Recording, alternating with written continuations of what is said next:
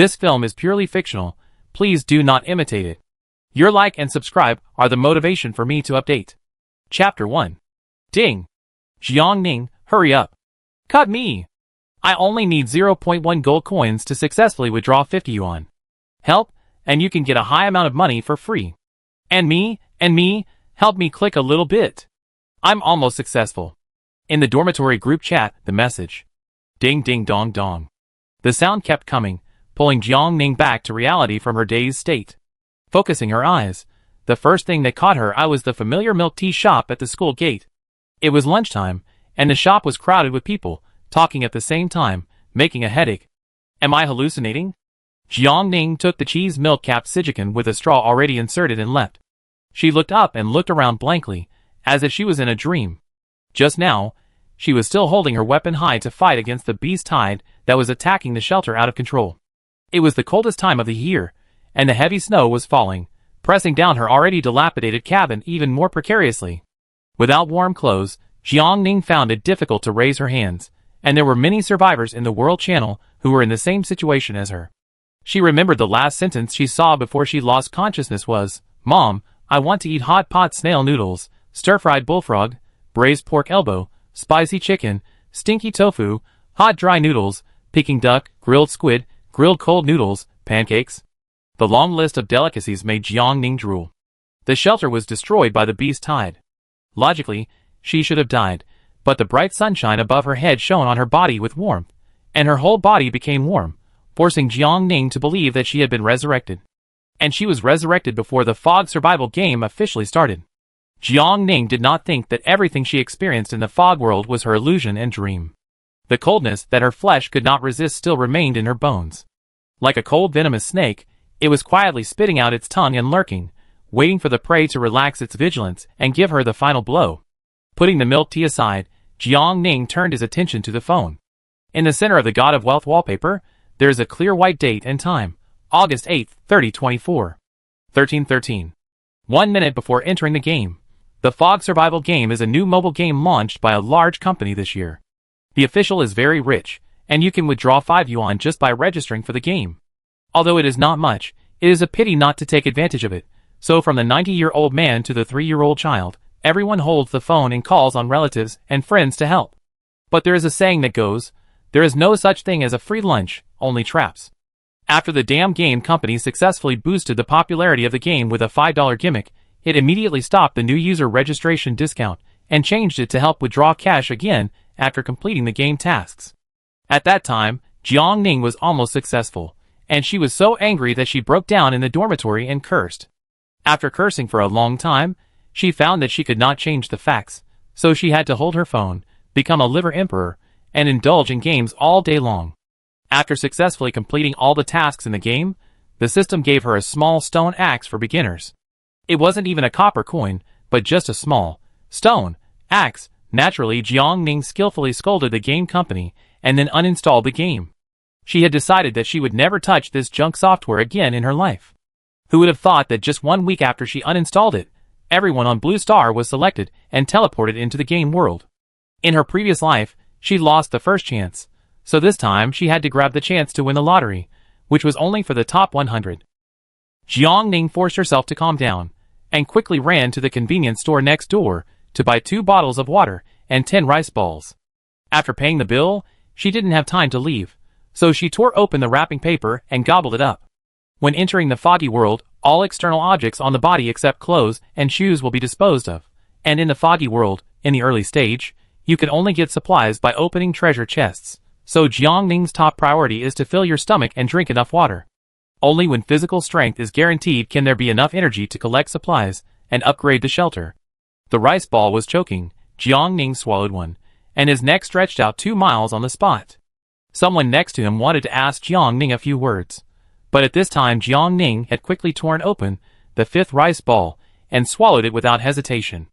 Time was running out, and when Jiangning raised his head to drink the last drop of water in the bottle, the familiar voice finally rang in his ears. Ding dong. Welcome everyone to the global fog survival world. From today on, all of you will survive in the fog world. The following are game notes. 1. Life is only once. If you die in the game world, all traces of survival will be wiped out. 2. The system provides one primitive shelter. Danger is everywhere. Survivors are requested to upgrade as soon as possible to avoid subsequent monsters and natural disasters. 3. The novice protection period is 7 days. The difficulty of survival is extremely low. Please seize the time to develop. 4. The game updates the world map every 30 days. Please try to survive. 5. The fog will only be dispelled during the day. When night falls, survivors are requested to return to the shelter in time to avoid danger. 6. The fog world will randomly refresh the treasure chest. The treasure chest contains various materials needed by the survivors. Please try to find them. 7. Protect the fog survival manual. Through it, you can communicate and trade with other survivors, better understand the world, and survive. Take the game seriously, and wish you all good luck. Jiangning didn't have time to listen carefully to the prompts of the game system. After seeing the Mist survival manual in the shelter, she rushed over and grabbed it without thinking and slapped it between her eyebrows. Ding! The Mist survival system has been successfully bound. The survivor Jiangning's identity information has been successfully created and entered. Congratulations to the survivor Jiangning for becoming the first player to log into the Mist World Survival game, and he will be awarded a chance to draw a prize *1. Success! Jiangning breathed a sigh of relief, and his fingers quickly clicked on the colorful lottery wheel that suddenly appeared in front of him. The faster the lottery, the more complete the prize pool. The wheel spun quickly, and soon turned into a hazy afterimage. Rubbing his palms, Jiangning put his hands together, closed his eyes, and prayed devoutly. Ding! Congratulations to the survivor for successfully drawing the lottery and obtaining the Miss World auxiliary skill, Double Crit Unique. Double Crit Unique. There is a 100% chance of getting double results. Chapter 2 Survival Calendar Day 1, Sunny, 20 to 30 degrees Celsius, breeze, 8 o'clock. Jiangning suppressed his excitement, slowly opened his eyes, and meditated on the system panel in his mind. The next second, a huge virtual light screen appeared in front of Jiangning. The navigation at the top of the panel includes personal information, backpack, workbench, trading channel, world channel, and rankings. The personal information interface shows ID 001, Zone 1, name, Jiangning, can be hidden, nickname, Yunnan Giant Shocking Non-Professional Leg Cutting Master, cannot be changed, shelter level, 0. Auxiliary skill, double critical hit, unique. The number of backpack slots in a level 0 shelter is 9, and each slot can repeatedly stack 99 identical items. The number doubles with each level of the shelter. Now Jiangning's backpack only has a beginner weapon, a small stone axe *1.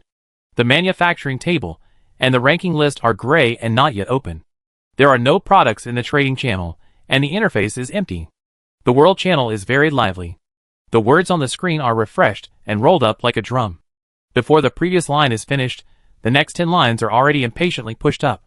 Jiangning did not waste time chatting. After mastering her basic information, she turned off the light screen neatly. Level 0 shelter. The shelter is just a shabby little wooden house with a defense of tin. The wooden board is damp and has bug holes. The cool wind blows in through the damaged area, and Jiangning, who is only wearing a short-sleeved shirt, shivers suddenly. Glancing at the rotten thatched roof, Jiangning quickly stood up, took out the small stone axe from his backpack, and walked outside. Upgrading the shelter requires 100 wood and 100 stone. Jiangning walked to the woods not far from the shelter, and chopped a small tree for a full 50 times before it felled. Obtain wood *10. Obtain wood *10, double crit. With the help of skills, she harvested a total of 20 units of wood. The wood resources near the shelter are abundant, but the visibility is only 100 meters nearby. Beyond 100 meters, it is shrouded in thick fog and cannot go deeper. Jiangning had already filled her stomach before, so she immediately raced against time to collect the resources needed for upgrading. 4 hours passed in a flash. Jiangning chopped and stopped, and the wood in her backpack in one morning was as high as 300 units. The mechanical swinging made her back ache, and she finally decided to sit down and rest for a while, waiting for her physical strength to recover before continuing. Passing by a weedy area, Jiangning was about to walk through, but suddenly stopped. A small wooden box stood out in the intersection of yellow and green. Finally refreshed, Jiangning was refreshed and ran over to open the wooden box. Open the wooden box, get 2 compressed biscuits, 2 L mineral water, 2 hem sausages. After the double crit, all the supplies were reduced to 4 portions. Jiangning tore open a pack of compressed biscuits and ate them, then drank some water. After successfully eliminating hunger and fatigue, he worked hard to collect wood again. The small stone axe has no durability, so it will not be damaged no matter how it is damaged. Thanks to it, Jiangning collected a total of 623 units of wood in 10 hours during the day. In addition, he also found 3 wooden boxes and an iron treasure chest. On the first day of entering the game, Jiangning had a great harvest. Night had fallen, and the thick fog began to approach. Jiangning did not dare to be careless and hurriedly ran back to the shelter. At the same moment when she stepped into the cabin, it suddenly became pitch black outside, and she could faintly hear a few frightening beast roars. Jiangning's heart was beating fast, almost. She was about to face the strange beast again. Dragging her tired body back to the room with lingering fear, Jiangning first clicked on the shelter information. Shelter level, 0. Materials required for upgrading. Wood *100, stone *100. Jiangning didn't have stone, so she could only go to the trading market to exchange it. A lot of goods have been put on the shelves in the evening trading market. After Jiangning exchanged all the stones that could be exchanged through searching, he took out 78 units of wood to exchange for the same amount of stones. While waiting for the transaction, Jiangning simply ate a ham, then washed his hands nervously, and sat cross-legged in front of the iron treasure box devoutly. The treasure box was not big, rusty, and it was obvious that it was a bit old. There was a buckle on the front side of the box. Jiangning stretched out his hand and pushed it, and the box was easily opened. Open the iron box. Get self-heating rice *10, 8 treasure porridge *10. Not bad, at least enough for 4 or 5 days. Jiangning felt that he was lucky today, so he opened the remaining 3 wooden boxes in one go.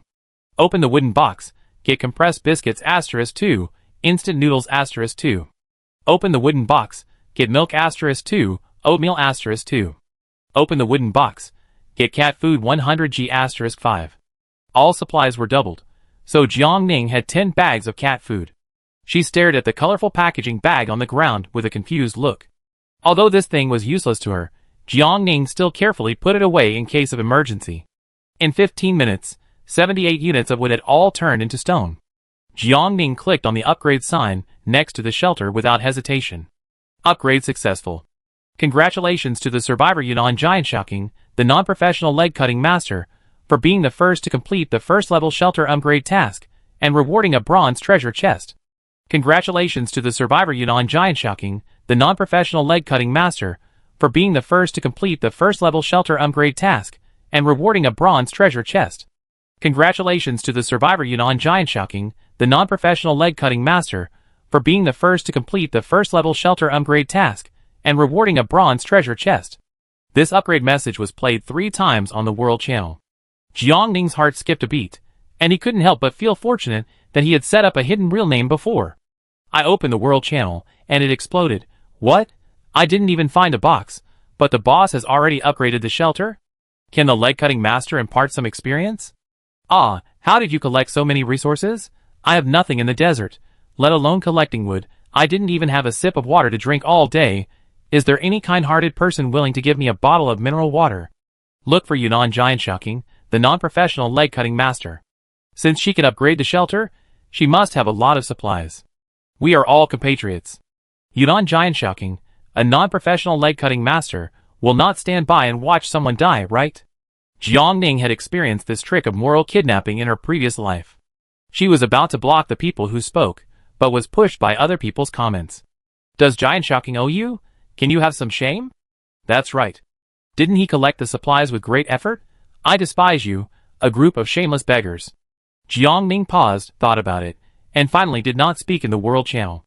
The 7-day novice protection period is very precious. During these 168 hours, survivors will not encounter danger when opening boxes or looking for boxes. Even the temperature at night is just right, not too cold or too hot. In the previous life, after the novice period ended, the first natural disaster that the foggy world encountered was extreme cold. At that time, many people were short of supplies, let alone heating, and even few survivors upgraded their shelters. So on the first night, more than 100,000 people froze to death in the first area, and the number of people in the large area was directly reduced by almost 1/9. Now, Jiangning looked at the number of survivors in the upper right corner, 991375. With the Fog survival mobile game as a prelude, only more than 8,000 people were lost on the first day of the survival calendar. Compared with the first day of the extreme cold period, it was already a very optimistic number. Pulling his thoughts back, Jiangning carefully looked at the upgraded first-level shelter. The area became wider, twice as large as before, about 40 square meters. The broken wooden boards have been repaired and replaced with brand new wood. There is nothing in the cabin now, only the most basic layout: living room, bedroom, kitchen, bathroom, and workroom. All furniture in the shelter needs to be made using blueprints. Blueprints were scarce in the early days, and even if a survivor was lucky enough to get one, they would not easily trade it. Jiangning didn't feel wrong sleeping on the floor of the first-level shelter tonight. In her previous life, she spent a full 7 days to upgrade the cabin. So compared to her previous life, she felt very good now. It was still early, and Jiangning had nothing to do, so he went to the trading market to browse. If you look carefully, survivors can find some surprise items. For example, now, Jiangning looked at the flint on the screen and clicked on the homepage of the survivor named Dong Qianli without hesitation. "Hello, I want flint. How can I trade it?" "Give me water and food." Dong Qianli replied quickly, "Water is best." Jiangning currently has 2L mineral water *3, 8 treasure porridge *20, milk *4, etc., which can be traded with Dong Qianli. After thinking for a moment, she replied, "I give you a 2L bottle of mineral water and a can of 8 treasure porridge." "Deal." After each uploaded the items, Jiangning quickly got the flint he wanted. After the extreme cold comes, keeping warm is the top priority for survivors. Jiangning is abundant with resources here. If she seizes the time and collects as much wood as possible, she will be able to get a small fortune. Survivors can get coins by hunting monsters. 1 gold coin is equal to 100 silver coins, which is equal to 10,000 copper coins. As long as he gets enough coins, Jiangning will have a place on the wealth list. If you need to sell water and food in the future, you can give me priority. I will buy it for a long time. Dong Qianli suddenly said, as long as the price is right. Jiangning, okay. After adding Dong Qianli as a friend, Jiangning began to make torches.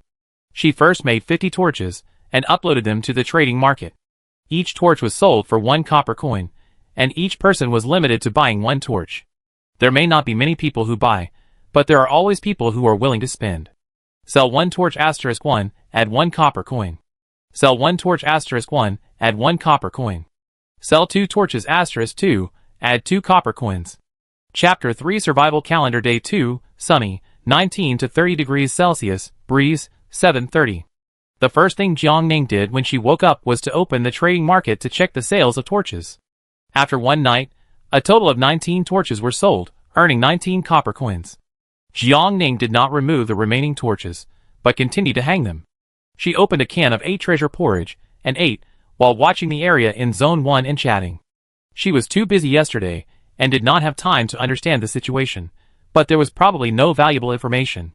Even with the Myth survival mobile game as a buffer, being suddenly pulled into a strange world can make people panic. At this time, the survivors are not only typing to vent their emotions, but also actively looking for relatives and friends to try to get together. However, the area division in the game is based on the binding time of the Myth survival manual, so the probability of staying in the same area with relatives and friends is very small. The world channel is mixed. Even if someone happens to see the information of relatives and friends, they may not be able to contact them in time. And one day is enough for most survivors to calm down and think about their future path. Jiangning flipped through the chat content in the regional channel. Now some people are actively collecting resources under Jiangning's influence to prepare to upgrade the shelter. The resources needed to upgrade the shelter are clearly displayed on the system panel, so most people looked at the 100 units and cried out, 100 units of stone? Do you want to live? Where do the stones come from in the swamp? You can use the extra resources to exchange with others, such as wood, food and water. No. The survivor nicknamed Rainbow Bridge was negative. I didn't find any boxes yesterday. Now I'm starving. I don't even have the strength to walk, let alone cut trees. And there are crocodiles in the swamp. I don't dare to change positions at will. Then, you're on your own. There are many people who start in the Tianqing like Rainbow Bridge. Jiangning's luck is not bad, but it's not particularly good either. There are only trees around her shelter, and no other wild fruits or vegetables. If you are lucky, you may find some mushrooms, but you can't say for sure. The 8 treasure porridge has already run out. Jiang Ning continued to tear open a pack of compressed biscuits until he was 90% full. Then he put the garbage together and then straightened his wrinkled clothes and stood up. Today, I have to continue looking for more boxes. Now Jiang Ning has no toiletries or water. It can be tolerated for a short time, but it will be very fatal if it lasts for a long time. There is a stream nearby, but it can only be seen after the shelter is upgraded again. The range of activity around the first level shelter is 200 meters, and the stream is about 350 meters around. At 8 o'clock, the sky outside was bright on time. Jiang Ning rushed out quickly with a stone axe in hand, not wasting any second, and chopped trees skillfully and nimbly. The stone axe is not efficient, so she had to quickly get the iron axe from the box. Jiang Ning looked around while chopping trees. After about an hour, she finally saw the wooden box on the open ground. Open the wooden box and get toothpaste *1, toothbrush *1. Open the wooden box and get toothpaste *1, toothbrush *1, double critical hit. What you want is what you get.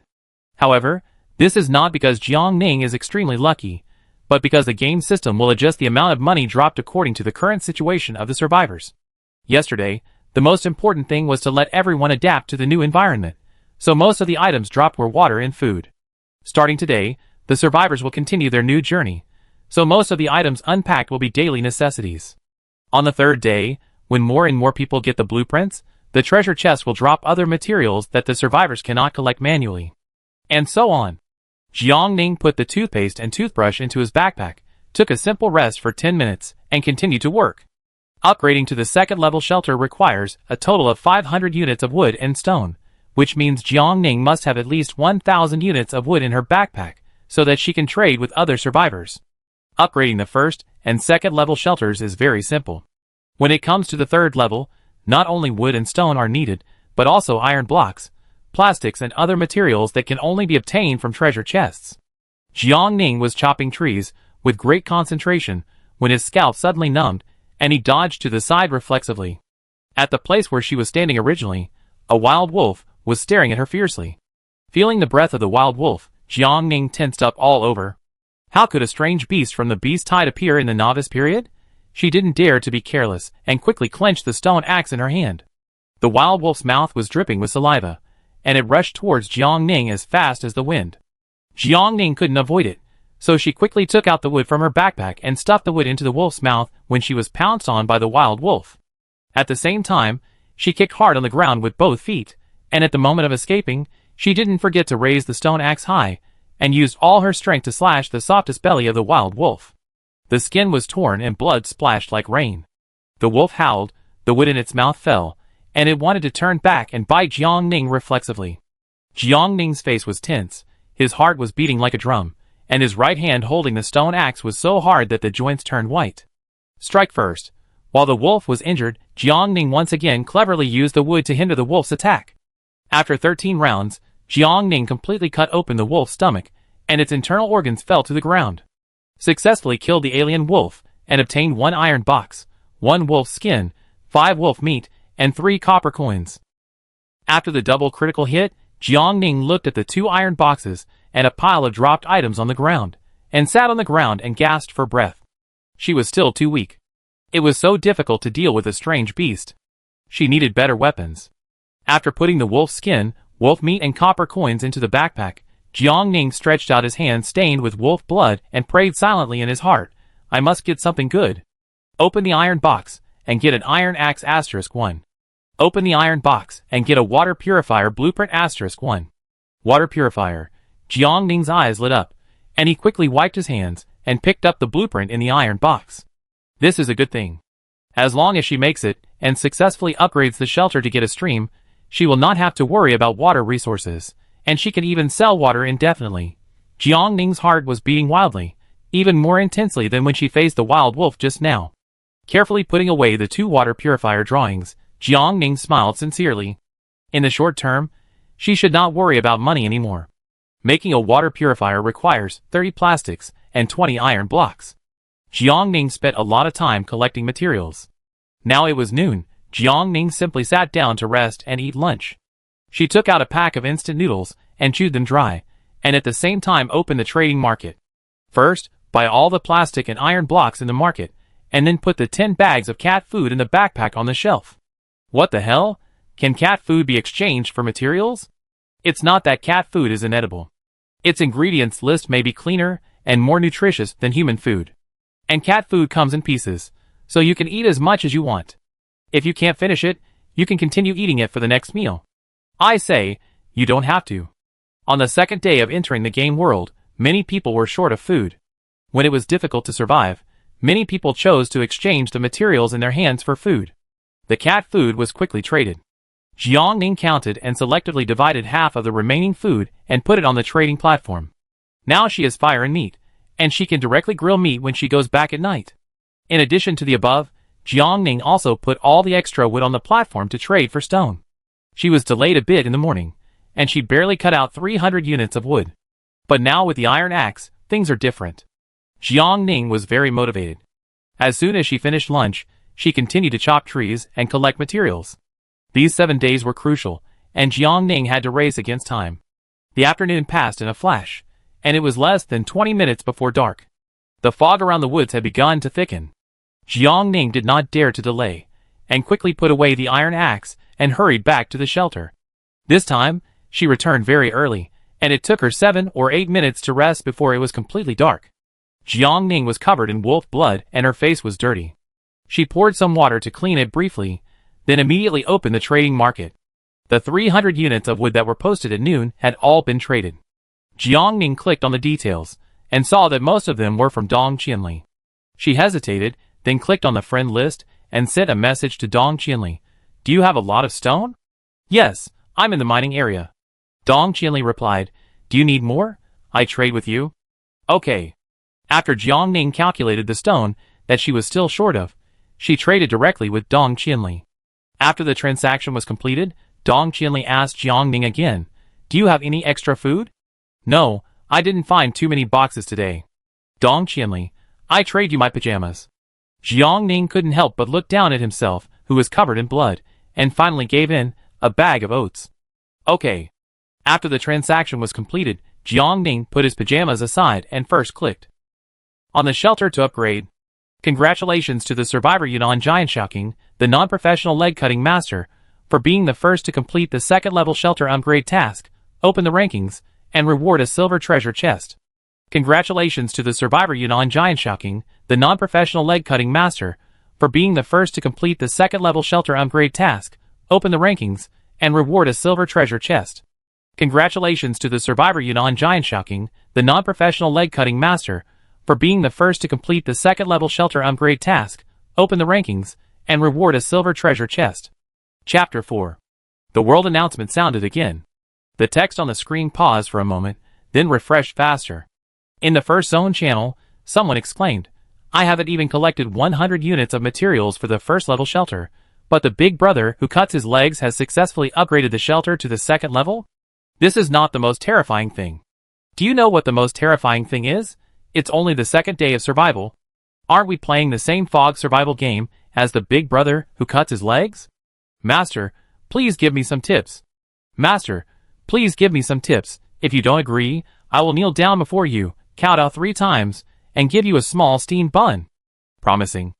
Jiangning saw the regional chat without intending to, and paused in closing the interface. She rarely explained, I'm just lucky. Luck is also part of strength. Please give me some advice. Jiangning really had nothing to give others, so she said, time is tight. Everyone should upgrade the shelter as soon as possible before the novice protection period ends. It's best to upgrade to level 2. The level 2 shelter has a defense of 100, and has a better warmth retention effect, which can help the survivor survive the following extremely cold weather. The wall structure is more solid, which can better block monsters at night, and protect the safety of the survivors. Look for treasure chests more often. You can find various daily necessities, weapons, and rare materials in the treasure chests, which can be used to trade for shelter upgrade materials. If you have rare materials, weapons, etc., you can leave me a message. After saying this, Jiangning switched the interface, and clicked on the ranking list that had just been opened. The current ranking list only has 2 navigations, the shelter ranking list and the wealth ranking list. Not surprisingly, Jiangning's second-level shelter ranked first in the shelter ranking list, and the wealth was as high as second. She looked up and saw that the first place in the wealth list was her old acquaintance, Dong Qianli. Dong Qianli is in the mining area, and he should have dug a lot of minerals in the past 2 days. The local tyrants, who are eager to upgrade the shelter, will use copper coins to buy resources first to catch up with Jiang Ning's progress faster. Copper coins can still be earned, but if the progress falls behind, it will be troublesome. This is also a powerful person. Jiang Ning pays more attention to him. Jiang Ning did not pay attention to the rest. After putting away the system light screen, she began to look at her cabin. The area has not changed. It is still the same size, but the wall looks much thicker. She reached out and felt it. If she met the wild wolf in the daytime again, it would definitely not be able to break such a solid house.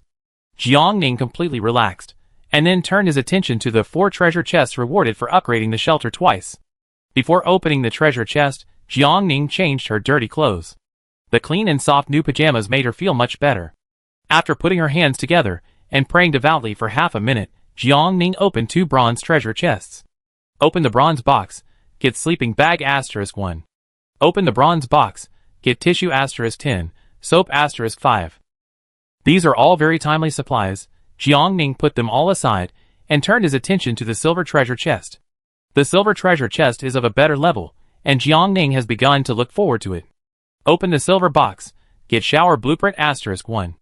Open the silver box, get fireplace blueprint *1. Both silver treasure chests actually opened all the blueprints, and they are exactly what is urgently needed at the moment. Jiang Ning's eyes lit up slightly, and she quickly picked it up to check. After just one look, her excited heart cooled down. To make a shower, you need iron or *30, plastic *30, nut *10, and to make a fireplace, you need stone *50, mud *50. Iron ore, plastic, and stone are easy to find, but nuts and mud are very troublesome, and double requires more. However, Jiang Ning had no choice but to look for it. After sorting out the supplies, Jiang Ning currently had 3 compressed biscuits, 2 L mineral water, 2 ham sausages, 10 self-heating rice, 9 A treasure porridge, 2 instant noodles, 2 milk, 1 oatmeal, 2 toothpaste, 2 toothbrushes, 2 wolf skins, 10 wolf meat, 2 iron axes, 2 sleeping bags, 2 paper towels, 10 soaps. Wood, copper coins and blueprints are not counted. During the day, she used up a small portion of the food in her backpack to exchange for plastic and iron blocks needed to make a water purifier.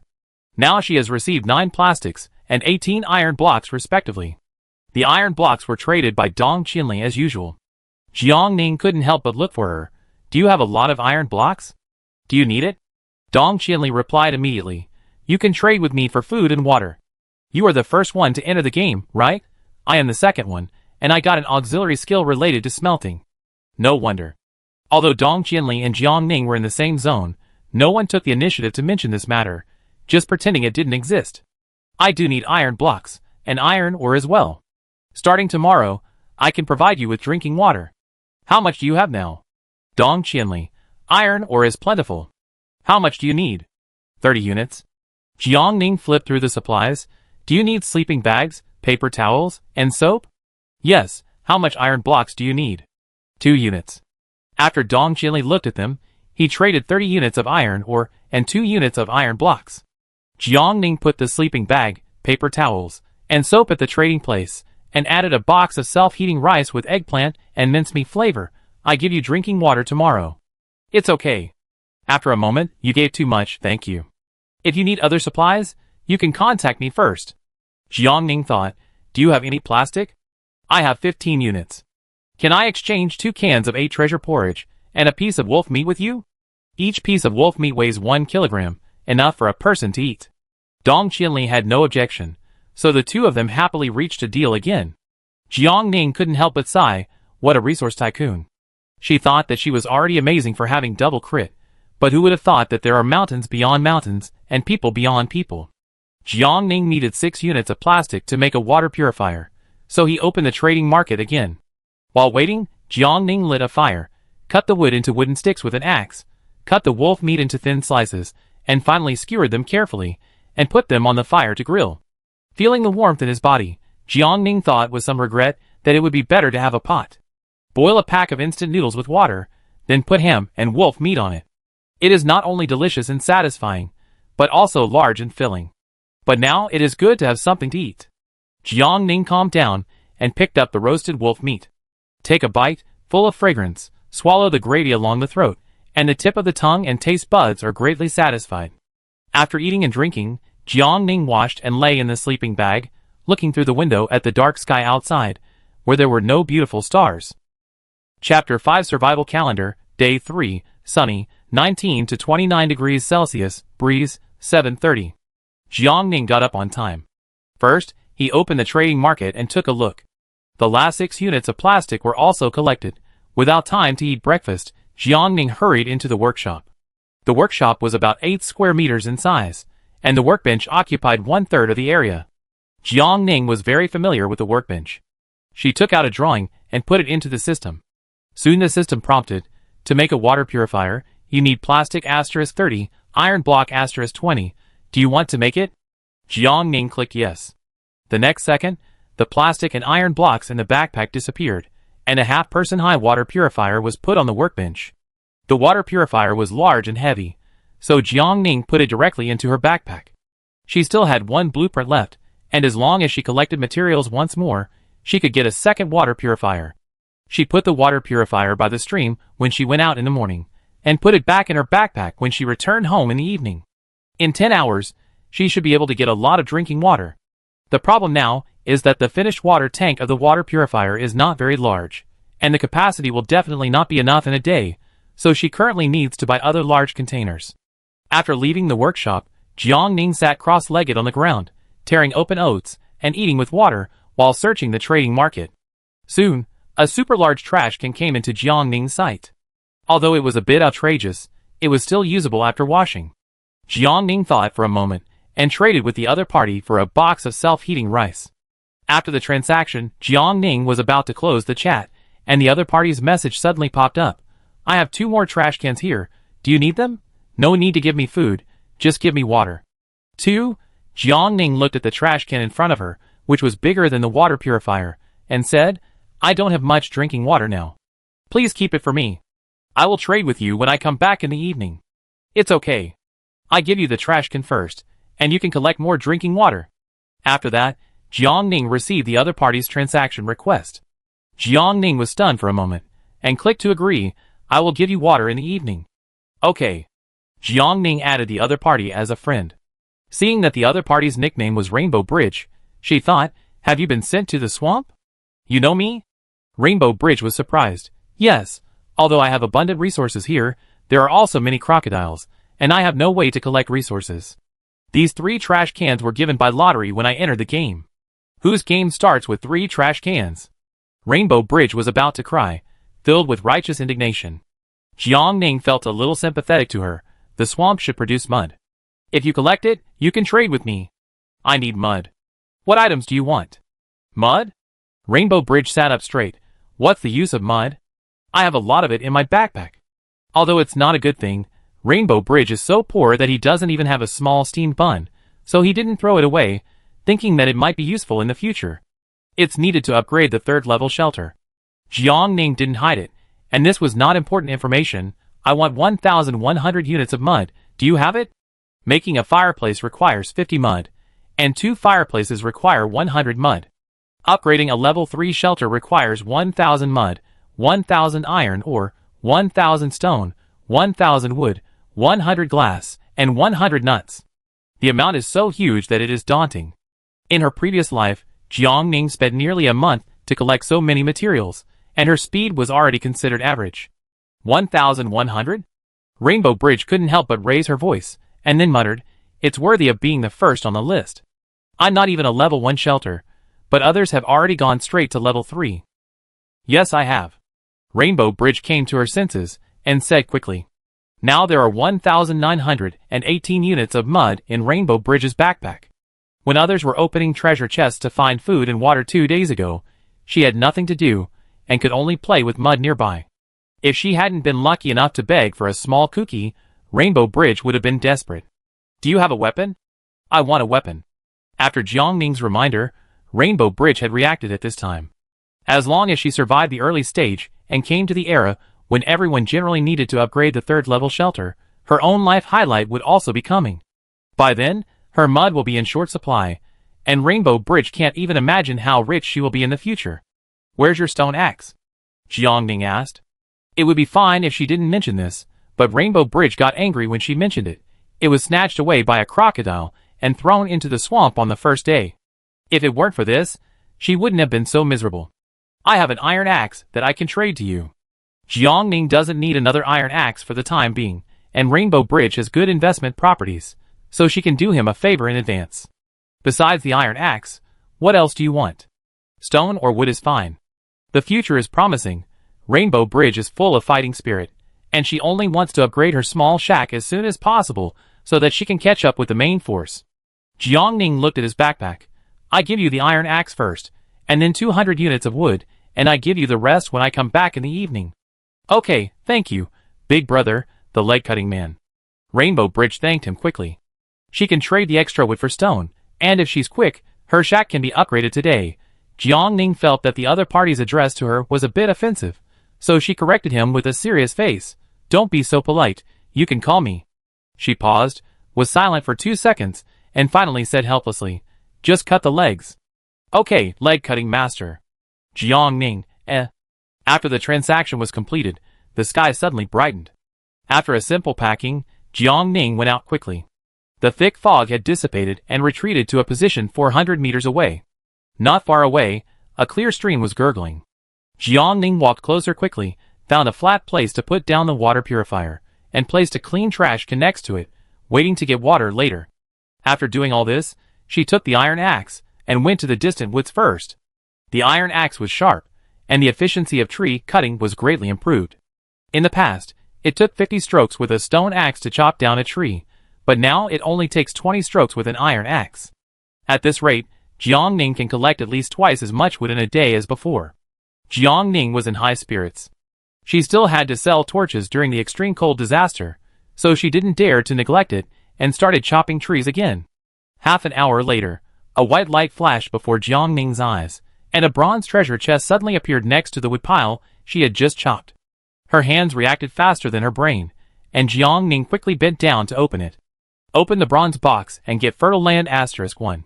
Chapter 6. Good farmland has 1 square meter, and after the double critical hit, it becomes 2 square meters. However, only the 3rd level shelter has a courtyard, and only then can the good farmland be placed and planted. Putting the good farmland into the backpack with a little regret, Jiangning continued to scan the surroundings. Fortunately, she found another wooden box not far away. Open the wooden box and get plastic *1. In addition to the above, Jiangning could not find any other treasure chests. Putting aside the extra thoughts, Jiangning returned to the stream at 11:30 to check the water purifier. The water tank was full, and the water purifier stopped working. Jiangning estimated that she would only need to fill the water every 3 hours in the future. While eating lunch, she traded the drinking water promised to Dong Qianli and Rainbow Bridge. After the transaction, Jiangning continued to work without stopping. She owed Rainbow Bridge a lot of wood, and she also needed to use the wood to trade iron ore and stone with Dong Qianli. With so much to bear, Jiangning dared not relax for a moment. Once she relaxed, death would be waiting for Jiangning. After collecting water in time, Jiangning found 3 bronze treasure chests again on the way back to the grove. Today's chests appeared more frequently than yesterday, so Jiangning took advantage of his break to open all the chests. Open wooden chest, get 1 cigarette. Open copper chest, get 2 underwear, 2 socks.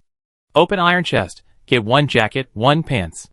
After the double crit, Jiangning finally had some clothes to change into, and no longer had to wear the blood-stained short-sleeved shirt that was stained when he killed a wolf yesterday. Treasure chests are indeed the most powerful, and Jiangning couldn't help but put more thought into searching for treasure chests. Before dusk fell, Jiangning was lucky enough to find 2 more copper boxes. Open the copper box and get 1 hiking shoe. Open the copper box and get 5 edible salt and 5 sugar. Still no pots were found. Jiangning put all the things into his backpack and walked towards the stream, thinking that he would have to trade for a pot when he got back. It was always inconvenient without a pot. After putting away the water purifier, Jiangning hurried back to the shelter. 3 minutes later, it was completely dark.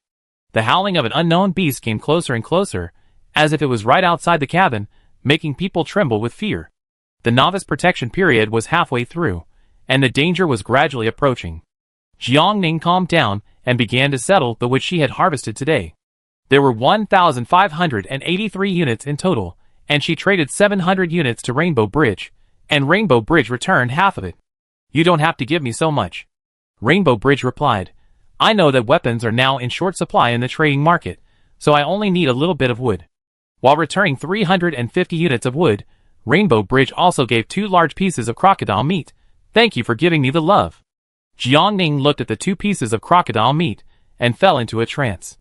In her previous life, when she was struggling, the survivors could insult each other and fight each other for a small piece of biscuit. Of course, she was the same. In this life, she was in a better situation only because she had the upper hand and drew a double critical hit.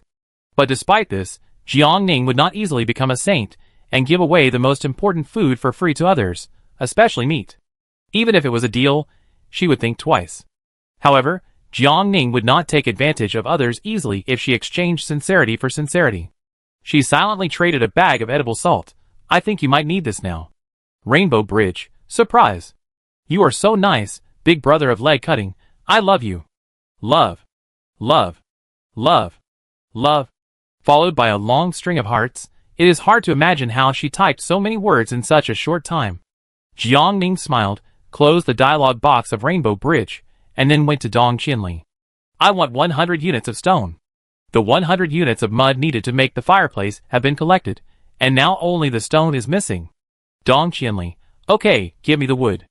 After completing the transaction, Jiangning walked into the workshop. To make a fireplace *2, you need stone *100, mud *100. Do you want to make it? Yes. After a while, the fireplace came out. Jiangning placed the fireplace in the corner of the living room next to the bedroom, so that both the living room and the bedroom can have a certain heating effect. The extra fireplace. Jiangning found Dong Qinli again. 1,000 iron ore in exchange for a 24-hour fully automatic heating fireplace. Do you need it? Dong Qinli, is there an extreme cold disaster in 4 days? Jiangning, yes. 1,000 iron ore is almost all of Dong Qinli's current savings. She couldn't help rubbing her eyebrows. I trade with you. In the shelter, Dong Qinli looked at her dirty skin exposed outside with a headache. She could no longer see the delicate and well-maintained appearance she had in the past. Okay. After Jiangning traded the fireplace, he said, "I want to trade you another 1,000 units of stone." Dong Qinli, "Let's talk about it in 2 days." "I don't have it now." Jiangning responded, "Please contact me when you have it." Dong Qinli replied okay, and then there was no news. Jiangning lowered his head to search his backpack. There were still 2 shower drawings that needed to be made. She has already collected all the iron ore, 2 units of plastic, and no nuts, but that's not a problem. She will start selling drinking water, torches, and wolf meat cut into cubes and made into skewers. Faced with the temptation of survival necessities, there is no fear that no one will trade. Oh, by the way, Jiangning also has cigarettes. There are 20 cigarettes in a box, and 2 boxes are 40 cigarettes. Jiangning opened the trading market and put the cigarettes on it, setting it so that each cigarette can be traded for 1 unit of plastic or 1 unit of nuts. Someone snapped it up in seconds. At the same time, someone in the regional channel broke the news. The number 1 with shaved hands and mud legs is selling cigarettes. You only need plastic or nuts to buy them. I just saw it. It turns out to be just 1 cigarette. 1 is good enough. Do you want a whole box? It's time now. Wake up. I went to see it. It's sold out. This can be sold out in seconds? It seems that everyone is richer than I thought. After all, I have played mobile games for more than half a month. I can't be as blind as Xiaobai and wander around like a headless fly. Hee, I got 10 cigarettes, and there is hope for life. Jiangning knew that cigarettes were in great demand, so she calmed down and looked at her backpack. 40 cigarettes were exchanged for 34 plastics and 6 nuts. Nuts were rare supplies in the early stage, and so was the glass needed to upgrade the 3rd-level shelter. Jiangning guessed that other survivors still had plastics, nuts, and even glass, so she turned her attention to the 3 barrels of drinking water collected today. The capacity of a trash can is 120 L, and the 3 trash cans collected a total of 360 L. Jiangning directly uploaded 360 L of drinking water to his trading homepage, and set it so that every 1 L of drinking water can be traded for 1 unit of plastic, 1 unit of nuts, 1 unit of glass, or 2 copper coins. The survivors can choose one of the 4 options. After making the link, Jiang Ning took the initiative to open the regional chat interface and typed, "Water for sale, starting from 1L, bring your own container." Chapter 7. Jiang Ning urgently needed materials to make a shower, so there was no purchase limit. As long as there were enough materials, other survivors could buy as much as they wanted. Jiang Ning did not comment. She only wanted efficiency and speed. Obviously, the unlimited purchase method was very effective. The inventory of 360L was decreasing at a visible speed, and it was gone in the blink of an eye. Jiang Ning squatted in the regional channel and saw someone say, "2 copper coins? This is too expensive. Why don't you go and rob? Whose copper coins are not earned by killing monsters with great effort? The wound I got from killing a monster on my first day has not healed yet. If you think it's too expensive, you don't have to buy it. Who forced you?" I got it. Hey, will the leg-cutting boss still sell water tomorrow? Aren't you all curious about how this so-called number 1 got the water? What's there to be curious about? Don't you want to find out about his background, then seize his resources, and make a fortune with a black heart? Killing a monster can drop at least 1 to 2 copper coins. As long as you muster up the courage, and as long as number 1 continues to sell water, everyone will not have to worry about drinking water in the future. How is it possible? How much water does the number 1 sell? There are so many of us, how can we grab enough? It's not just the leg-cutting boss who sells drinking water, you can buy it from other places. I know, you are a cunning black-hearted person, you just want to trick us away and grab the water resources alone. They want 10 units of stone for 200 milliliters of water. How can they sell things? They are clearly trying to kill me. Jiang Ning's price is already very fair. The price of drinking water on the market in the previous life was even more chaotic. What's worse, some people directly sell untreated water, causing many people to get sick and have a fever. It's only the 3rd day of the survival calendar, and most people are still in level 0 or level 1 shelters. The activity distance is only 100 to 200 meters around, and there is no time to sell unclean water resources for the time being. Unless there are lucky people whose shelters happen to be next to the water source. But the probability of that is very low, otherwise the water resources in the trading market would have been monopolized long ago. Jiang Ning always focuses on being fast, accurate and ruthless, and directly doubles the progress, which allows her to put a large amount of clean water that can be directly drunk on the shelves during the novice period. In the short time of the noise, all 360L of drinking water has been sold out. Jiang Ning opened the details and saw that she had received 22 nuts, 31 plastics, 18 glass, and 578 copper coins. Adding Jiang Ning's previous savings, she is now a rich woman with 604 copper coins. During the day today, no torches were sold, and there are still 31 left. But Jiang Ning is not panicking. Not only is she not panicking, she will continue to make torches and put them on the shelves. After the novice protection period ends, the reputation ranking will be officially opened. That's reputation. Not only can you buy goods in the Mist Survival Store, but you can also have a certain appeal. Although Jiang Ning didn't think about dominating the Mist world, he didn't want to be too weak and bullied. Weakness will be beaten. After selling the drinking water, Jiang Ning took out 3 pieces of wolf meat, cut them into cubes evenly with a cleaned iron axe, and then strung them with the remaining wooden sticks and roasted them on the fire. Under the high temperature, the skewers made a sizzling sound. Not long after adding it, the fat dripped into the fire. A puff of white smoke rose from the red charcoal, and as the flames grew larger, the aroma of smoke and charcoal grilling completely covered the wolf meat. Jiang Ning's stomach growled. While waiting, Jiang Ning took out a box of self-heating rice with curry chicken flavor from her backpack. The self-heating rice was just cooked, and the skewers were almost done. She carefully took a skewer, sprinkled some salt on it, and then bit it directly into her mouth. The hot temperature and the greasy meat made the mouth fragrant, and the nose full of the tempting smell of barbecue. It was so delicious, Jiang Ning opened her mouth and blew air. The skewers were very hot, but she didn't care at all. She ate one skewer after another until she finished the 5th one. Jiang Ning didn't eat much during the day and was very hungry. So next, she only took 5 minutes to finish a box of self-heating rice. She even scraped the curry soup base clean with a spoon. After taking a few gulps of pure water, Jiang Ning was satisfied. She burped and cast her eyes on the remaining skewers that were already slightly burnt. There were 30 skewers of wolf meat, and she ate 5 of them, so there were 85 skewers left. She directly put these 85 skewers of roasted wolf meat on the trading market, and Jiang Ning set it so that each skewer of roasted wolf meat could be traded for 1 unit of plastic, 1 unit of nuts, 1 unit of glass, or 2 copper coins. It was about the same price as drinking water. It was only the third day of the survival calendar, and everyone didn't have much resources. No matter how expensive it was, no one would be willing to buy it. Fortunately, there was a lot of barbecue. No matter what, she should be able to collect the materials for making a shower tonight. Jiang Ning hadn't washed for 3 days. Now he was dirty, and his hair was greasy. He no longer looked like a clean college student. The barbecued wolf meat was quickly snatched up as soon as it was put on the shelf.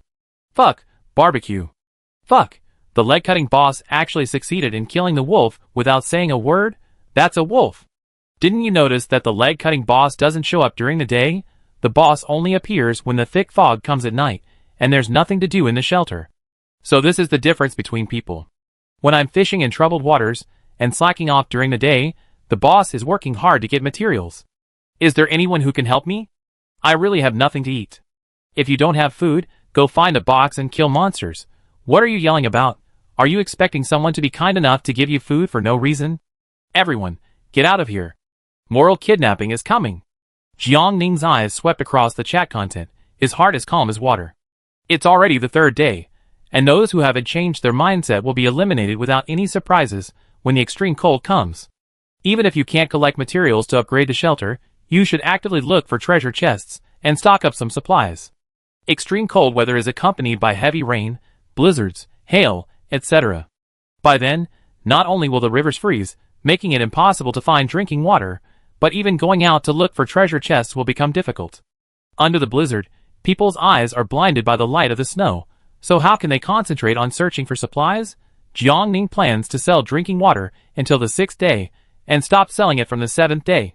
The extreme cold weather will last for a full 30 days, so she has to stock up some water resources for herself. Turning her attention back to the trading market, more than half of the 85 skewers of roasted wolf meat have been sold, leaving only 33 skewers. So far, Jiang Ning has obtained 16 plastics, 8 nuts, 3 glasses, and 50 copper coins. Now Jiang Ning has 83 units of plastics, 36 nuts, and 1,000 iron ore in his backpack. The materials for making 2 showers are complete. She immediately stood up from the fire, then strode into the workshop, and couldn't wait to put the 2 shower drawings into the system. To make showers *2, you need 60 iron ore, 60 plastics, and 20 nuts. Do you want to make them? Jiang Ning clicked yes. The next second, 2 showers that can automatically dispense water were freshly baked. Jiang Ning breathed a sigh of relief. He could finally take a shower. Chapter 8. After installing the shower head, Jiang Ning walked into the bathroom, holding a brand new and clean underwear. He turned on the switch and waited for about 10 seconds. The familiar yet unfamiliar hot water finally appeared in the shower head. Jiang Ning's nervous expression relaxed, and he took out a brand new soap from his backpack. After tearing open the package, Jiang Ning put the soap aside and took off his dirty clothes. The warm water slowly sprinkled down from the top of his head, and Jiang Ning's whole body became warm and comfortable. The pores and skin were cleansed and nourished, and with the foam from the soap, Jiang Ning became calm and peaceful. Bathing is a very healing thing. Half an hour later, Jiang Ning changed her clothes and walked out refreshed. She felt relaxed all over, and all the fatigue of the day was gone at this moment. Jiang Ning had shoulder-length hair, and fortunately it was not long, otherwise it would take at least 1 or 2 hours to dry without a hair dryer. If you rest without drying your hair, you will definitely catch a cold the next day. It is even worse during the extreme cold season. Without a towel, Jiang Ning simply used a paper towel to twist the water droplets on the ends of her hair, and then wrap the ends of her hair, so that the water droplets would not flow down and wet her pajamas. Jiang Ning came to the fireplace, drying her hair with the firelight of the fireplace while throwing wood into the fireplace.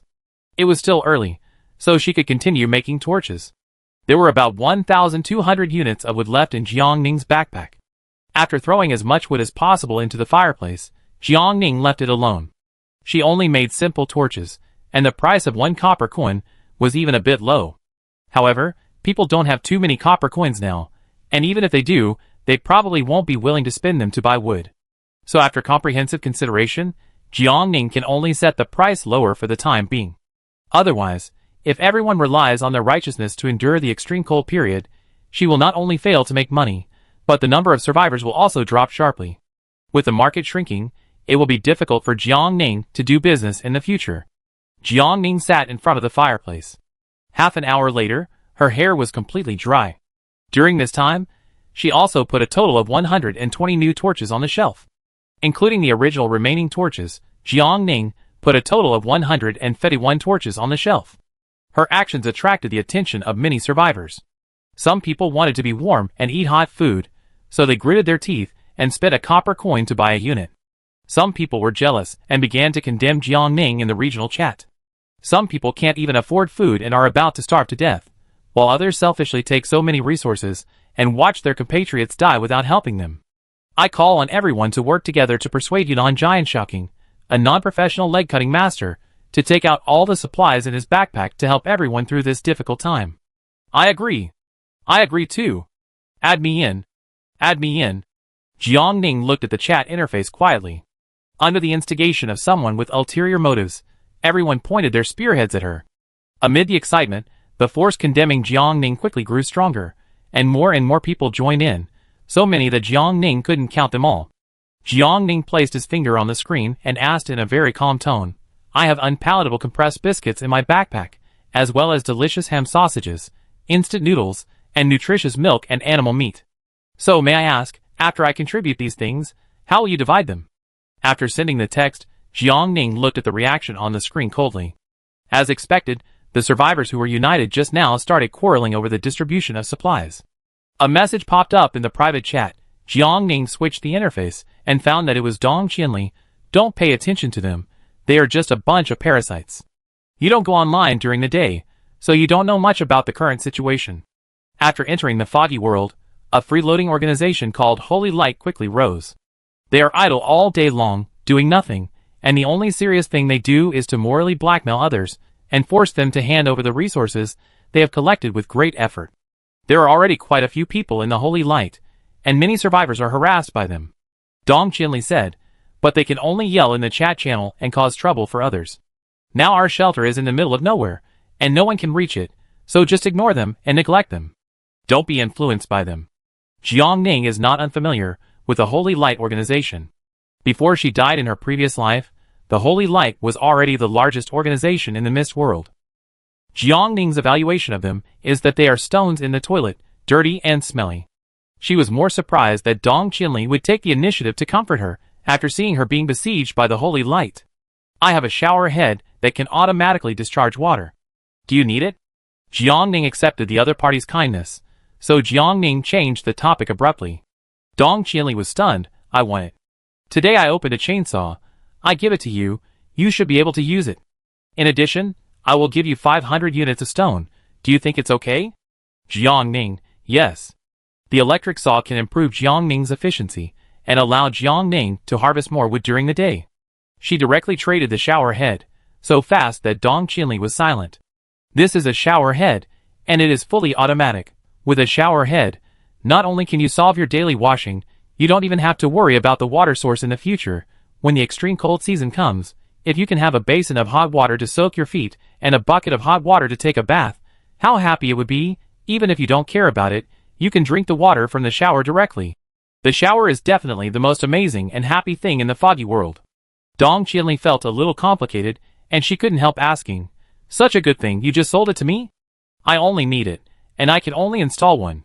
Jiang Ning answered her, and then asked back, didn't you give me all the iron ore first before?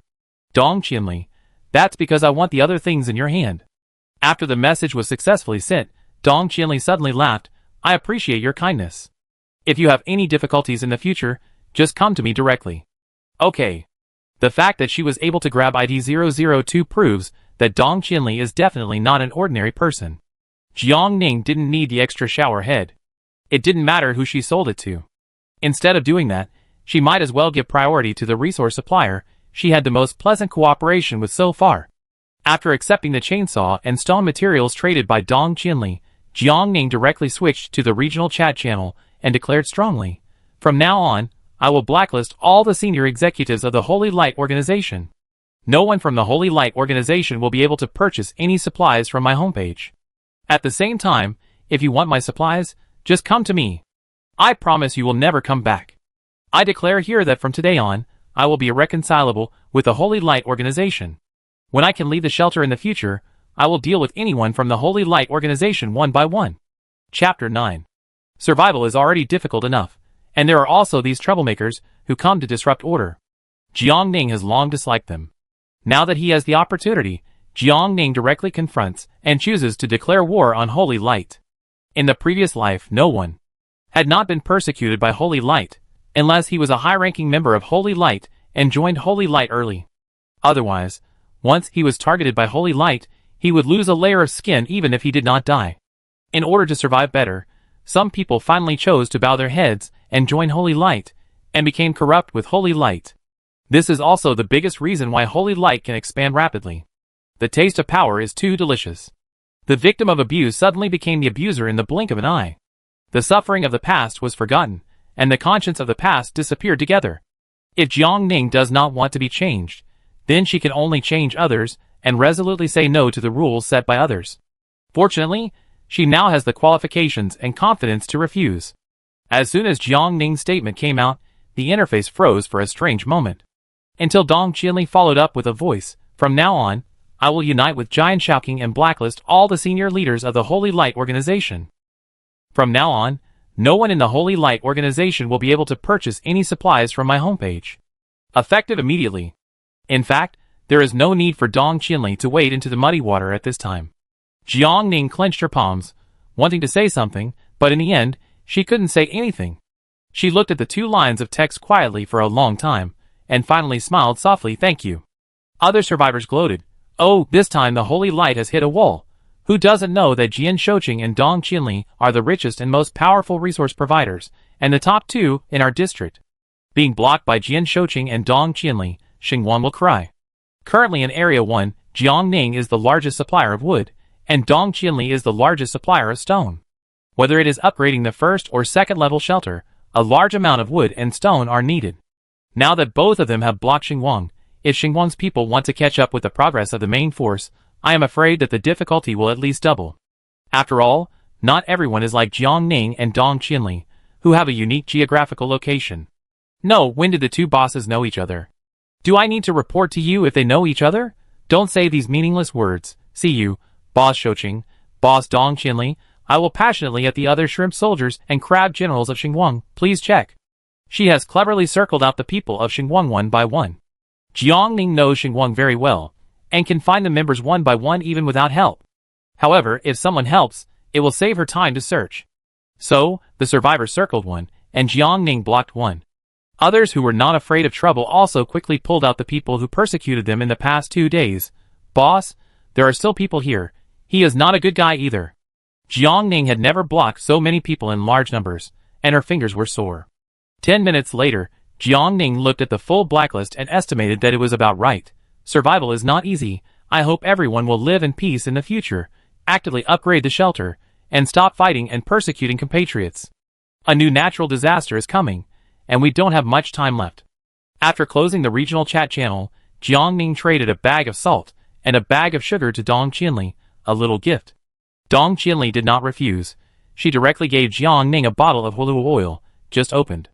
Jiang Ning was surprised. The Emperor of Luck. Such a good thing can be opened. Medicine is a very precious thing in any period. Jiang Ning looked at the bottle of hulua oil with some hesitation. At this time, Dong Qianli said, "Take it. Please give me priority when you have good things in the future." Jiang Ning couldn't help but laugh. Yes. Hulua oil can not only promote blood circulation and remove blood stasis, treat injuries, but also has obvious swelling and pain relief effects on some mosquito and insect bites. Jiang Ning has been diligent in cutting trees for 3 days, and his whole body has been sore. It came just in time. Jiang Ning poured out the hulua oil without hesitation and rubbed it on the uncomfortable parts of his body, then gently massaged it with his hands until it was completely absorbed. After such a busy time, it was 9 o'clock in the evening. Rainbow Bridge saw the survivors' chat and realized that Jiang Ning had just experienced such a thrilling moral kidnapping. She quickly blocked the members of the Holy Light Organization, who were circled by the survivors, and then hurried over to comfort Jiang Ning. "Don't be afraid of them. They dare not do anything to you. I also blocked them just now. If they want to buy my mud upgrade hut in the future, they can't buy it." Rainbow Bridge regretted a little. Why didn't she check the message in time? Otherwise, she would stand up with Dong Qianli to help Jiang Ning. Wouldn't she have more momentum? Rainbow Bridge had heard of Dong Qianli. In addition to knowing that he was the #1 on the wealth list, he also knew that he was a person who had a lot of shelter upgrade materials like Jiangning. For such a survivor, no one would not want to have a good relationship with him. It's okay, the matter has been handled. After washing his hands, Jiangning sat in front of the fireplace faithfully, constantly putting torches on the fire and adding wood, mechanically repeating the same action. You don't have to worry about me. They can't have any impact on me. Rainbow Bridge breathed a sigh of relief. Yes, they are just a bunch of rats crossing the street. Sooner or later, they will be punished. Now the people of the Holy Light organization are so angry that they are jumping up and down. They originally thought that Jiangning was joking, but when they clicked on Jiangning's trading homepage, they found that they couldn't click it at all, and they were immediately broken. Everyone began to insult and accuse Jiangning in an organized and regular manner on the regional channel, and some even went to the world channel to flood the screen. The other survivors in the world channel didn't understand what was going on, but some of them were carried away by the rhythm, and followed Xinguang to accuse Jiangning of being cold and indifferent to his compatriots. The people who knew about the matter in the regional channel were almost furious. They finally managed to hit Xinguang's arrogance, and they would never allow Xinguang to make a comeback. So a group of people called their friends and rushed to the world channel to refute, clarify, and then join the verbal battle. For a while, the already chaotic world channel became even more chaotic. At 10 o'clock in the evening, Jiangning had put a total of 840 new torches on the shelves. Together with the previous ones, there are now more than 900 torches in the trading market. It was time to go to bed, so Jiangning stopped working. He returned to the bedroom, got into his sleeping bag, zipped it up, and closed his eyes. He had to keep getting stronger, Jiangning said to himself silently. Only the strong can make rules, and say no to all unfairness. When you become a strong person, naturally someone will speak for you and seek justice for you. Chapter 10 Survival Calendar Day 4, Cloudy, 18 to 28 degrees Celsius, breeze, 7 o'clock. Jiangning got up a little earlier today. There are only 4 days left before the extreme cold period, and she wants to upgrade the shelter as quickly as possible. The third level shelter has a full 500 defense power. It is not only stronger and can effectively prevent attacks from strange beasts, but also warmer and can stabilize the indoor temperature to around -30 degrees Celsius. With the effect of the fireplace, the indoor temperature of the third level shelter can rise to -10 degrees Celsius to 5 degrees Celsius during the extreme cold period. Although the temperature is still not high, it is quite acceptable compared to the extreme cold period, which is below -40 degrees Celsius. The most important thing is that the third level shelter has a courtyard, which allows Jiangning to place the 2 fertile fields in his backpack, and then purchase some seeds that can survive and germinate in the extreme cold period for planting. There are many advantages. At present, Jiangning's backpack has only 3 units of glass and 16 units of nuts, which is still far from the required number for upgrading, and stone is also in short supply. Jiangning couldn't get the stone, so she could only rely on Dong Qinli. She planned to wait. If she could gather the glass and nuts in advance, she would first buy the stone that Dong Qinli could provide, and then use the materials in her backpack to trade with other survivors. Now Jiangning's backpack was running low, so she had to find the treasure chest more effectively today. Jiangning opened her backpack and looked around, and finally decided to buy wolf meat. 1 unit of wolf meat weighed 1 kilogram, and she planned to take out 5 units of wolf meat for sale. Each kilogram of wolf meat is divided into 50 grams, and she can get a total of 100 portions of wolf meat. Jiangning put 100 portions of raw wolf meat on the shelf, and set it to trade 1 nut asterisk or 1 glass star. But whether it is nuts or glass, the required quantity is a full 100 units, and this amount of wolf meat is definitely not enough for trading, so Jiangning continued to search in her backpack. The only things she can use are edible salt and white sugar. There are 8 bags of the former, and 9 bags of the latter. A bag of edible salt and a bag of white sugar weigh 500 grams each. Jiangning plans to sell them in 1-gram portions, so that she can get 1,000 portions of materials. A proper amount of sugar can promote wound healing, while salt can maintain normal physiological functions of the human body, maintain electrolyte balance, regulate water balance, etc. Jiangning has seen that there is no one trading these 2 things in the market, so she has an exclusive advantage. Put 500 pieces of salt and sugar on the shelf, and Jiangning set it so that each piece can be traded for 1 nut, 1 glass, and 1 plastic. Jiangning only needs 7 units of plastic to make the remaining water purifier blueprint, so she is looking forward to it. Jiangning didn't know how much glass and plastic other survivors had, but adding a few more options would make someone tempted. After the link was uploaded, Jiangning didn't need to advertise in the regional channel, and someone would discuss and promote it on their own, because she declared war on the Holy Light organization yesterday. Many people haven't woken up yet, so Jiangning didn't receive any new deals. She simply ate a sausage, a can of 8 treasure porridge, and a pack of compressed biscuits, and then waited until 8 o'clock, when the thick fog began to dissipate, and then she quickly went out. After setting up the water purifier by the stream, Jiangning came to the woods to try out her new tool, the chainsaw. With the noisy sound of the chainsaw, in less than 10 seconds, the tree in front of her, which was as thick as an adult's thigh, fell down. Jiangning's eyes lit up, and she turned around and walked towards the giant tree behind her that required 2 people to hug. In a minute, the giant tree staggered and fell again, crushing several trees next to it.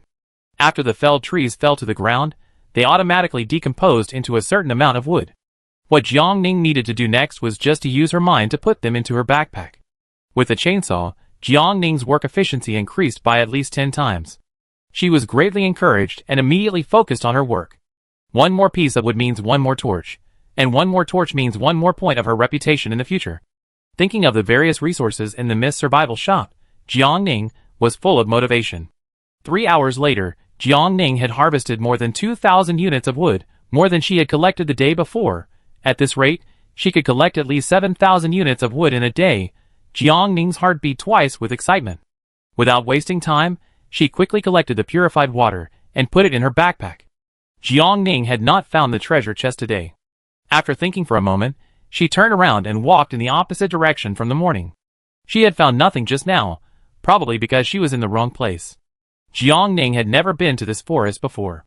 She walked forward and came to a small hill some distance from the edge. The sound of the electric saw rang out. Jiangning was about to saw the tree, but suddenly found a silver corner faintly exposed in the bushes next to her. Silver treasure chest? Jiangning quickly put away the chainsaw and walked towards the bushes. After pushing aside the green grass, he saw that it was indeed a silver treasure chest. Jiangning squatted down impatiently and stretched out his hand to open the box. It was empty inside. It was not the full and useful supplies that Jiangning expected, but a yellowed, worn paper ticket. The paper ticket looked familiar. Jiangning picked it up and checked the text on it. It was indeed a dungeon admission ticket. However, in Jiangning's memory, the first time she heard the world announcement that other survivors had passed the dungeon in her previous life was at least in the late stage of the extreme cold period. Did someone get the dungeon ticket in advance but didn't use it, or did they use it to successfully enter the dungeon, but died unexpectedly in the end? In the dungeon, the resources that the survivors can get after clearing the level are no less than those obtained by opening a box, and are even enough to match the resources obtained by opening 10 boxes. Jiangning hesitated for only a second before deciding to activate the ticket and enter the dungeon. The materials obtained by opening a box are always limited. Now that she is entering the dungeon during the novice protection period, it should be much easier. Enter the dungeon. Jiangning put the dungeon ticket on his forehead and whispered to the Miss Survival system. Activate dungeon ticket used successfully. Starting dungeon. Jiangning's eyes went dark, and when he regained his vision, the surrounding environment had completely changed. This is a room, or a bedroom decorated in a very French style. Exquisite plaster lines, richly colored paintings, light brown curtains with low brightness, and elegant lace bedding. Everything shows that this is the residence of a young woman. The situation in the dungeon changes rapidly, and is full of dangers. Jiangning dare not act rashly. Jiangning, get out of here. When Jiangning was looking around calmly, a sharp and somewhat piercing female voice suddenly sounded outside the door without any warning. Jiangning's heart tightened. Chapter 11. I'm here. She responded very quickly, and then walked out with big strides. The view suddenly became clear. This was an extremely luxurious riverside flat. Compared to the bedroom just now, the living room was at least 5 times larger. Jiangning estimated with his naked eyes that it was about 200 square meters. At this moment, in the middle of the living room, a person was sitting on a sofa made of expensive leather. No, it can hardly be described as a person, but more like a humanoid creature. He was about 1.75 meters tall, with an ugly face and a fat body. He could no longer see his curves and appearance. The other person's hair was very sparse, and the wrinkled scalp on the top of the head was vaguely visible, like the weeds on the roadside that had lost their vitality in autumn, withered and frizzy. Looking down, Jiangning only took a look at the other person's face, and then quickly turned away. That face was no longer a face. The excessive fat accumulated at the neck, hiding the entire neck. The facial features could not be seen in detail. The long eyebrows were twisted, the turbid eyes were bulging, and only the slightly undulating shape of the brow bone and the root of the nose could vaguely reveal her former bone appearance. Under the nose, there was a pair of swollen and purple lips, drooling, looking very uncomfortable. Jiang Ning was terrified. In the dungeons she had experienced before, there were many human-shaped bosses, but this time, it was obviously different from the dungeons she had entered in her previous life. Was it because of the novice protection period? "I'm calling you, didn't you hear me?" When Jiang Ning was thinking, the female voice sounded again, "Come here quickly." Jiang Ning didn't dare to be distracted anymore, and quickly gathered her extra thoughts and walked towards the other party. She was not sure about the role she played in this copy, so she kept her mouth shut. "Go hang the clothes in the washing machine for me. Remember to shake them and make them smooth. Don't put them on the hangers when they are wrinkled." Jiang Ning nodded, without refutation, and obediently came to the laundry room. Following the woman's instructions, she carefully and seriously hung up the wet clothes one by one. On the way, she observed attentively for a while. In addition to women's clothes, there were also men's and children's clothes in the washing machine. Children's clothes are not the same size. Some are larger, for children aged 5 or 6, and some are slightly smaller, for children aged 3 or 4. In addition, Jiang Ning also saw smaller clothes, probably for babies. Jiang Ning quickly concluded that the couple had 3 children, all of whom were girls. It didn't take long to hang the clothes. Jiang Ning returned to the living room after finishing. When the woman saw her, she looked over with her eyes swollen to a slit. "Go and get me the medicine from the kitchen." Jiang Ning nodded, then turned around and found the kitchen accurately, and brought over a bowl of black, thick medicine on the countertop that made people want to vomit. She was a distance away from the woman just now, so she didn't see her completely. Now that she was close, she found that the woman's chubby belly was arched in a very scary arc. In the belly covered with black stretch marks, a pair of small handprints were looming, as if they were about to tear through the thin skin and come out in the next second. Jiang Ning was so shocked that his hands trembled. "Here comes the medicine." Seeing the woman looking over, Jiang Ning lowered his head and handed the medicine bowl over respectfully. The woman looked at her quietly until Jiang Ning's back broke out in a cold sweat. Then she took the bowl slowly and drank it one mouthful after another. With his hands empty, Jiang Ning retracted his hands and continued to look at the other person calmly. Jiang Ning had mistakenly thought that the other person's lips were blue, but she was obviously mistaken. The swollen, purple, spherical thing was not the woman's lips, but a tumor growing from her gums. The tumor pushed the woman's lips apart, making it almost impossible for her to close them. "Take it." The woman only drank 5 or 6 mouthfuls, and handed the bowl to Jiang Ning. Before Jiang Ning could take it, the woman yelled again, "Hurry up and call your brother to ask him if he will come back tonight. You only know how to work all day. Is work that busy? Tell me, is your brother working overtime or flirting with another woman outside?" The ugly and deformed face of the woman was right in front of him. Jiang Ning's pupil shrank, and she tried to calm down. "I don't know." She tried not to show any abnormality. "But I can help you investigate." "You help me?" The woman sneered. "Finish the housework first." "I'm hungry, you go make dinner." Jiang Ning nodded, took the medicine bowl swiftly, and then asked seriously, "Sister-in-law, what do you want to eat today?" The woman was stunned for a moment, then shook her head. "I don't have much appetite. Just do whatever you want." As she spoke, she became irritable again. "Remember to pick up Dabao and Erbao immediately after dinner. And Sanbao's milk powder is almost gone. Remember to go to the maternity and baby store to buy a few cans. When you get home, Sanbao will almost wake up. She didn't drink anything before going to bed. You must feed her milk powder as soon as you come back, otherwise you will disturb my rest, and I will make you pay."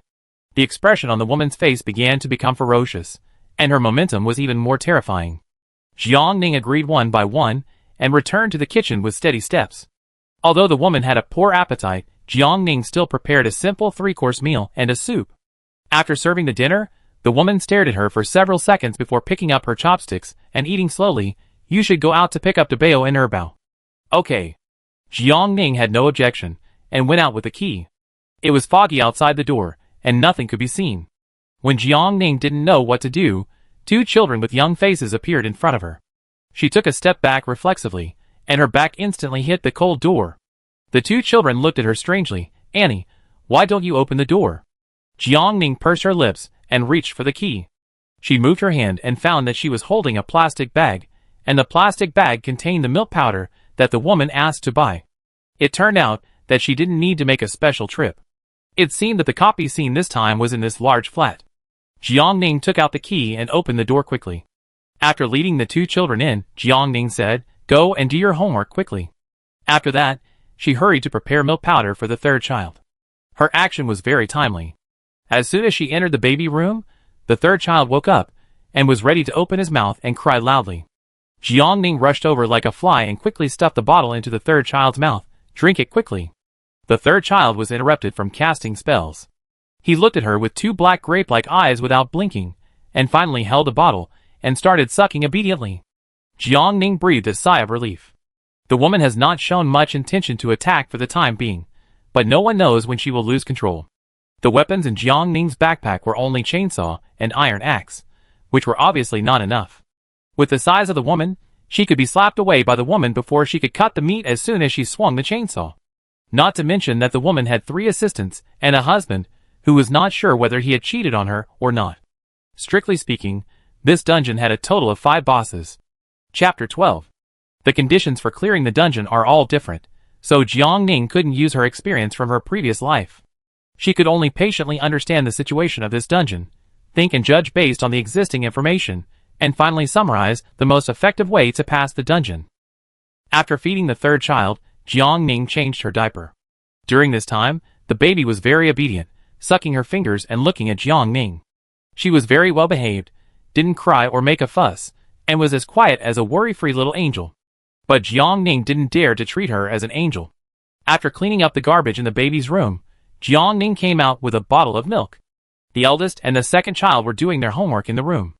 Jiangning went to the kitchen to simply heat up the food he had made before, and shouted, "It's time for dinner." The 2 girls put down their pens, and came out obediently. They went to the table silently, and sat in their seats. After Jiangning added a bowl of rice for them, he didn't forget to add a big bowl for himself. The 2 children turned their heads at the same time, staring at a rice ball that looked like a small hilltop, frowning in confusion. "Auntie, are you hungry?" "Yes, very hungry," Jiangning answered calmly. God knows how long she hasn't eaten a normal meal. In her previous life, she survived in the foggy world, and she was hungry every day, living worse than a stray dog. Although this is just a copy, you can't treat yourself badly. Eat quickly, it won't taste good if it gets cold, Jiangning said with a guilty conscience, changing the subject. Jiangning successfully fooled the little girl, who shut her mouth and stopped talking, and the table became quiet. Only the sound of chopsticks hitting the bowl made the atmosphere even quieter and more strange. The bosses all looked kind and peaceful, so Jiangning did not try to anger them. She tried her best to play the role of a nanny, cleaning up the dishes, wiping the table, washing the dishes, washing new and dirty clothes, mopping the floor, hanging clothes, supervising the children to wash their faces, brush their teeth, take a bath, and then wash herself. After finishing all the complicated housework, it was already 10 o'clock in the evening. Jiangning had a sore back and was exhausted. Doing housework was as tiring and hard as chopping trees next to the shelter. She dragged herself back to the room. Because she didn't know if the pain would reappear tomorrow, she carefully took out the active oil and began to apply it. There was no end to the housework.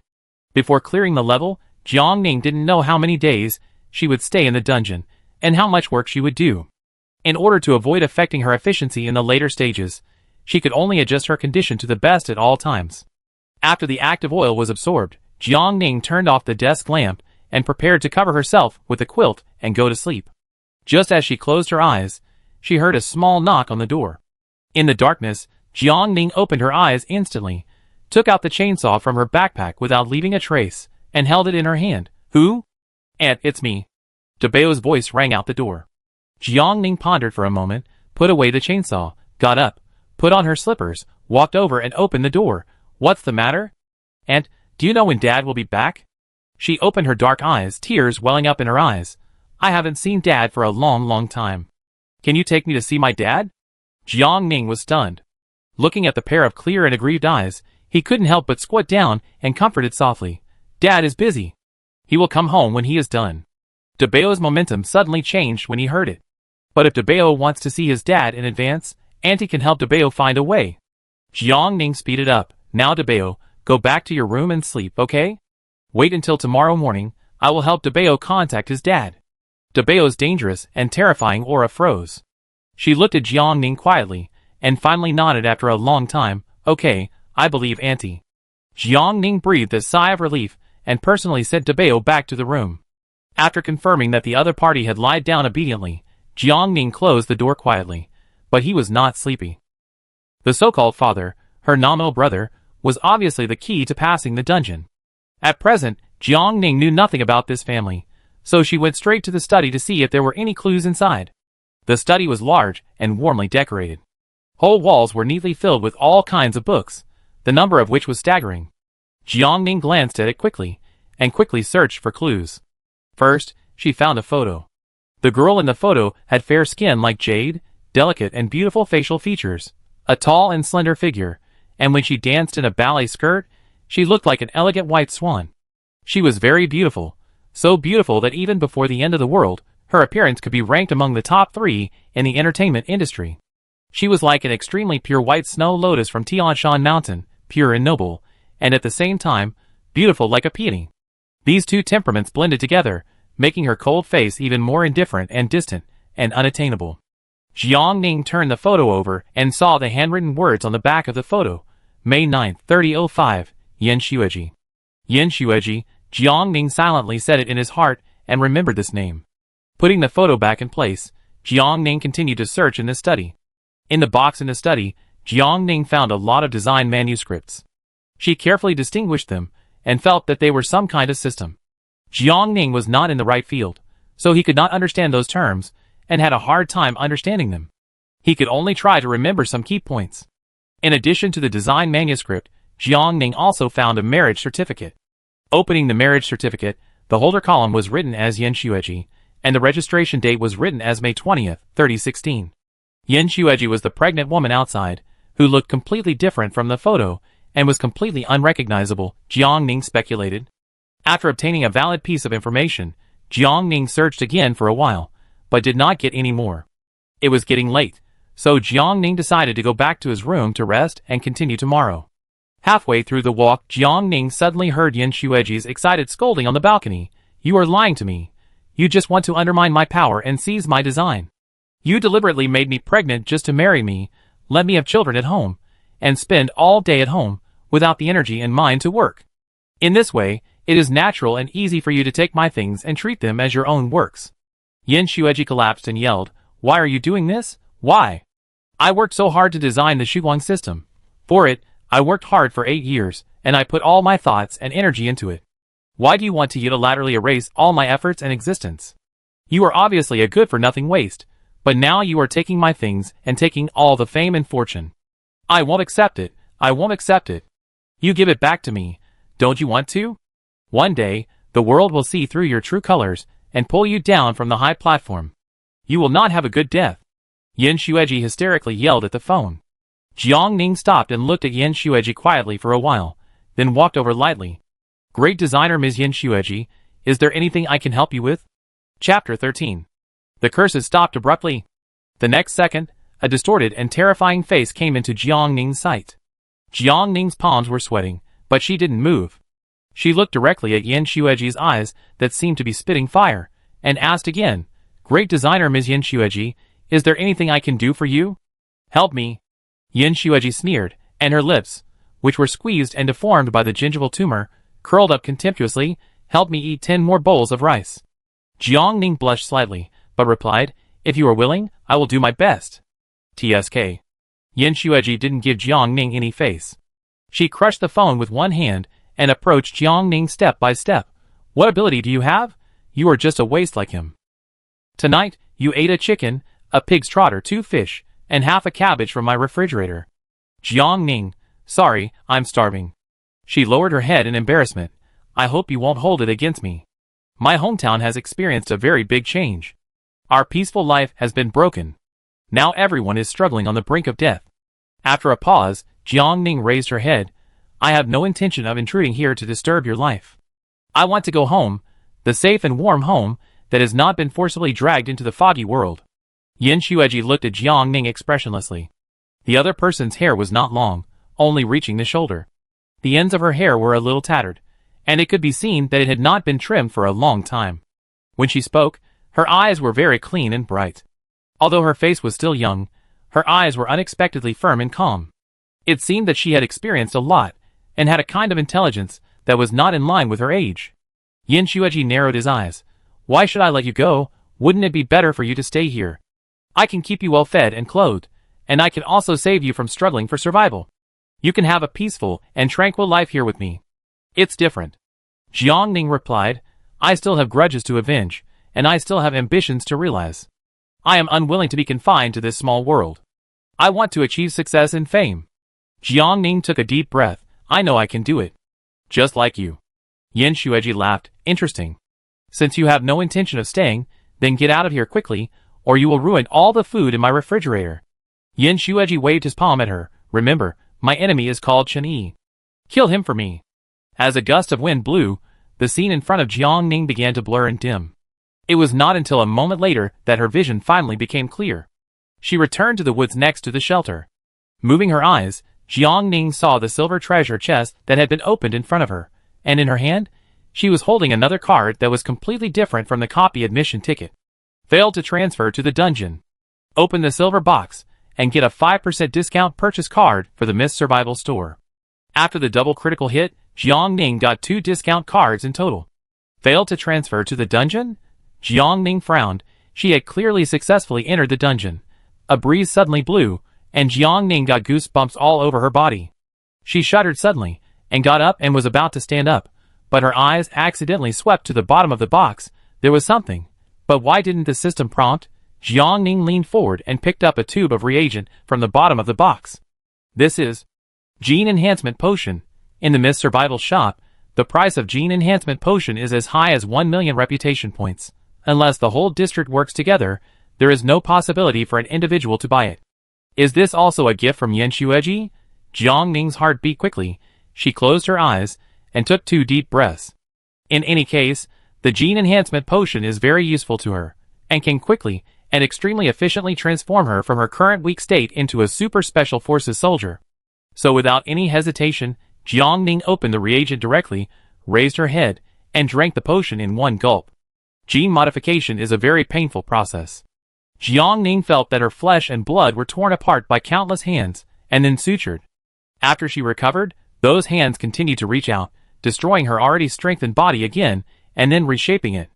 Destruction, rebirth, and so on and so forth, until the effect of the gene-strengthening potion was completely absorbed by Jiang Ning.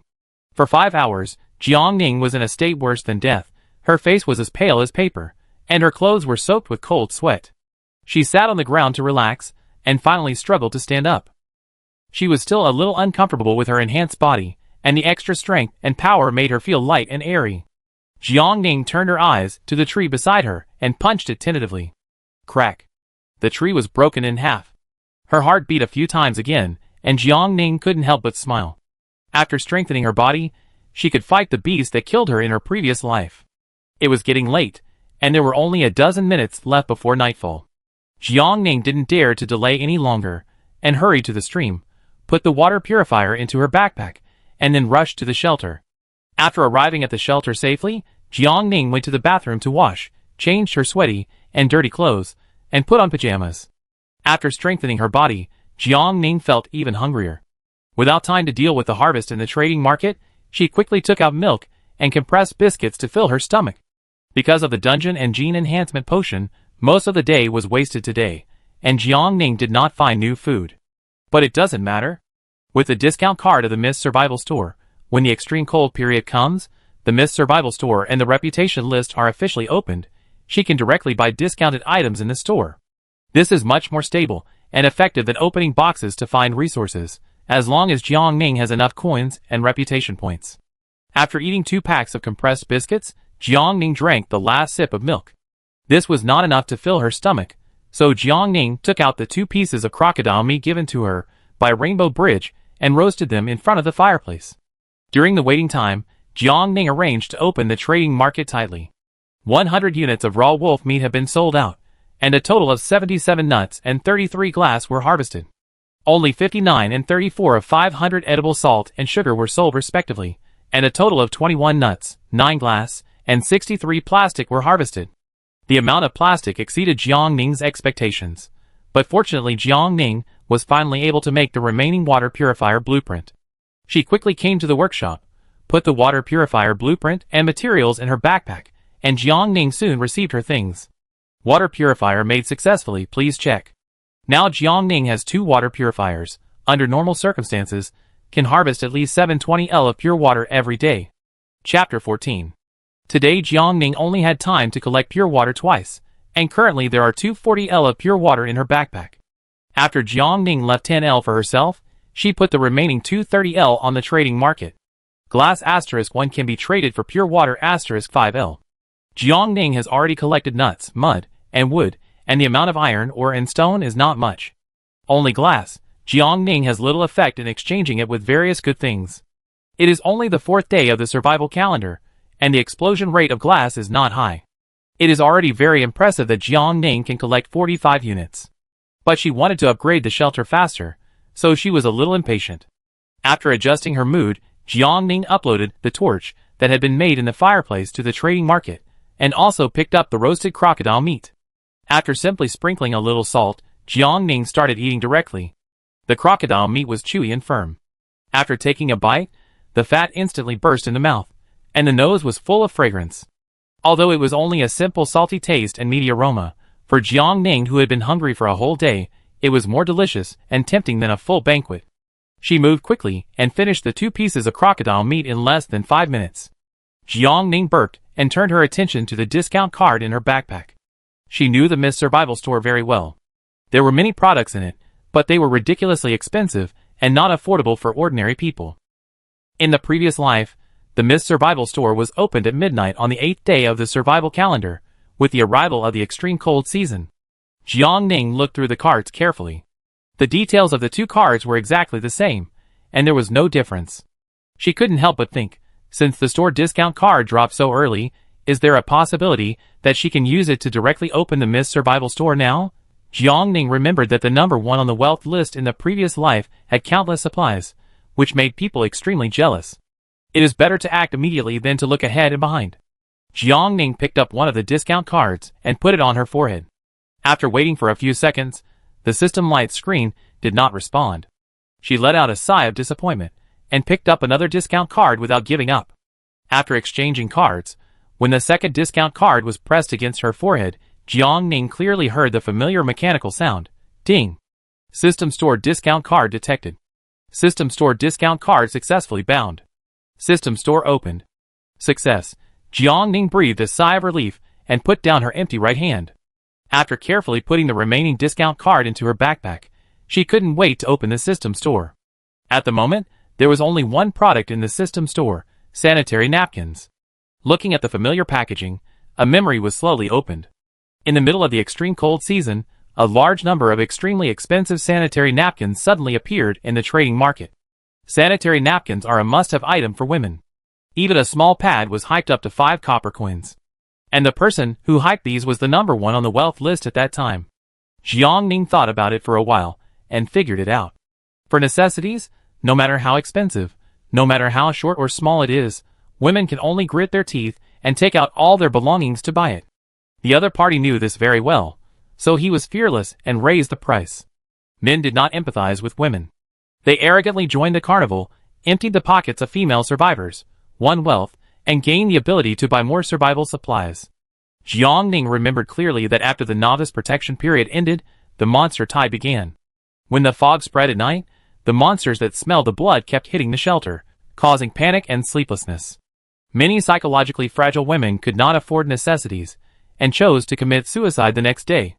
Those who were a little stronger, but did not have enough copper coins, had to bow their heads and choose to rely on others. Jiang Ning was lucky. When she opened the silver box, she got a set of sleeping pants, which saved her from being plundered and oppressed. But now, she was surprised to see that there was no purchase limit in the store, and she could buy unlimited things with copper coins, and a pack of 30 pads was only sold for 3 copper coins. Women with the power of the Creator are being manipulated like this, unable to resist and unable to complain. Why? Women are weak and kind, and will not actively hunt monsters in the early stage, so the speed of accumulating copper coins is much slower than that of men, but this is not a reason for them to be bullied. The hype of sanitary napkins lasted for a long time, so long that Jiang Ning was impressed, and almost thought it had been a century. Jiang Ning stared at the store interface, her palms clenched tightly. She couldn't help but sneer, and then calmly checked her copper coin balance, a total of more than 685. The price of 30 sanitary pads is 3 copper coins. The price of 10 240mm daily sanitary napkins is 6 copper coins, and the price of 10 420mm night sanitary napkins is 10 copper coins, which is cheap enough for Jiang Ning to buy easily.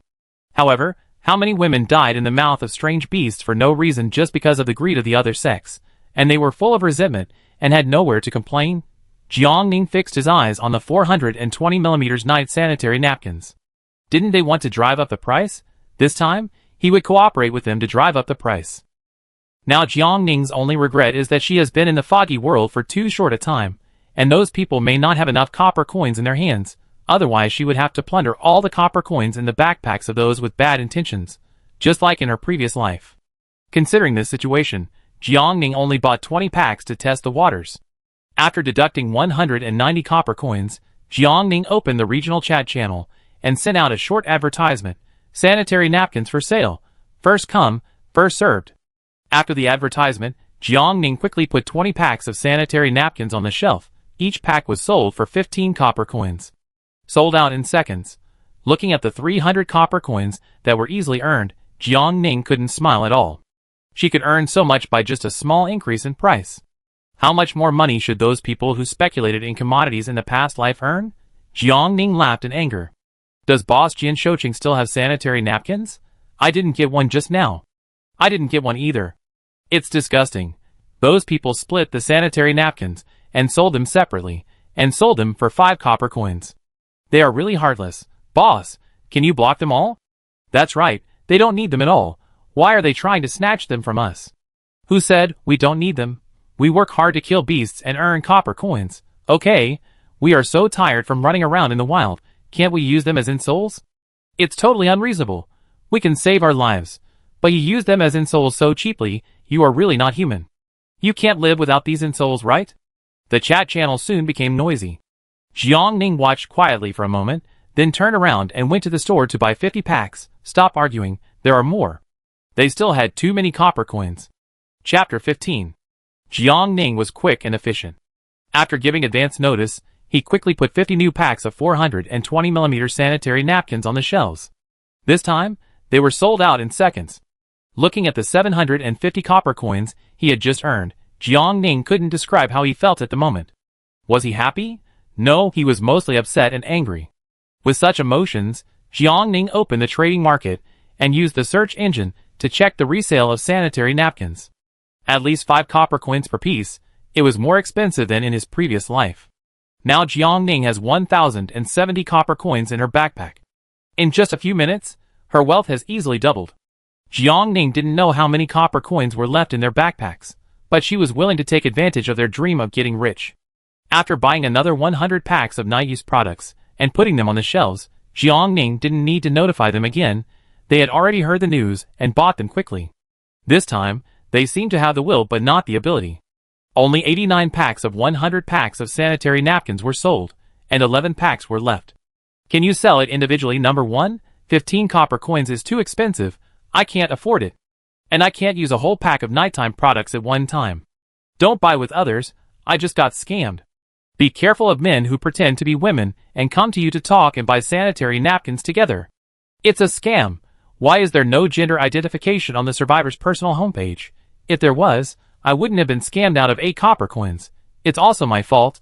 I easily believed the stranger who showed me kindness. The chat channel was full of complaints.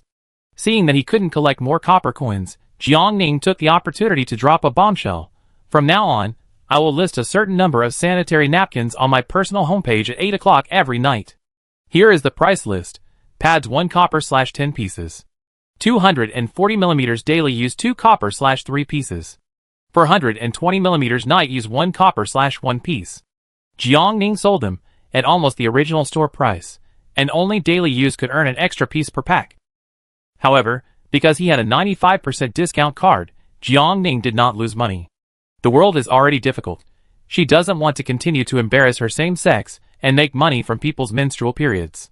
And as long as her customer base is stable, and she sells enough sanitary napkins, she can still make money. Even if she can only make 0.1 copper coins per order. But a little bit adds up, and the amount will be considerable by then. As soon as her price list was posted, the channel exploded instantly. What about the sanitary napkins we just bought at a high price? You deserve it. Who told you to come and grab sanitary napkins when you don't have your menstrual period? Aren't you just planning to make a lot of money from us girls? Now I regret it. Ha ha ha, it's really satisfying. Since Jian Shouqing said that the products will be put on the shelves on time every night, there is no need for me to buy them at high prices from others. I don't accept it, return the money. I don't want the sanitary napkins anymore, return the money to me quickly. Jiang Ning was too lazy to pay attention and directly used all the 1455 copper coins in his backpack to buy sanitary napkins. The inconvenience of selling individually is that Jiang Ning needs to manually remove the packaging, but it doesn't take much time. After washing her hands, she patiently unpacked them. Half an hour later, Jiang Ning had removed all the packaging and sorted them. After uploading all the goods to the trading market at 8 o'clock, the number of sanitary napkins decreased at a visible speed. I bought it.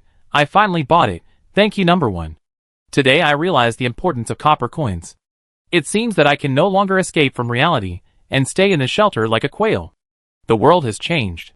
Sisters, accept the reality as soon as possible and cheer up. As long as you work hard, it is not difficult to upgrade the shelter to level 1. We don't know what disasters will happen next, but the shelter will be our only safe house. Always be alert and be wary of strangers who suddenly show goodwill. Don't be stupid and give away the materials you have worked hard for. In this world, the only person you can trust is yourself. And Jian Shouqing. Someone said a sentence silently, but no one refuted. After tonight, Jiang Ning's image and status in the hearts of female survivors have been completely consolidated. If Jiang Ning hadn't played such a trick, how outrageous would the price of sanitary napkins have soared to? They didn't dare to imagine it at all. And now, after being beaten and taught a lesson by Jiang Ning, I believe no one will dare to take risks with their hard-earned copper coins.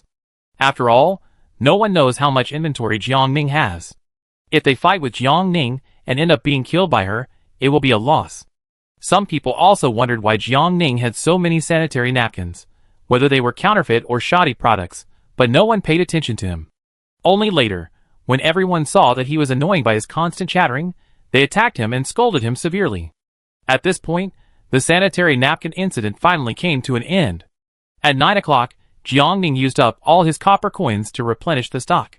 The speed of stock reduction was still amazing, and Jiang Ning couldn't help but breathe a sigh of relief.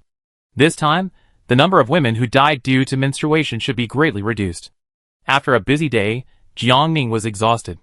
She unzipped her sleeping bag and lay down, ready to close her eyes and rest, when she suddenly received a strange private message. Hello, do you need a weapon?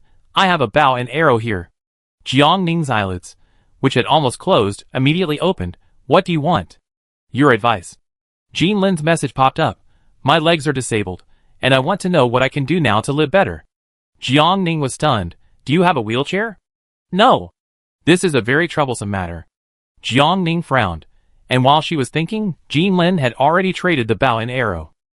Jiang Ning subconsciously wanted to return it, but stopped when she saw the bow and arrow. The bow and arrow was pure black, with a flowing metallic luster, showing its high value. Jiang Ning was attracted at first sight. She picked up the bow and arrow that fell on the ground and touched it. It was very heavy, and had a good texture. If she had it, Jiang Ning could hunt monsters remotely, which would not only ensure her own safety, but also improve efficiency. Jiang Ning really couldn't bear to miss such a good thing. So after thinking for a moment, she replied, Now I can't help you make or find a wheelchair, but before that, I will give you the materials so that you can upgrade the shelter to level 1. If I still have extra materials in my backpack on the 7th night, I will continue to help you upgrade the shelter to level 2. Jean Lin agreed, okay, thank you. After Jiang Ning traded 100 units of wood and stone to Jean Lin, he couldn't help asking, How did you get food these days? I can calculate some things. I helped them calculate the location of the treasure chest, and they will give me half of the resources after they open them. What if they turn against us? Jean Lin smiled with a pale face illuminated by the light screen.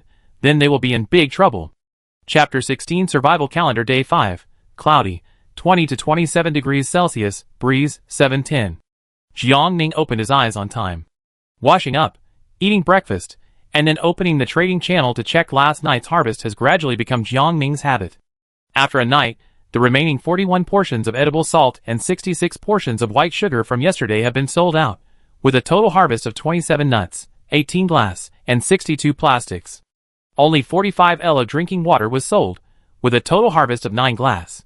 Jiang Ning now has 72 units of glass in her backpack, only 28 units short of the required quantity for upgrading. She had extra plastic and nuts, so she put all the extra 18 units of plastic and 42 units of nuts in the trading market, restricting them to be exchanged for glass. If she is lucky, Jiang Ning will be able to gather all the materials for upgrading the shelter today or tomorrow. It is not efficient to trade glass with water sources, so Jiang Ning thought about it and added a rule that 2 copper coins can be traded for 1 L of drinking water. Under normal circumstances, Jiang Ning can harvest at least 720 L of drinking water every day. If the survivors really don't have glass in their backpacks, it's okay for Jiang Ning to collect some copper coins. Copper coins can be used to buy goods in the Fog Survival Store, which will be of great help to Jiang Ning's subsequent plans. After handling everything in an orderly manner, as the fog dispersed, Jiang Ning rushed out of the shelter like a fly. There were not many supplies in her backpack, and the daily food required for her strengthened body was much more than the previous few days, so today Jiang Ning planned to focus on hunting and finding treasure chests. Fortunately, this is not difficult for her now. After placing the 2 water purifiers by the stream, Jiang Ning quickly rushed to the middle of the woods. She cut the wood with a chainsaw in one hand, looking around, and searching for treasure chests with great concentration. The treasure chest refresh rate is still not high today. Just when Jiang Ning was thinking about finding Jean Lin to help her calculate, she finally saw the silver box in the center of her sight. Walking over and opening it, Jiang Ning soon heard the system prompt, open the silver box, and get refined flour 25 kg *1. After the double crit, Jiang Ning's backpack had 2 more bags of refined flour, a total of 50 kilograms. Jiang Ning was surprised. This share was too big. In her previous life, she also opened flour, but a bag was only 5 kilograms, or even 1 kilogram. Something must be wrong when things are abnormal. Taking advantage of the break, Jiang Ning opened the chat channel. What's going on today? The explosion rate of the treasure chest is very high. So how high is it exactly? Brother, come on, let's talk about it in detail. Who is your brother? Don't think I don't know you are trying to trick me, Gun. I feel the same way. I worked so hard to open 2 steamed buns 2 days ago, but today I was given rice. Do you think there is a bug in the system? Really? Then why haven't I found a single box so far? Today's drop rate is really good, everyone hurry up and find a box. Opportunities are rare, and if you miss this opportunity, you will miss it forever. After hearing the beneficiary's personal experience, everyone immediately stopped chatting and went to search for treasure chests. Jiang Ning closed the interface, and it turned out that it was not his illusion. Is it because the time for the next natural disaster is getting closer and closer, so the system starts to preemptively release supplies to prevent too many people from dying due to the cold and lack of food? Anyway, this is good news. After collecting the water from the 2 water purifiers, Jiang Ning started a new work. The physical enhancement and the use of the electric saw made Jiang Ning able to collect wood easily. In just one morning, Jiang Ning cut down a large area of trees and harvested 4,291 units of wood. After eating 2 boxes of self-heating rice to fill his stomach at noon, Jiang Ning used his iron axe to make a large bundle of wooden arrows while taking a break. The materials were limited, and Jiang Ning looked at the arrows that were quite decent and put them into his backpack with satisfaction. A large area of the nearby forest had been cut down. After collecting drinking water for the second time, Jiang Ning had to go to a place farther away and closer to the fog. Jiang Ning had never set foot in this area before, so she was very alert. There was no danger around for the time being. Not long after Jiang Ning started working, she found 3 iron boxes and a silver box one after another. She opened them all on the spot. Open the iron box and get 1 kg *1 dried noodles. Open the iron box and get 1 kg *1 dumplings and 1 kg *1 steamed buns. Open the iron box and get 5 L *1 high concentration liquor. Open the silver box and get 5 kg *1 chocolate. After all the supplies were doubled, Jiang Ning's backpack suddenly became rich. It took Jiang Ning a lot of time to find the treasure chest. Now there were only 70 minutes left before the fog fell. After roughly estimating the time in her mind, Jiang Ning prepared to move towards the shelter. But at this moment, she suddenly felt the hair on her body stand up, and there was a strong danger approaching behind her. Jiang Ning didn't have time to think about it. She bent down on the spot, pushed the ground with her right leg, and rolled to the side with a quick reaction. Then she raised the chainsaw high and cut it back with her backhand. A deafening scream. Jiang Ning was covered in dust, and the moment he looked over, his pupils shrank instantly. It was a herd of wild boars. The big ones looked like a moving hill, fierce and powerful, and the small ones were as big as a nose, looking like they were just born. There were more than a dozen wild boars in this herd, and when Jiang Ning was looking at them, they had already rushed over without saying a word. Jiang Ning didn't have time to think about it, and stood up and retreated backwards. The adult wild boars were very fast, and they came to Jiang Ning in the blink of an eye. Jiang Ning only had a chainsaw and an iron axe in her hands, so she held the chainsaw in her right hand and the iron axe in her left hand, and used both methods to avoid the head boar while fiercely cutting the chainsaw into the other's head. The skull of a wild boar is very hard, but it is not as hard as a steel cutting blade. Jiang Ning used all her strength to split the head of the first boar in two. While successfully killing the first boar with her strength, her body was also knocked away in a parabola by the wild boars that surrounded her from behind. Without giving the system a chance to decompose the wild boar meat, Jiang Ning directly put the whole pig that had just lost its vitality into her backpack, and then concentrated on dealing with the remaining wild boars. The leader was killed, and the adult wild boars were directly enraged. Coupled with the stimulation of blood, Jiang Ning saw the wild boars go crazy in an instant, and their hooves kicked the soft soil on the ground to create several shocking pits. Jiang Ning fell to the ground just now, but because her body was strengthened by potions, it didn't hurt much. When the wild boars launched the second wave of attack, she pushed her palm hard and jumped up from the ground. The strange beasts are not only strong, but also very fast.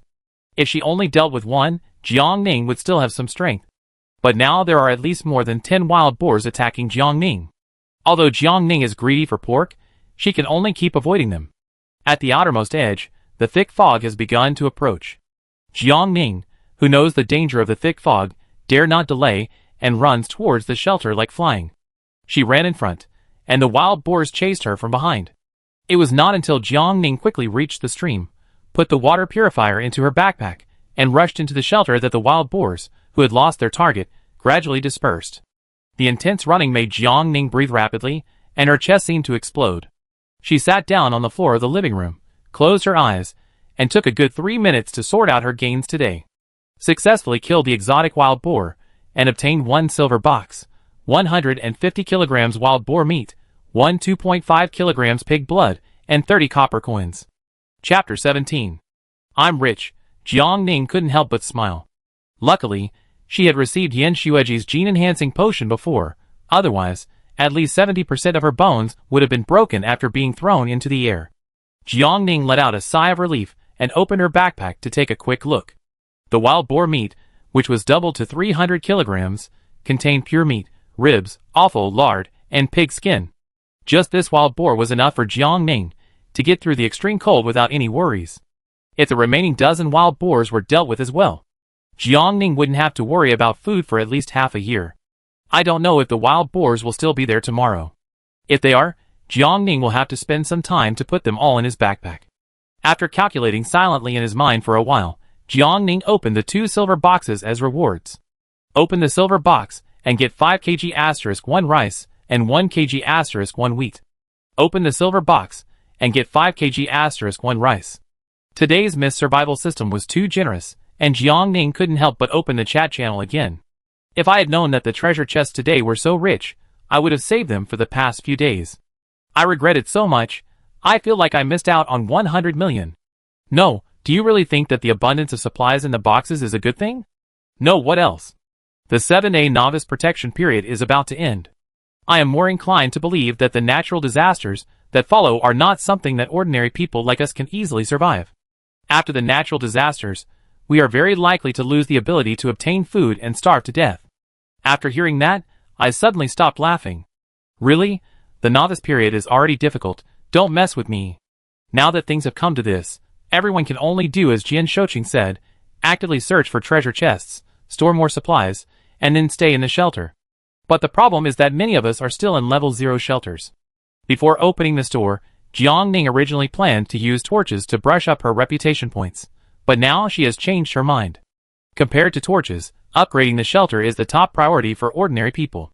Since the system store can sell sanitary napkins, will it also sell various warm items after the extreme cold season?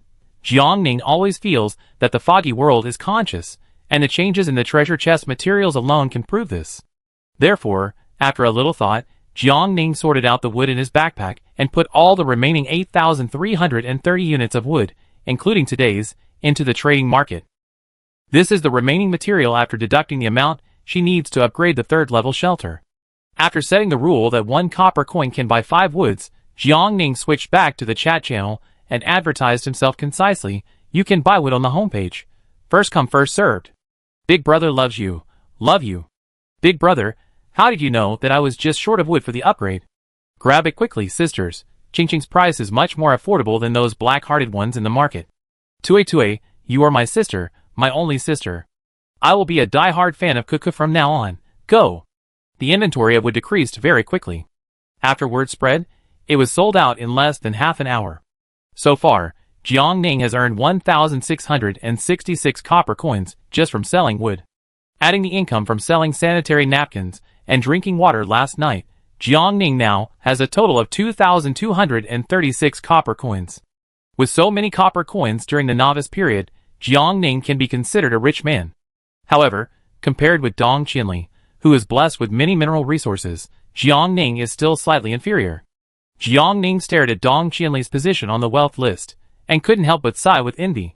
Dong Qinli's wealth is twice as much as Jiang Ning's, which makes Jiang Ning wonder if she doesn't sleep for 24 hours a day and mines in the dark even at night. Shaking her head, blocking the distracting thoughts in her mind, Jiang Ning got up and quickly took a hot bath. When she was knocked away by the wild boar just now, although she didn't suffer any internal injuries, she was scratched by the small stones on the ground and several pieces of skin were broken, which hurt when it touched water. It just so happened that high-concentration liquor was available today, so Jiang Ning unscrewed the bottle cap and used liquor to disinfect the wound with a grin. After treating the wound, Jiang Ning bought a new batch of sanitary napkins. He disassembled them and uploaded them to the trading market. At 8 o'clock, Jiang Ning started selling them on time. The sanitary napkins bought with all his wealth were sold out as usual. After considering for a moment, Jiang Ning used all his wealth to buy another batch. The speed of selling out was slower this time, and it took more than 10 minutes to sell out. In order to prevent some survivors from having their menstrual period suddenly but without sanitary napkins, Jiang Ning bought about 500 copper coins of sanitary napkins again and placed them in the trading market so that women can buy them at any time. After dealing with the sanitary napkins, Jiang Ning continued to upload the 720 L of drinking water he collected today. As usual, 1 L of water was sold for 2 copper coins, and each person was limited to buying 1 L. Drinking water has always been a hot commodity. Jiang Ning turned around to check the situation of exchanging plastic and nuts for glass, and they were all sold out in a short time. After easily earning 1440 copper coins, not counting the goods uploaded to the trading market, Jiang Ning now has a full 3,240 copper coins in his backpack. This is a huge sum of money. Jiang Ning, who has always been in a heavy mood since his rebirth, finally feels a little relieved at this moment. Back to the topic. Plastic and nuts only exchanged for 6 glass, and there were still 22 glass needed for the upgrade. This kind of thing can't be rushed, so Jiang Ning put away her thoughts and prepared to make dinner. Today she planned to eat the last piece of roasted wolf meat, and then open a self-heating rice. While cutting the wolf meat into slices and grilling it on the fire, Jiang Ning opened the trading market and finally bought the small cooking pot she had been thinking about for a long time. Add drinking water to the pot, and after the water boils, put the instant noodles and seasonings into the pot and cook until soft. Finally, add the roasted wolf meat when the pot is removed. Gurgle gurgle. The sound of boiling water and the steaming hot air with tempting aroma made Jiang Ning's appetite open. She took out the simple chopsticks she made and started eating. The instant noodles were salty and spicy, with a strong aroma. The roasted wolf meat was sizzling and greasy, and the meaty aroma instantly exploded in her mouth. The indescribable deliciousness made Jiang Ning unable to stop eating. She finished a pot of instant noodles in no time, and even drank the soup that she didn't like before. After eating the hot food, Jiang Ning's whole body warmed up. Then she opened the self-heating rice. The small amount was very easy for Jiang Ning. She finished the rice and vegetables in a few bites. A piece of wolf meat weighed 2 pounds, so Jiang Ning didn't finish all the roasted wolf meat. She looked at the remaining roasted wolf meat with an extremely tempting smell, rolled her eyes, sprinkled some salt, and traded it to Dong Qinli. Do you have glass? Chapter 18. Yes. Dong Qinli replied to Jiang Ning with mixed feelings. Now Dong Qinli has 15 units of glass in her hands. Although the amount is not much, she also spent a lot of time and effort to exchange for various good things. Dong Qinli was not disgusted by Jiang Ning's rash inquiry. Who said that the temptation of barbecue was too great? The most important thing is that the several transactions with Jiang Ning were very pleasant. The other party was few words, generous, and straightforward. Unlike other people, they would haggle with themselves for a long time to buy a stone. Dong Qinli directly traded 15 units of glass in his hand. I promised to give you stone before. I have 800 units in my hand now, so I give them all to you. While trading the stone, Dong Qinli also gave some iron ore and nuts. Sometimes smart people don't need to talk too much. After Jiang Ning successfully upgraded the shelter, if she had extra materials in her hands later, she would definitely give priority to Dong Qinli. Jiang Ning's ability to collect various strange materials is better than Dong Qinli's. In addition, Dong Qinli can also obtain a lot of valuable information from Jiang Ning. So even if Dong Qinli gave Jiang Ning the materials for free, she would still make a profit, leaving aside the roasted wolf meat. It is not a pity to waste more materials if you can build a good relationship with a strong man. Dong Qinli accepted the roasted wolf meat. She first smelled it, and then took a big bite after she was satisfied. The hot air mixed with the smell of charcoal and firewood hit her nose directly, and Dong Qinli's tired mood was instantly soothed. It's delicious. Jiang Ning just asked, and didn't expect Dong Qinli to trade all the glass and other materials in her hand to her directly. She pursed her lips slightly, and finally accepted it without any rejection. When I upgrade, I will trade you the materials I get first. Dong Qinli, okay. Now I only need 7 units of glass to upgrade. Jiang Ning was so excited that she couldn't sleep. So she simply dragged her sleeping bag and sat in front of the fireplace, searching for glass in the trading market. After 2 hours, Jiang Ning finally received another 3 units. The explosion rate of glass is too low nowadays, and Jiang Ning really can't find more. She blinked her dry eyes and wanted to sleep, but she was too excited to sleep because of the upcoming upgrade of the shelter. It was already past 10 o'clock in the evening. Jiang Ning tossed and turned for a while, and finally scratched her hair, sat up from her sleeping bag, and started making wooden arrows. She was obsessed with the wild boars in the daytime, and wanted to put them all in her backpack, without missing a single one. Wild boars have thick skin and flesh, so Jiang Ning's wooden arrows are not very powerful in attack.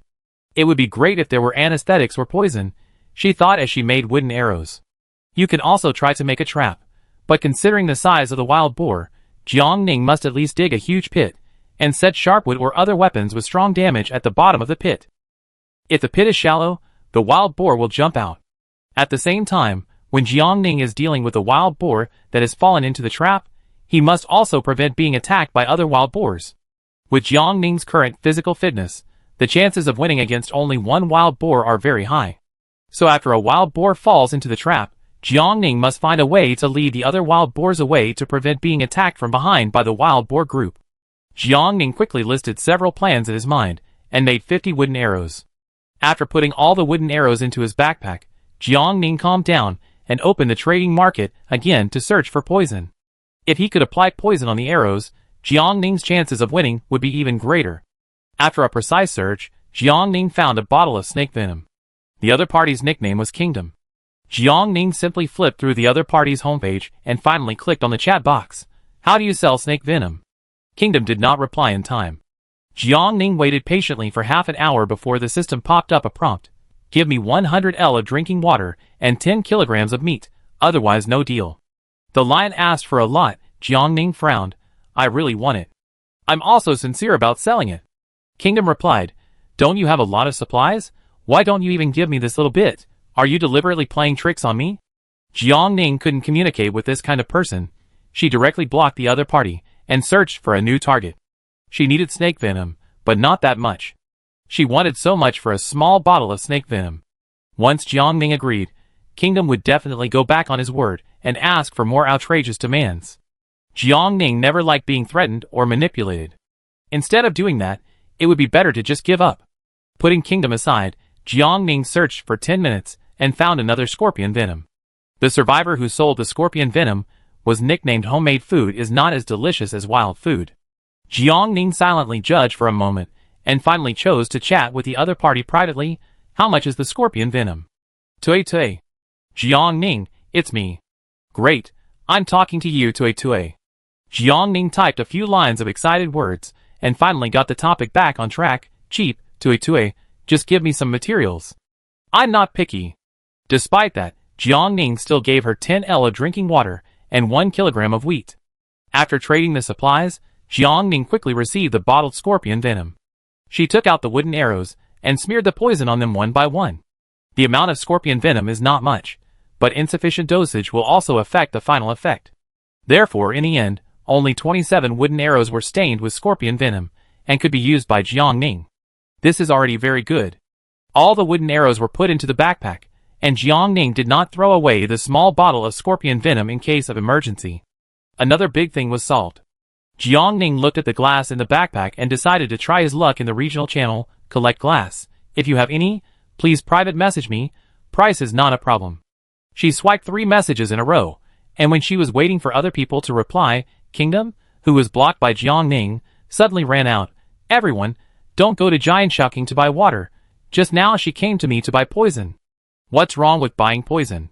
What do you want to say? Kingdom, who knows what she wants to do with the poison? Maybe she was going to secretly add it to the drinking water to harm us. Are you sure? Someone said to him, you mean, the big guy spent a lot of money to buy poison from you in order to harm our lives? Listen to it yourself. Is it outrageous? Even if she has money, she won't spend it like this. Kingdom saw that no one believed him, and he got anxious. Really, I didn't lie, I can swear to God. Jiangning really didn't want to watch this farce, so she personally participated. I bought snake venom to hunt wild animals. I bought it sincerely, but Kingdom asked for a lot of money, asking me for 100 L of drinking water and 10 kilograms of meat, so I blocked him. Ah, so he held a grudge because he failed to rob. You look so ugly when you jump up and down. After the explanation, Jiangning ignored Kingdom, because Rainbow Bridge and Home Food where there is wild rice fragrance sent her private messages at the same time. I have 2 units of glass. I have 3 units of glass, all for you Tuichui. After Jiangning received the glass from Rainbow Bridge and Home Food where there is wild rice fragrance, he traded enough supplies to each of them. So far, the materials have finally been collected. Jiangning couldn't wait, and immediately opened the system interface to upgrade. Congratulations to the survivor Yunnan Giant Shocking, the non-professional leg-cutting master, for being the first to complete the 3rd level shelter upgrade task, and rewarding a gold treasure chest. Congratulations to the survivor Yunnan Giant Shocking, the non-professional leg-cutting master, for being the first to complete the 3rd level shelter upgrade task, and rewarding a gold treasure chest.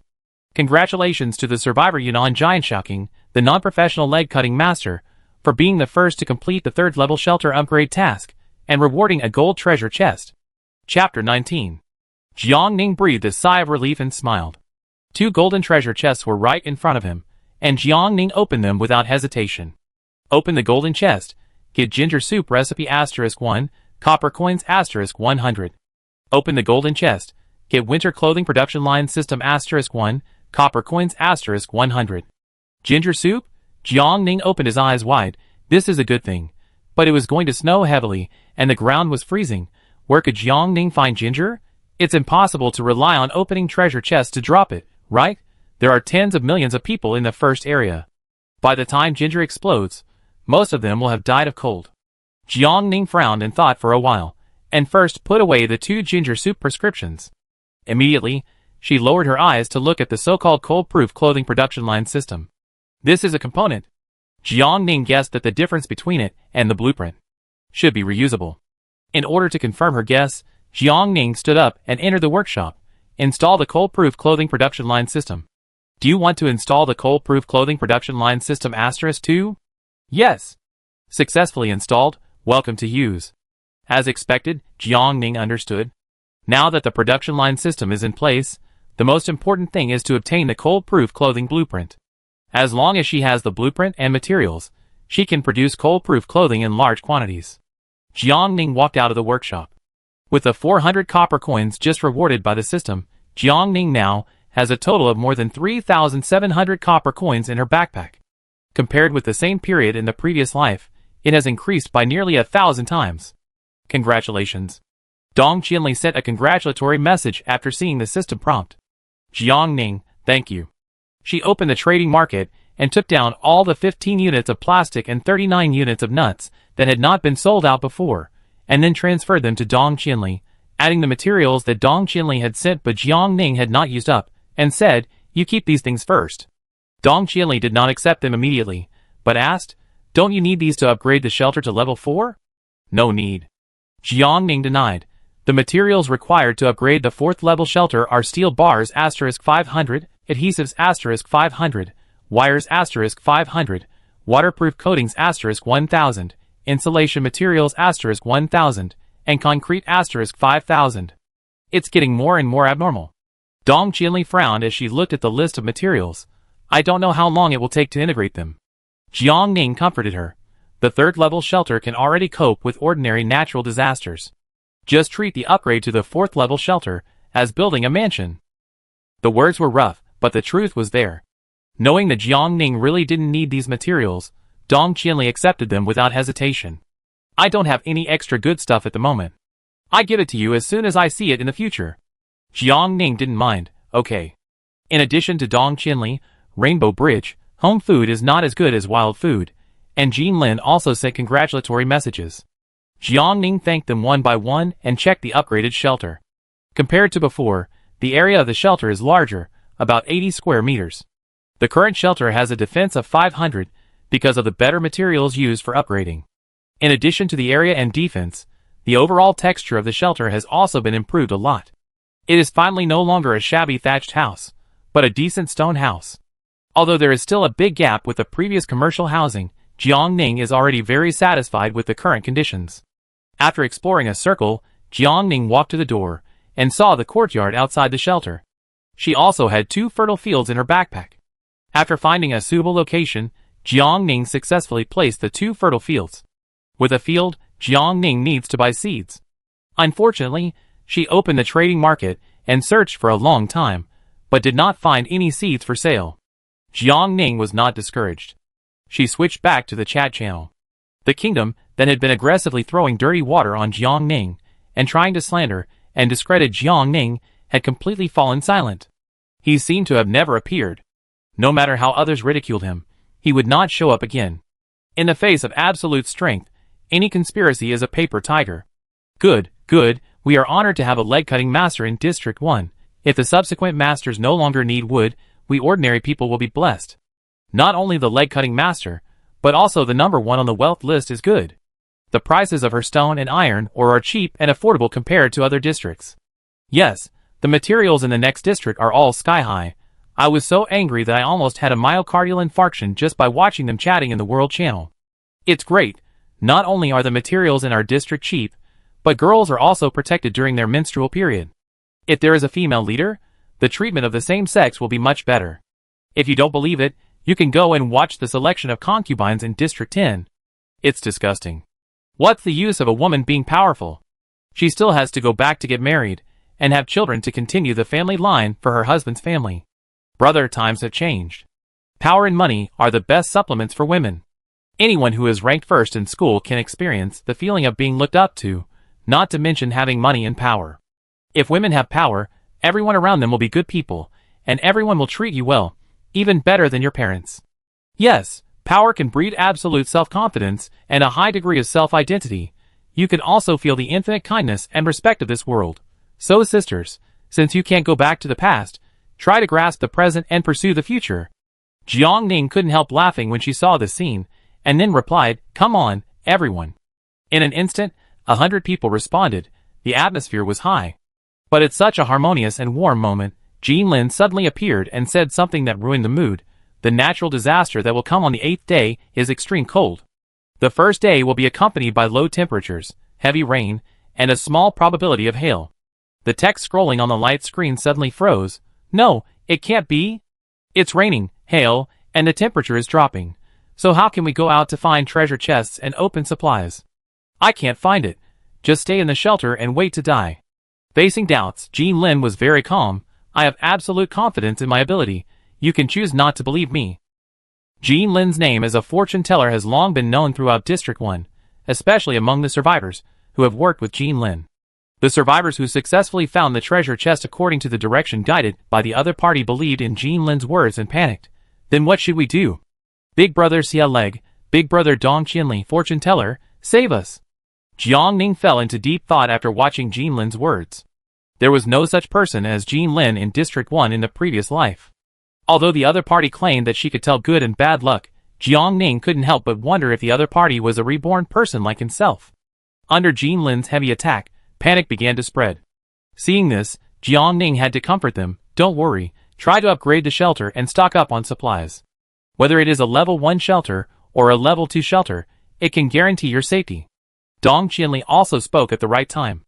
After the two spoke, the survivors' emotions finally stabilized. Privately, Dong Qianli found Jiang Ning. Do you believe her? Jiang Ning looked at the screen for a long time. I do. Why? Intuition.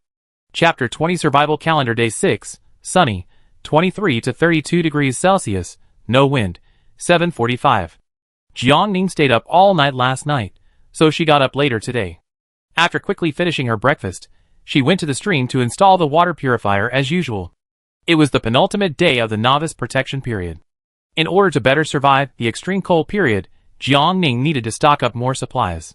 Drinking water, food, various cold-resistant equipment, and copper coins.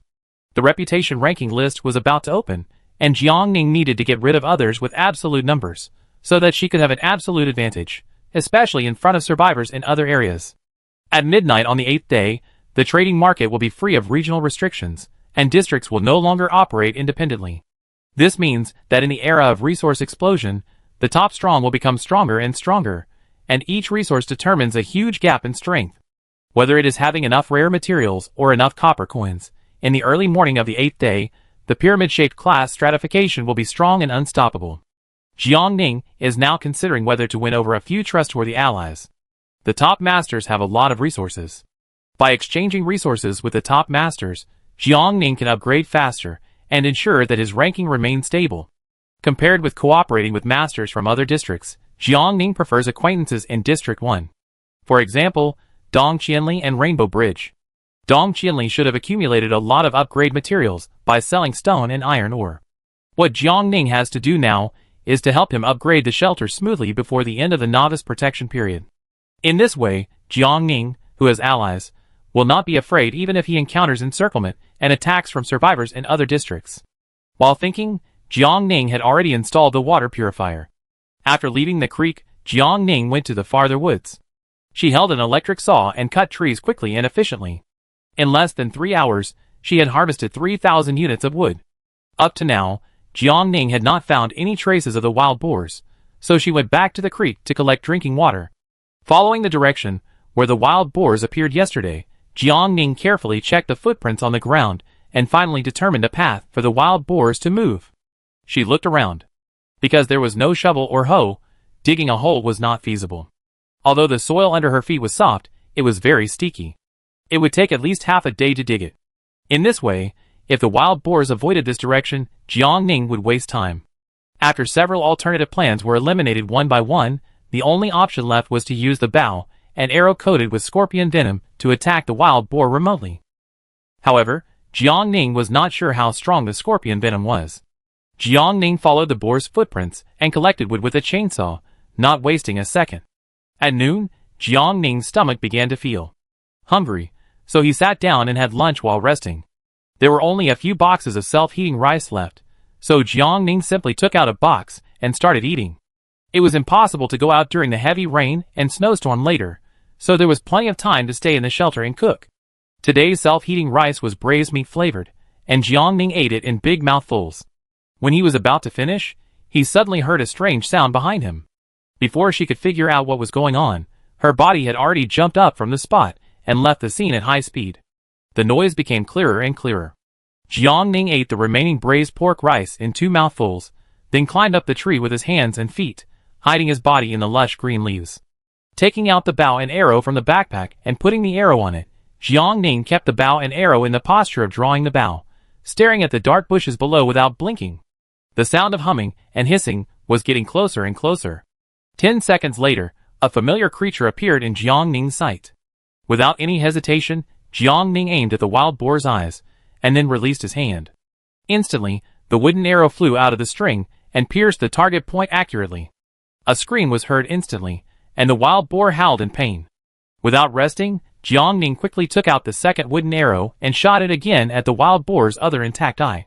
The wild boar kept struggling and moving, and this time the shot was slightly off, and the part of the eye that was supposed to be shot became the center of the head. Jiang Ning did not hesitate and shot 3 more arrows, each of which accurately pierced the wild boar's eyes and mouth. When applying the scorpion venom, Jiang Ning was not stingy, so she watched the wild boar rolling and struggling on the mud for 10 minutes, and the amplitude gradually became weaker. Jiang Ning's eyes lit up, but she controlled her temper and did not go down immediately. The moment the wild boar was successfully attacked, its companions were scared and fled in all directions. Jiang Ning stared at the wild boar until it stopped struggling. After waiting for about 8 or 9 minutes, he slowly slid down the tree and approached the wild boar cautiously with the chainsaw. The other wild boars had indeed fled, and Jiang Ning did not dare to relax his mind. With the momentum of killing with one blow, he used the chainsaw to saw the wild boar's neck fiercely. The familiar system prompt sounded instantly, successfully killed the exotic wild boar, obtained 1 silver box, 150 kilograms wild boar meat, 2.5 kilograms pig blood, 30 copper coins. The decomposed wild boar meat and pig blood were automatically put into the backpack. Jiang Ning breathed a sigh of relief, put away the chainsaw, and took out the bow and arrow again. This time Jiang Ning did not climb up the tree again. After taking very light steps, she concentrated and listened carefully to the movements around her. It was very quiet. Even the sound of insects in the distance seemed clear. Jiang Ning put away his bow and arrows with a little disappointment. The remaining wild boars were confirmed to have escaped, and Jiang Ning guessed that they would not come back. Even so, today's harvest was very good. In the morning, Jiang Ning found a total of 3 boxes. Taking advantage of this moment, Jiang Ning opened all 3 iron boxes and 2 silver boxes. Open the iron box, get 10 warm baby, 5 copper coins. Open the iron box, get 1 hot water bottle, 5 copper coins. Open the iron box, get 1 windproof mask, 1 fleece glove, 5 copper coins. Open the silver box, get 1 ski board, 10 copper coins. Open the silver box, get 1 snow shovel, 10 copper coins. Today's treasure chests began to produce warm items and snow season props. Not only that, even the copper coins that had a very low drop rate in the past few days began to appear frequently. Chapter 21. In the chat channel, some survivors have discovered this pattern. Is the natural disaster that will come in 2 days really an extreme cold? I opened a lot of hot packs in the treasure chest today. From this point of view, what Jean Lin said last night was true. It's extremely cold. But I'm still wearing a summer short-sleeved shirt. If the temperature drops significantly, how can I survive? I don't have a warm down jacket, nor enough food. Really, buddy? Have you been doing nothing these days? Just eating and waiting to die? If only you had found a few boxes yesterday. Is that person from Holy Light in front? After being blocked by Giant Shaoqing and Dong Qinli, he couldn't buy water or materials, so he just gave up. He's from Holy Light? You deserve it. The survivors who had been harassed by Holy Light rushed forward and scolded the other party. Negative emotions are very contagious. Although no one has shown any signs of it now, when you return to the shelter at night and are alone and lonely, you will inevitably have wild thoughts. Jiang Ning didn't want to see that scene, so she showed up and said, today's box opening will definitely give out copper coins. The copper box rewards 1 copper coin, the iron box rewards 5 copper coins, the silver box rewards 10 copper coins, and the gold box rewards 100 copper coins. She told him everything truthfully, without hiding anything. Damn it, the gold box rewards so many copper coins? Don't even think about it, the gold box was a reward after Shoqing successfully upgraded the shelter last night. Anyway, the number of copper coins in the iron box is also very tempting. If I can find 3 iron boxes a day, I can have at least 15 copper coins. Then why are you still standing there? Hurry up and go offline to find boxes. Yes, find boxes. The survivors instantly became motivated, and they all went offline and rolled up their sleeves, their eyes wide open, and scanned the surrounding open space like torches. Jiang Ning breathed a sigh of relief. With copper coins in the hands of the survivors, her business could be maintained longer. The time to collect drinking water was approaching again, and Jiang Ning turned around and collected wood in the direction of the stream. After successfully putting the drinking water into the backpack, Jiang Ning found a silver box. Open the silver box, get 1 ski goggles, 10 copper coins. Still equipment related to the extreme cold period. Jiang Ning put away the ski goggles and continued to collect wood without distraction. The wild boars disappeared completely, and Jiang Ning did not see them again for the whole afternoon. But she was lucky and found a nest of bird eggs while cutting trees. There were 7 bird eggs in total, about half the size of a chicken egg. Jiang Ning looked carefully, but was not sure what kind it was, so she simply put it all into her backpack. After a busy day, Jiang Ning had a very good harvest today. In addition to wild boar meat and bird eggs, as well as various equipment from the box, she collected a total of more than 8,000 units of wood. Just by selling, she can earn at least 1,600 copper coins. But now, before selling, Jiang Ning has to ask Dong Qianli, Rainbow Bridge, and the elusive Jin Lin. After returning to the shelter, Jiang Ning immediately opened Dong Qianli's chat box. How many units of wood do you need? Dong Qianli, 631. Wood is a necessary material for upgrading the shelter in the early stage. The survivors know this very well, so in trading, everyone holds their backpacks tightly. Especially under Jiang Ning's stimulation, everyone wants to upgrade the shelter as soon as possible. So naturally, wood has become a scarce item. Even if Dong Qianli has copper coins in his hand, there is no place to buy it. After hearing this, Jiang Ning directly traded the wood that Dong Qianli needed. You can buy mud from Rainbow Bridge, and that will help you keep an eye on the nuts and glass. Why are you so anxious all of a sudden? Dong Qianli realized something was wrong. Jiang Ning, on the 8th day, the districts will be connected, and the trading markets between all the large districts will be merged, and resources will be integrated unprecedentedly. Under this situation, the number of strong people born will increase dramatically. Dong Qianli frowned, and thought of a lot in an instant. I understand. After replying to Jiang Ning, Dong Qianli was silent. Jiang Ning opened the dialog box of Rainbow Bridge again, and was about to type in it, but he found that Dong Qianli was aggressively buying in the channel. 15 copper coins to buy 1 unit of glass. If you have any, please private message me. Jiang Ning's eyes widened. This was a huge investment. 15 copper coins was not a small amount. If Dong Qianli succeeded, he would have to spend nearly 1,500 copper coins. Dong Qianli's wealth obviously attracted a lot of attention. After hesitating, some survivors finally chose to bow to reality. Anyway, the glass is not needed now. The extreme cold season is coming. It is better to sell the glass first and exchange some money to stock up more food. 89 places left. 73 places left. 51 places left. Under Dong Qianli's countdown, the survivors who were determined not to sell the glass also became wavering. Especially when the number of places dropped sharply to 30, the survivors could no longer sit still, and quickly opened Dong Qianli's dialog box, and said anxiously, I will sell, I will sell. 15 minutes later, Dong Qianli, the acquisition is suspended. What a satisfying acquisition. As expected of the number 1 on the wealth list, the ranking has not changed at all despite the huge loss. I am impressed. Me too. After confirming that the glass had been purchased, Dong Qianli shouted in the channel again, next we will start purchasing plastics. The purchase price of plastics is 10 copper coins. Quota, 59. Now, Dong Qianli didn't need to count down again. The survivors sent her trading applications one after another. Jiang Ning was reluctant to ask Rainbow Bridge and Jin Lin for a moment. She watched Dong Qianli's lavish spending with great interest, and at the same time put today's 720L of drinking water on the market. Soon, Dong Qianli also collected all the plastics. According to Jiang Ning's suggestion, Dong Qianli directly used more than 900 copper coins to buy the missing mud from Rainbow Bridge, and then quickly upgraded the shelter. Congratulations to the survivor Dong Qianli for being the second to complete the 3rd level shelter upgrade task, and reward a gold treasure chest. Congratulations to the survivor Dong Qianli for being the second to complete the 3rd level shelter upgrade task, and reward a gold treasure chest. Congratulations to the survivor Dong Qianli for being the second to complete the 3rd level shelter upgrade task, and reward a gold treasure chest. Fuck. This is too fast. Dong Qianli's ranking on the wealth list has dropped. Now Giant Shocking is the first on both lists. Jiang Ning didn't care much about the ranking on the wealth list. She put down the work of unpacking sanitary napkins, and sent a congratulation. Dong Qianli replied with a thank you, and then said, Today during the day, I found a coal mine. More than one. Chapter 22.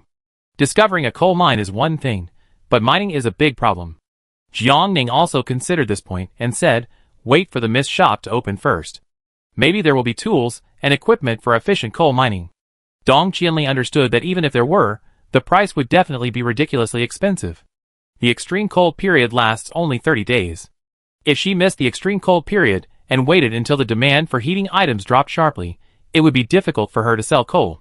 For Dong Qianli, time is like a copper coin. Okay. There is no better way at the moment. Dong Qianli can only listen to Jiang Ning and wait for the mist shop to open. After finishing the chat with Dong Qianli, Jiang Ning opened the dialogue box of Rainbow Bridge. How much would you need to upgrade now? I'm not in a hurry. Rainbow Bridge replied, Dong Qianli just made me earn more than 900 copper coins. I can go to other survivors to buy the materials I need like her. Tuichui, keep your wood to sell for money.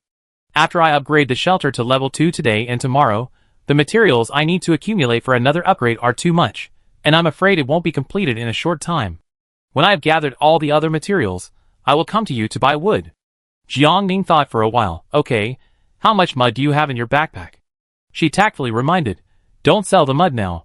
Wait until the 8th day of the survival calendar, and see how Dong Qianli and I react. Rainbow Bridge stared at the news with wide eyes. Will the two of them make a big move by then? She pondered for a while. Could the mud in her backpack be sold at a higher price by then? This is extremely important news. Rainbow Bridge's chest was pounding, and she wanted to fly out of the shabby house immediately and collect as much mud as possible overnight. After explaining to Rainbow Bridge, Jiang Ning finally found Jean Lin. How much would you need to upgrade now? 458 units. Jiang Ning transferred the wood to her, and Jean Lin did not refuse, and replied, I owe you a piece of news. Trust me, it will be very valuable news. Jiang Ning agreed, okay. Although he had doubts about Jean Lin's identity and origin, his strength was obvious to all. The regional merger is imminent, and it is better to have one more friend than one more enemy. After finishing all the daily tasks, Jiang Ning cooked some noodles and cut some wild boar meat into it. A dinner was ready. She sat cross-legged in front of the fireplace, slurping the not-so-delicious noodles, but she was very satisfied. At this time in her previous life, Jiang Ning was still curled up in the first-level shelter, nervous and anxious. The sudden change in the environment made her feel confused and anxious. Although she had tried her best to remove the liver materials, she was still not satisfied. After finishing a pot of noodles, Jiang Ning calmed down and stopped reminiscing about the past. She was also busy buying sanitary napkins, and then unpacked and sold them separately. With billions of people in the world, even if only 10 million women needed sanitary napkins, Jiang Ning would be able to make a fortune with the exclusive rights. This was a rare opportunity to open up an absolute gap with other strong men, and Jiang Ning must not miss it. All the water and wood collected today have been sold out, earning a total of 2,840 copper coins. Adding Jiang Ning's previous savings, she now has an astonishing 6,492 copper coins in her hand. Jiang Ning did not hesitate, and used all the copper coins to buy sanitary napkins. In the early stage, when everyone had few copper coins in their backpacks, Jiang Ning could only sell them in batches to reduce everyone's pressure. And as the amount of bleeding during menstruation changes, the length required by women is also different. After a while, the copper coins in the hands of female survivors will gradually become sufficient, and Jiang Ning will no longer need to worry so much. Jiang Ning worked slowly, and occasionally paid attention to the content in the channel chat. The speed of refreshing the world channel news is still very fast. There are all kinds of people looking for relatives, advertising, and quarreling, which dazzled Jiang Ning. Jiang Ning did not choose to block keywords. Sometimes in the chaos, a lot of important information can be inadvertently revealed. In the past few days, Jiang Ning worked hard, thinking only about upgrading the shelter as soon as possible, and did not pay attention to the development information of other survivors, which caused the information she obtained to lag behind. There is not much important things tonight, so Jiang Ning plans to spend more time to understand the situation. After the sanitary napkins were unpacked and put on the shelf, Jiang Ning sat cross-legged in front of the fireplace and carefully searched the previous chat content. About 2 hours later, Jiang Ning had a rough judgment in his mind. Judging from the level of the shelter, the strongest survivors now are Jiang Ning and Dong Qianli, and both of them have reached level 3 shelters. Except for the two of them, the shelter levels of other survivors are still level 2 or below. Dong Qianli is rich and powerful, and he spent a huge amount of copper coins to raise the level of the shelter. If we ignore this point, the survivor from Area 2, Shen Ke, who followed Jiang Ning to replace Dong Qinli and became the second on the world list, should be Shen-Kai. Shen-Kai is indeed very strong. When Jiang Ning upgraded before, he could always catch up within 12 hours. If nothing unexpected happens, Shen-Kai's shelter level will also successfully reach level 3 before noon tomorrow. Jiang Ning felt that the name Shen-Kai was very familiar, but he couldn't remember where he had heard it for a while. Perhaps, Shen-Kai was already one of the strongest and top survivors in his previous life, so Jiang Ning had an impression of him. In addition to Shen-Kai, there are two other famous people. One is the stud of District 10 Tyrant. He is always selecting concubines in the regional and world channels, which makes many female survivors feel disgusted and curse Tyrant's family in private. The other is Daisy from District 3, who has abundant supplies and can now eat hot pot. These three people are the survivors that Jiang Ning thinks need the most attention at present. There are also super strong survivors, but they are inferior to these three people. Jiang Ning sorted out the information and sent it directly to Dong Qinli. Dong Qinli read it and asked, "Is this our future enemy?" "No." Jiang Ning denied, "Beware of him. Especially the Tyrant. Shen-Kai and Daisy have not shown much aggression so far, but the Tyrant is different. After entering the foggy world, the environment we are in has changed dramatically, so order and morality have collapsed, and the darkness of people's hearts has grown wildly. The Tyrant is nicknamed the Stallion, and he is very unfriendly to female survivors. We should be the first to face him." Hearing this, Dong Qinli raised his lips in disdain. "Then I want to see what he can do." Chapter 23 Survival Calendar Day 7, Cloudy, 15 to 24 degrees Celsius, breeze, 7:05. On the last day of the novice protection period, when Jiang Ning was eating breakfast, he felt that the atmosphere in the chat channel was obviously different. Especially after Jean Lin's prediction. Now Jean Lin's reputation is not only well known in the first area, but also in the world channel. She stood out from billions of survivors, and made a strong name for herself. Seeing this scene, Jiang Ning became more and more confused. She was very sure that there was absolutely no such person as Jean Lin at this time in her previous life. If there was, a humble survivor like Jiang Ning who was struggling at the bottom would definitely regard Jean Lin as his dawn, and worship him as a god. What went wrong?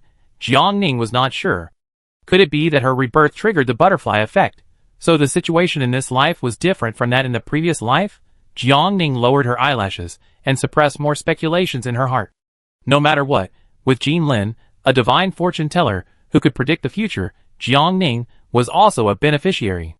In the previous life, Jiang Ning died in the monster tide before the extreme cold period ended, so Jiang Ning knew nothing about the natural disasters after the extreme cold period. If Jean Lin could accurately predict the next natural disaster, Jiang Ning could prepare in advance and deal with it better. From this point of view, Jean Lin's existence is a very lucky and important thing for all survivors. Jiang Ning ate very quickly.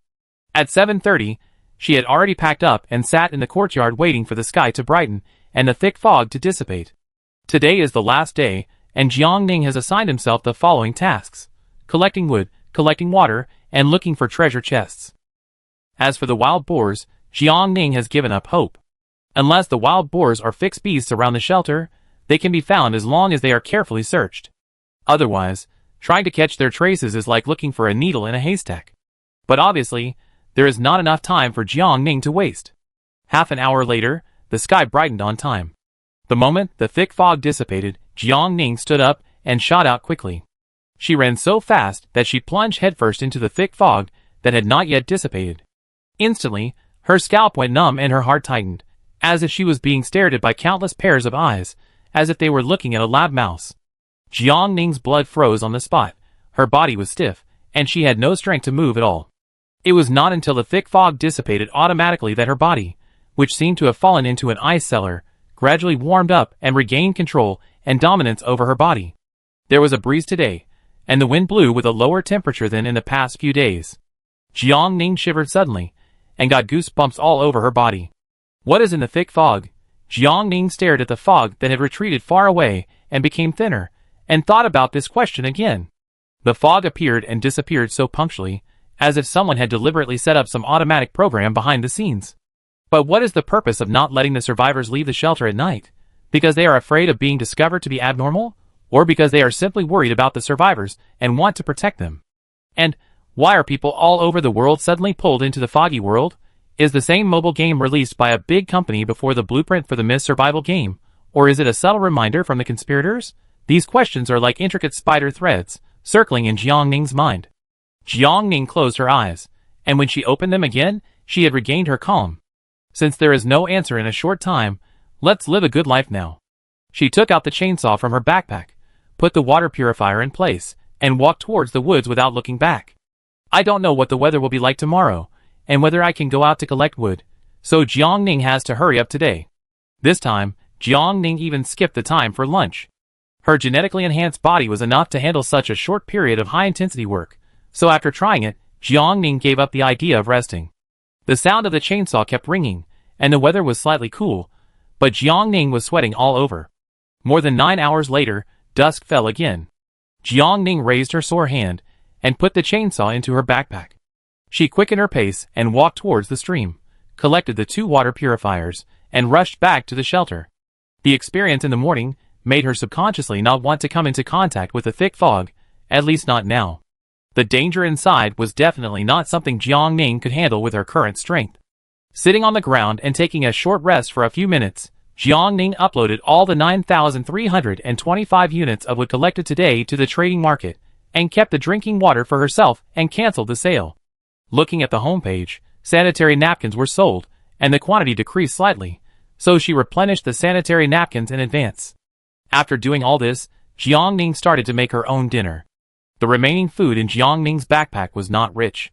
She looked around and finally cut some wild boar meat with an iron axe, then put it on wooden sticks and grilled it on the firewood as usual. Conditions were limited. Although Jiang Ning had a small cooking pot, she was too lazy to do other tricks without any side dishes. Grilling meat was convenient, fast, and worry-free. You didn't have to watch it all the time. You just needed to turn the skewers over occasionally. After setting up the skewers, Jiang Ning took out the last pack of instant noodles and ham sausage and put them into the boiling water in the pot. The instant noodles were quickly cooked until soft, emitting an enticing aroma. Jiang Ning hadn't eaten for almost the entire day, so she quickly ate the instant noodles in a few mouthfuls. While the pork was still not cooked, Jiang Ning took out the 2 silver boxes she had found today and opened them all. Open the silver box. Get 5L cooking oil *1, copper coins *10. Open the silver box. Get a flashlight *1, candles *10, copper coins *10. Flashlight? Candle? Jiang Ning saw these 2 things and quickly realized that the lighting conditions might become very bad for a period of time. It was 7 o'clock in the evening, and there were still 5 hours to 12 o'clock. There were many things to deal with by then, and it was inevitable to stay up all night, so after finishing the barbecue, Jiang Ning set an alarm and prepared to catch up on some sleep. Lying in the sleeping bag, Jiang Ning zipped it up. The crackling sound of burning wood was right next to his ears, and with an inexplicable soothing power, Jiang Ning quickly fell into a deep sleep. At 11:30, Jiang Ning woke up to the sound of the alarm. She spent a few minutes to wake up, then stared at the chat channel, waiting for the arrival of the 8th day with all the survivors. The pointer turned, and the time was getting closer and closer. Until the last moment, there were still 10 seconds to a new day. Jiang Ning concentrated, his eyes fixed firmly on the World Chat Channel interface, and the advertising slogan that had been entered in advance. Countdown. 10, 9, 8, 7, 4, 3. At this moment, Jiang Ning's private chat suddenly vibrated violently. Hurry up and block your location coordinates. It's at the personal information name. Hurry. Chapter 24 Survival Calendar Day 8. Heavy rain. 2 to 8 degrees Celsius. Strong wind. Midnight. 2. Jean Lin's tone was stern. Jiang Ning's body reacted before his brain, and his fingers quickly clicked on the name in the personal information navigation at the top according to the other party's instructions. A row of hidden coordinates suddenly appeared. 1. The blocking button was just behind the coordinates, and Jiang Ning did not hesitate, and clicked the blocking button at the fastest speed in his life. Personal location coordinates have been successfully blocked. 0. With the end of the countdown, a new day officially begins. In an instant, the body temperature dropped drastically, and a cold air penetrated into the shelter. Even though Jiang Ning was sitting in front of the fireplace, he shivered on the spot. Ding dong.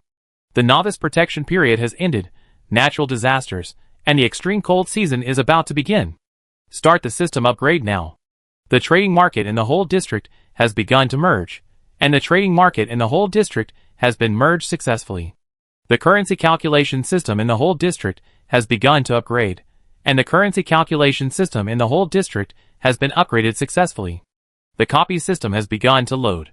The copy system has been loaded successfully. The reputation ranking list is about to open, and it has been opened successfully.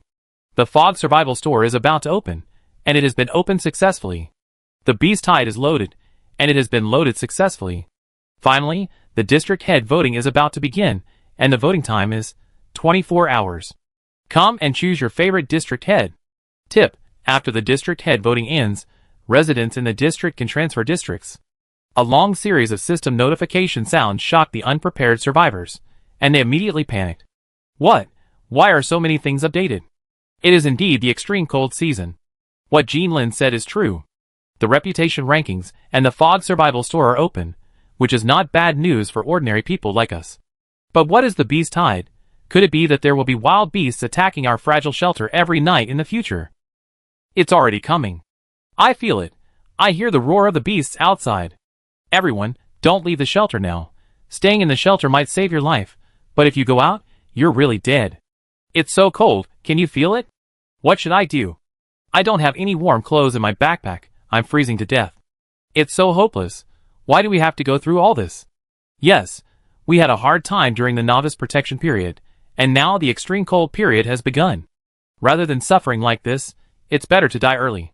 The chat channel is refreshing at an unprecedented speed. Jiangning originally planned to go to the World Channel to advertise for herself as soon as possible, but now she has more important and urgent things to do. Clicking on Jean Lin's dialog box, Jiangning asked directly, "Why?" Even Jiangning, who has lived a new life, did not know that the personal location coordinates of the survivors were hidden behind their names. In this case, how did Jean Lin know? Did she accidentally miss the time, or something else? Jean Lin, have you hidden it? Just now I had a premonition that you will have a disaster. After careful reasoning, I am sure that your disaster comes from your location being exposed. Then how did you know that the coordinates were hidden behind the name? I calculated it. Seeing this reply, Jiangning was speechless. Jean Lin, okay, it's all right now, go and do your thing. Jiangning frowned.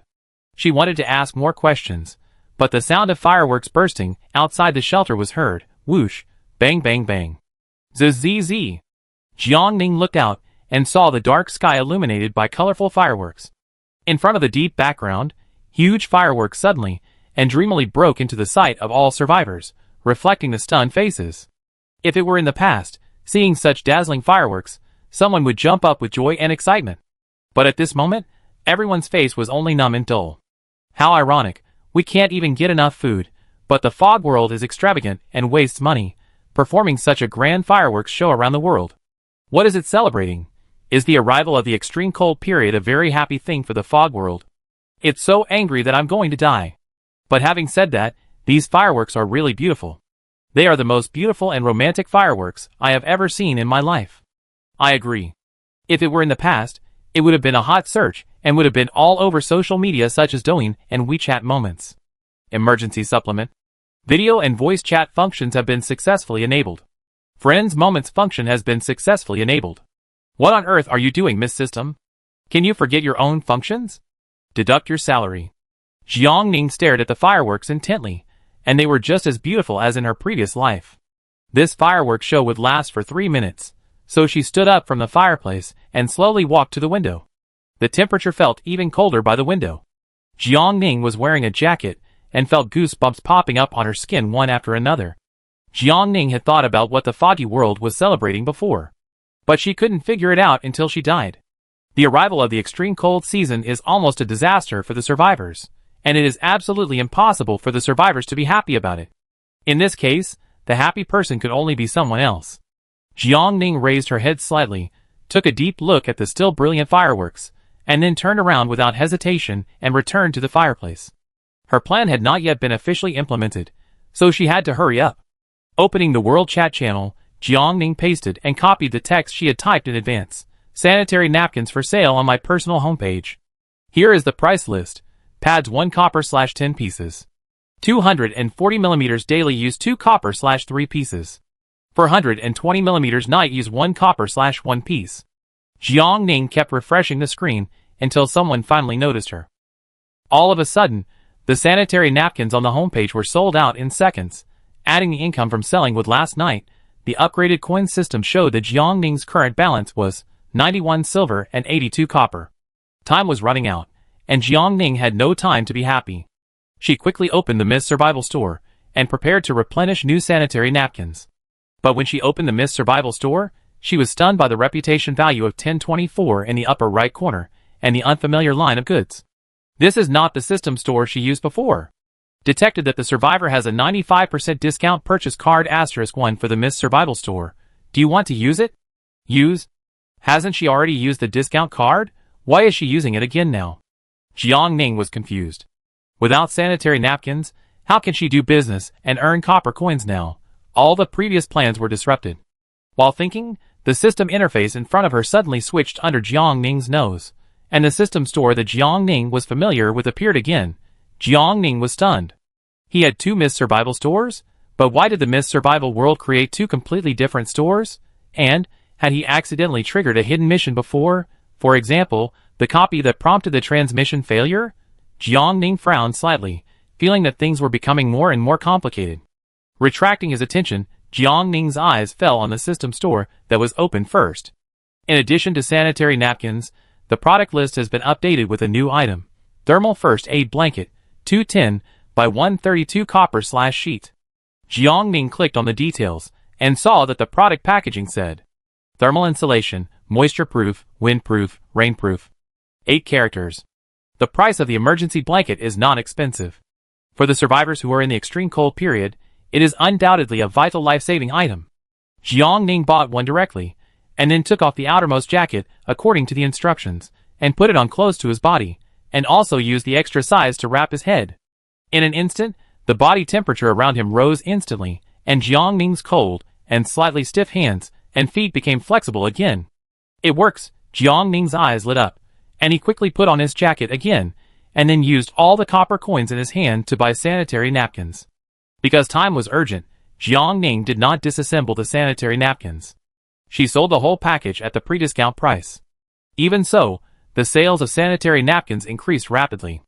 In the third minute of the merger of the trading market, Jiang Ning had put sanitary napkins on the shelves 5 times. She was like an intelligent machine, switching back and forth between the #1 system store and the trading market tirelessly. Some people questioned Jiang Ning's behavior and the never-disappearing inventory. Why can't the sanitary napkins on the Junzi homepage be sold out? Are my Miss Survival shop different from her Miss Survival shop? Nonsense. She is the #1 in the shelter, wealth ranking, and reputation rankings. Can she be the same as us ordinary people? But can being #1 in the 3 rankings be so amazing?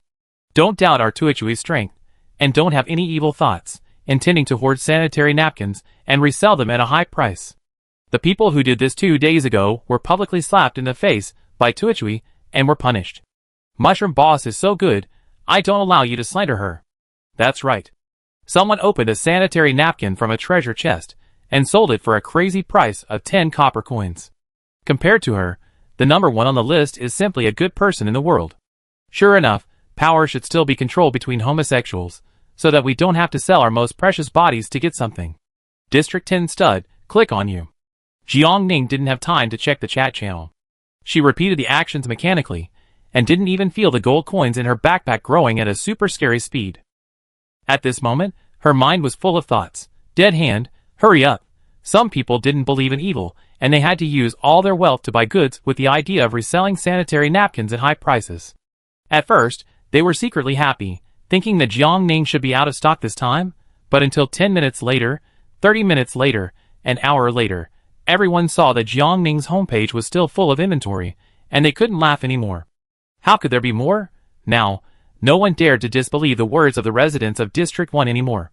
The survivors who had spent all their wealth on hoarding sanitary napkins quickly put them on the market, but even at this point, they still did not give up, and the amount they sold was much higher than Jiang Ning. Are you still dreaming of getting rich by reselling? Sisters, don't buy these people's things to encourage their arrogance. The price of the first place is much more favorable than theirs. Wait, they will break their bones when they break their bones. Because the scalpers intended to leave, the number of sanitary napkins in the market increased instantly. At this time, Jiang Ning also found that the speed of inventory decline began to slow down. So she did not buy new sanitary napkins, but opened the #2 Miss Survival store that had just opened today and began to check the goods on the shelves. It was very simple, with only 6 kinds of goods: drinking water, bread, paper towels, soap, thermal underwear, and sleeping bags. Although there were not many things in the number 2 store, the prices were relatively expensive. At least twice as expensive as the private transactions of the survivors. Jiangning knew that the number 2 store would die. 7 days after the end of the novice protection period, it did not even think about letting ordinary survivors survive. Those who can afford these goods are all top tier or have enough copper coins. Ordinary people are not the sales target of the second store at all. Jiangning guessed that the fog system may have found that the survivors are much poorer than it imagined, so it had to urgently adjust the price when it launched new products for the second time to match the assets of the vast majority of people. Otherwise, no one would buy the things in the store, and then the store would naturally have no need to exist. In any case, Jiangning believed that this world was malicious towards the survivors. Jiangning didn't lack any of the 6 items nowadays, so she closed the second store directly. Before opening the first system store to buy and sell the emergency blanket, Jiangning first checked the balance in her backpack, which was as high as 31 gold, 57 silver, and 98 bronze. Jiangning looked at it for a few seconds, and the 57 silver quickly changed to 94 silver. In this way, in about an hour tonight, Jiangning sold at least 1 million packs of sanitary napkins. This is not a small amount. Jiangning shook his sore wrist. Although he felt tired physically, he felt strangely good. In her next life, she would never allow any woman, including herself, to be threatened by men with bad intentions because of their menstrual period. Now Jiangning has done it. Exhaling lightly, Jiangning opened the ranking list again. The rankings of the shelter ranking list are Jiangning, Dong Qianli, Shinkei, Daisy, Tyrant. The rankings of the wealth ranking list are Jiangning, Dong Qianli, Daisy, Tyrant, Shinkei.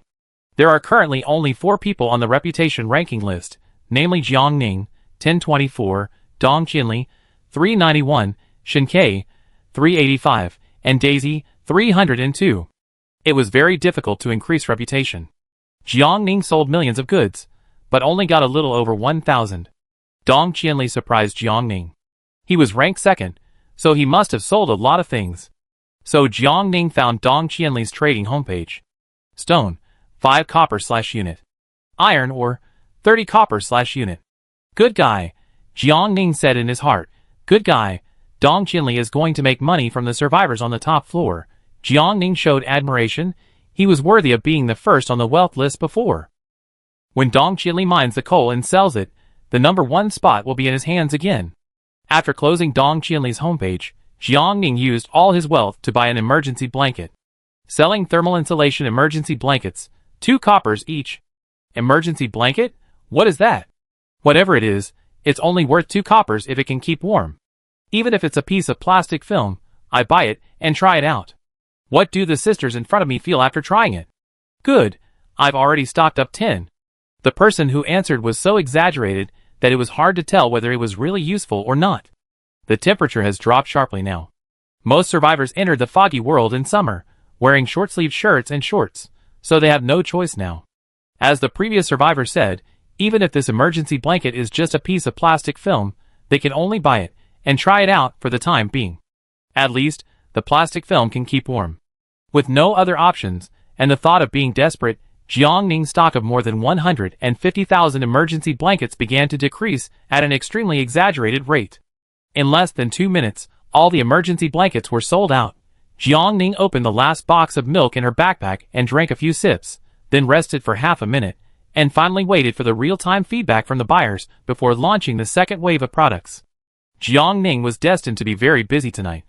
While she was busy and dazed, Rainbow Bridge followed in the footsteps of Jiangning and Dong Qianli, and made a lot of money, smiling from ear to ear. As the saying goes, the bolder the people, the more productive the land. Rainbow Bridge followed the black-hearted Dong Qianli, and set the price of 1 unit of mud to a sky-high price of 30 copper coins, but it was still in short supply. The 100 units of mud for trial were all sold out in just a few minutes. Rainbow Bridge was stunned and scratched her head in confusion. Damn it! Are all the people in the world rich except herself? She didn't believe it and tried to buy 1,000 units of mud. But this time, just like before, all the units were sold out within 10 minutes. Rainbow Bridge opened her eyes in disbelief. She was shocked for a moment, and her mood was quickly replaced by ecstasy. The boss really didn't lie to her. Following the boss really gives you meat to eat. Ever since Rainbow Bridge learned from Jiang Ning that mud was a necessary material for upgrading the third-level shelter, she has been actively and diligently shuttling through the swamp, constantly collecting mud, and not daring to slack off at all. At this moment, apart from the 1,100 units of mud she just sold, there were still 8,913 units of mud left in her backpack. Rainbow Bridge couldn't help but count in her mind, 26 gold, 73 silver, 90 bronze, a huge sum of money. Rainbow Bridge was hit by the sudden windfall and was dazzled. In the early stage of the system upgrade, everyone was busy chatting to get information and vent their emotions. Only a very small number of survivors could react quickly and start planning their own survival. The goal that Jiang Ning wanted to achieve was to make a name for himself and his reputation while no one else was reacting. In this way, even if there are similar items, the survivors will get priority to buying from Jiang Ning in the future. This is the brand effect. In addition, the prices in the initial trading market are chaotic, and the rich are very likely to get excited when they see the good things they have been looking for but can't find, and then they will buy them in large amounts, making the transaction very easy. When the novelty period is over and everyone calms down, they will inevitably compare prices and live frugally. Therefore, the first move is very important. Fortunately, Dong Qinli and Rainbow Bridge were very obedient, and they were also very courageous and smart, and they were able to follow Jiang Ning's footsteps in time to become the first group of people to eat fat crabs. Jiang Ning began to get busy. She put batches of emergency blankets on the shelves, and it was not until more than an hour later that she had time to breathe. Now Jiang Ning's backpack already has 217 gold, 58 silver, and 06 bronze, firmly ranking first on the wealth list. The wealth list only publishes the ranking, and does not publish the specific amount of assets of the survivors. But despite this, many people are still jealous. Did the mushroom, Dong Qinli, and Rainbow in Area 1 rob the gold-eating beast? Why is the ranking so high? Of course it is high. Don't you see how much the mushroom has sold in the past 2 hours? She is not ranked high, so who is? But where does she get so much inventory? Didn't you see that she is still the number 1 on the reputation list? Reputation points can also be used to purchase supplies. Is it possible that the materials that her reputation can buy are different from ours? Nonsense. Her reputation value is now more than 3,000. How can it be compared with your 0 and single-digit reputation value? This statement seems to make sense, and many survivors believe it.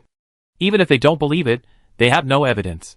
Because half of the top few people on the reputation list are Jiang Ning's acquaintances, they don't have the mind and idea to confront Jiang Ning and expose Jiang Ning.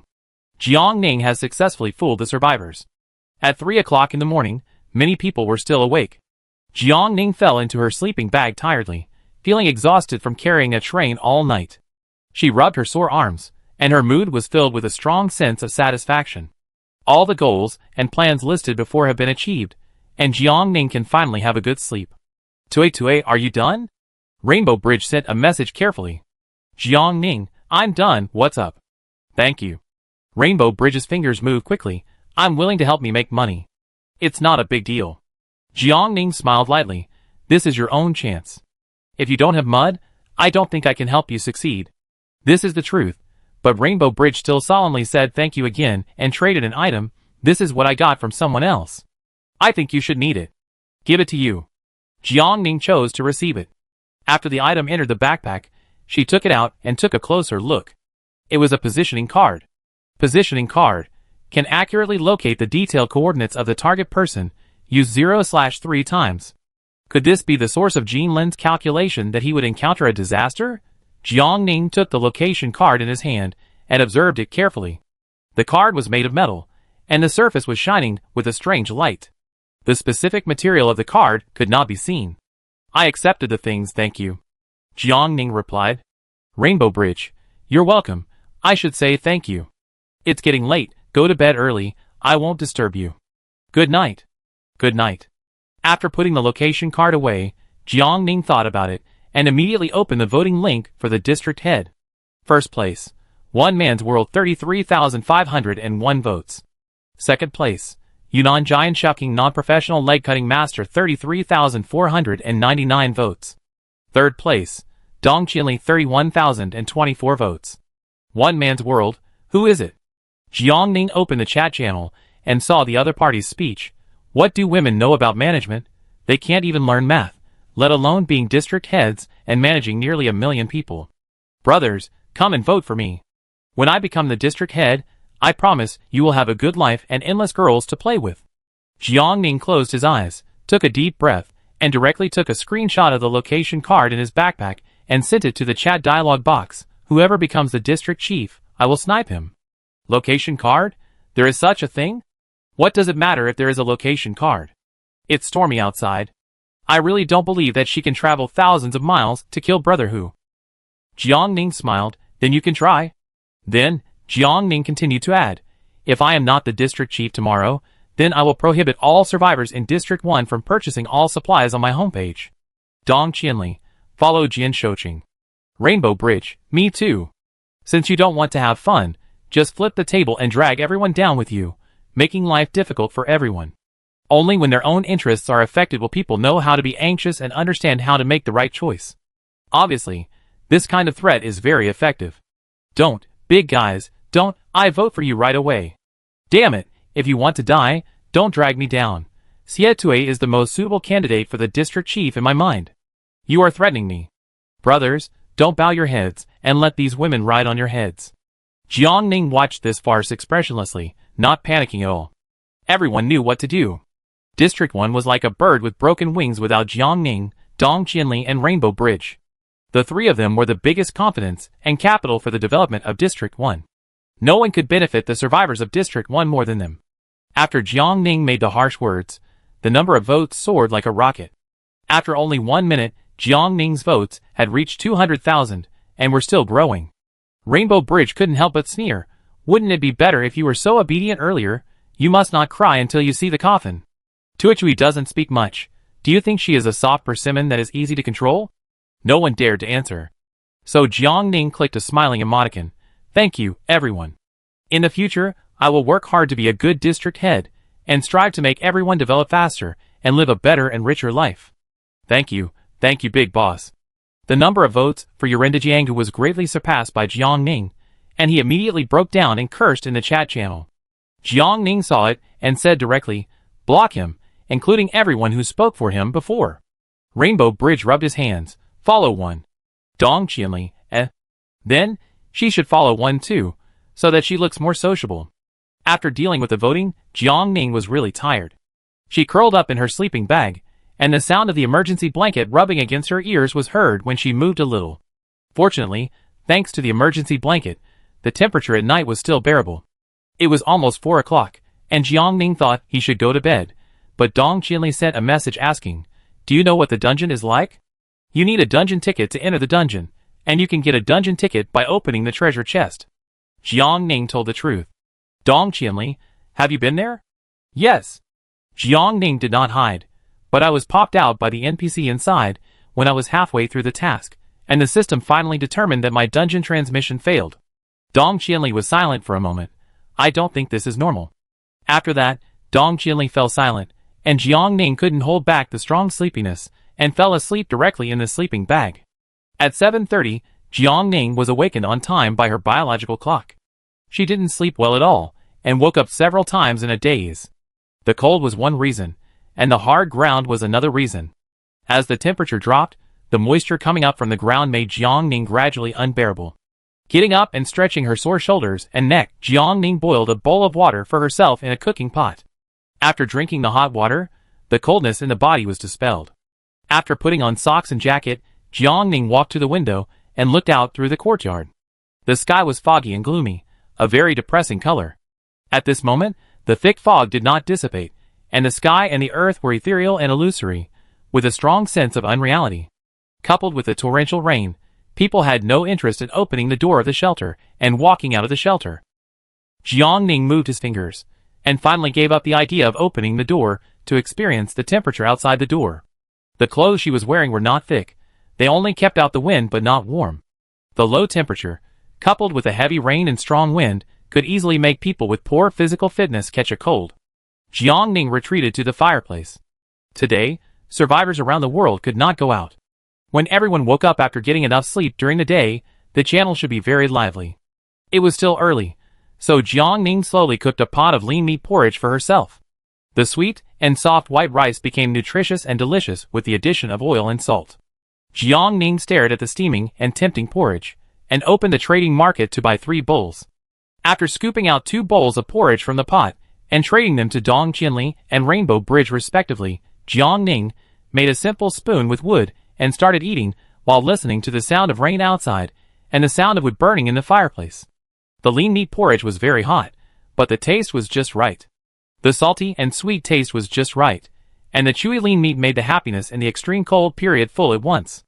Jiang Ning didn't eat fast, but the lean meat porridge was quickly finished. After going to the bathroom and simply washing the dishes with a shower, Jiang Ning sat back in front of the fireplace and began to think about his plans for the day. Not being able to go out meant that he could not collect materials and drinking water as usual. Jiang Ning had not found any materials to upgrade the 4th level shelter so far. The upgrade materials were not only rare, but the amount required was also very huge, which made Jiang Ning feel a little confused. It seemed that the next upgrade was a long way off, and there was no end in sight. The treasure chest might drop relevant materials, but 1 or 2 units were not enough to fill the gap. Jiang Ning could only temporarily release his demand in the trading market, and then buy it with a large sum of money like Dong Qianli did, so that he might be able to collect it faster. After setting up the purchase list, Jiang Ning used the search engine to search for seeds. No one was selling them. Even if there were, the seeds probably wouldn't be able to sprout and grow smoothly in the extreme cold period. Jiang Ning's 2 fertile fields seemed to be idle. Exhaling a breath of hot air, Jiang Ning rubbed his hands, and finally took out the fleece gloves from his backpack and put them on his hands. She was wearing thin summer socks, which had little warmth, so she had to stretch her feet in front of the fire.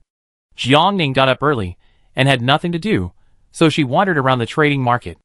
Just as she was immersed in it, a system prompt suddenly rang in her ears. Congratulations to the survivor Shen Ke for completing the 3rd level shelter upgrade task for the 3rd time, and a gold treasure chest as a reward. Congratulations to the survivor Shen Ke for completing the 3rd level shelter upgrade task for the 3rd time, and a gold treasure chest as a reward. Congratulations to the survivor Shen Ke for completing the 3rd level shelter upgrade task for the 3rd time, and a gold treasure chest as a reward. Shen Ke also upgraded.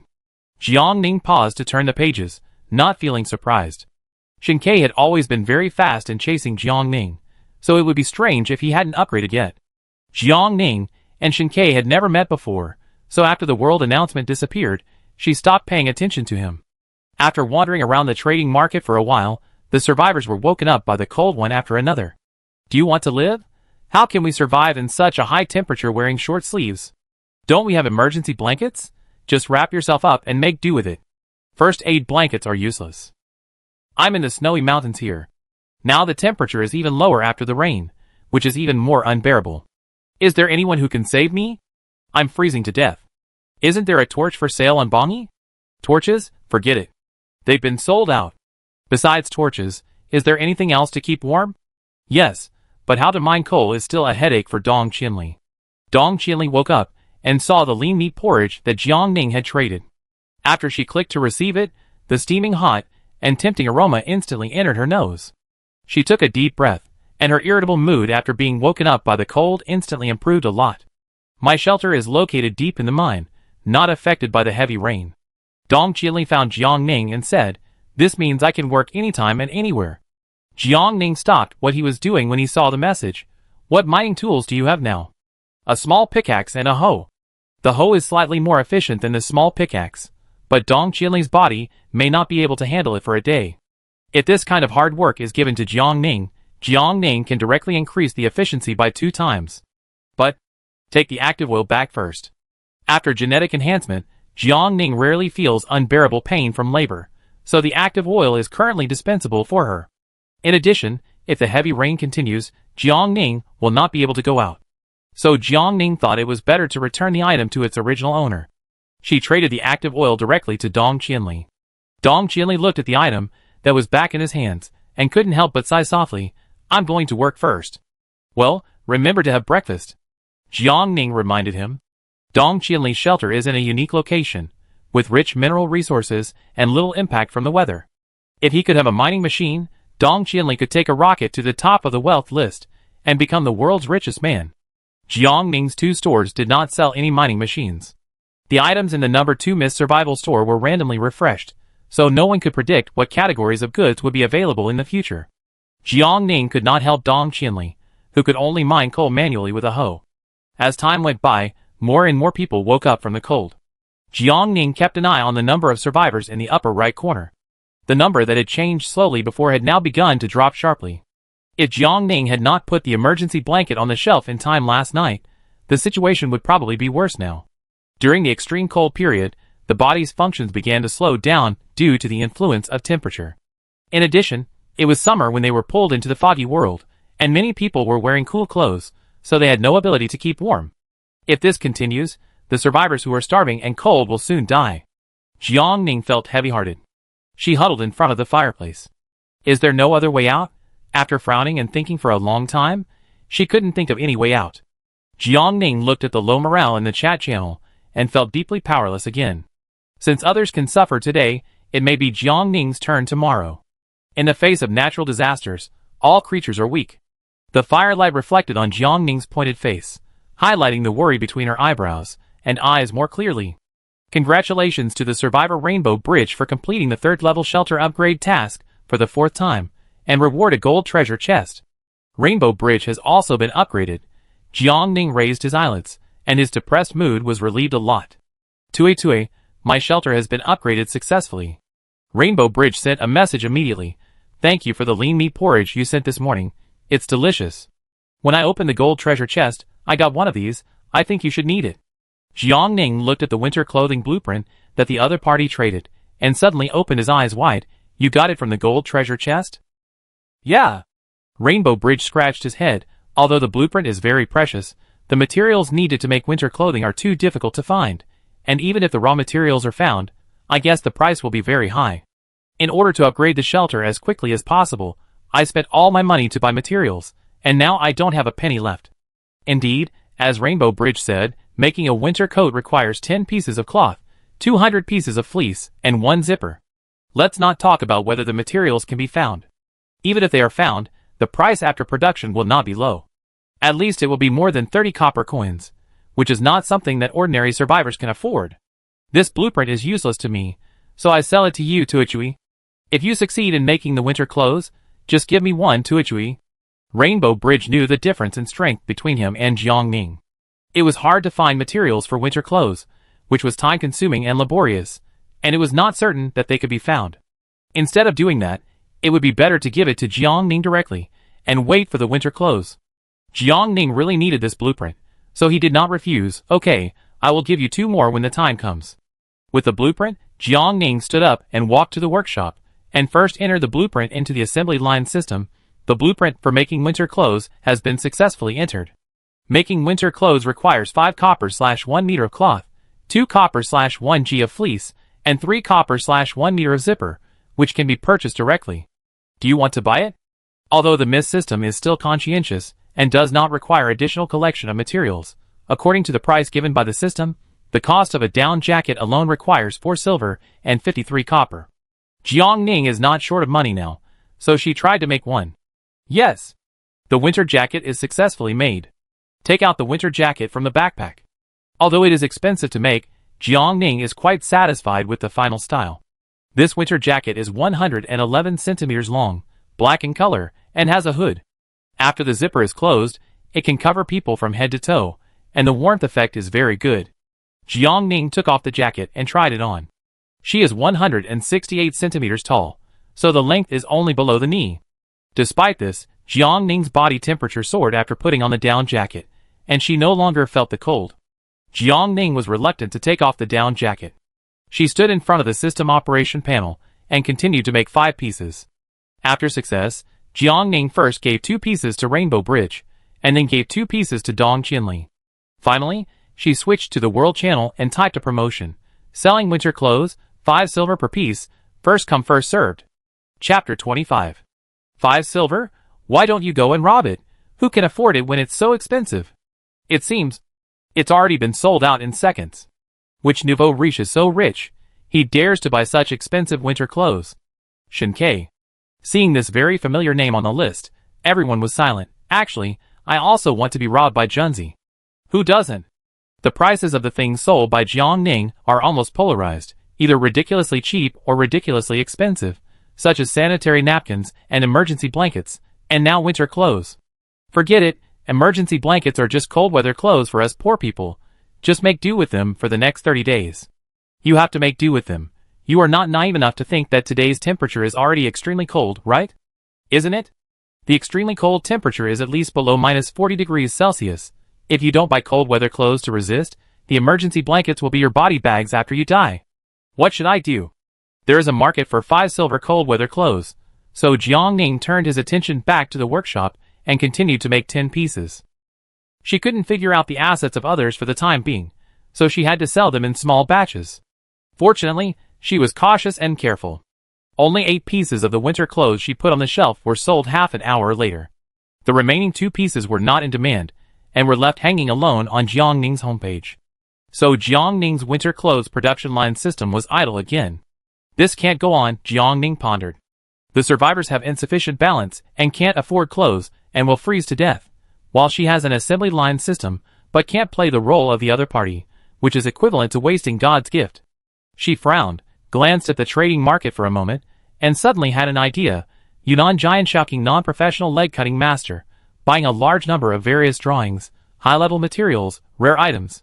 Some private chats can be exchanged for my personal homepage materials. I believe that with the temptation of materials and the threat of extreme cold, the survivors will take out the good things in their backpacks. Jiangning sat cross-legged in front of the fireplace, waiting for people who had the above to actively look for him. After a while, the first person Jiangning waited for was Jinlin. Jinlin got straight to the point.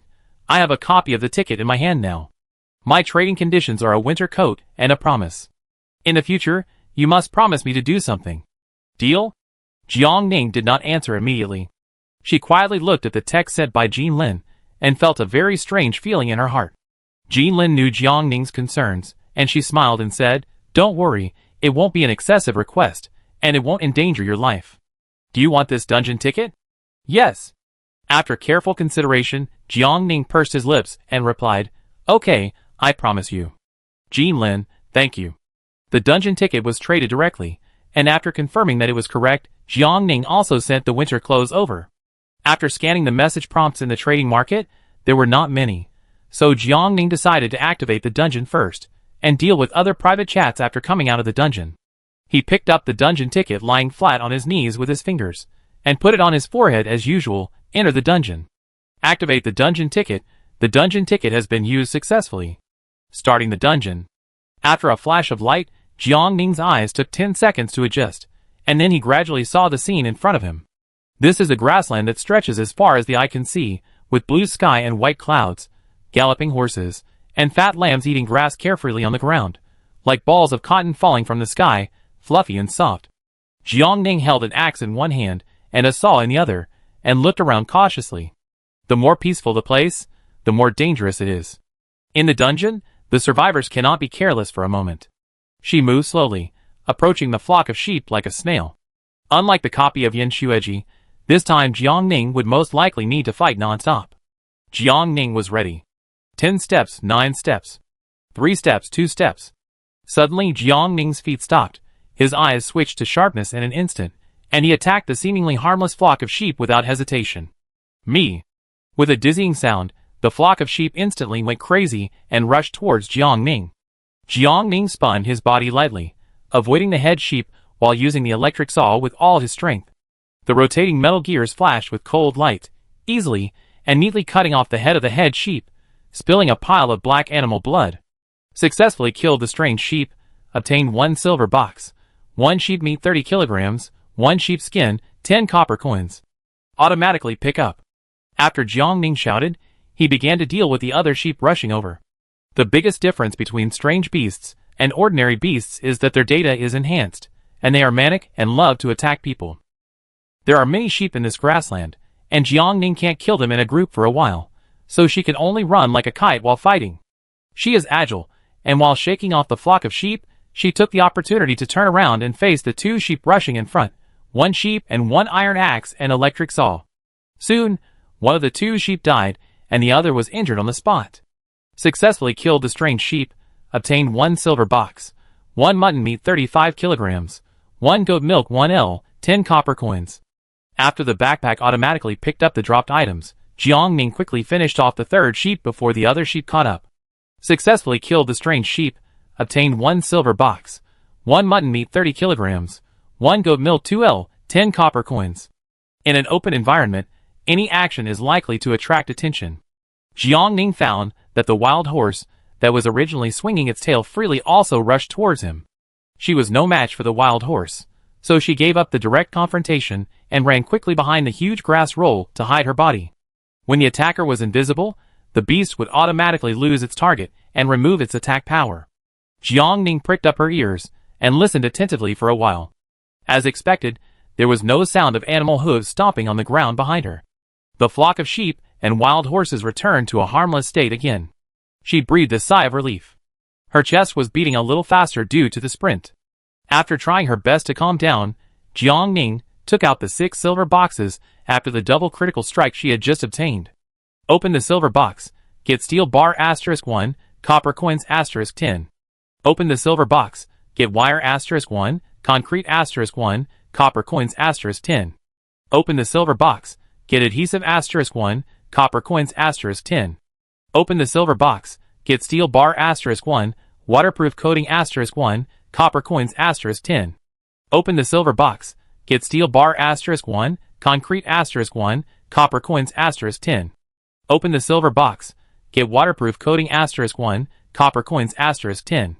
With the blessing of double crit, all the materials that Jiangning got when he opened the box were doubled. The boxes dropped when killing monsters in this dungeon can actually give out materials for upgrading the shelter. Jiangning felt her heart skip a beat. She has a double crit skill, and killing a monster in the dungeon can give out at least 2 units of materials, which means that after clearing this dungeon, Jiangning can collect most of the materials at once. You can also upgrade the level of the shelter again at the fastest speed and highest efficiency. Where did Jinlin get the dungeon admission ticket? Jiangning was puzzled, and the strange feeling in his heart deepened. It couldn't be that the other party had calculated it accurately. If Jinlin really had this ability. Jiangning slowly lowered his eyelashes. It was absolutely impossible that he had never heard of the other party's name in his previous life. It was only the 8th day, and Jinlin had already become famous in the world channel. Therefore, even if Jiangning didn't have access to the internet in his previous life, he must have heard a thing or two about him. There were more and more mysteries about the other party. Jiangning took a short break and immediately put the other party behind his mind. A fox will always show its tail.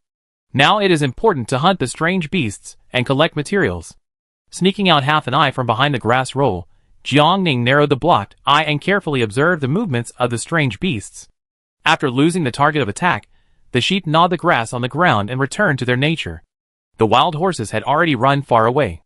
Jiangning roughly estimated the distance between himself and the two, and then rushed out to kill them.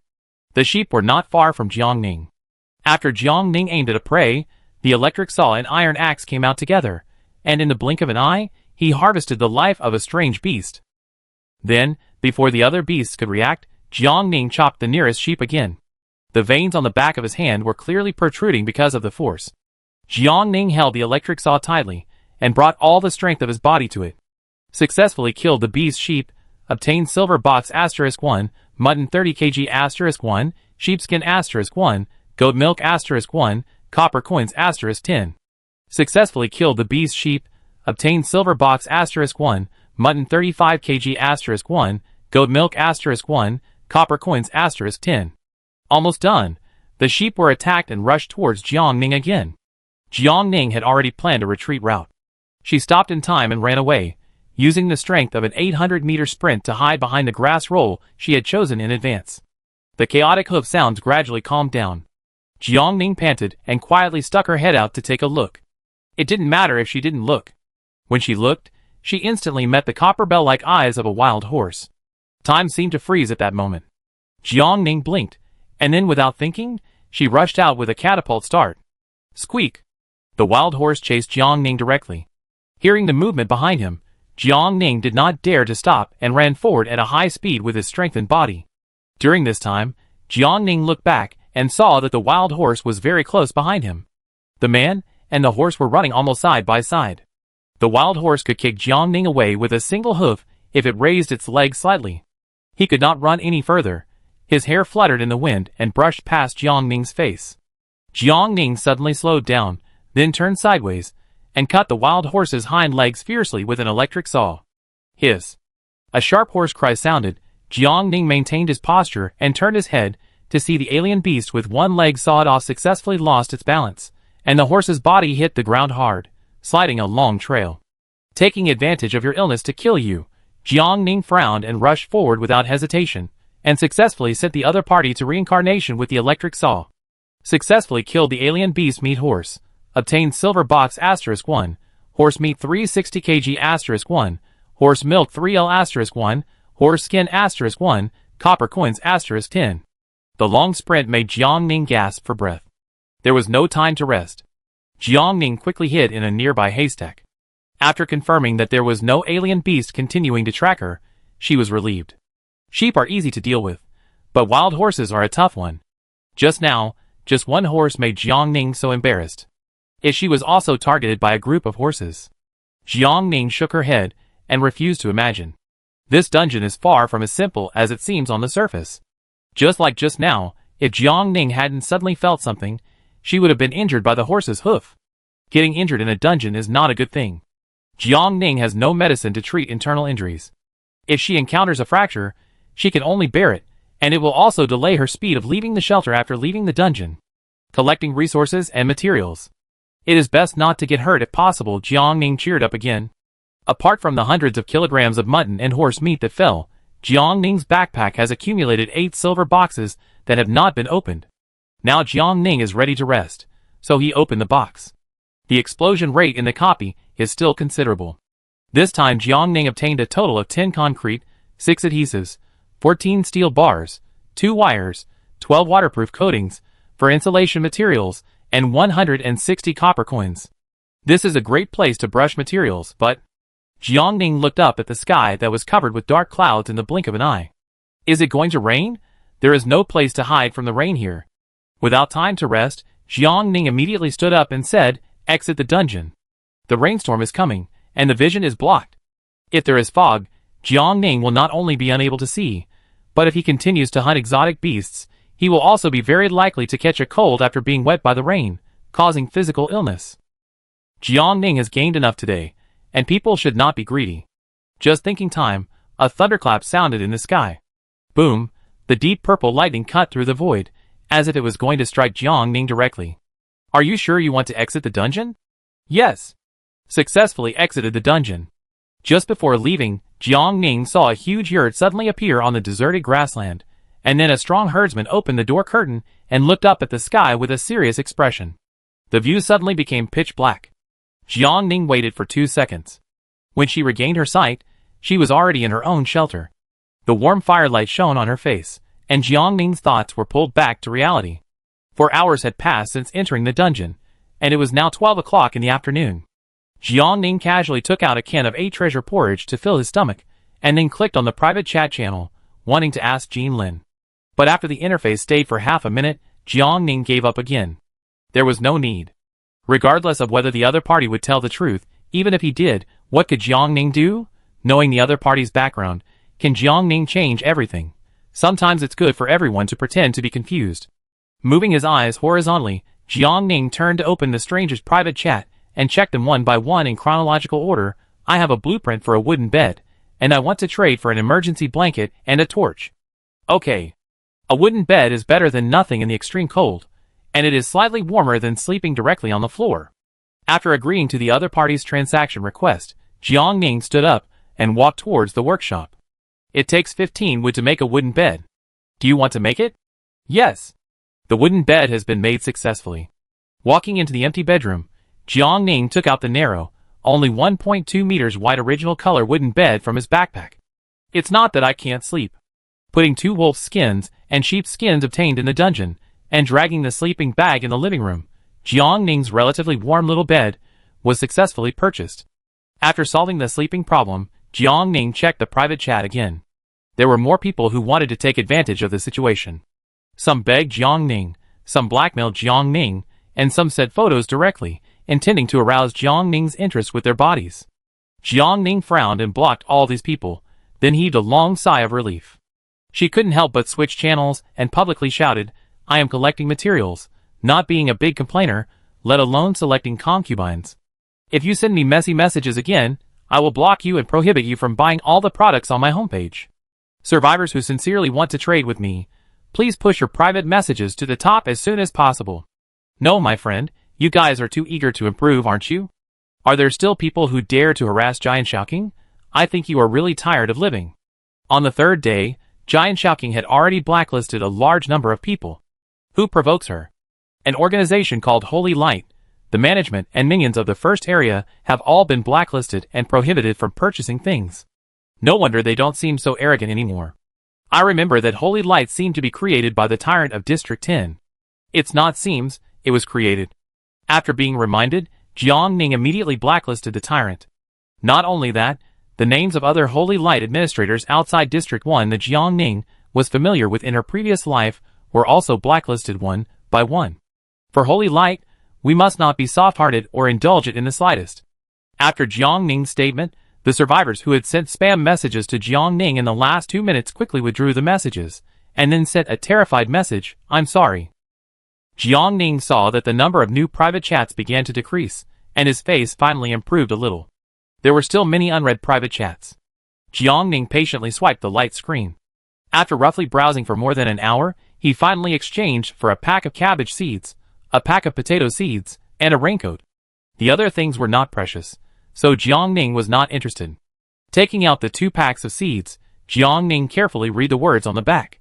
When he saw cold resistant, high temperature resistant, Jiang Ning felt happy. It's time to farm. The rainstorm outside was still heavy.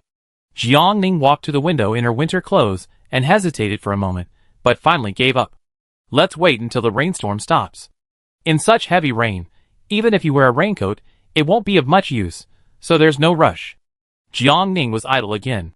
There was nothing to do in the rainstorm, and she could only stay in the shelter. She looked at her backpack for a long time, and finally decided to make some pre-prepared dishes for herself.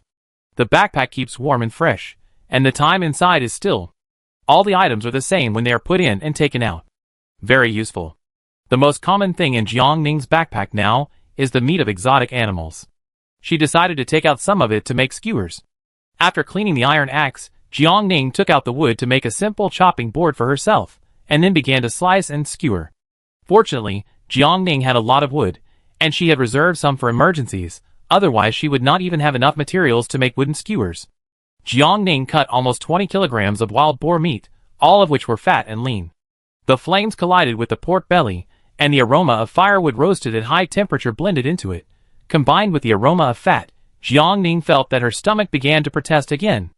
Anyway, she was free, so Jiang Ning simply stewed a pot of rice, and prepared to continue eating. The cooking pot was not big. After Jiang Ning stewed a pot, she couldn't help but go to the market to buy a big iron pot. With this big iron pot, Jiang Ning could finally cook enough white rice for her to eat for 10 days or half a month at a time.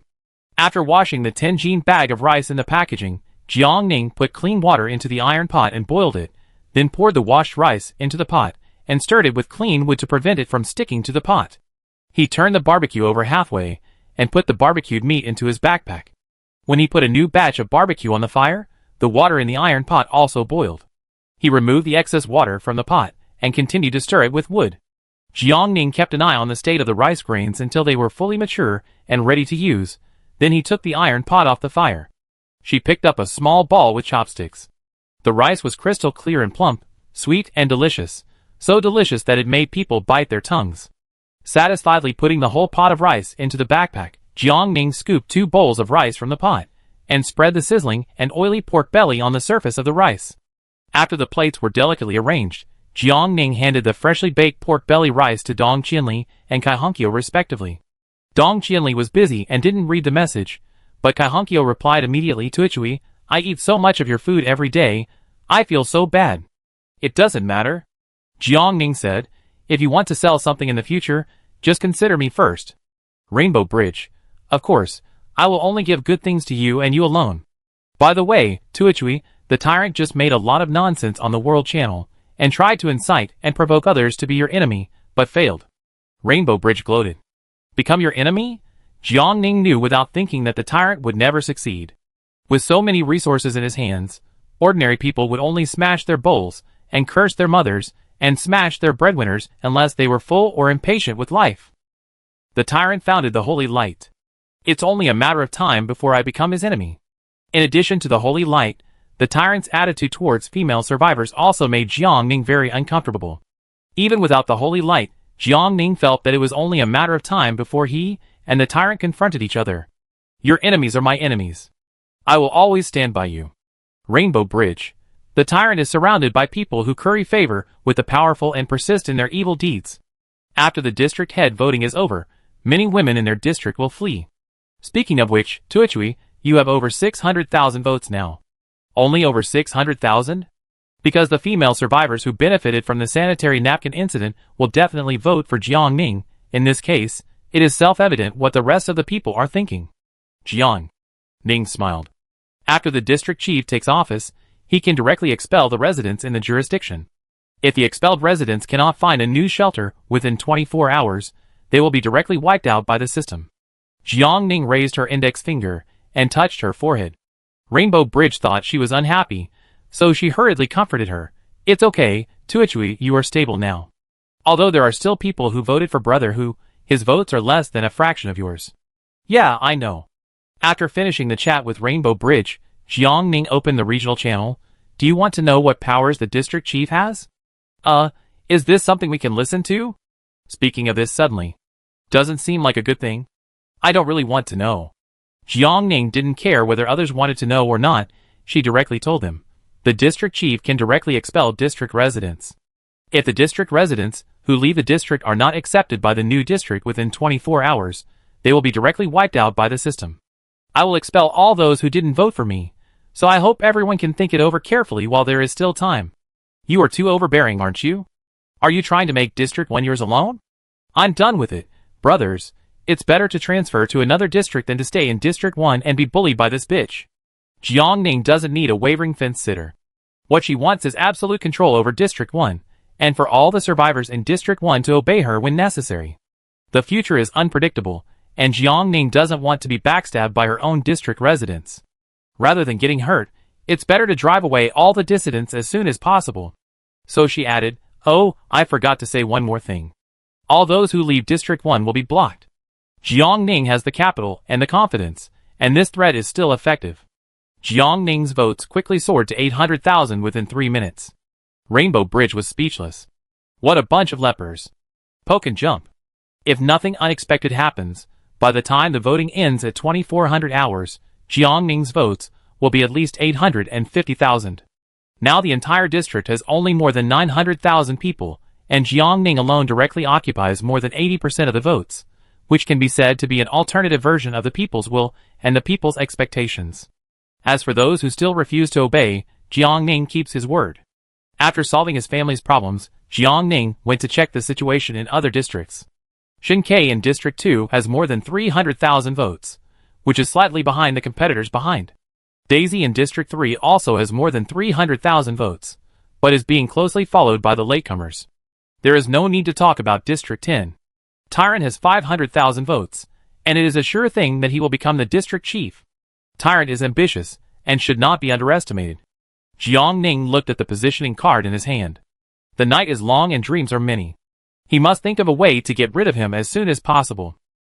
After understanding the general situation, Jiang Ning prepared to put away the new batch of roasted pork belly. At this time, Jean Lin suddenly spoke.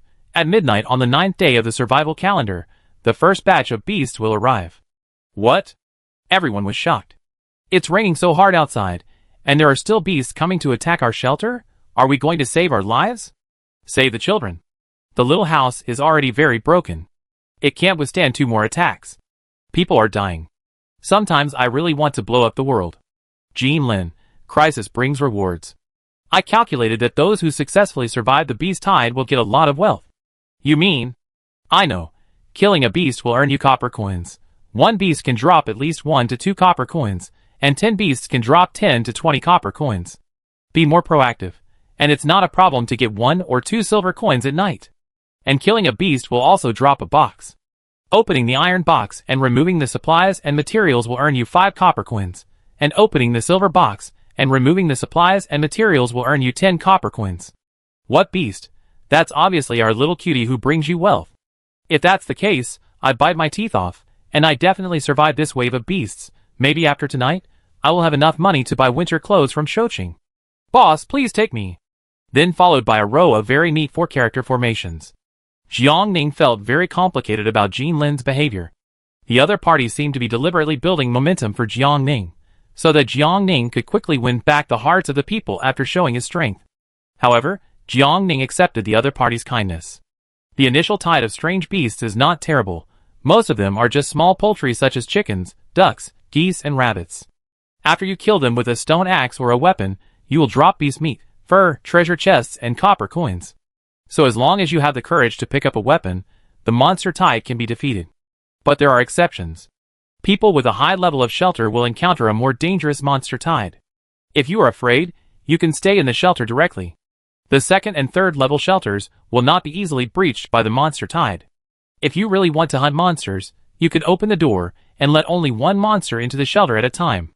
After the single kill is over, repeat the above steps. After Jiang Ning finished speaking, he received a stream of thanks. Boss, wait, I will save money to buy winter clothes right away. Will there be insufficient inventory by then? Jiang Ning, no. Then I'm relieved. After Jiang Ning revealed the strategy, the survivors in Area 1 have been practicing enthusiastically in their shelters. Many people even lie on the floor and sleep directly now, because they may have to stay up all night. Jiang Ning thought about it, and decided to wait until 6 o'clock in the evening before going to bed. 6 hours of rest time is enough. Jiang Ning continued to roast the pork belly. She had roasted half of the cut meat. When the remaining half was roasted, she could do other things. Listening to the sound of burning wood, Jiang Ning patiently turned the meat slices over and over again. Towards the end, Dong Qianli, who had disappeared for most of the day, finally made a move. You can use these first. Dong Qianli took out 20 units of coal and traded them to Jiang Ning without saying a word, and asked, "Will you still sell torches later?" She was worried that her coal would take away Jiang Ning's business after it appeared out of nowhere. "I won't sell it anymore." After accepting the coal, Jiang Ning explained, "Now there are emergency blankets, which are more durable than torches." Making torches before was also a helpless move. Jiang Ning wanted reputation points, so he could only lower the price to the lowest. If the weather conditions were good like the novice protection period, it would be fine to obtain wood in large quantities. But now it is a storm, let alone obtaining wood. Even the door of the shelter cannot be left.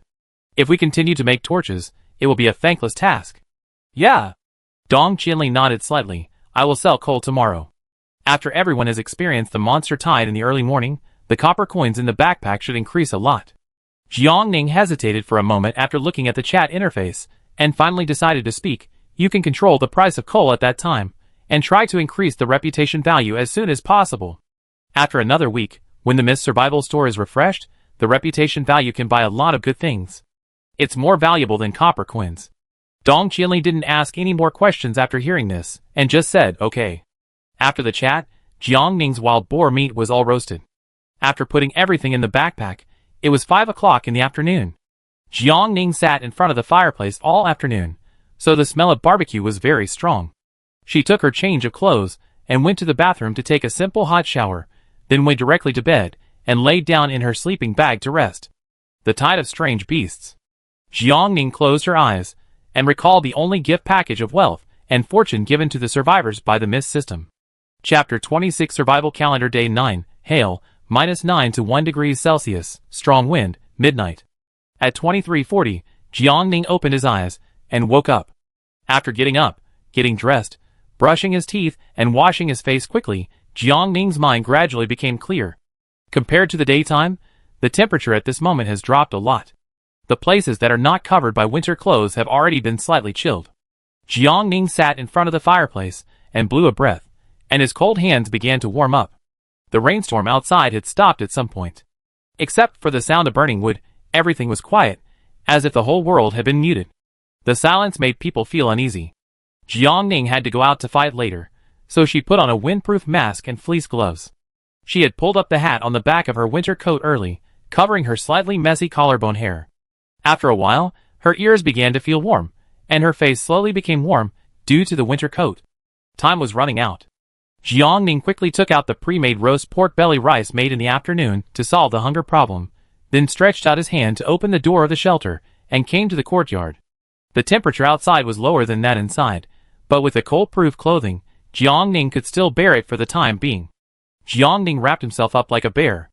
After taking the chainsaw out of his backpack, Jiang Ning held the chainsaw and moved it a few times. He felt that his body's sensitivity was greatly reduced.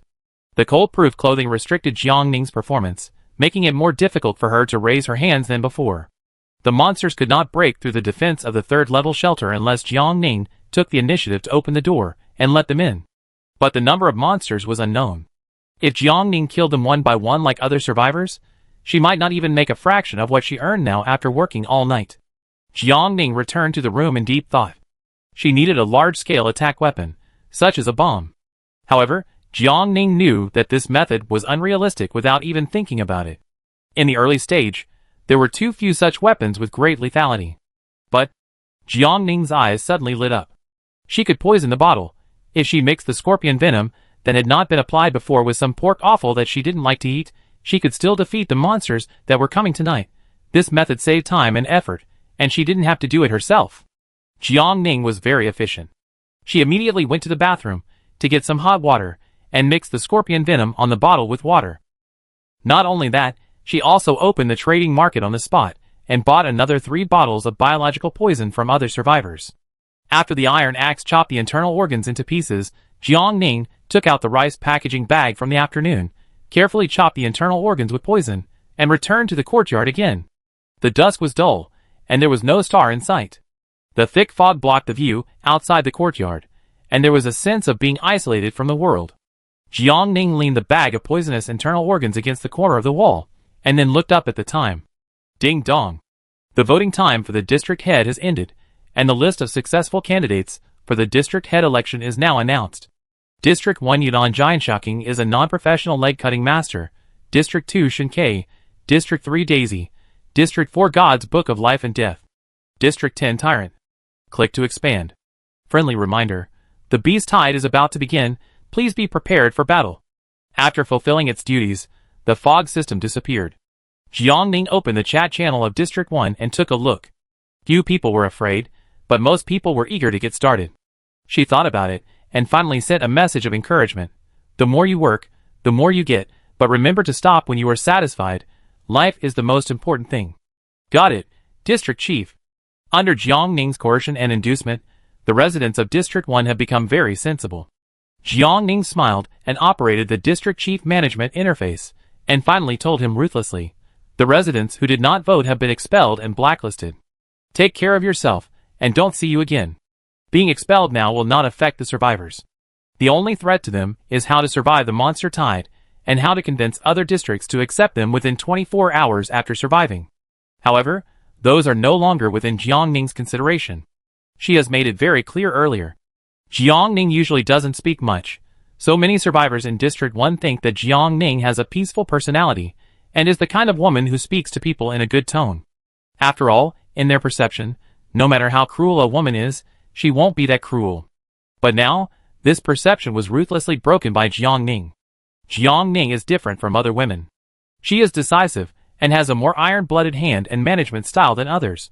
Also, how can a person who can directly confront the Holy Light organization and turn against it on the third day be gentle and harmless?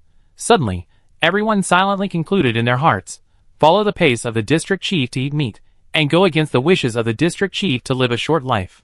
After solving the problems in the district, Jiang Ning turned his attention back to the Beast Tide. There was already movement outside. With the sound of geese calling, Jiang Ning instantly felt the wall being attacked. She reflexively raised the poisonous internal organs, but did not act immediately. Wait a little longer, until more strange beasts gathered behind. This bag of poisonous internal organs can play a better role. So, the geese calls were soon mixed with the sounds of chickens, pigs, horses, and cows. The strange beasts that appeared in the first Beast Tide were not particularly powerful, even though Jiang Ning's current shelter has a level 3. She waited patiently for about 10 minutes, then suddenly lifted the rice bag, turned sideways, and threw the poisonous organs high into the air with all her strength, smashing them hard into the herd outside the courtyard. With a pop sound, Jiang Ning heard the sound of the packaging bag falling and the organs scattering on objects. Jiang Ning held the electric saw in his right hand, walked slowly to the back of the gate, and listened attentively to the movement outside. The chirping sound had decreased, and only 2 sounds were heard vaguely, but they were mixed with the exasperation and anger of having their food stolen. Soon, the cry was followed by a series of dull fighting sounds and collisions. As time went by, amid the chewing and eating sounds in the background, the shrill cry was finally strangled by the god of death and stopped abruptly. It's time. Jiang Ning opened the door at lightning speed, stretched out the electric saw, and quickly killed several strange beasts at the door. Successfully killed the strange beast goose, obtained iron box *1, goose meat 2 kg *1, goose feather 0.3 kg *1, copper coins *10. Successfully killed the strange beast donkey, obtained silver box *1, donkey meat 80 kg *1, donkey milk 1 L *1, donkey skin *1, copper coins *10. Successfully killed the strange beast donkey, obtained silver box *1, donkey meat 35 kg *1, donkey glue 1 kg *1, copper coins *10. The items dropped after killing the strange beasts are very rich. Jiang Ning got 6 treasure chests alone, and the beast meat and other beast products are incalculable. Jiang Ning had a good harvest in the first wave alone. The chewing sounds continued to reach Jiang Ning's ears. The beasts continued to eat the internal organs mixed with poison without stopping. Through the half-open gate, Jiang Ning's eyes passed through the thick fog and saw the densely packed beasts that could not be seen at a glance. Tempted by the bloody smell of the internal organs, the beast tide that originally intended to rush to attack the shelter was temporarily stagnant. Jiang Ning did not step out of the courtyard rashly. She took out the bow and arrow from her backpack, quickly put on the arrow, and then held her breath, squinted one eye and aimed at the target. Whoosh! He shot the wooden arrow with all his strength.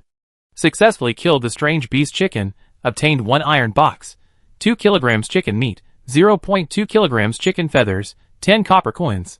Hearing the system prompt, Jiang Ning again smoothly strung a new wooden arrow, slightly deviated the direction, and fiercely pierced a duck's head with the arrow. Successfully killed the strange beast duck, obtained 1 iron box, 1.5 kilograms duck meat, 0.3 kilograms duck feathers, 10 copper coins. Poultry is the easiest strange beast to deal with. Even in the previous life, Jiang Ning had harvested nearly 30 kilograms of beast meat after successfully surviving the strange beast tide. Although it's not much, if she saves a little, it will be enough for her to survive the extreme cold period. Unfortunately, the temperature got lower and lower. In order to ensure that the body gets enough calories and nutrition, Jiang Ning had to eat meat and hunt new exotic beasts to ensure a safe inventory. Pulling his thoughts back to reality, while the beasts were knocked down by the poisonous internal organs, Jiang Ning did not dare to delay for a moment and shot arrows, swoosh swoosh, until most of the half-dead exotic beasts on the ground were killed. The poisonous internal organs had been consumed, and Jiang Ning could only think of new ways to deal with the exotic beasts. Jiang Ning had already bought all the poisons in the market, so he could no longer use poisoning. While thinking of a new way, Jiang Ning closed the gate. Just as the gate was about to close, a brute force suddenly hit him hard. Jiang Ning was not careful, and was knocked back by the brute force. The soles of his shoes left a long mark on the mud. Roar! A spotted tiger roared to the sky, rushed into the courtyard and bared its teeth at Jiang Ning. Jiang Ning reacted very quickly. When the strange beasts behind her were about to rush into the courtyard, she rushed forward like an arrow and smashed the gate hard.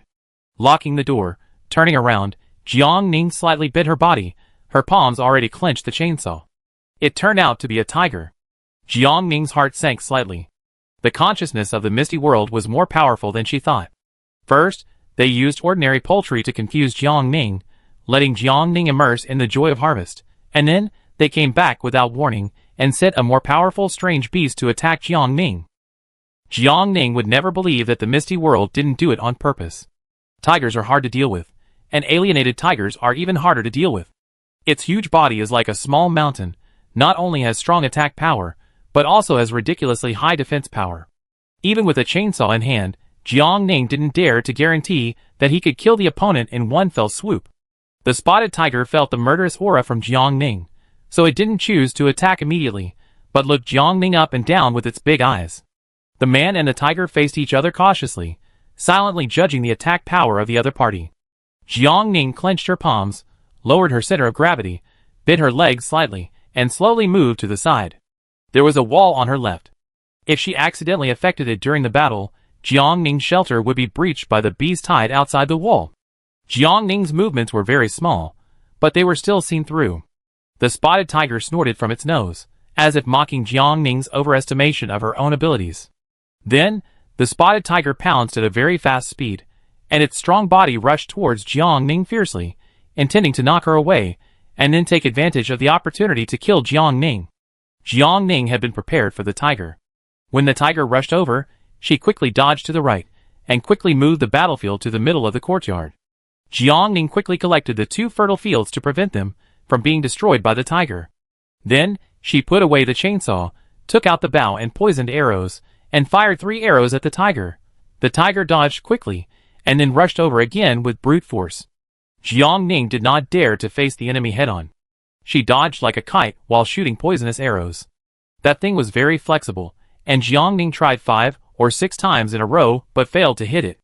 Jiang Ning was not in a hurry, and put the arrow on again, and shot it out in an instant, with a sharp momentum that broke through the air. The spotted tiger was annoyed by Jiang Ning's cunning, and it didn't want to waste time anymore. It raised its head and howled, then went crazy on the spot, and quickly approached Jiang Ning. Jiang Ning put away the chainsaw in his hand, and replaced it with the 2 flashlights he got from the previous unboxing. Turning on the flashlight's strong light mode, Jiang Ning pointed the flashlight directly at the spotted tiger's eyes. Under the stimulation of the strong light, the tiger slowed down slightly, and closed its eyes reflexively. Now, he put away the flashlight again, and switched to the electric saw. Jiang Ning approached the tiger like a 100-meter sprint, pushed the ground with both legs, then jumped high and sawed down the tiger's head fiercely. The tiger subconsciously tilted its head, and its head was intact, but in a flash, Jiang Ning cut off most of its neck. It was immediately annoyed, and after a roar, it ran forward fiercely, knocking Jiang Ning's body to the ground like a shrimp in pain, and flew backwards in a parabola, and fell heavily on the soft ground. Jiang Ning's abdomen ached so much that she felt her internal organs were about to break apart. But now Jiang Ning couldn't take care of herself.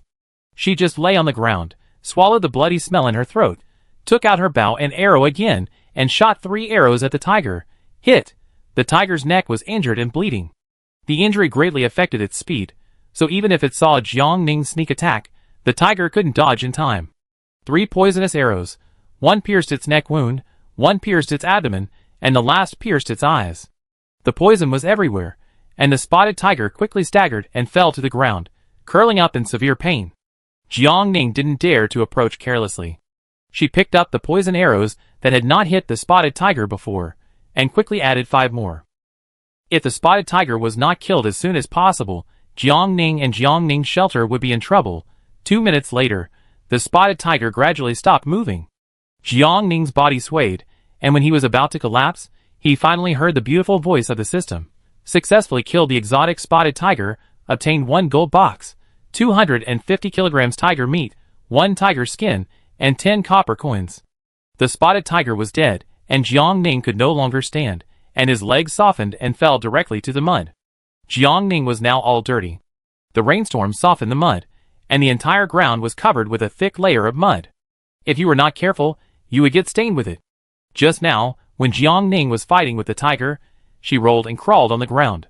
Her winter clothes had been soaked by water, and the thick weight kept dragging Jiang Ning down. Jiang Ning was seriously injured, so she was not going to continue to harvest the lives of other beasts outside the shelter. Tonight's harvest was already a lot. People should know when to stop and not be too greedy. Taking out the snow shovel from her backpack, Jiang Ning slowly returned to the shelter, with the support of the snow shovel on the ground. Warmth rushed over her face, and she felt that her stomach didn't hurt so much in an instant. Slowly walking to the fireplace, Jiang Ning took off her muddy winter clothes and lay on the ground for 10 minutes before she felt a little strength again. The appearance of the spotted tiger was really unexpected. Jiang Ning racked her brains and couldn't think that during the first beast tide, the foggy world would send such a heavyweight beast to deal with her. In this new life, everything will be different. You can no longer consider things based on your past life. The spotted tiger tonight alerted Jiang Ning. The foggy world is never merciful. It will only become more insidious and cunning.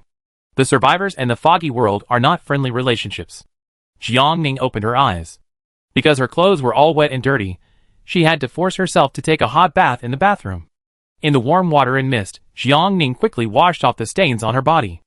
After changing into new clothes, Jiang Ning wrapped herself in an emergency blanket to keep warm, and finally bought a cold-proof suit from the market and put it on. Jiang Ning's strength had not yet fully recovered, so she sat back in front of the fireplace and began to count her gains tonight. In the past hour or two, Jiang Ning hunted a lot of exotic beasts. Although most of them were poultry such as chickens, ducks, and geese, a little bit adds up to a lot. The meat alone, with a double crit increase, also reached a terrifying 1,628 kilograms. It includes donkey meat, horse meat, tiger meat, beef, etc. with high meat yield. And the additional products of exotic animals, various furs are countless, enough for Jiang Ning to make a sufficient amount of various down quilts, animal skin blankets, and animal skin clothing. In the short term, Jiang Ning will no longer worry about the means of keeping warm. In addition to the above, a lot of boxes have also dropped. Now Jiang Ning's backpack has a total of 66 copper boxes, 34 iron boxes, 102 silver boxes, and 26 gold boxes. The amount is terrifying. Tonight's beast tide directly made Jiang Ning jump from the poverty class to a well-off life. In the next month, even if Jiang Ning rested in the shelter every day, she would not have to worry about the food in her backpack running out. After checking her list of supplies, Jiang Ning breathed a sigh of relief and prepared to open all the boxes on the spot. Such a large number of boxes took Jiang Ning a lot of time, but fortunately the final result was satisfactory. From large kitchen utensils such as various pots and pans, kitchen knives, cutting boards, scissors, to small daily necessities such as shampoo, shower gel, facial cleanser, skincare products, everything is available. Not to mention food, eggs, sweet potatoes, flour, wheat, corn, mung beans, and other grains are all available. Vegetables, fruits, drinks, and snacks. So many foods almost take up 1/5 of Jiang Ning's backpack. Today, Jiang Ning is a walking granary. Not only that, he also gained a lot of copper coins tonight. The drops from hunting monsters and opening treasure chests. After double critical hits, the amount is nearly 10,000. Now Jiang Ning's assets have reached a terrifying 253 gold, 67 silver, and 91 copper. A veritable number one on the wealth list. Looking at such a rich backpack, Jiang Ning felt a little relieved, and the pain in his body was also reduced a lot. But even though Jiang Ning opened more than 200 treasure chests, he still didn't get any medicine. Jiang Ning suffered internal injuries. If there is no medicine for treatment, she can only lie in the shelter for the next week and can't do anything. This is not good news. Jiang Ning slid the backpack interface, and his eyes finally fell on the materials for upgrading the shelter. Adding the gains from entering the dungeon before, Jiang Ning now has 212 steel bars, 158 adhesives, 182 wires, 200 waterproof coatings, 142 insulation materials, and 240 concrete. Almost a blowout growth. When strength becomes strong, danger also becomes an opportunity. If she hadn't been injured, Jiang Ning would even hope that the beast tide would end more slowly, so that she could collect the materials as soon as possible and then continue to upgrade the shelter. In the previous life, no survivor had successfully upgraded the shelter to level 4. Jiang Ning wanted to know what functions and facilities the level 4 shelter would open. It was already past 3 in the morning, and the beast tide was drawing to a close. Jiang Ning glanced at the number of survivors in the upper right corner of the first area, which had decreased by about 10,000 people, leaving only 872,011 people. Opening the chat channel again, although everyone was complaining about how nervous they were tonight, and how they were injured, they still couldn't hide the joy between their words. It seemed that many people were like Jiang Ning, returning with a full load. So Jiang Ning got up and walked into the workroom, and put 500 winter clothes on the shelves at once. Winter clothes have been restocked, and those who need them can buy them directly on the homepage. As soon as the news was released on the World Channel, the number of winter clothes quickly decreased. After the beast tide, many survivors' pockets were bulging. Although emergency blankets can also be used, they are not as convenient as winter clothes, so the rich and the poor can't help but buy one. If they take good care of it, this winter clothes will be enough for them to survive the extreme cold. Jiang Ning's copper coins were quickly returned. After almost half of them were collected, Jiang Ning added some emergency blankets for the survivors, who were short of money to continue buying. There were still a lot of sanitary napkins left, so Jiang Ning did not move. All the trivial matters had been dealt with, and Jiang Ningjing sat on the brand new carpet, eating supper while waiting for the system to announce the end of the beast tide. But at this moment, the sound of flapping wings was heard outside the house. Then, the tightly closed door of the shelter was violently knocked open, and 2 huge eagles rushed into the room on the spot. Jiang Ning reacted instantly, immediately bent his knees and rolled to the side, and at the same time took out the poison arrows, whoosh, and attacked one of them in succession. Hit it with one shot. Jiang Ning looked at the eagle that fell to the ground with a howl after being shot in the wing by himself, and his face was solemn. Chapter 27. Jiang Ning had never fought with birds before. She had never even heard that the top few people on the list had encountered such strange beasts in the beast tide. In that case, what was the matter with the eagle that appeared now? Jiang Ning did not have much time to get to the bottom of it. Her mind raced for a moment, and then she rushed to the bedroom. After putting the wooden bed into her backpack in an instant, Jiang Ning moved her body, her back pressed against the wall near the door, and 3 poisonous arrows were already on her bow. Using the angle to hide her body, Jiang Ning held her breath, and when the eagle followed her trail and flew in, she let go without hesitation, allowing 3 poisonous arrows to pierce the skin on the eagle's body. The eagle screamed shrilly, flapped its wings and tried to fly again, but Jiang Ning did not give it such a chance. She teleported over with the electric saw, used all her strength to saw off half of the eagle's wings, and then retreated swiftly to avoid being accidentally injured by the eagle's struggle. After weakening the fighting power of an eagle, Jiang Ning did not have any time to rest. She took out the bow again, put on the poison arrow, turned around and raised her hand, and shot at the second bird following closely. This eagle was smarter. It tilted its wings slightly and dodged Jiang Ning's poison arrow attack. Not only that, it also accelerated its speed and rushed towards Jiang Ning. The huge figure brought a palpitating sense of oppression. A sneer appeared on Jiang Ning's lips. She raised her hand again and closed one eye. When the eagle rushed towards the bedroom without knowing whether to live or die, but was restricted by the narrow door frame and exposed its fragile and soft abdomen, she narrowed her right eye and showed no mercy. Swoosh! The second eagle fell down, flapping its wings with the one on the ground. Jiang Ning grasped the chainsaw tightly, grabbed the eagle's wings and cut them hard. Blood splattered everywhere. While Jiang Ning succeeded, he was also blown down by the strong wind brought by the 2 eagles' wings. He fell to the ground with his buttocks, and his tailbone was painful. The room was dark, and the weak firelight from the fireplace outside only vaguely illuminated the figures of the 2 strange beasts. Jiang Ning held his breath and listened carefully to the movement with his ears. Sharp nails scratched the floor, bringing with them the sound of da-da-da footsteps. Jiang Ning's eyes fixed, and she rushed forward again with the chainsaw, not wanting to give the 2 eagles a chance to attack her at the same time.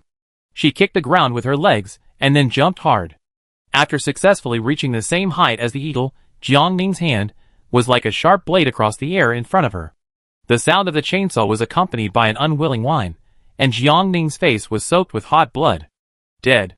Successfully killed the alien eagle, and obtained 1 gold box, 20 kilograms eagle meat, 1 eagle feather, 0.1 kilograms eagle claw, 2 eagle claws, and 10 copper coins. Hearing the system prompt, Jiang Ning didn't even have time to breathe a sigh of relief, and the second eagle swooped down on her. Even if the bird's huge wings could not be spread out in the bedroom, it was enough to give Jiang Ning a pot of water. Jiang Ning's hair was blown into a mess, and her already poor vision was further disturbed. She could only roll on the ground to avoid the eagle's attack to prevent herself from being caught. The eagle kept moving in the air, and Jiang Ning had no way to aim at it. What's more, the poison arrows in Jiang Ning's backpack had been used up, and ordinary wooden arrows were useless to it. The man and the eagle were in a stalemate. The eagle could not do anything to Jiang Ning, and Jiang Ning could not do anything to the eagle. Jiang Ning's physical strength began to decline rapidly under the intense activity. She looked a little pale, and finally decided that she couldn't continue like this. Otherwise, she would be the first to fail. After a simple brainstorming, Jiang Ning followed suit and took out 2 flashlights from her backpack without warning, turned on the strong light mode, and shone them into the eagle's eyes. Then, while the other party was dizzy, Jiang Ning rushed out of the bedroom and ran to the fireplace. The wood in the fireplace was burning vigorously. Jiang Ning took out a few sticks despite the heat of the fire, then turned around and took the initiative to pounce on the eagle. The exasperated eagle lost its mind because of anger. It flapped its wings and saw Jiang Ning approaching with a glimmer of joy in its eyes. However, when the scorching temperature suddenly came, its feathers began to burn. The eagle was shocked and turned around, intending to escape from the shelter.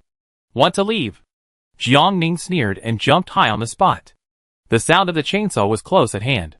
The eagle, who had seen how his companions died, fought back with all his might.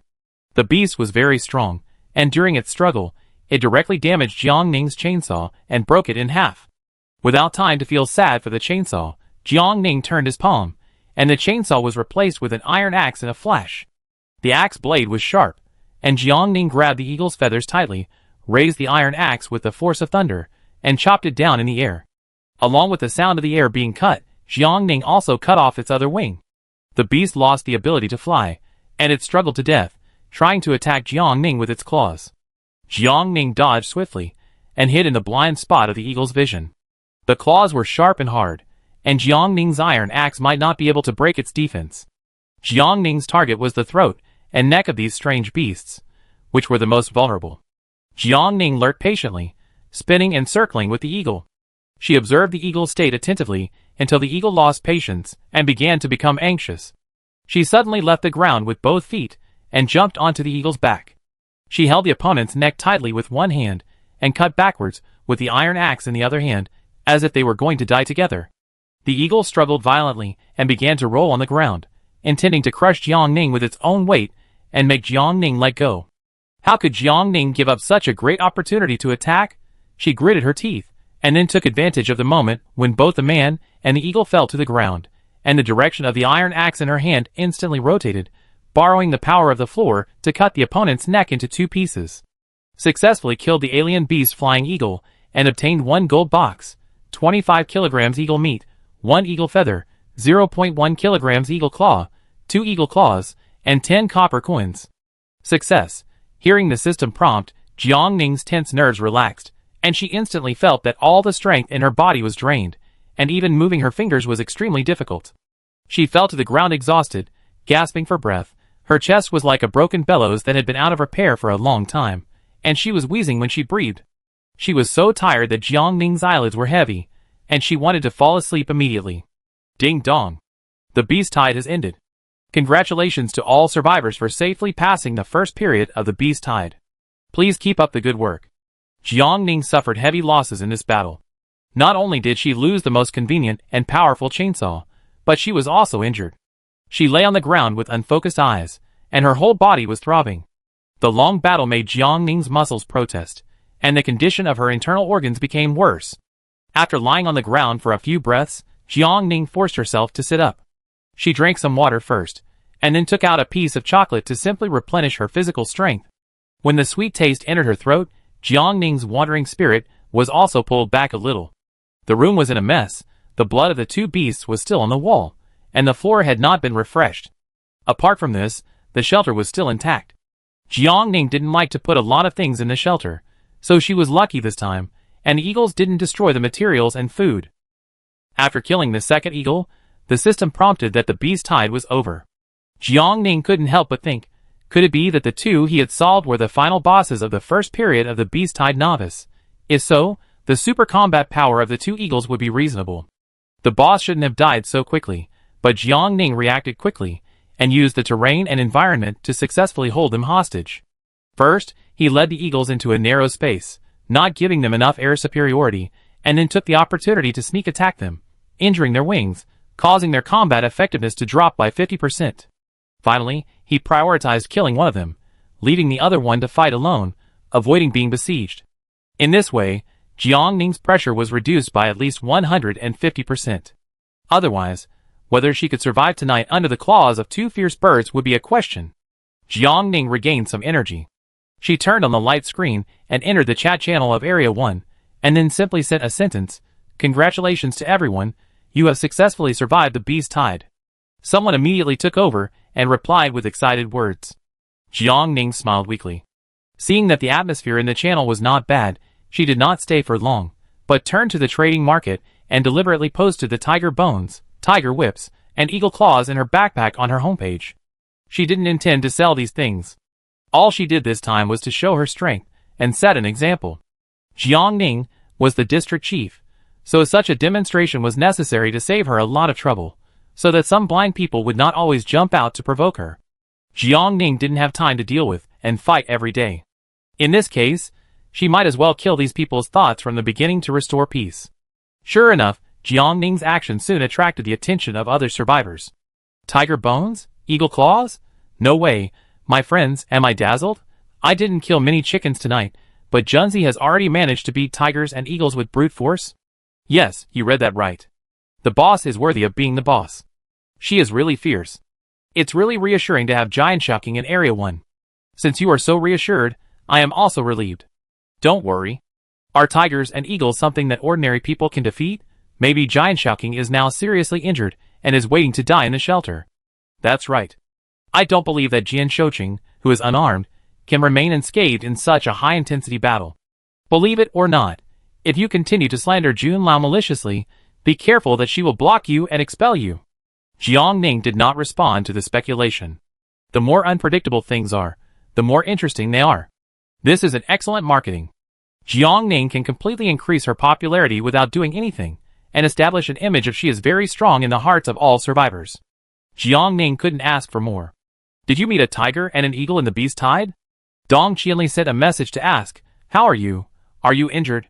While showing concern, she also traded a bottle of Hulua oil. Jiang Ning refused Dong Qianli's Hulua oil, which was not very useful to Jiang Ning now. Jiang Ning suffered internal injuries, which could only be cured by taking other medicines. Well, it's okay. Jiang Ning replied, I can still hold on.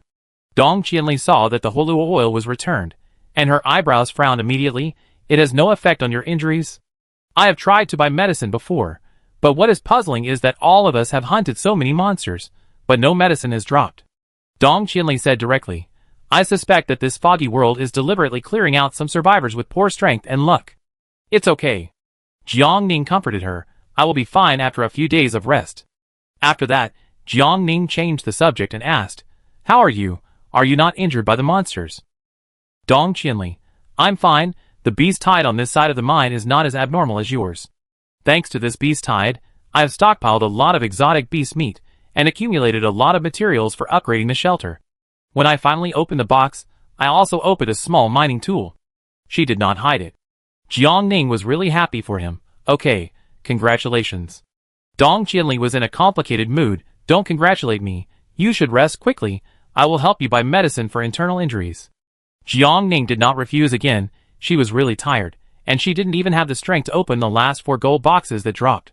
So Jiang Ning simply placed the wooden bed in the living room, took off his coat, and even didn't bother to wash his body. He got into his sleeping bag and closed his eyes. The wood in the fireplace occasionally crackled, and the orange-yellow firelight made the bloodstains on the ground warmer. Jiang Ning slept very deeply, and didn't wake up until noon. The moment she regained consciousness, a deep pain instantly swept over Jiang Ning's body, making her dare not move. Jiang Ning's body seemed to be repeatedly run over by a large truck, and even breathing was accompanied by unspeakable pain. She frowned, and her facial features twisted for a moment.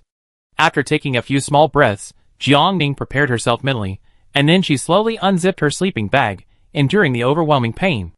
In an instant, a ping-pong-pong sound came. Jiang Ning turned her head and looked outside, only to find that it was hail.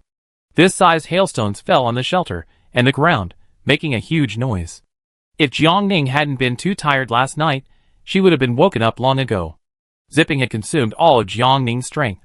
She lay in her sleeping bag with her eyes open, and when she realized that she had news, she turned on the system's light screen. Jean Lin sent you a transaction request. Jean Lin applied to trade items with you. Unknown Gene Potion *1. Chapter 28. Gene Enhancing Potion? Jiang Ning wanted to sit up, but when she moved, she was pushed back by the pain all over her body. How could Jean Lin bear to trade such a good thing to others? Jiang Ning sent a question mark. What do you mean? It's like helping someone in need. Jean Lin said concisely, don't you want this good potion? After taking it, your internal injuries will be healed within today. Jean Lin's frequent show of goodwill to Jiang Ning must have a purpose, but Jiang Ning is not sure of Jean Lin's intentions now.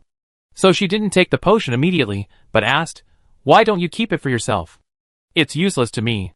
Jean Lin said frankly, potion of this level can't make me regenerate my legs and stand up again. What if I take it and become stronger? Don't waste resources on a useless person without legs who can't walk, run, or jump independently. Jean Lin, I know you need it, take it. Jiang Ning took a deep breath, closed his eyes, and couldn't restrain his heartbeat. He agreed to trade the Gene Enhancement Potion. I will help you make a wheelchair as soon as possible. Well, thank you. The Gene Enhancement Potion has entered Jiang Ning's backpack. After Jiang Ning took it out, he looked at it carefully for a while. This potion is different from the one Yen Shueji gave Jiang Ning before.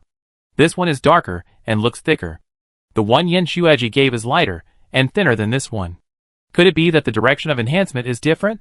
Jiangning opened the world channel and input a line of text with voice. If you can make a wheelchair, please contact me. The reward is 1 silver. She posted 10 messages in a row, and only when she was sure that the exposure rate was high enough did she post a new transaction link for purchasing a wheelchair on her personal homepage. Regarding Jiangning's sudden purchase, many survivors were talking about it, and they were all speculating whether Jiangning was seriously injured, his legs were disabled, and he could no longer stand and walk. Jiangning ignored the group of people who were discussing it, even though the news became more and more intense in a short period of time. At this time, Jiangning was struggling to get out of the sleeping bag and crawled to the fireplace. The feeling after taking the gene enhancement potion last time was still vivid in his mind. Jiangning did not dare to be careless, and quickly took out a box of barbecue rice and ate 2 cans of 8 treasure porridge.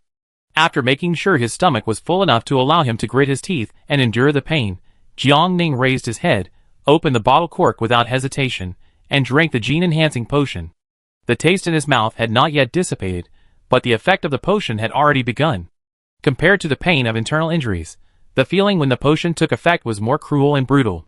It was as if countless executioners were peeling Jiangning's skin and pulling out Jiangning's tendons, cutting Jiangning's body one by one, pulling out each nerve separately and torturing him. Jiangning's face turned pale in an instant, like a piece of paper. She was sweating profusely, and her clothes were soaked in the blink of an eye. In such cold weather, Jiangning did not feel cold at all. She just felt so hot that she could not bear it, as if she was thrown into the 45-degree scorching sun. The blood was like boiling magma, constantly washing Jiangning's blood vessels and bones. Jiangning grabbed her palm tightly, wanting to faint, but her consciousness was extremely clear. She could hear the sound of every muscle tearing and healing, and the sound of every bone breaking and combining to strengthen. These voices kept circling in her mind until the dull sound of hail hitting the ground became louder and louder. Jiangning clenched her teeth, and after wondering for a long time, she suddenly reacted. She looked behind her reflexively. The size of the hail falling outside did not change. What changed was herself. Jiangning's body was stronger than before.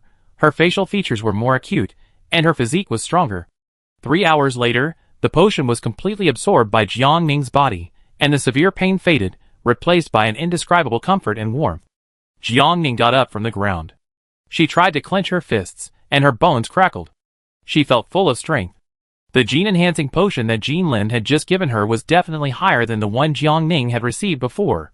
Jiangning knew her own strength very well. If her physical fitness score was 9 out of 10 before, then now it has definitely exceeded 15 points, almost doubled. This is a good thing. Jiangning turned on the screen, looked at the message that Jinlin had replied to last, and sent a sincere thank you. No matter what Jinlin's ultimate intention is, Jiangning will remember the other party's kindness.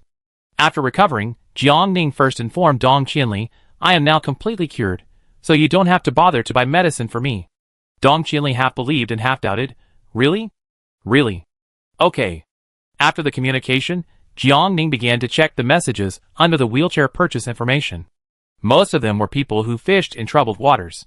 Jiangning screened for half an hour and finally selected a person who looked more reliable. "What materials do you need?" "Carpenter Wang Yong. Wood will do." "Wood?"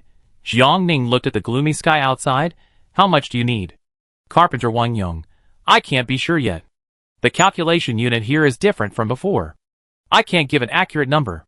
You can give me the materials first. I will return the finished products and leftovers after the work is done.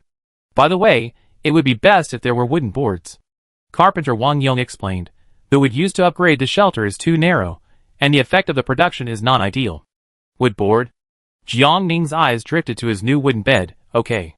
After paying a deposit of 500 copper coins, Jiangning traded the wooden bed to Wang Yong. "You can buy other materials as you like, and you can ask me to reimburse you when the time comes." Wang Yong agreed, and Jiangning emphasized, "Expedite it, the sooner the better." "Understood." After the wheelchair production was put on the agenda, Jiangning felt relieved. She didn't like to owe favors to others, but Jinlin took the initiative to help Jiangning many times. And it was all help that Jiangning couldn't refuse. Is Jinlin's ability to calculate really that strong? Jiangning was confused. While she was thinking, the upper right corner of the light screen flashed twice, and there was a new private chat. Jiang Ning didn't think too much, and clicked it, and found that it was a message from Shinkei.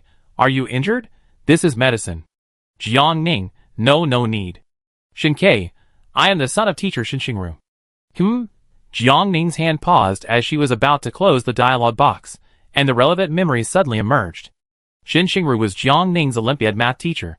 She was very nice and very capable, so Jiang Ning liked her very much and often went to her home for tutoring. At that time, Shinkei was Shinshingru's most proud and well-known work, and he often won the first place in various competitions. Jiang Ning was young and energetic, so he unilaterally regarded the other party as a competitor and was determined to defeat him. Later, Jiang Ning successfully broke all of Shinkei's records, and soon left him behind and looked for a new target. Apart from this, the two had no intersection. After thinking for a moment, while looking at Shinkei's self-introduction, Jiang Ning replied coldly, got it. Shinkei didn't send any more messages, and Jiang Ning didn't care. She politely accepted Shinkei's friend request for teacher Shin's sake, and then put him at the bottom of the address book list. Jiang Ning still had 4 gold boxes to deal with, and she opened them all while she had time. Open the gold box, get detector *1, copper coins *100. Open the gold box, get concrete *10, protective helmet *1, copper coins *100. Open the gold box, get felling machine *1, diesel 10L *1, copper coins *100. Open the gold box, get insulation material *5, automatic filling quiver *1, copper coins *100. This time, all the gold boxes exploded with good things. The detector can help Jiang Ning detect the nearby terrain, resources, etc., and the protective helmet can allow Jiang Ning to go out in hail weather. Needless to say, the harvester and the auto-filling quiver. The former can speed up her wood collection, while the latter allows her to be carefree in battle and use weapons as she pleases, without having to worry about running out of ammunition and food. All the supplies were double crit and entered Jiang Ning's backpack. It was almost 1 in the afternoon, and it was still early. In the absence of dense fog, Jiang Ning wanted to wear a protective helmet and drive the harvester to test the efficiency of the new machine. Many survivors had insufficient wood resources in their backpacks, making it hopeless to upgrade the shelter. As a forest owner with a large forest and the most timber resources, Jiang Ning would not miss this opportunity to make money. Jiang Ning's physical data is different from the past. After wrapping up in winter clothes, she can no longer feel the cold. Despite this, Jiang Ning still carefully covered her windproof mask and put on fleece gloves. After walking out of the shelter gate and arriving at the nearby woods, Jiang Ning released the harvester. After injecting all 10L of diesel, Jiang Ning sat in the cab of the harvester and began to operate the harvester to collect timber. This felling machine is not very big, and 10L of diesel is expected to allow the felling machine to work for about 10 hours. Jiang Ning started it up in a hurry and slowly adjusted the machine until he successfully cut a tree. Very quickly, it was at least twice as fast as the electric saw, and it was over in a snap. The tree fell to the ground, automatically decomposed into wood and stacked into Jiang Ning's backpack. The ground became clean again and would not affect the felling machine's path. Jiang Ning was in a good mood and concentrated on controlling the felling machine to go and stop. In just 1 hour, he harvested 2,000 units of wood. Under normal circumstances, Jiang Ning can harvest at least 20,000 units of wood in 10 hours of work a day. After the shelter was upgraded, the surrounding visual range was expanded again. The densely packed trees around were getting taller and thicker. Jiang Ning was very curious about what the outside would look like if all the trees around were cut down. In more than 3 hours, Jiang Ning successfully harvested about 7,319 units of wood. It was almost 6 o'clock, and Jiang Ning came out of the cab of the felling machine and took a look at the stream on his way back to the shelter. The stream water became very turbid under the impact of hailstones, full of mud and sand, and even the water purifier could not handle it. This situation not only cannot produce pure water, but also causes the water purifier to malfunction. Putting aside the idea of collecting drinking water, Jiang Ning sprinted back to the shelter. He first transferred 100 units of wood to carpenter Wang Yong, then 1,000 units to Jin Lin, and finally Jiang Ning kept a small amount for making skewers later. Now, Jiang Ning only has 6,000 units of wood left to sell. As usual, Jiang Ning informed the chat channel and immediately sold all the extra wood in his backpack. Huh? Isn't it hailing outside? How did the number 1 go out to collect wood in the hail? She must have taken out protective gear. Where are those who said that the leg-cutting boss is already disabled? Get out and get beaten. She came out, And then what? Who knows if she deliberately took out the stock she had collected in her backpack to sell in order to dispel everyone's doubts. You just can't stand seeing others do well, right? The channel was in chaos again. The residents of District 1 were so angry that they quickly gathered their friends and relatives to have a big fight with the survivors, who made sarcastic remarks. It would not be good for everyone in District 1 if Jiang Ning got into trouble, even though many people decided to vote for her because of Jiang Ning's coercion and inducement. But the law of the world is really good. Jiang Ning is powerful, and is willing to reveal information to help them survive the beast tide and obtain food and resources. Just based on this point, it is enough to make people loyal to her. In the foggy world, the most important things are nothing more than these two things. And the covetousness, envy, jealousy, and hatred that a strong person attracts can be seen from the cold words on the world channel. They just don't have it, so they are mentally twisted and keep making harsh words to try to arouse Jiang Ning's interest. Didn't you see that Jiang Ning only restricted the purchase of wood from one district today? Who said that Jiang Ning is a bad district chief? It's great to follow Jiang Ning. Jiang Ning was not interested in the disturbance outside.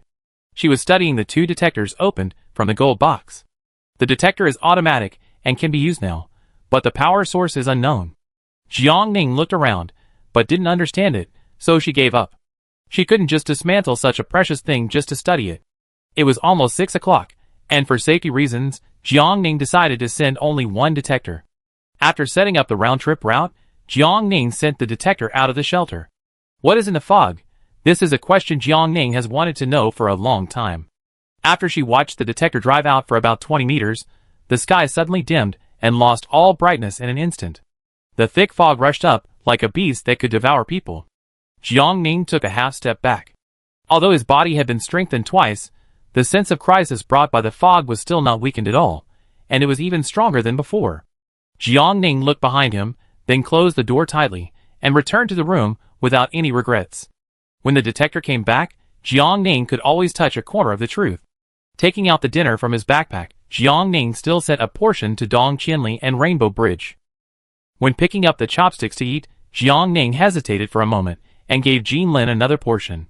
After confirming that the three had received it, Jiang Ning lowered his head and was about to speak, when the system prompt suddenly sounded. The life and death book of the District Chief of District 4 has died. Now a new link for voting for the District Chief of District 4 will be opened. Click to enter. Dead? Jiang Ning clicked on the system screen because he didn't return to the shelter in time? Chapter 29. The timing of the system notification was very coincidental. Apart from this, Jiang Ning could not think of any other reason. Coupled with the palpitations and fear that Jiang Ning had felt when she strayed into the thick fog, she quickly came to a conclusion in her heart. It was probably close to the truth. In the World Channel, the death of the God of Life and Death caused an uproar. Ah, he died just now? He hasn't been the district chief for 2 days. Isn't this great? Other survivors have another chance to run for election. Come on, everyone, look here, vote for me as the district chief. I promise to lead the 4 districts to become bigger and stronger. Let everyone eat and drink well, and give everyone a wife. What do you have to lead District 4 to punch District 1 and kick District 2? Is it your confidence and thick skin? District 1 has 3 resource giants, Giant Shocking Dong Qianli and Rainbow Bridge, and Jin Lin, who can calculate. The advantages are unique, and District 1 is worthy of its name. Unless you are the grandson of the Misty World, the son of the Misty World's destiny, otherwise don't have any wild ideas. Just because of your last sentence, I won't vote for you. Sisters in District 4, vote for the female candidate, with Giant Shocking in front. No matter how excessive the female district chief is, it won't be too excessive. District 4 was in chaos. In order to become the district chief, survivors with some strength showed their skills, winning people's hearts and promising benefits. Only residents of the district could vote, so Jiang Ning didn't pay much attention. Given this situation, District 4 might be in chaos for a while before the last few evenly matched candidates were decided. By then, it would be the most exciting and bloody moment in District 4.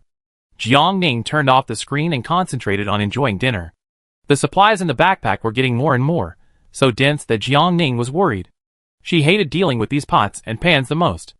It was troublesome to cut and prepare vegetables, and it was also troublesome to wash and clean up. This time was enough for her to do many other things.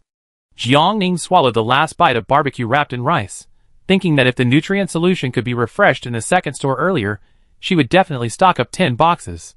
The nutrient solution is convenient, and can meet the various needs of the human body very well. Except for the unpalatable taste, it is all good. Jiang Ning does not have a strong appetite, and it is enough to eat some home-cooked meals occasionally. After washing the dishes resignedly, Dong Qinli took the initiative to send a message. You blocked the tyrant, and he asked me to tell you that he wants to buy your tiger whip. As a trade, he will give you a copy of the admission ticket. The tyrant had already given the copy of the admission ticket to Dong Qinli in advance, so Dong Qinli directly traded the item to Jiang Ning and analyzed. You have never had any intersection with him, and the theory is contradictory. Logically, he would not take out such a precious thing as the copy of the admission ticket. Jiang Ning lowered his eyes and quietly looked at the yellowed paper in front of him, which looked very ominous. Unless this admission ticket was not a good thing in the first place. I think so too. I just looked at the admission ticket. The moment I got it, I had a very uncomfortable feeling. Dong Qinli frowned. My intuition told me that it's best not to touch it. The material of this copy admission ticket is similar to the one that opened the Yen Shueji copy, but the color of this one is darker. On the mottled yellow paper, the dark ink-like liquid exploded like stars, with a faint sense of weirdness and horror. After careful consideration, Jiang Ning decided to agree to the tyrant's deal. She took the tiger whip off the shelf and gave it to Dong Qinli. I take the admission ticket, you give him this thing. Dong Qinli, have you thought it through? I have thought it through. Jiang Ning replied, don't worry, I will ask Jin Lin to tell my fortune before opening the dungeon. The time to play the dungeon is unpredictable. You can help me keep an eye on the situation in Area 1 and Area 4. The dungeon is a resource library. The earlier you enter, the more you will gain, and the more beneficial it will be to the development of reality. For the survivors in the foggy world, time is life. Dong Qinli and Jiang Ning have known each other for a few days, and she has roughly figured out Jiang Ning's temper. She had no choice but to put away the tiger whip and agreed, okay, be safe. Rainbow Bridge has stewed crocodile meat, and wait for you to come back to eat together. Jiang Ning smiled, I will. After switching to Jin Lin's chat dialogue box, Jiang Ning said straight to the point, I want to enter a dungeon. Jin Lin replied after 2 minutes, now is not the best time to go in. After a pause, she sent another message, but if you really want to go in, you can. As long as you can bear the consequences. This was a serious statement, and Jiang Ning felt a little depressed. Is it dangerous? Not really. Jiang Ning breathed a sigh of relief. She simply washed and tidied herself up, and then formally put the dungeon ticket on her forehead. Enter the dungeon. Activate the dungeon ticket. The dungeon ticket is used successfully. Starting the dungeon. The dungeon is started successfully. After a dazzling glare, Jiang Ning left her shelter and came to a magnificent and majestic building. Jiang Ning had never seen such a great work. The walls were white and transparent, all made of milky stone, with faint golden light in between. It was sacred and elegant, but also showed its danger and inviolability. In the center, in front of Jiang Ning, was a huge fountain. The blue water was like flowing jade, splashing out gorgeous rainbows in the air, complementing the exquisite and shocking angel statue, which was wonderful. People came and went around in a hurry, all with their heads down, playing with some high-tech products on their wrists. Under privacy protection, Jiang Ning could not see the specific content on the product screen, so she withdrew her attention and continued to look up at the huge and lifelike relief on the high dome. It was more beautiful than any building on Blue Star before, beautiful and amazing. This building was vast and covered an immeasurable area. Jiang Ning looked from afar and could not see the end of it with the naked eye. It seemed to have merged with the world, like heaven. This copy. Jiang Ning pondered, a little strange. Jiang Ning has been standing here for 2 minutes, but the fog system has not given any prompts. Jiang Ning's mission this time, Jiang Ning's goal this time, are all in the dark, and she is at a loss. Another autonomous copy? Jiang Ning stared at her backpack, and after her eyes lingered on the positioning card for a moment, she decisively chose to use it. Do you want to use the positioning card? Yes. Current location coordinates, unknown. Sorry, this user does not have the permission to view. The positioning card was used successfully, and has been used 1/3 times. Jiang Ning, ? What do you mean, no access permission? Doubt flashed in her eyes, and she slowly put away the location card. The one in black over there. A voice sounded behind her, and Jiang Ning looked back and saw a professional woman saying to her, come with me to help. You volunteers are totally disorganized. I told you not to be greedy and find social workers, but you didn't listen. The woman walked in front, mumbling, I strongly suspect that the people above want to save money, or they have already divided the cake. The leader just needs to talk, and we all run around. Hey, volunteer, what department are you assigned to? Jiang Ning silently analyzed the information the woman said, and shook his head. I don't know. No one came to tell me what I should do. I've been waiting here for a long time. I know it. It must be that bastard Yang Lei who is not doing his job again, and is hooking up with girls. Jiang Ning remembered Yang Lei's name. Can I follow you next? The woman turned her head to look at Jiang Ning, who showed a clear and innocent look in his eyes. I think you are very kind and a good person. If I follow you, I will definitely learn a lot of practical experience. Really? Jiang Ning nodded and suppressed the doubt in the woman's heart. In that case, then okay. My last name is Bai Yixiang. You can just call me Team Leader Bai. Bai Yixiang spoke quickly. The team I lead is mainly responsible for receiving VIPs and serving them. If you want to follow me today, be smart, otherwise I will kick you out immediately. I understand. Jiang Ning successfully mixed into Bai Yixiang's team, and in the other party's abuse, Jiang Ning also successfully learned about Yang Lei's work content. The other party is the captain of the 3rd security team, mainly responsible for maintaining order on the site, and preventing conflicts and accidents. Tomorrow is the official opening day of Qianhua Snow Field, and many people buy tickets to join in the fun because of the novelty. According to Bai Yixiang, the number of people who made reservations in the early morning alone reached a full 1 million.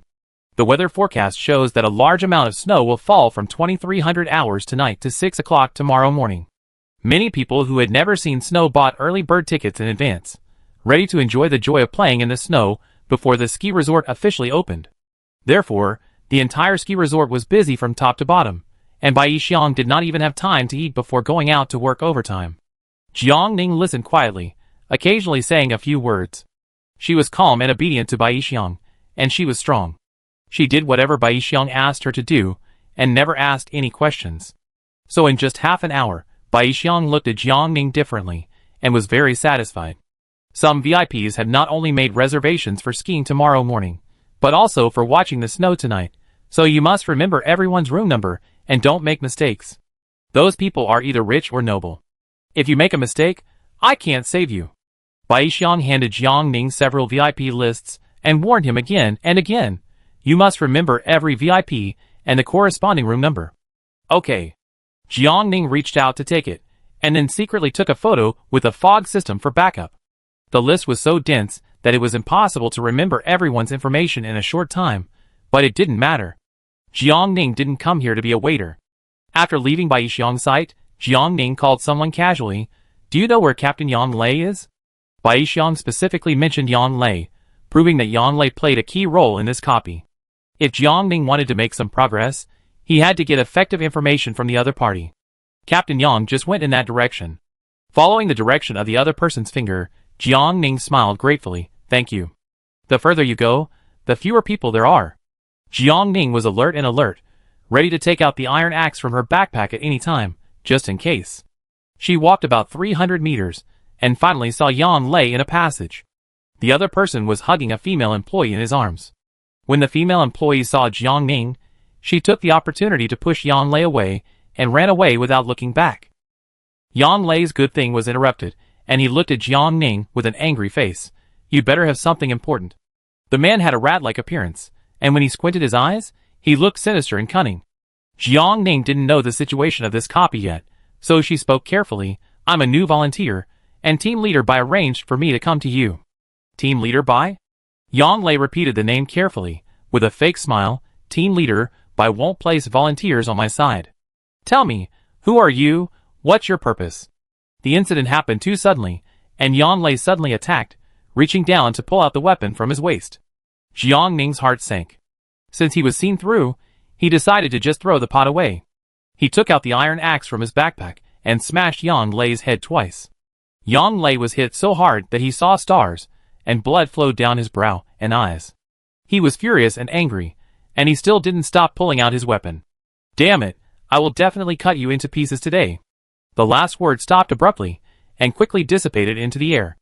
Jiang Ning held the bloody iron axe, and looked at the man who had fallen to the ground in front of him, and was a little embarrassed. There were many staff outside, and it would not work to just take Yang Lei out and dump his body. And letting such a body fall horribly in the stairwell would sooner or later be exposed. Jiang Ning squatted down and worriedly took out a submachine gun, a box of energy bullets, an identity card, and a magnetic card from Yang Lei's still warm body. With these, the progress of the dungeon should be able to move forward again. After putting all the dropped items into the backpack, Jiang Ning hesitated for a while, and finally threw Yang Lei's body in with him.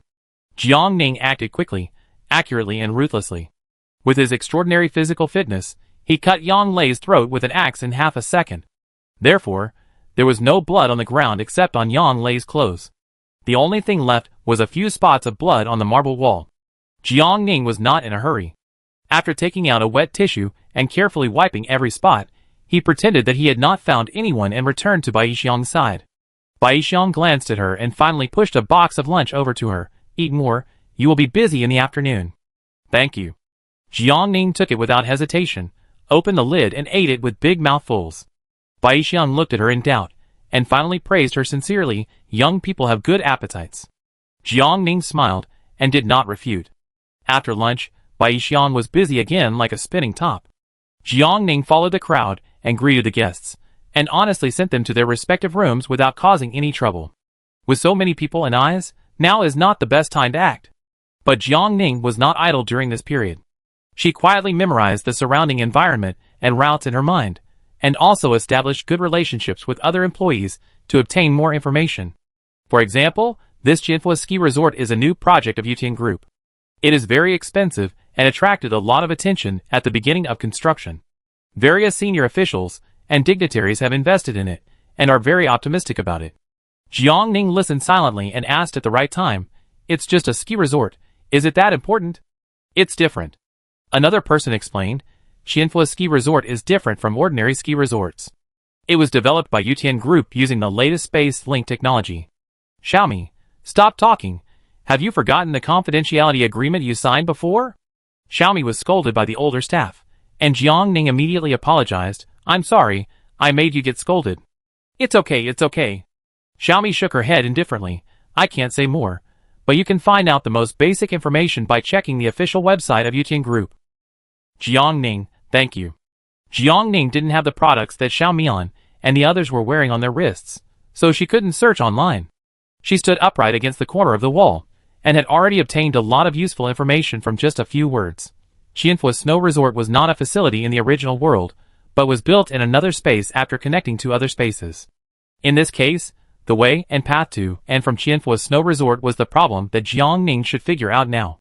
There were not many VIPs coming now, and the peak should be in the evening, so Jiang Ning still had enough time to fish and explore. Jiang Ning thought of the ID card and magnetic card in the backpack, but unfortunately Yang Lei was too excited at the time, so Jiang Ning had to take the initiative to deal with him. Otherwise Jiang Ning could get a lot of useful information from Yang Lei.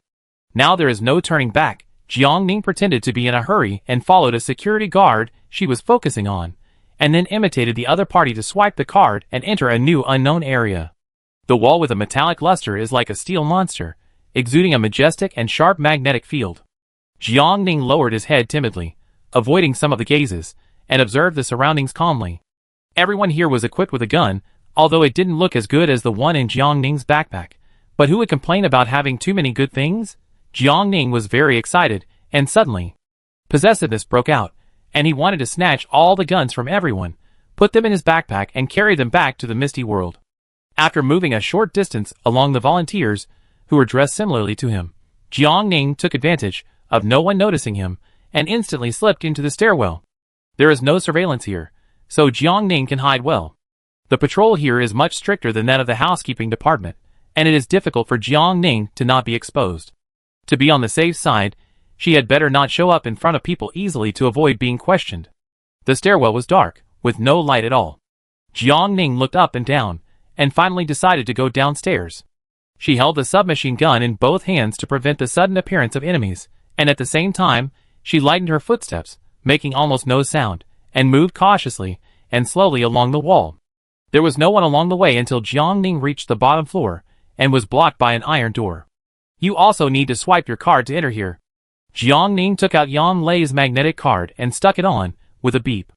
Recognition successful, unlocked. Jiang Ning raised his legs, bent his body slightly, and slowly stepped into the room with a gun in an attacking posture. Who? Chapter 30. A loud shout came from inside. Jiang Ning's hair stood up all over her body. She didn't have time to pull the trigger on her gun, and her body immediately leaned back to avoid the punch that the other party swung out of thin air. The punch was fierce, and was about to break through the air. This man was very powerful. It was pitch black all around, without any light. With the naked eye alone, it was difficult for Jiang Ning to tell where the other party was. She didn't act rashly, and continued to hold the gun, cautiously turning around in circles. You have some skills. Chun Zhou chuckled, but unfortunately you met me. As soon as he finished speaking, a sharp fist gust of wind attacked Jiang Ning's face again. The opponent did not use any weapon. Jiang Ning dodged quickly, and put away his submachine gun. It was not easy to shoot now. If other people were attracted, Jiang Ning would be trapped and unable to escape. No useful information has been found in this room. Jiang Ning raised his hand, and caught the opponent's move with his bare hands. He turned his wrist lightly, and used his clever strength to counterattack on the spot, forcing the opponent to retreat half a step. Huh? Qin Zhou looked at his aching wrist in confusion. Someone who has strengthened his body? Interesting. Jiang Ning listened to the other person's voice, and felt that it was a young girl. Although she pretended to be old-fashioned when she spoke, her voice was very clear and bright, like a young lady from a noble family who had been well raised since childhood. But no matter how strong you are, you won't be stronger than me. Qin Zhou raised the corner of his lips. I'm going to use all my strength. You'd better continue to hold on under my hands. Jiang Ning clearly felt that the opponent's aura was different. There seemed to be a sharp cold sword beside her, staring at him. Jiang Ning bent his waist, dodging Qin Zhou while punching with all his strength. The punch missed, and Jiang Ning's throat uttered a painful syllable uncontrollably. Qin Zhou did not stop, and her moves were fatal. Jiang Ning dealt with it with difficulty, not daring to be distracted for a moment. It's not pleasant to fight in the dark, right? So what if you took the gene enhancement potion? I grew up fighting wild beasts in the dark. Even if my vision is blocked, it still can't affect me at all. Qin Zhou smiled and played with the mouse in front of him. Tell me, what are you doing here? If you tell the truth, maybe I can let you go, otherwise. She said more seriously, don't blame me for being cruel and ruthless. For people like you who are stubborn, I have many ways to pry your mouth open. As Qin Zhou's last tone suddenly changed, Jiang Ning's body flew up and hit the wall heavily. After landing, Jiang Ning felt that his internal organs were about to be shattered by this little pervert, and he felt powerless again when facing the spotted tiger before. This dungeon boss was very perverted. Jiang Ning knelt on one knee, holding back the sweet taste in his throat, and said, Captain Yang asked me to come. Captain Yang? Qin Zhou slowly pondered the name for a while. Who? I haven't heard of it. Jiang Ning's heart sank, and she quickly took out a submachine gun from her backpack and aimed at the source of the sound. She put her finger on the trigger, adjusted her breathing as quickly as possible, and was ready to shoot at any time. Because she couldn't see, Jiang Ning could only point the muzzle of the gun at the other party by feeling. Her breathing gradually became stable, and Jiang Ning remained in a kneeling position without moving, slowly focusing her strength on her index finger. Are you a woman? Qin Zhou muttered to himself for a long time, and suddenly asked.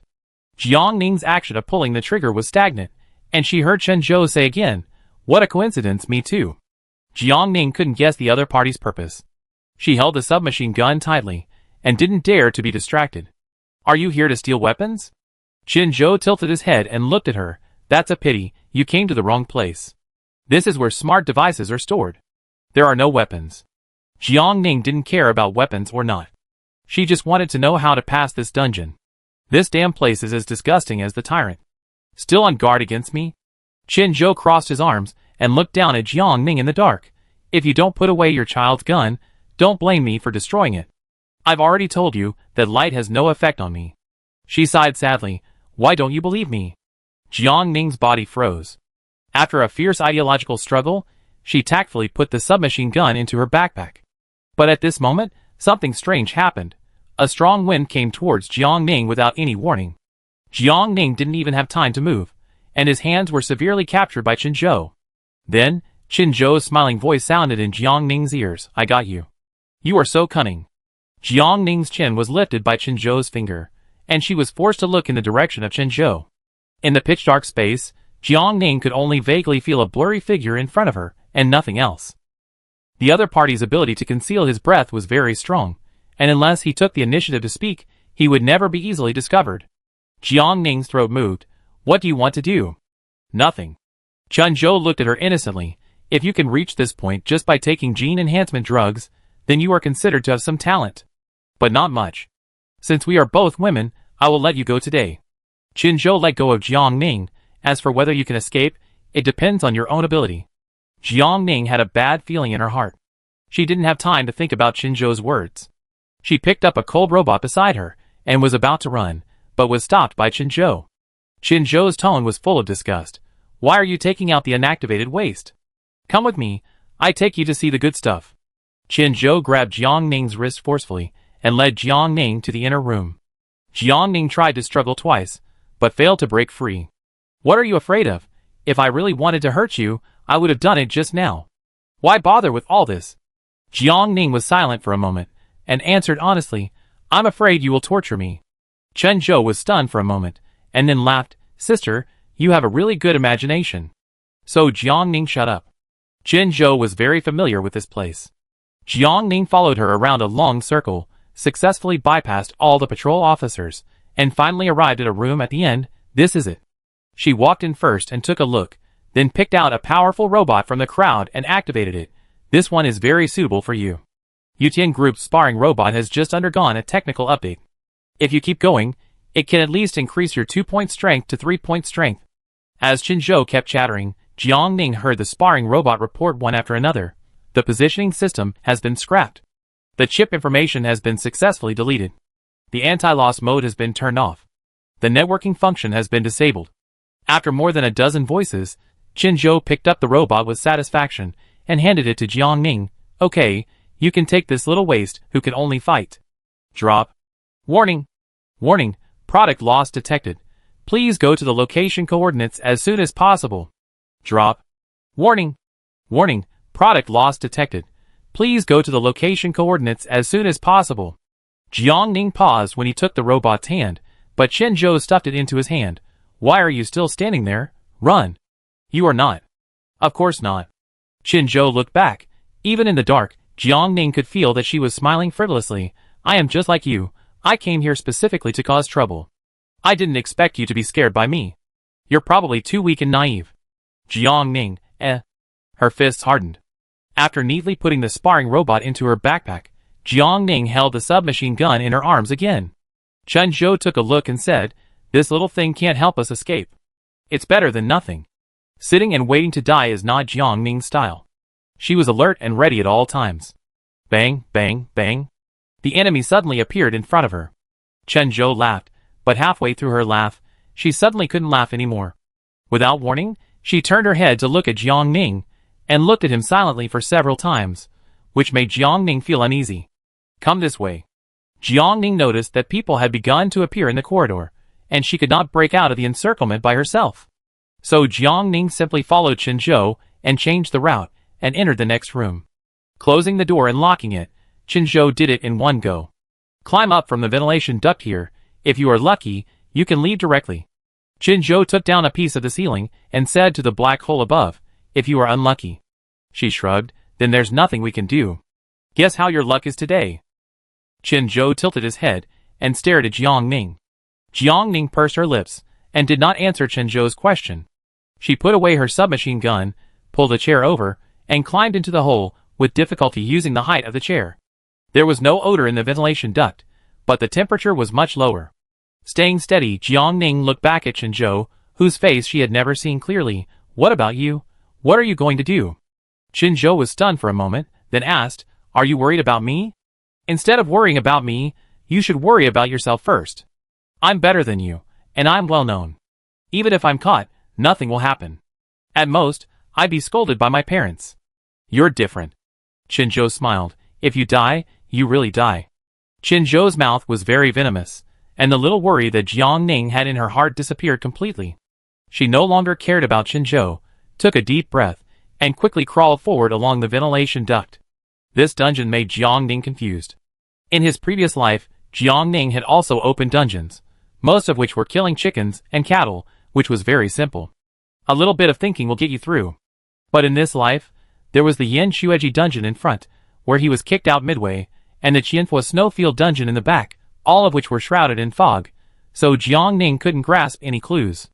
The footsteps below became more and more frequent, and Jiang Ning held her breath and concentrated, trying to move as lightly as possible. She crawled slowly in the direction of the footsteps, trying to use this to stay away from the underground floor, and successfully escape from the building. After about 40 minutes, Jiang Ning could no longer hear any sound. She did not act immediately, but took the opportunity to lie down in the ventilation duct and rest for half an hour, then carefully removed a gusset plate and looked down. This is the bathroom, and there is no one around. Jiang Ning took a deep breath, jumped down from the ventilation duct with difficulty, and then stood on tiptoe to buckle the ceiling. Just as she finished, 2 female employees came in. Have you heard? Something was lost in the equipment room. Ah, it can't be possible. The security of the equipment room is so strict that even a fly can't fly in. How could it be stolen? The other one obviously didn't believe it. Maybe it's just a hype. Really? Isn't this a common trick of Yutian Group? If you ask me, even if it was really stolen, everyone knows that their technology is of unknown origin and is stolen from others. My brother's girlfriend's cousin's cousin is a senior executive of Yutian Group. He said it himself, and the news is absolutely true. Jiang Ning pricked up her ears and walked past the 2 people without changing her expression. Wait! Someone called her, and Jiang Ning's muscles tensed up instantly, and then she looked over as if nothing had happened. What's wrong? What's up?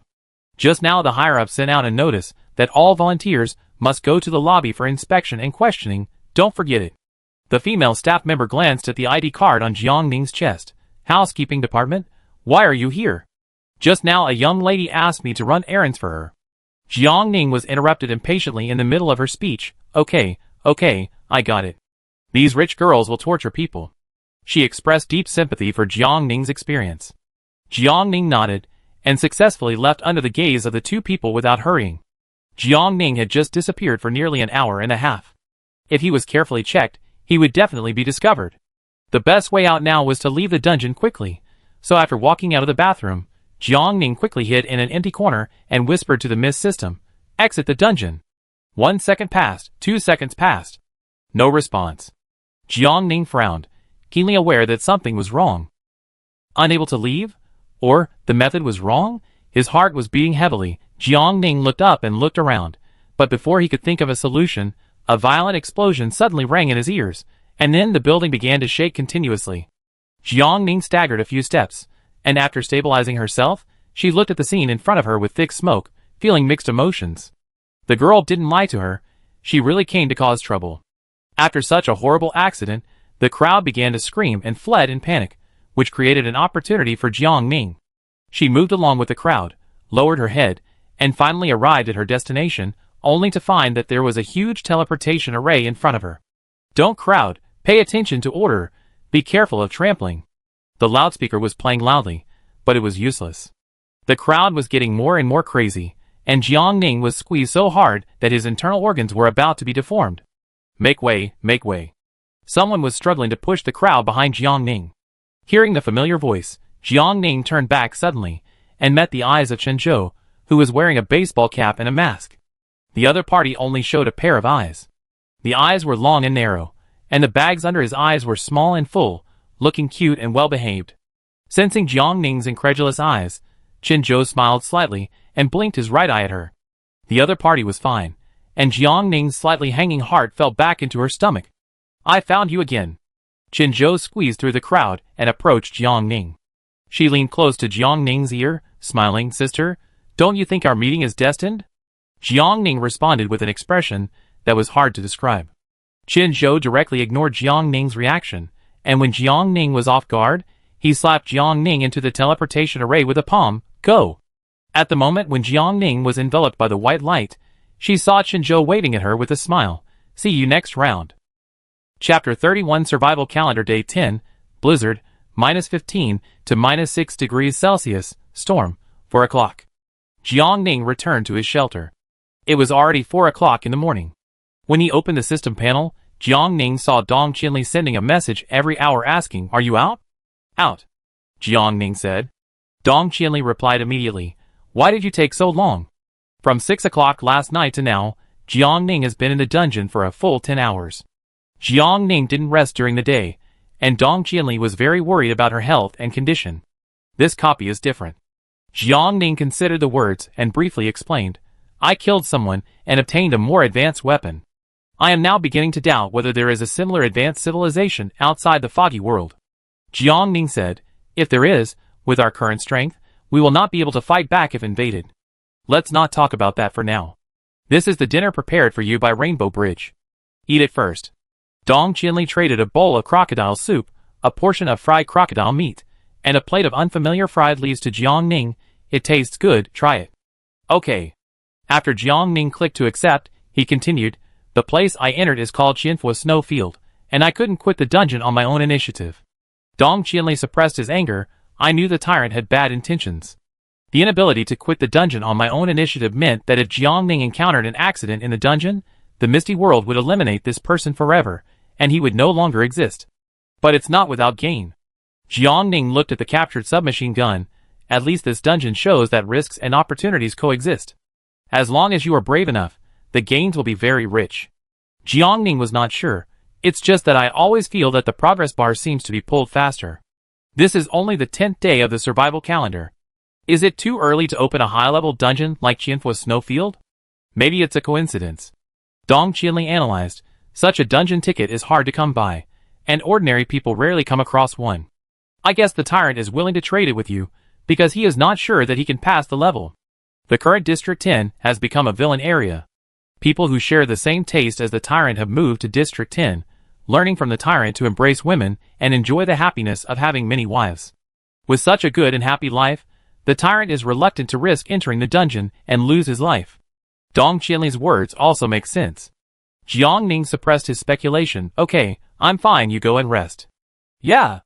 After finishing the meal, Jiang Ning packed up, crawled into her sleeping bag, and closed her eyes. After being beaten by Chen Zhou and maintaining a highly tense mental state, Jiang Ning was also very tired. At 7:50 in the morning, Jiang Ning woke up at the sound of the alarm clock. Because she had slept for less than 4 hours, she turned on the phone for a particularly long time this time. The thick fog was about to dissipate, and she couldn't dawdle any longer. Jiang Ning forced herself to get up from her sleeping bag, brushed her teeth, and left the shelter on time at 8 o'clock. It was very snowy today. Snowflakes fell diagonally on her face, and after melting, they left a water stain. Jiang Ning wrapped her cold-proof clothing tightly, held a large black umbrella in her hand, and tried to isolate herself from the blizzard.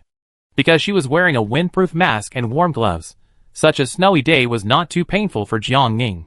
She stepped on the soft snow, and the friction between her shoes and the ground made a rustling sound, which was very pleasant. The surrounding area of the shelter was covered with snow, and the white snow burned Jiang Ning's eyes. As a last resort, Jiang Ning took out the ski goggles from her backpack again and covered her only eyes that were exposed to the air. With all the equipment, Jiang Ning arrived at the woods in no time. After placing the felling machine, Jiang Ning put away her umbrella, opened the door of the cab, and stepped on it. In the snow, I don't know if the speed of the felling machine will be affected. Jiang Ning had a full meal in the middle of the night and was not hungry at all, so she planned to work overtime to avoid more snow and wind later. As the felling machine started, the thick snow on the leaves fell down one after another. The front windshield was piled with snow layer by layer, and Jiang Ning quickly turned on the wipers. The snow was not thick now, and after a while, this small wiper would not be able to play its role effectively. Jiang Ning concentrated his attention, and as the machine arm was raised, thick trees began to fall, and finally turned into pieces of wood and entered Jiang Ning's backpack. At present, the majority of survivors are in the first-level shelter. With the walls leaking air on all 4 sides, the extreme cold period will become very difficult for them. Even with the thermal insulation emergency blankets sold by Jiang Ning, it was still torturous. Fortunately, everyone had a good harvest in this beast tide. At least there was enough food and calories to absorb, so they didn't have to starve anymore. They relied on their righteousness to stand firm. After Jiang Ning worked for almost an hour, the blizzard gradually became smaller, and even the wind became weaker. This was a good sign, and Jiang Ning sped up the speed of collecting wood. At 12 o'clock noon, Jiang Ning stopped working and took out 2 portions of self-heating rice. While waiting, Jiang Ning opened the system panel and began to deal with the daily routine left over from yesterday. Replenish the stock of sanitary napkins, emergency blankets, and cold-proof clothing. With the arrival of cold weather, the sales of emergency blankets and cold-proof clothing began to increase and were almost sold out. After Jiang Ning put another batch on the shelves, the sales situation was still very good. Switching to the chat channel, the survivors were discussing yesterday's hail. Hey, guess what I picked up when I went out today? The body of a strange beast killed by hail. Hey, I'm calling you a good guy. Are you going to have smoke coming out of your ancestral grave? Why don't we all go out and try our luck? Maybe we won't have to worry about food for the next week. I would like to, but I'm cold. Doesn't the first person on the list sell emergency blankets on his homepage? You didn't buy one? I bought one, but I'm still cold. If one doesn't work, buy two. If two doesn't work, buy three. Wrap yourself from head to toe until you're airtight. There's always a way to make it work. Wait, you're not one of the remnants of Holy Light, are you? No? Haven't the people of Holy Light recognized the reality yet? You are hopeless. It's already the 10th day, and you still want to get something for nothing and live by begging. The survivors who mustered up the courage to face the beasts during the beast tide have already made a fortune, but you are sneaky and have not even made it to the table yet. Don't think you can make a comeback in the future. Districts 1 and 2 have blacklisted you, and other districts don't like you either. The resources in your District 10 alone are not enough to share. What does the tyrant want to do? Raising a goo. Seeing this, Jiangning's eyes paused. Don't say it. With the character of a tyrant, he can really do such a thing. The self-heating rice is ready. Today, it is the flavor of preserved vegetables and braised pork and spicy chicken. Jiangning continued to watch the record while eating lunch. Now everyone's chat content quickly switched from the Holy Light to the voting for the new district chief of District 4. After most of the day's competition and fighting, there are now a total of 4 candidates in District 4 with high voices. They are 2 men and 2 women. The votes are evenly matched. The rankings have been changing, and the chase is very close. Because of Jiangning's existence, other women have more opportunities and greater support, which is a very good phenomenon. After all, in the previous life, female district chiefs accounted for less than 1% of all district chiefs. Occasionally, one appeared because the district really had no male candidates to show off. Jiangning took a rough look and was not sure who the final candidate would be. 2 boxes of self-heating rice had been successfully destroyed, and after collecting the garbage, Jiangning immediately started a new round of work.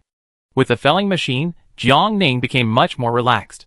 She only needed to operate the lever to control the felling machine to move forward and backward, and to cut trees, and she didn't even need to walk the road herself. With high efficiency, time passed quickly. Today's treasure chests appeared very rarely. It was not until about 1:30 in the afternoon that Jiangning successfully found an inconspicuous silver box in the snow that almost blended into the environment. While picking it up, Jiangning pulled its buckle and opened it by the way. Open the silver box and get adhesive *1, strawberry seed *1, copper coins *10. Fruit? Jiangning was stunned for a moment, and finally, with the mood that it was better to have something than nothing, she collected the 2 bags of strawberry seeds after the critical hit. It happened that the 2 fertile fields were still vacant so far, just right for planting strawberries. Before returning to the felling machine, Jiangning injected the last barrel of 10L diesel into the machine. This was Jiangning's only stock, so after returning to the shelter tonight, she had to go to the market to buy diesel for the normal operation of the felling machine. In addition to wild boars, Jiangning never saw other mountain products in this forest. The wild boar had long disappeared. Starting the felling machine again, Jiangning had almost cut all the wood that could be collected in this direction. There had been no news since the detector entered the thick fog last night, and it was unknown whether it had automatically returned when Jiangning was not at home during the day. Only after figuring out what was in the fog could Jiangning proceed with the next plan. At 5:40, Jiangning finished collecting wood. After putting away the machine, she quickly moved towards the shelter. Outside the courtyard gate, a small, dark gray detector was on standby. Seeing it return safely, Jiangning immediately picked it up and held it in his arms, and returned to the room. Restraining his excitement, Jiangning began to sit cross-legged on the ground and check the monitoring screen of the detector. The speed of the detector was not fast, so after watching the meaningless fog screen for 5 minutes, Jiangning directly turned on the tenfold speed. The screen began to change rapidly, until a certain moment Jiangning quickly paused it. In the thick fog, countless pairs of densely packed eyes were staring at the detector. In the silent environment, the scarlet, cold and blurred beast eyes were strange and terrifying, making people feel creepy. Jiangning repeatedly checked the footage and finally found a strange place. There seemed to be a circle under their feet. The scope of this circle was unknown, but through the thick fog, Jiangning was able to draw the conclusion that all the strange beasts were refreshed from this circle. After a moment of silence, Jiang Ning told Dong Qinli about this discovery. She recorded a video and sent it over. See if you can find anything else. Dong Qinli was surprised when she received Jiang Ning's message. Did you take this in the dungeon last night? No. Jiang Ning denied. I dropped a detector when I opened the gold box. Before entering the dungeon last night, I put this detector into the fog. This is the picture recorded after it went out and walked. Dong Qinli suddenly realized, give me some time. After throwing the question to Dong Qinli, Jiang Ning took out the intelligent training robot that Qin Zhou had secretly given her. The light was not good before, so Jiang Ning could not see clearly what the robot looked like. Under the light of the fireplace, Jiang Ning found that this female robot was so exquisite that it looked like a real person, and there was no sense of technology. Whether it was the hair, facial features, or the color and texture of the skin, they were all terrifyingly realistic. Jiang Ning approached it and tentatively said, turn on? Binder information detected, binder information loading. Binder information loaded successfully, turned on. Hello, the intelligent mechanical ruler will start to serve you soon. Please read the following precautions carefully to avoid injury. Remaining reading time, 10 minutes, start the timer. Jiang Ning, ? This intelligent machine is very strict. Jiang Ning can't care about so much. He quickly took the manual from Qi Dan and read it quickly. The manual is foldable. When it is spread out, it is longer than Jiang Ning's life. 10 minutes later, Jiang Ning still has more than half of the content to read. Qi Dan directly took it and put it in the storage space. Next, we will start to test the basic skills of the binder. Without saying much, a metal fist instantly swung towards Jiang Ning. While dodging, Jiang Ning looked at Qi Dan's flexible body with mixed feelings. His personality is exactly the same as that girl whose name he didn't know. Qi Dan didn't give Jiang Ning too many opportunities to be distracted. It continued to attack, and Jiang Ning didn't even have time to catch his breath. The basic skill test of the binder is over, and the overall evaluation is E. Next, the flexibility and reaction speed of the binder will be tested. The flexibility and reaction speed test of the binder is over, and the overall evaluation is E. Next, the physical strength of the binder will be tested. The physical strength test of the binder is over, and the overall evaluation is D. Jiang Ning was puzzled. Bang bang bang. After being beaten, he was finally bruised and swollen, and received a ruthless evaluation of E from Qi Dan for his overall strength. Now start to formulate a special training plan for the binder. Remaining waiting time, 30 minutes. Qi Dan finally calmed down. Jiang Ning quietly exhaled, numbly took out the dinner, and began to stuff it into her mouth. The robot hit Jiang Ning without any lightness, and the place where Jiang Ning was beaten began to hurt faintly. She could already imagine how tired she would be in the future after returning to the shelter after a day's work, and continuing to be beaten all night. Jiang Ning frowned. Ding dong. The voting time for the new mayor of District 4 has ended. The list of successful candidates for mayor is now announced. The new mayor of District 4 is AAA professional Golden Fist coach Jiang Jingxin. Cousin? Jiang Ning stood up suddenly. She may not recognize her cousin's nickname, but she definitely remembers her cousin's name and occupation. Jiang Jingxin, Jiang Ning's idol since childhood. Because her family urged her to get married, Jiang Jingxin hurriedly married a cheating man with a tendency to domestic violence. With a fickle husband and a mean mother-in-law, Jiang Jingxin's life in her husband's family was miserable. After enduring it once, Jiang Jingxin became more and more angry, and finally went home with a knife. The person who tried to reconcile slapped her once, her mother-in-law slapped her twice, and her husband beat everyone up with the 18 dragon palms, making them dare not say a word. That incident was a big fuss, and Jiang Jingxin was even on the news. At first, the scumbag and the mother-in-law did not give up, and still wanted to continue to control Jiang Jingxin. In the end, Jiang Jingxin collected evidence and filed for divorce, kicked the scumbag, and made him leave the house with nothing, without getting anything. Jiang Ning has always admired the strong. Because of this matter, she always likes to follow Jiang Jingxin, and took the opportunity to be trained by the other party for several winter and summer vacations.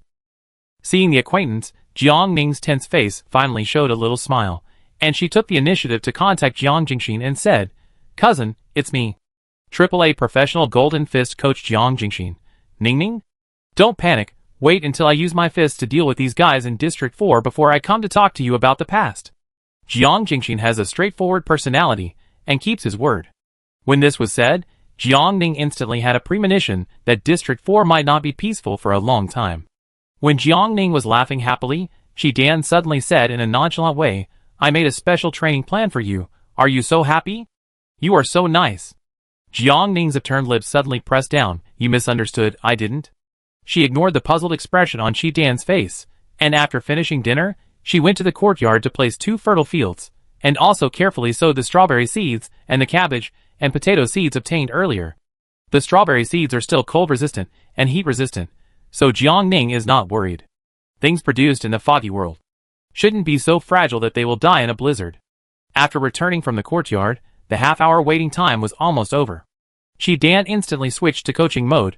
From now on, you will practice basic skills for at least 4 hours every day. It's getting late today, so you can only practice for 3 hours. Let's start with standing and horse stance. Practice the lower body first, then talk about other things. Dan began to show Jiangning, and Jiangning followed suit. After Dan's slight adjustments, the movements were very standard. Dan was surprised.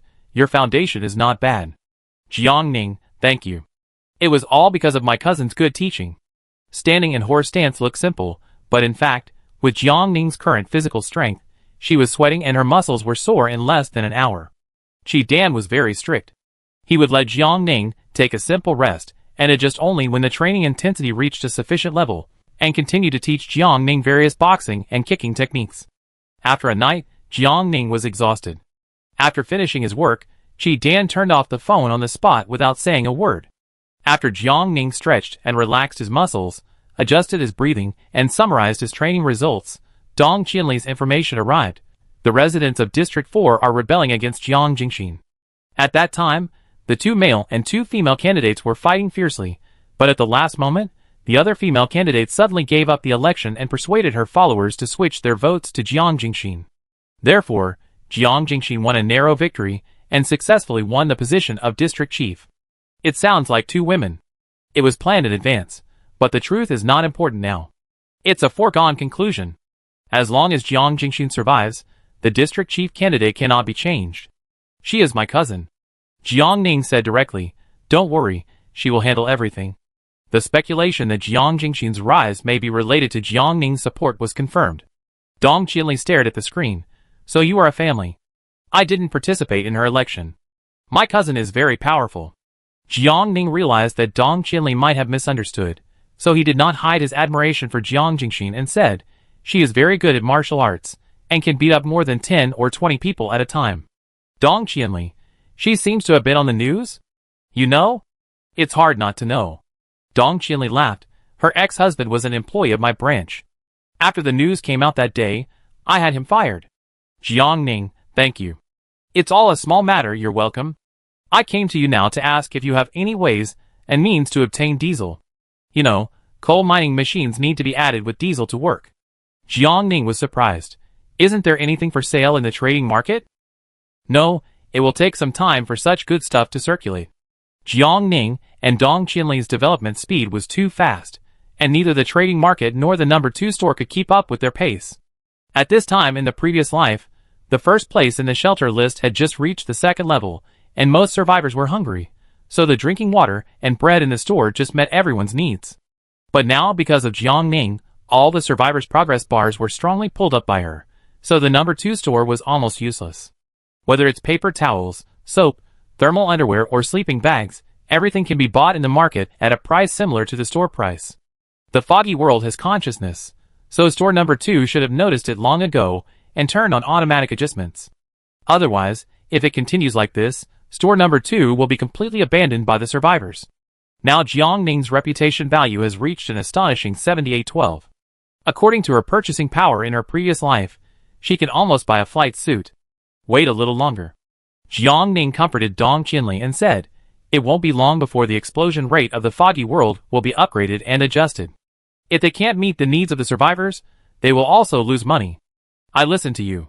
Jiangning was not very sure, but she could guess. The number 1 system store refreshes its products every 4 days.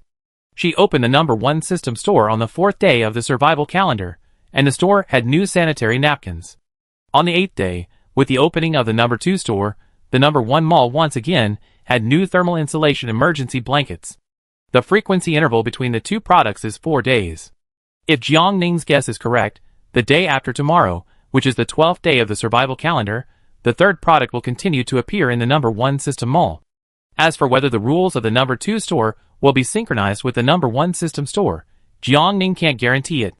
Jiangning was very tired today. First, she played an unclear copy and got beaten up. Then she went back to the misty world to work for most of the day. It was rare to have time to rest and relax, and then she was beaten up by Qi Dan. She fell into her sleeping bag exhausted and began to recover her energy.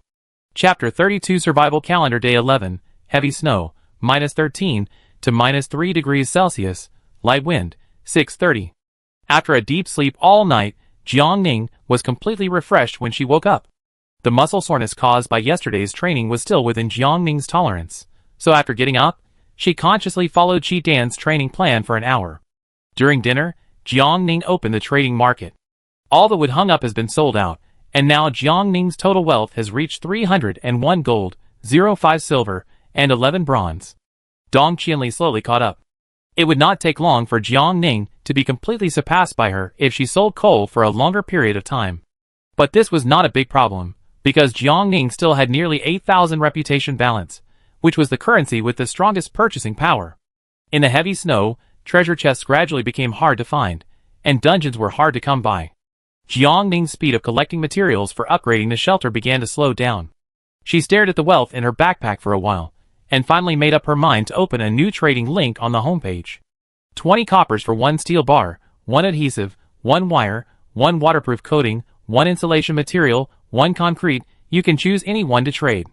Jiangning has collected almost half of the steel bars and wires, and less than a third of the adhesive, waterproof coating, and insulation materials because of the huge amount required. Not to mention concrete, the required 5,000 units, but Jiangning only has less than 300 units now. Collecting concrete is a difficult job, and like the glass before, it will block 99% of the survivors from upgrading. However, Dong Qianli has made a good start. As long as the problem can be solved with money, it is not a problem. If there is something that cannot be done with money, it must be that the money is not enough. At present, the wealth of survivors is generally only a few silver or dozens of copper. Excluding the expenses of buying various cold-proof materials, there is not much left. Jiangning's purchase price is very good, so some people who are short of money will consider exchanging the materials in their hands for copper coins. The materials can be exploded in the future, but it is not certain whether the materials exploded in the future can still be worth 20 coppers. The market has always been dominated by the bold eating meat, and the timid drinking soup or gnawing bones. After advertising his acquisition on the regional channel and the world channel, Jiangning put on his equipment and went out when the time was almost up. At 8 o'clock, the snow was still heavy. Jiangning held an umbrella and turned into a small black dot in the white snow. Before going to bed last night, Jiangning did not release the detector because the picture after the fog fell was too blurry, and very little effective information could be extracted. The vision and light during the day are much better. After reaching the edge of the movable range, Jiangning took out both detectors. After setting the route and detection time for each detector, the two machines drove out in an inverted H shape. After watching the two detectors leave her sight, Jiangning turned around to drive the felling machine. But she suddenly stopped and looked at the corner of the golden light faintly exposed in the snow in disbelief. Gold box? Jiangning strode over. The gold box covered by snow was outside the movable range and could not be picked up by hand. So Jiangning took out a snow shovel from her backpack, pried the gold box out of the snow with difficulty, and hooked it towards her.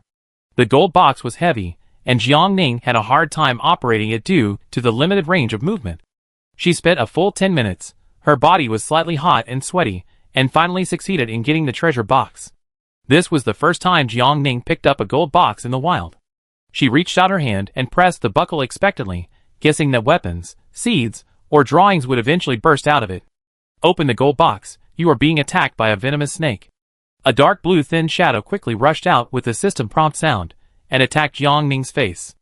Jiangning's heart tightened, but he reacted quickly, falling to the ground on the spot, and rolling hard to the side. The cold-proof clothes and protective helmet were immediately covered with fallen snow, and the snow blocks greatly affected Jiangning's vision. Jiangning simply took off the protective helmet, and confronted the venomous snake with only the windproof mask. The snake was not big, only 2 meters long, and the dark and colorful patterns on its dark blue snake skin were very inconspicuous. But the fact that the fog system specifically prompted the word venomous snake instead of directly calling it exotic beast, snake was already very wrong. Jiang Ning maintained a defensive posture. The only weapons she could use at the moment were the bow and the iron axe. The venomous snake moved very fast, but it was not impossible to find flaws. The S-shaped forward route made it easy for people to predict its movement and attack. Jiang Ning took out the bow and the automatic refilling quiver without hesitation. Swoosh! The arrow missed and the snake began to move. But then, the sound of swoosh swoosh was heard again, successfully blocking the snake's direction. The only way to defeat martial arts in the world is to be fast. To deal with this kind of animal, speed is the key. Jiang Ning shot 3 arrows at once. The snake was quickly surrounded by arrows, and was stuck in place by Jiang Ning. Jiang Ning's high-density attack angered the snake. It opened its mouth and venom was ejected instantly.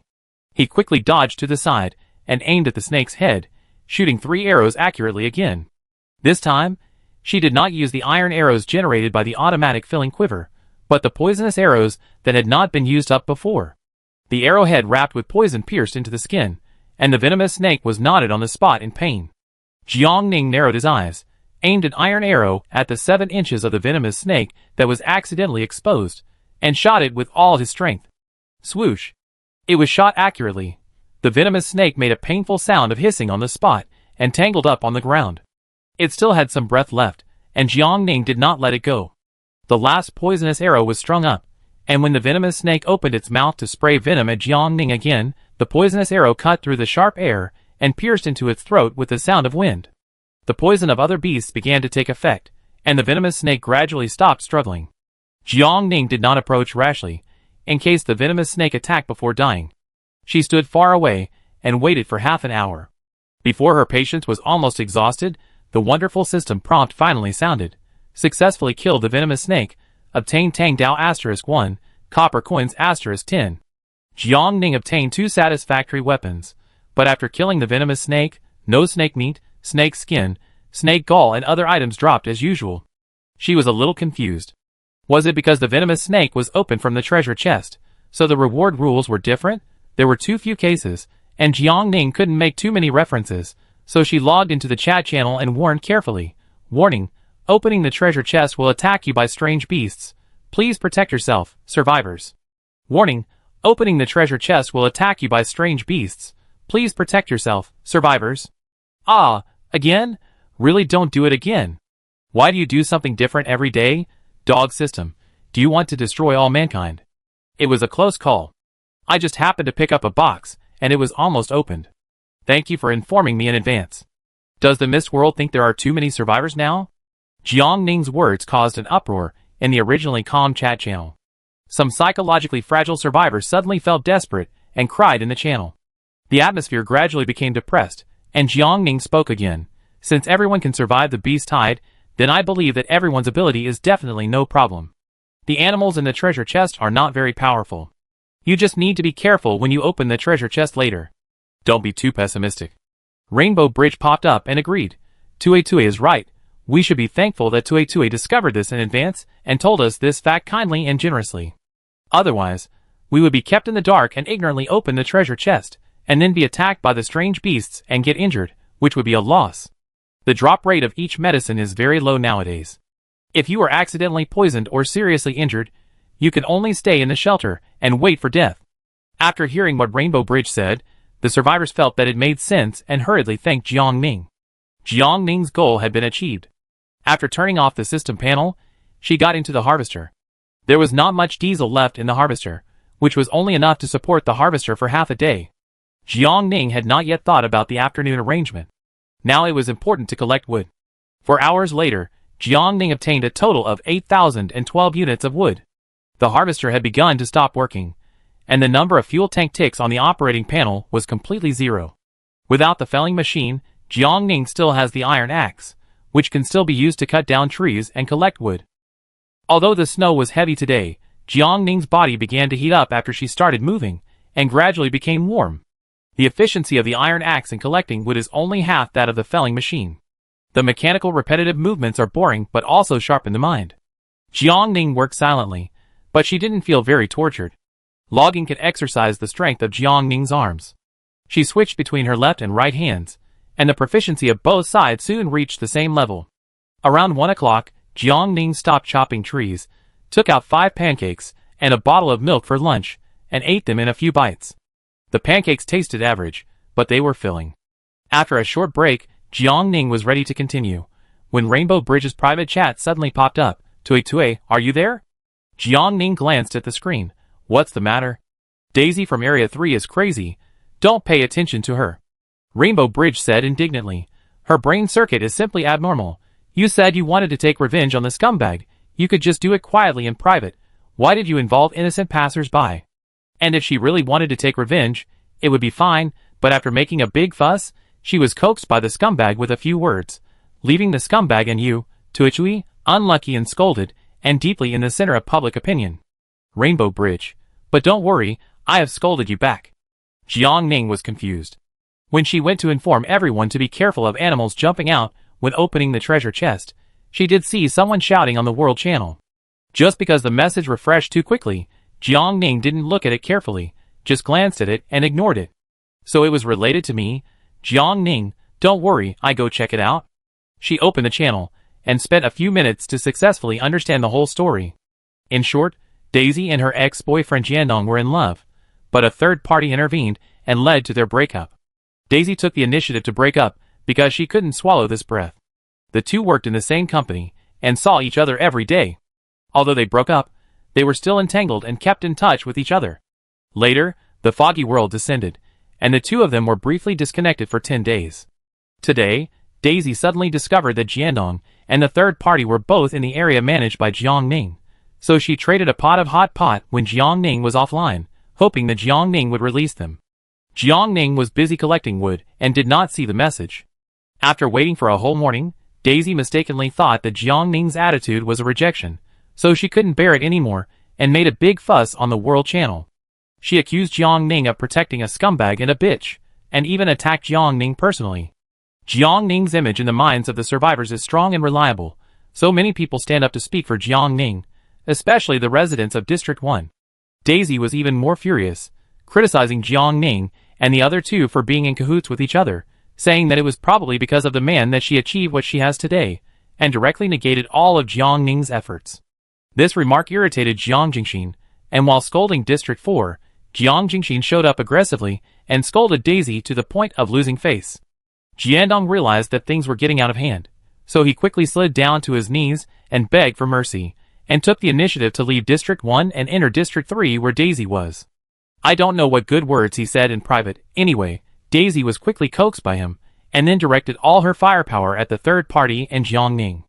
Jiang Ning was very strong, and many people did not dare to attack Jiang Ning, so they turned around and caught the third party, a weaker woman, and madly insulted her with words that were disgusting. Jiang Ning was not a fool. She had always kept to herself and never caused trouble with others. So why was she put on the rack because of the emotional problems of 3 people? It wasn't her who became the third party that caused Daisy to break up with her scumbag ex-boyfriend. This is clearly a conspiracy.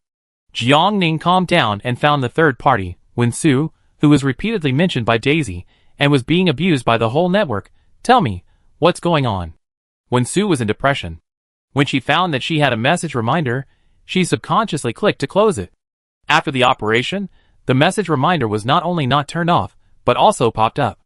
Wen Su was shocked, thinking that when she saw a ghost during the day, she suddenly found that the other party was Jiang Ning. So she hurriedly told Jiang Ning the whole story like pouring beans. I am wronged.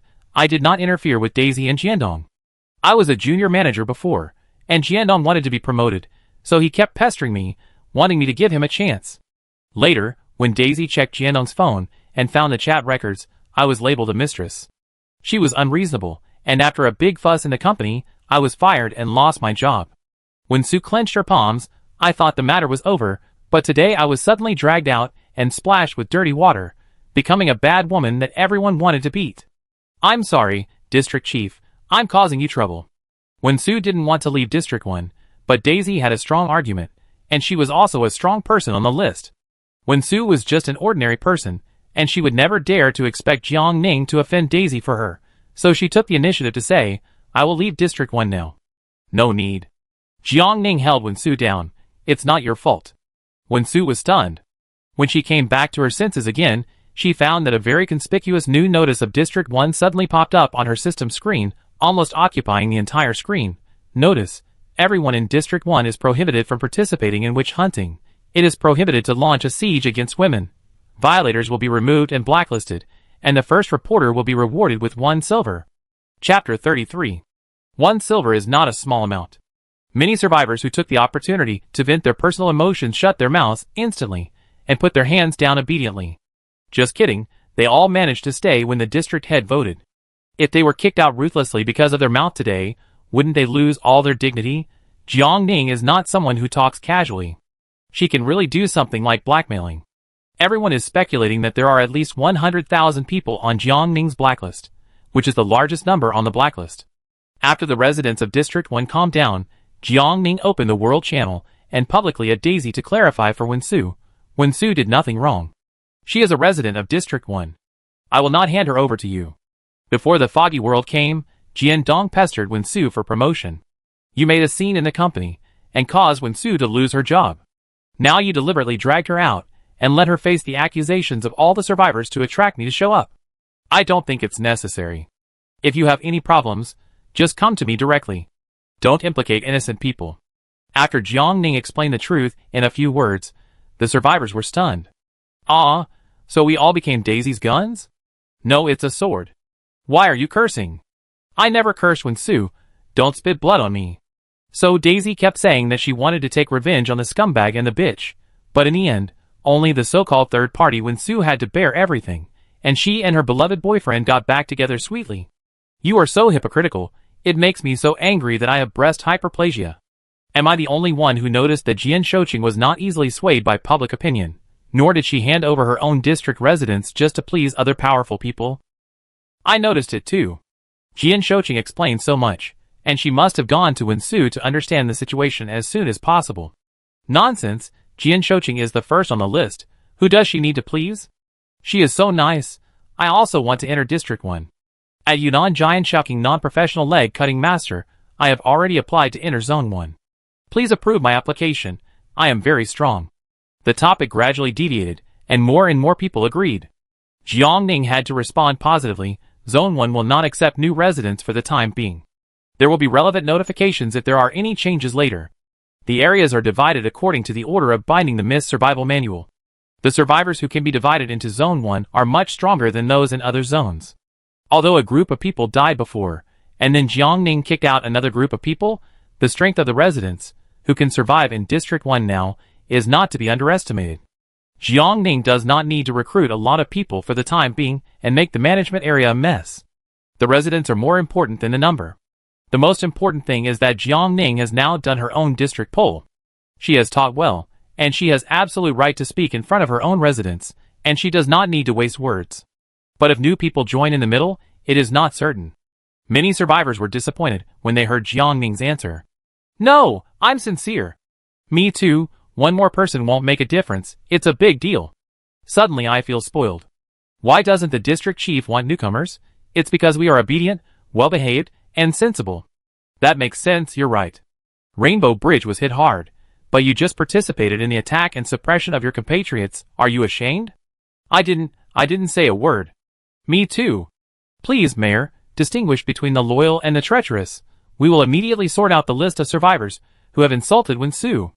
The residents who thought they were recognized by Jiang Ning spontaneously formed a team to look through the lengthy chat records, and then pulled out most of the people who had insulted Wensu. Jiang Ning's attitude was very clear, that is, he would absolutely protect his shortcomings. I don't care what you outsiders say, as long as I know that my residents are not wrong, I will never abandon them. Wensu's story made them understand this deeply. Therefore, the cohesion of District 1 became unprecedentedly strong on this day. More and more people joined in the old score settling. The survivors who had previously spoken fiercely and pointed knives at their fellow residents were afraid that they would be excluded in the future and could not develop better, so they hurriedly withdrew from District 1 with a guilty conscience. After a small fluctuation, the current number of survivors in District 1 is 810,271. The survivors in other districts noticed this and cried again and again, I really don't know how to appreciate my blessings. It would be great if one of the people who left the list was replaced by me. I will definitely cherish it. Everyone felt the same way. Daisy and Jiandong had not shown up. Jiang Ning frowned and at them again. Don't you want to talk, Daisy Jiandong? You have brought deep hurt and psychological trauma to Wensu. Don't you even have an apology? In order to deal with this matter, Jiang Ning has wasted almost half an hour. Seeing that the two were not going to come out, Jiang Ning said straightforwardly, I have blocked Daisy and Jiandong. I hope that Wensu can wait for your apology before the fog falls today at Daisy and Jiandong. That's great. She was still supporting Wensu and asking for justice until the end. Jiang Ning was offline. She only had less than 5 hours to collect wood, so she had to hurry. In fact, Jiang Ning could roughly guess who was the one who gave Daisy the bad idea. Apart from the tyrant, she really couldn't think of anyone else who would hate her so much. She attacked the Holy Light organization created by the tyrant, blocked him, and successfully survived in the copy he maliciously sent to her. The tyrant must be furious. To be honest, the tyrant's method is really low level. Wensu can't affect Jiang Ning at all. Unless the tyrant's purpose is to poach people from District 1. In the later stage, powerful survivors are top resources, and the area with many powerful survivors will naturally become the leader, and can dominate the world, and no one dares to disobey. The tyrant should have this idea.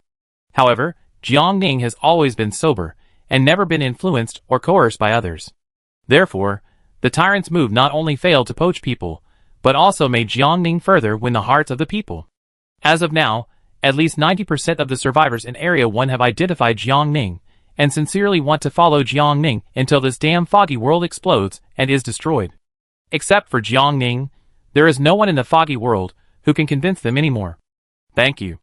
Wensu mustered up the courage to send a message to Jiang Ning, and then mustered up the courage to speak in the regional channel, thank you everyone. During the few hours of being targeted by Daisy, Wensu was heartbroken, and was ready to be abandoned by Area 1 and Jiang Ning, because there were also many people in Area 1 who scolded her. In Wensu's imagination, Jiang Ning usually doesn't like to pay attention to these gossips, so after being morally kidnapped by Daisy, Jiang Ning would probably value peace and sacrifice herself to stop the gossips in exchange for peace in the entire district. Wensu is not important.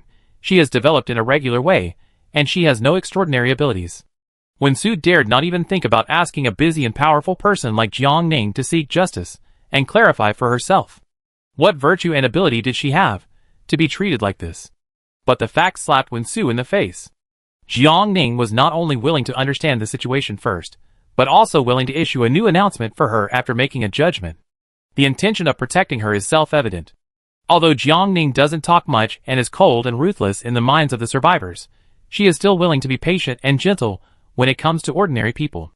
Wensu took a deep breath and immediately made up her mind to publish a clarification essay that she had already written on the World Channel. The district chief protected her so much, she couldn't be timid anymore. She wanted to protect her reputation, clear her name, and never let Jiang Ning down. Jiang Ning saw Wensu's gratitude, so she traded a piece of rabbit meat to appease him, and replied, "You're welcome, it's what I should do." As the district chief, it is natural for him to protect his own district personnel. And Wensu's experience was very likely to be caused by Jiang Ning. Daisy did not respond for a long time, so Jiang Ning did not continue to waste time on such trivial matters. Swinging the iron axe again, Jiang Ning rhythmically cut down the trees one by one. Jiang Ning had created a nearly circular open area around the shelter. Within the activity range with a radius of 800 meters, with the shelter as the center, the wood that Jiang Ning could collect gradually decreased, and it would disappear completely in a few days. This is not good news. The inability to continue selling wood means that the development of other survivors will be restricted, and the shelter will always be stuck at level 1 and level 2 and cannot go any further. The appearance of the foggy world was very sudden, and it is still unclear whether there is a conspiracy behind it. Jiang Ning certainly hopes that his compatriots will be as strong as possible. When the sky falls, Jiang Ning will have comrades behind him to fight together, and he will not be alone. After chopping down another tree and harvesting 400 units of wood, Jiang Ning found a silver box under the stump. With the previous experience, Jiang Ning held the tang sword tightly in his right hand and held the snow shovel in his left hand, and stood far away to pry open the silver box. "Open the silver box, you are being attacked by a wild wolf." The wild wolf rushed out of the silver box with a whoosh. Jiang Ning's expression was slightly restrained. As his arm was raised, the tang sword drew a beautiful sword flower in the air, and then accurately stabbed the wild wolf's throat. A fatal blow. Successfully killed the wild wolf, and obtained a dagger *1 and copper coins *10. Weapons started to drop today. Jiang Ning picked up the dagger and examined it carefully. The dagger was very delicate and looked sharp, cutting iron like mud. After putting the dagger away, Jiang Ning looked at the time. It was almost 4:30 in the afternoon. The 2 detectors sent out in the morning should be back soon. Just as he was thinking, a strange sound suddenly came from the woods beside him.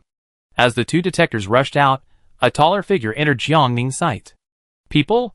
Jiang Ning clenched his tang sword tightly and stared at the thing that suddenly appeared with alertness. The first move is the strongest. Jiang Ning has never been a hesitant person. The moment the detector was attacked, it was destined that Jiang Ning would not be able to shake hands and make peace with the person in front of her.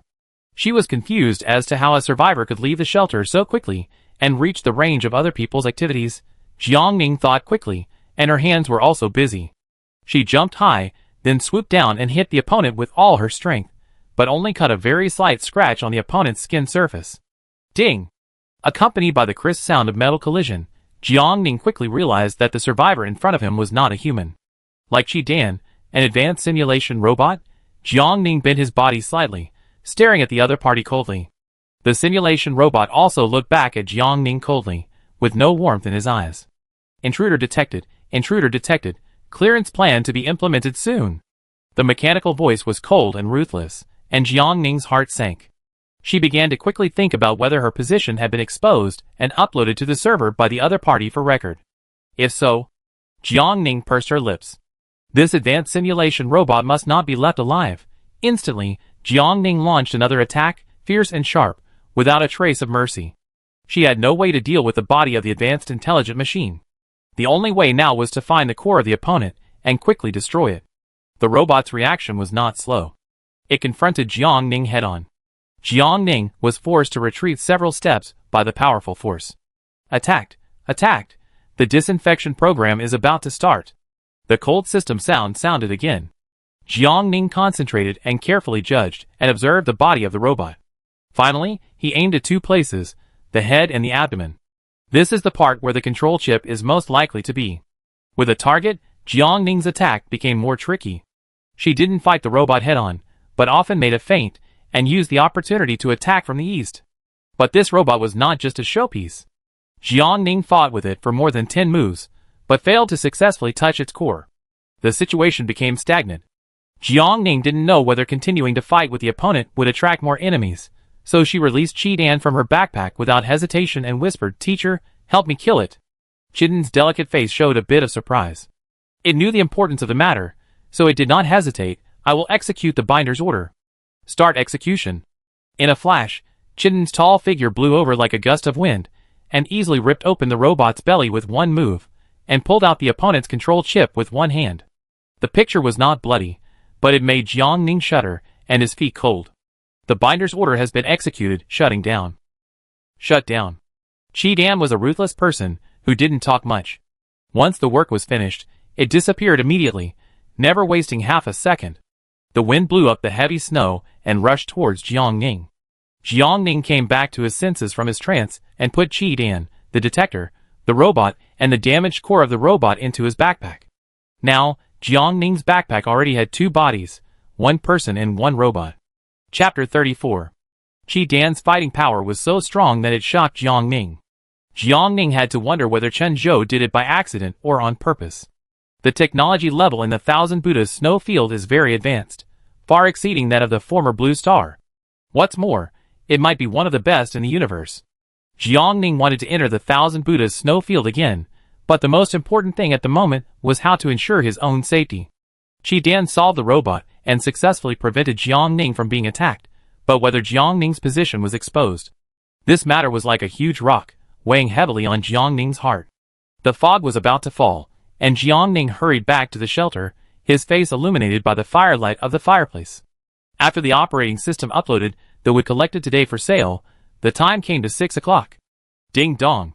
From now on, the Fog Survival Store will start the self-repair and upgrade mode, and the self-repair and upgrade in time is midnight on the 12th day of the survival calendar. A sudden notification made Jiang Ning stunned. After living for 2 lifetimes, Jiang Ning encountered the first change in the Fog Survival Store, but this might be a good thing. The goods in the store can no longer meet everyone's needs. It is just a decoration. If the goods can be adjusted to increase the categories and better match the development of the survivors, it will live up to its name of store. This news caused the survivors to fall into heated discussion. Jiangning simply took a look and then quickly focused on the trading market. During the day today, her shelter material acquisition link exchanged copper coins for 19 steel bars, 26 adhesives, 10 wires, 44 waterproof coatings, 31 insulation materials, and 53 concrete. After deducting 36 silver and 60 copper, the number of shelter upgrade materials in Jiangning's backpack has slowly increased again. As the temperature drops, the sales of thermal insulation emergency blankets are becoming more and more popular, and Jiangning has to replenish the inventory in time every day. Although emergency blankets are cheap, they are not as good as down jackets and winter clothes. It is just a blanket, and it is not as convenient as clothes that can be worn directly on the body. Now the copper coins in the hands of the survivors have begun to increase, and the winter clothes have also gone from only selling dozens of pieces at the beginning to selling at least thousands of pieces every day now. Everything is going in a good direction, except Jiangning. Jiangning looked at the unknown human corpse *1 and unknown machine *1 on the system screen with a heavy heart, and silently released the two detectors. What did these two little things do? It would have been fine if they had provoked the advanced robots for no reason, but they were chased by the advanced robots all the way. Didn't they split into two directions when they left? How did they get together again in the end? Press the button, and the two detectors start playing the recorded images at the same time. Jiangning continued to drive at high speed, his eyes fixed on the contents on the two detector screens. At first, for a long time, the detectors were moving normally. Jiangning watched them pass through the dense forest, crush through the thick snow, climb all the way up, and arrive at a plain open space. In the open space, a large number of advanced robots gathered, patrolling silently around. Surrounded by the enemy, the detectors were not high enough to detect the situation inside. But even so, such a scene is weird enough. Jiangning took a deep breath and couldn't help but associate this open space with the circle recorded by the detector last night. Could it be? There were no strange beasts in this world originally. The reason why the beast tide exists is that someone deliberately released strange beasts into the foggy world to achieve a certain purpose. This possibility is very high. Jiangning is not an old stubborn person and quickly accepted this fact. According to the detector, that place is several kilometers away from Jiangning's shelter. Even if the shelter is upgraded to another level, Jiangning has no way to sneak over to find out the situation. After returning to reality, Jiangning quickly came up with a plan. She planned to camouflage the two detectors so that they could blend into the snow scene completely to avoid being discovered again. Then, let the two detectors monitor the area 24 hours a day to see if they could find more information. After marking the area, Jiangning did not send out the detectors immediately.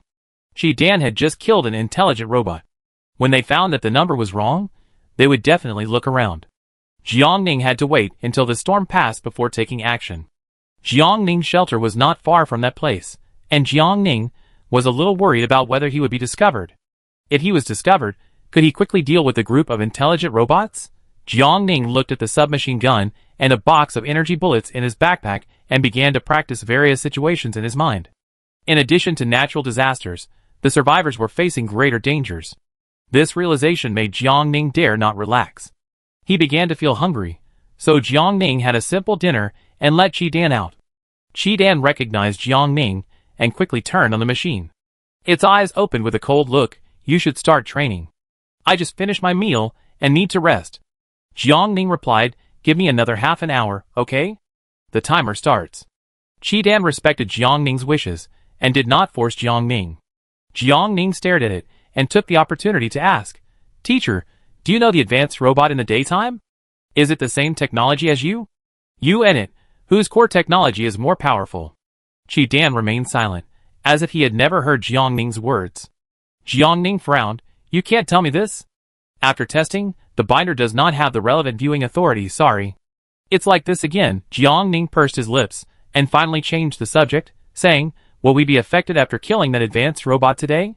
To be precise, I want to ask if my position will be exposed." This time, Dan finally responded. It smiled at Jiangning, opened its lips slightly, and spit out a word ruthlessly, "Yes. So please actively train to deal with subsequent enemies." Jiangning's heart finally died. How long will it take for them to take action?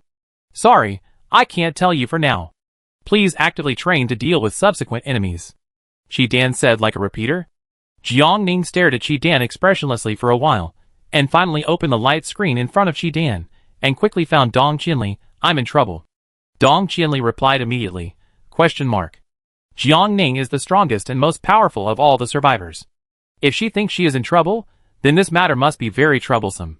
What happened? Dong Qinli asked patiently. Don't panic or rush, we will talk slowly. Jiangning said concisely. During the day, when my detector broke into the circle detected the night before, I was chased by an advanced robot and my position was exposed. I will soon face a higher tech chase. Dong Qinli read the text 3 times and stood up suddenly. What? She looked surprised and incredulous. There are more advanced technologies in the foggy world. Yes. Jiangning asked her back. That circle will gather a large number of strange beasts at night, and a large number of intelligent robots during the day. Don't you think it's familiar? Dong Qinli frowned slightly. That circle sounds like teleportation array. Jiangning answered for her. Our appearance in the foggy world is part of someone else's plan from the beginning to the end. Jiangning's thoughts became clearer and clearer. Tell me, if we keep upgrading the shelter, where will we end up? Dong Qinli couldn't answer, nor did he want to answer. Farmers raise poultry and livestock. What is the final fate of poultry and livestock? Everyone knows. Dong Qinli's heart tightened, and he suddenly thought of a question. Since there is a beast-tied teleportation array not far from your shelter, is it possible that there is also one around my shelter? Maybe. Jiangning thought for a moment. I give you a detector first. You can use it to explore the surroundings tomorrow. It's best if there is no one. But no one can guarantee it. After all, the appearance of the beast tide is a very strange thing. Dong Qinli took the detector, and after reading the instructions, she felt a little panic and fear mixed with a few subtle excitement. She has always been competitive.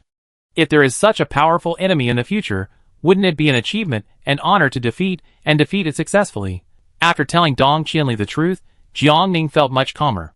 Jiangning's character becomes stronger when facing a strong opponent, and she never gives up easily. Even if there is a mountain in front of her, she will conquer it. Teacher, let's start. After resting for a while, Jiangning stood up from the carpet, did a simple 2-minute stretching exercise, and then got into position. Her eyes were burning, and her aura suddenly changed in an instant. I will become as strong as you, and stronger than you. Qidan nodded slightly, and then knocked Jiangning down with a punch. Jiangning, come again. Qidan is very strong and has strict requirements for Jiangning. Although Jiangning was knocked down again and again, he also made rapid progress. After 3 hours of sparring, Jiangning has initially mastered various techniques and began to integrate them, coordinate with his own body habits, and formed better moves that are more suitable for Jiangning. Qidan is quite satisfied with Jiangning's performance. When the time is up, it leaves work on time and is unwilling to stay for half a second. Jiangning put it away without saying anything and gritted his teeth while massaging the sore parts of his body. After being strengthened, his body was far better than that of an ordinary person, but he was still sore under Qidan's training. The pain in Jiangning's body from collecting wood during the day was not even 1/10 of the pain from being beaten at night. After taking a few breaths, Jiangning took clean clothes to take a hot bath, and when he came out, he felt much more comfortable all over. Legs. The private chat on Rainbow Bridge suddenly popped up, followed by several large pots of food, including meat, vegetables, stir-fried, steamed, soup and vegetables. I prepared something for you. You are usually busy, and you definitely don't have time to cook for yourself. I just happened to pick up a lot of animal meat recently, and I have some free time. Rainbow Bridge treats people sincerely. When Jiangning just met her, she was willing to share her crocodile meat with Jiangning. She was very brave. Jiangning smiled, clicked to agree to the transaction, and then gave some of the animal meat in his backpack back to the other party. Thank you. No. Rainbow Bridge panicked and said, that's not what I meant. I have a lot of ingredients. I just want to share them with you, Tuichui, so that you can taste my cooking skills. I don't have the idea of bartering with you. Jiangning, I know. You are a good cook, and I like it very much. I don't have time to cook for myself, so I want to entrust you with 1/5 of the ingredients and ask you to help me prepare meals. Jiangning knew that cooking was tiring, so she couldn't ask Rainbow Bridge to work for nothing. She gave Rainbow Bridge about 50 kilograms of beast meat, of which 10 kilograms was the commission fee for Rainbow Bridge. Rainbow Bridge was speechless, helpless because Jiangning was so polite to her, but also happy because Jiangning trusted her so much. Don't worry, I take care of it. Thank you. Jiangning had a lot of pots and pans in her backpack, and after leaving a few for herself as backup, she traded them all to Rainbow Bridge. Food also needs containers, and Rainbow Bridge had just given her several pots. Rainbow Bridge did not refuse, and accepted it readily, make some for Tuichui, and some for Sister Dong, just enough to finish this batch of ingredients. It would be nice if we could sit together and eat face to face. It would be more lively with more people. This is probably impossible to achieve in the short term. Jiangning is carrying a hunt order, which can easily attract danger, so she is more suitable to be a lone wolf. Rainbow Bridge began to get busy. Jiangning simply sorted out her supplies, and finally looked at the 2 ginger soup prescriptions, and felt worried. So far, she has not even touched the shadow of Ginger. I wonder if Ginger will appear in the copy like the pasture. Ding dong. The self-repair and upgrade mode of the Mist Survival Store is about to end, and the product preview will be open now. The system store has been upgraded. The Mist Survival Store has been upgraded. The announcement interrupted Jiangning's thoughts. Jiangning came back to his senses, and first clicked on the number 1 system store. On the list, the 3rd item has been refreshed. Cold medicine, 3 coppers, 2.85 coppers after discount, /tablet. It's a very affordable price, and ordinary people can afford it. Now, you don't have to stay in the shelter to fight against colds and fevers. Jiangning did not hesitate, and directly used all his money to buy cold medicine. After making a link on his personal homepage, Jiangning joined the World Channel and advertised strongly, selling cold medicine, 3 coppers /tablet. Chapter 35 Survival Calendar Day 12, Heavy Snow, -15 to -4 degrees Celsius, Strong Wind, Midnight. Did I see that correctly? Cold medicine? Thanks for letting me know, I've got it. Hey, slow down. Please leave me 2 tablets, I'm almost delirious. The number 1 is indeed the strongest, he can even get this stuff. No, is there really no one curious about where Jian Shouqing got so many scarce supplies? Don't you think this is very wrong? What's there to be curious about? It's enough as long as I'm among the beneficiaries. That's right, you're always meddling in other people's business. Take care of yourself first. Don't bother me. If you anger Junzi and make her angry and stop selling supplies, I fight you to death. Interest is the most powerful bond. Jiangning doesn't need to go out in person. There are already countless survivors who speak well of her. They sell their products so cheaply. They don't want my money or my life. Just buy them directly. Why are there so many questions? Are you free? Shut up. Cold medicine is a hot commodity during the extreme cold season. In just the 5th second after Jiangning sent the message, more than 1 million cold medicine tablets were sold out. Gone? Gone already? I haven't bought any yet, crying. Those who were chopped into pieces are being resold at high prices in the market. Don't let them make dirty money. I believe that Jian Shouqing will punish these people who resell cold medicines, just like he punished those who resell sanitary napkins. Then I wait a little longer. The survivors have all learned to be smart, but rather than using learn to be smart to describe them, it would be more appropriate to use they have developed unreserved trust in Jiangning.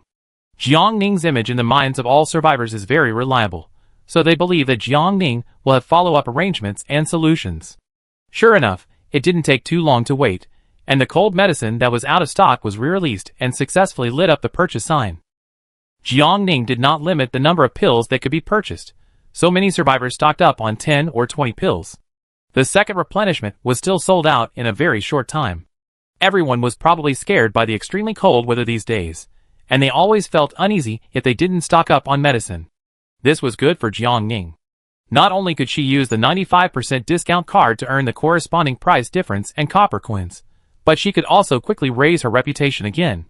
Now Jiangning had no time to check the number 2 Mist Survival Store and her own reputation. She kept switching back and forth between the number 1 system store and her personal homepage. Every time the number 1 system store refreshes, it is Jiangning's busiest time. This time, Jiangning struggled for nearly 2 hours before he finally stabilized the situation. I stocked up 100 tablets, and I feel at ease. I stocked up 200 tablets, and now I can go there with peace of mind even if my body burns into magma. No, do you need to do it? Yes, very much. You have never caught a cold, so you don't understand the psychological journey of unlucky people like us who are almost kicking our legs, closing our eyes, and almost ascending to heaven. I'm really scared. Anyway, I have copper coins, so I love to buy so many. The survivors quickly swiped the screen, taking the opportunity to vent their emotions. The voices of agreement and comfort from the back, the kind and warm words of compatriots finally diluted the panic in their hearts at this moment, making the listeners have the strength and courage to persist again. Jiang Ning's attention returned to the backpack. Now her balance has reached an astonishing 492 gold, 23 silver and 81 bronze, once again leaving Dong Qinli, who had just caught up, to the second place on the list. As she was looking, she found that Dong Qinli's ranking suddenly disappeared from the list. Jiang Ning thought she was dazzled, and after blinking, she continued to look, but still couldn't see it. What's going on? Jiang Ning opened Dong Qinli's private chat to ask. Coincidentally, Dong Qinli's message arrived at the same time as Jiang Ning's message was sent. I refreshed the automatic coal mining machine in the store, and used all my wealth to buy one. Jiang Ning suddenly realized, congratulations. With the automatic coal mining machine, more than one coal mine in Dong Qinli can be successfully and efficiently excavated, helping the survivors get warm in cold weather. Is there enough diesel? Dong Qinli, yes, there is new diesel in the store. By the way, should I arrange the detector now, or should I arrange it tomorrow morning? Jiang Ning gave Dong Qinli the detector to determine whether there is a beast-tied teleportation array around the other party's shelter, not for other purposes, so it is not important that the thick fog will affect the detector monitoring screen. Arrange it now. Jiang Ning answered her, if you arrange it during the day, maybe you will be noticed by a higher civilization like me. Now Dong Qinli's top priority is coal mining, and any other dangerous behavior should not be attempted. Your safety is the most important. Dong Qinli nodded, okay, I will send the detector out now. Dong Qinli was going to study and familiarize himself with the operation of the automatic coal mining machine. The two chatted briefly and ended the topic. The cold medicine was almost sold out. After this incident, Jiang Ning's reputation value once again ushered in an explosive growth, reaching an unattainable 14290. This is a number that Jiang Ning never dared to ask for. She opened the number 2 Miss Survival store with a faint excitement and first checked the ordinary goods. Harvesters, diesel, nutrient solution, and some daily necessities can all be found in the number 2 store. After adjustment and upgrading, the store finally lived up to its original name and brought more goods and resources to the survivors. A barrel of 10L diesel costs 1 silver. Jiang Ning bought 100L diesel and spent 10 silver. The nutrient solution is divided into primary nutrient solution and intermediate nutrient solution. Jiang Ning is not hungry now, so she cannot drink it immediately to judge the difference between the two effects, so she only bought 1 bottle of each. Primary nutrient solution is 1 silver/bottle, intermediate nutrient solution is 5 silver/bottle, and advanced nutrient solution is not available for sale. Jiang Ning guessed that with her body, she can only use 2 bottles of intermediate nutrient solution at most. Jiang Ning did not buy other goods, as there are many supplies in her backpack that she has not dealt with. Especially the beast meat, which occupies her backpack space in piles, making her feel that the backpack is not enough for her. I have to find a time to deal with them all. While thinking, Jiang Ning casually opened the reputation store. After just a quick glance, Jiang Ning's eyes froze on the spot. Shelter Drive Core 15,000 reputation/piece. Shelter Drive Core Energy Liquid 5,000 reputation/barrel. What is this? Jiang Ning quickly clicked on the product details.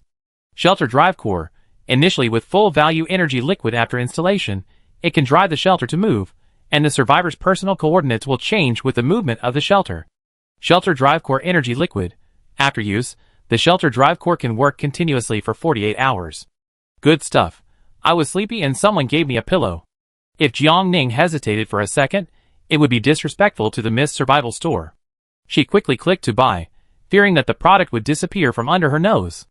After a 5% discount, Jiang Ning only needed to pay 14,250 reputation points for the Shelter Drive Core, with a total value of 15,000 reputation points. After deducting the balance, Jiang Ning's reputation points were only 40. Despite this, Jiang Ning was very happy. With the Shelter Driver Core, Jiang Ning can move the shelter anytime and anywhere to avoid being hunted by advanced civilizations. Take a deep breath. Jiang Ning took the Shelter Driver Core out of his backpack. Install. Do you want to install the Shelter Driver Core? Yes. Installing, please wait. The Shelter Driver Core has been successfully installed, please use it. On the light screen, an operation interface popped up. There were not many instructions on the screen. Jiang Ning tentatively clicked. Move, and suddenly felt a slight vibration and shaking under his feet. She looked down, suppressed her excitement, and imported the location of the beast-tied teleportation array recorded by the detector into the system. Start moving. Jiangning never liked to fall into a passive situation. Since it was only a matter of time before she was hunted down by the robots, she might as well take the initiative and find a way to destroy the beast-tied teleportation array as soon as possible. The beast-tied is a benefit of the foggy world. Killing the strange beasts can drop materials and food. Even though its benefits are obvious, Jiangning still cannot ignore its dangers. Just 2 eagles caused Jiangning to be seriously injured and almost come back. When Jiangning's shelter is upgraded again in the later stage, how powerful beasts will the Mist World send to attack Jiangning? Compared to food, Jiangning's own safety is more important. What's more, it is still uncertain whether the beast-tied teleportation array can be destroyed. The shelter has begun to move, and the destination is not far from Jiangning's original coordinates. Half an hour later, Jiangning arrived nearby. She stood in the courtyard and stared at the darkness. The number of beasts here reached a very alarming level. The roars of different beasts intertwined in the ears, making people tremble with fear. After the shelter stopped moving, it was immediately attacked. Jiangning immediately released Qidan. Teacher, I want to use the beast for actual combat training, please guide me. Qidan opened his eyes and looked at Jiangning, then looked at the dark sky outside. Okay. Taking a deep breath, Jiangning clenched the Tang sword in her hand. She strode to the gate, opened it a very narrow gap, and then quickly released the felling machine to hold it against the back of the door.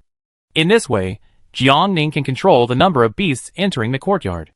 There are already chickens and ducks coming in through the crack of the door. Jiangning's breath sinks into his dantian, and his eyes become sharp in an instant. The knife falls, and the system prompts, successfully kill the beast chicken, get iron box *1, chicken meat 2 kg *1, chicken feather 0.2 kg *1, copper coins *10. Successfully kill the beast duck, get iron box *1, duck meat 1.5 kg *1, duck feather 0.3 kg *1, copper coins *10. After killing 2 beasts, more beasts came in. Jiangning didn't have time to catch her breath. She swung her Tang sword again, concentrating on dealing with the new beast. Every time she swung her weapon, new overlapping system prompts rang in her ears. Until finally, Jiangning's movements became faster and faster, and the system prompts gradually became annoying. Turn off the system prompts. The system prompts have been successfully turned off. With her ears quiet, Jiangning exhaled and continued to deal with the beasts that kept coming one after another, as if they would never be killed. These small beasts were not very aggressive, and Jiangning's killing them was at most just a warm-up exercise. Qidan, who was watching quietly and occasionally giving Jiangning some pointers and corrections, began to yawn. Let's increase the difficulty. The current training is useless for your training. I want to do that too. Jiangning replied, but once the door is opened, all the monsters will rush into my shelter and wreak havoc inside. Jiangning looked back at Qidan. I can't handle it alone. I won't help you. Qidan looked at Jiangning expressionlessly, then changed the subject and said, but I can go out and help you catch a stronger monster. Jiangning stepped aside and made way for Qidan. Please. Qidan nodded slightly and walked out of the gate with a swagger. There were more and more strange beasts in the yard. Jiangning had to temporarily close the gate and kill the strange beasts that ran into the yard first. Fortunately, the door of the room was closed in advance, otherwise everything inside would be in trouble. The poultry beasts were not strong, and Jiangning quickly killed all the strange beasts in the yard. At this time, Qidan came back. Jiangning watched it flip over from the outside of the yard wall, holding a black bear taller than it in its arms. That's it. Qidan stood in a corner and put the black bear down, then raised his foot and kicked the black bear's buttocks, and the black bear roared and rushed towards Jiangning on the spot. Jiangning was shocked, and before he could speak, he hurried to avoid the black bear's attack. The attack power of the strange beast bear was even stronger, and Jiangning swung the Tang sword at it, and then narrowly retracted the Tang sword. The black bear was extremely powerful, and Jiangning could not judge whether the Tang sword could withstand the black bear's attack. Jiangning also had a submachine gun in her backpack, and her mind was thinking quickly. Qidan captured the black bear for his own sparring. In that case, Jiangning put away the Tang sword and prepared to fight the black bear with bare hands. In a crisis, the potential in the human body can be better stimulated. Therefore, as long as Jiangning holds on and successfully masters and improves her fighting skills, her goal tonight will be achieved. With Qi Dan watching from the side, Jiang Ning will not be in mortal danger. The Tang sword disappeared from Jiang Ning's hand. She half-crouched with her feet one in front and one behind. When the black bear hit her hard, she turned her ankles flexibly and easily avoided the opponent. He turned around, took out his Tang sword, and stabbed the black bear's waist hard. The black bear roared angrily on the spot. Jiang Ning ran away after getting what he wanted. His body movements were used to the utmost at the critical moment. Qi Dan took Jiang Ning's tricks into his eyes, and his eyebrows raised involuntarily. The black bear was completely enraged by Jiang Ning. It rushed over with a weight of several hundred kilograms, bringing overwhelming force. The surrounding space was limited, and Jiang Ning was in no hurry to dodge. He was instantly hit high by the black bear, and then slammed to the ground. A hint of sweetness rose in his throat, and Jiang Ning frowned and swallowed it. There was no time to lie dead. The black bear had already rushed over again, and Jiang Ning jumped and suddenly dodged to the side. The black bear couldn't break in time, and Jiang Ning took the opportunity to take out the Tang sword and cut the black bear's neck fiercely. The thick hair slowed down the speed and force of the Tang sword, but even so, under Jiang Ning's full-strength attack, the Tang sword finally successfully cut the black bear's skin, leaving a deep scar. The black bear came back to his senses in anger, and simply punched him, and Jiang Ning was thrown away again in a parabola. Cough, cough, cough. Jiang Ning frowned painfully, and her internal organs felt deep pain. She successfully aroused her desire to win, and her eyes staring at the black bear were dark, with faint flowing light and shadows. Jiang Ning became more and more courageous. With her determination to kill, she successfully integrated her boxing and leg techniques into a fighting style that gradually became innovative in the face of a powerful threat. She found a fighting technique that suited her better.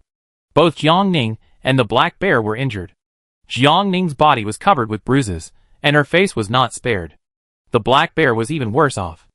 Jiang Ning had attacked it several times on the wound on its neck. It was now almost dead and fell to the ground, waiting to die. Jiang Ning stood up with all his strength and walked over to deal a fatal blow. Successfully killed the black bear and obtained 1 gold box, 200 kilograms of bear meat, 1 bear skin, 1 bear gull, and 10 copper coins. Finally dead, Jiang Ning's tense nerves relaxed, and his whole body was immediately drained of strength. He fell exhausted on a wooden chair that he had taken out of his backpack. Go home? Qi Dan asked. No. Jiang Ning shook her head, later. She felt a little hungry, so she took out the primary nutrient solution she had bought earlier and drank it all. It didn't give a strong sense of fullness, so it was only suitable for ordinary survivors. What about the intermediate nutrient solution? Jiang Ning looked at it for a moment and poured it into her mouth again. As she swallowed it, a strong feeling of being full came over her. Jiang Ning almost vomited it out. As a last resort, Jiang Ning quickly left the wooden chair and stood up, starting to turn around in place. Qi Dan looked at her and blinked. Do you want to continue training? No. Jiang Ning refused. She only had 1 life, and she really didn't have the energy to continue to deal with beasts like black bears, thank you. Okay, I turn off the phone. It happened in a flash, and as soon as the voice fell, Qi Dan lost his reaction at the same time. Jiang Ning looked at it with mixed feelings. In the end, because the feeling of fullness was too strong, she had to open the gate again and continue to hunt small beasts. Movement is the best way to digest food. Up to now, Jiang Ning has been fighting for nearly 3 hours. After a day's work, she is already very tired, but now is not the time to rest and sleep. The beast hide, the teleportation array, each of which is imminent and needs to be solved by Jiang Ning immediately. The teleportation array is densely populated with strange beasts, and Jiang Ning cannot get close. Being in the outer circle and being constantly attacked by strange beasts, no matter how you look at it, this situation is unsolvable. Not to mention during the day, just 1 advanced robot made Jiang Ning's army defeated and fled, not to mention the entire team. Jiang Ning waved her arms numbly, and she couldn't count how many beasts she had killed. She just felt exhausted and distracted, and she could fall asleep. The future enemy was very strong, and Jiang Ning tried her best to hold on until she reached the critical point of collapse in both strength and spirit. She finally stopped and operated the shelter to escape in the opposite direction. After setting the shelter to move automatically, Jiang Ning could no longer hold on. She laid down on the carpet, covered herself with a huge bear skin, and completely lost consciousness. It was 5 o'clock in the morning. Exhausted, Jiang Ning slept until 2 o'clock in the afternoon, a full 9 hours. The moment she opened her eyes, Pain all over her body hit her like a huge wave. Jiangning grimaced in pain when she moved a little, and she completely lost all her strength and means. The intermediate nutrient solution she drank last night was still working, and Jiangning didn't feel hungry at all. She hadn't sorted out the harvest from killing the monsters, so Jiangning simply lay on the ground and used voice to control the system. Buy 100 bottles of intermediate nutrient solution. Successfully spent 5 gold to purchase 100 bottles of intermediate nutrient solution. After checking everything, Jiangning looked at the pile of exotic beast meat in her backpack and finally decided to clear out some of it for sale. The number of slots in the backpack is limited, and food like chicken, duck, goose, rabbit, donkey and horse meat is no longer useful to her. Open the World channel and post a message. Beast meat will be sold on my personal homepage soon. Welcome to buy. Without stopping to watch the survivors' reactions, Jiangning operated the system to create more than a dozen sales links in the trading market at one time. She cleared out a total of 2,622 kilograms of miscellaneous unnecessary animal meat from her backpack. The price of animal meat is not uniform, ranging from as low as 14 copper/kg to as high as 50 copper/kg. Conservatively estimated, these 2,000 kilograms of animal meat can bring Jiangning at least 5 or 6 gold coins. After the goods were put on the shelves, the inventory began to slowly decrease. The survivors who had just experienced the beast tide were not short of food, so this situation was within Jiangning's expectations. It doesn't matter if the meat can't be sold out immediately. Jiangning's main purpose is to free up space in her backpack. After cleaning up like this, Jiangning's backpack is indeed much emptier. Jiangning talked a lot, so she began to feel thirsty. In order to heat the milk, Jiangning gritted her teeth and sat up, and put the milk into the pot that was already filled with hot water. While waiting, she casually looked at the chat content of the survivors. Mushrooms are still better. They are strong and will consider us ordinary people. Unlike that Daisy, she eats seafood and hot pot every day, and doesn't care about the feelings of her compatriots at all. That's right. She has not apologized for provoking Jian Shoqing before. She is really shameless. She doesn't dare. How can she continue to show up in public after being exposed by Jian Shoqing? As expected, women are love-brained. No matter how strong they are, they will be played around by men. They are really hopeless. Jianning didn't like what she heard. She showed up and interrupted the discussion. Don't use me to attack other women. Me, Wensu, Daisy, we are all victims. In the whole thing, the only sinner is Jiandong. Why do you only focus on the 3 of us women, and then use the most harsh words to attack and slander us? Does this make you feel very satisfied and satisfied? Where is Jiandong? Has the scumbag disappeared again? Jiandong betrayed Daisy's sincerity, and harassed and entangled Wensu, causing Wensu to lose his job due to stigma, and repeatedly be at the center of public opinion. Even in the misty world, he still dragged Jiangning into the water. So many innocent women were implicated by him, but no one blamed him. Jianning felt a fire burning in his chest. The world is unfair to us. Is it because we are not fair? Chapter 36. My sister Tui is angry. I advise you to reorganize your words. Otherwise, if you implicate us, we will never forgive you. That's right. Jiandong was the culprit, but in the end, 3 women took the blame for him. Daisy said she felt heavy on her shoulders. It turned out that she took the blame for Jiandong. I didn't expect Jian Shoqing to speak for Daisy. Sister Tui, I declare that you are my only sister from now on. You are a woman among women, a flower protector among flower protectors. I love you. Female survivors emerged one after another, expressing their love for Jiangning. Jiangning and Jiandong, have you apologized to Wensu? Have you apologized to me? Don't keep pretending to be dead. As long as you don't apologize publicly, I will never give up asking you for the I'm sorry, I was wrong than I deserve. Jiangning's attitude has always been strong and tough. District residents who know Jiangning know that Jiangning always keeps his word. Don't worry, District Chief, we will help you supervise. At Jiandong, at Jiandong, at Jiandong.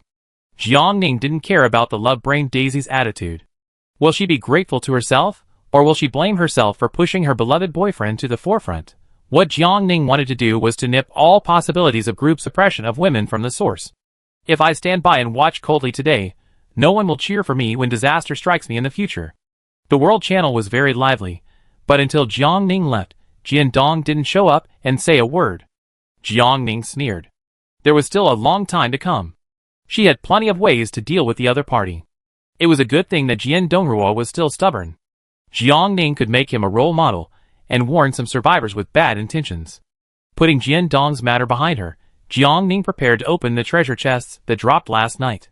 After nearly 5 hours of fighting, Jiang Ning finally harvested 122 copper boxes, 64 iron boxes, 210 silver boxes, and 2 gold boxes after double crit.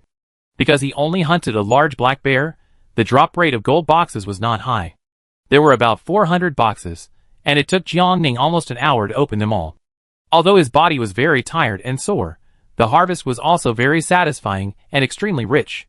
In addition to various copper coins, supplies, and low-level shelter upgrade materials, these 400 or so treasure chests allowed Jiang Ning to harvest 100 steel bars, 88 adhesives, 156 wires, 144 waterproof coatings, 102 insulation materials, and 340 concrete. The drop rate of concrete began to increase, and Jiang Ning breathed a sigh of relief. Otherwise, she really didn't know how to collect the full 5,000 units. Jiang Ning collected the materials for upgrading the shelter very quickly. So far, Jiang Ning has 351 steel bars, 282 adhesives, 352 wires, 404 waterproof coatings, 299 insulation materials, and 667 concrete. Except for concrete, the other materials have almost half of the required amount. The backpack became messy again, and Jiang Ning continued to sort out some unnecessary materials and uploaded them to the trading market. After the operation was completed, Jiang Ning looked at the blueprint interface, and it seemed that there was a new one. Expanded building, Arrow Tower blueprint. Arrow Tower blueprint. Production requires iron or *300, nuts *300, steel bars *100, concrete *100, mud *100. The steel bars and concrete are enough for the time being, but the iron or nuts and mud are still more than 100 units short. The number of missing materials is not large, so Jiang Ning went directly to the trading market to buy them all. Walking into the workshop, Jiang Ning entered the arrow tower drawings into the system. To make 2 arrow towers, you need 300 iron ore, 300 nuts, 200 steel bars, 200 concrete, and 200 mud. Do you want to make them? Yes. 2 arrow towers made successfully. The arrow towers were already in the backpack. Jiang Ning walked out of the shelter and looked around. Finally, he placed the 2 arrow towers on the left and right sides of the courtyard. The arrow towers can rotate 360 degrees and automatically grab the target of attack. It is very smart. With the building, there was still a lack of arrows. Jiang Ning had 2 auto-refilling quivers in her hands. She kept one for emergency use and installed the remaining auto-refilling quiver on the arrow tower on the left. An arrow tower that can automatically attack targets without interruption is enough to deal with the current situation. When she goes to train near the Beast Tide teleportation array at night, she can install the remaining auto-refilling quiver on the arrow tower on the right to deal with the continuous Beast Tide. After making the arrow tower, Jiang Ning's shelter upgrade materials were reduced again. After putting the acquisition link up again, Jiang Ning continued to advertise himself, making sure that most people saw it, and then Jiang Ning stopped. Since getting up, Jiang Ning has not yet set out to see where the shelter has automatically navigated him to. Getting up from the ground, Jiang Ning wrapped himself in winter clothes and various warm equipment and opened the door of the room. A gust of cold air suddenly hit Jiang Ning, and he was blown so hard that he couldn't open his eyes. The courtyard was covered with a thick layer of snow, and the snow was already knee-deep. It snowed heavily today, and the goose feather-like snowflakes fell one after another, as dense as mosquitoes in summer. It was also white outside. The only difference from Jiang Ning's previous shelter was that the trees here were thicker and stronger, taller, and reaching straight into the sky. The dim sky, coupled with the occasional crackling sound of branches being broken by the snow, gave Jiang Ning the illusion of being in a primeval forest. A gust of wind blew, and the cold and palpitating feeling became stronger. Jiang Ning frowned. With the current snow situation, she could not use the skis in her backpack. If Jiang Ning wanted to go out today, he had to walk. Jiang Ning had only planned to cut wood and collect wood, so after walking out of the courtyard, Jiang Ning immediately put the felling machine on the ground. The pine snow was crushed by the weight of the felling machine, and the base of the felling machine was mostly buried by the snow that rushed over. It was not a big problem. After checking that everything was fine, Jiang Ning fed the felling machine with a bucket of new diesel. Lifting his foot into the cab, Jiang Ning began to work hard. The trees here are taller and bigger, so every time he cuts down a tree, the amount of wood collected is much more than before. At this rate, Jiangning can better meet the needs of other survivors to upgrade their shelters. Each unit of wood is a copper coin. Jiangning spent 10 silver coins to buy diesel, and she had to make back the cost as soon as possible. For the whole afternoon, Jiangning only heard the roar of the logging machine and the sound of the giant tree falling.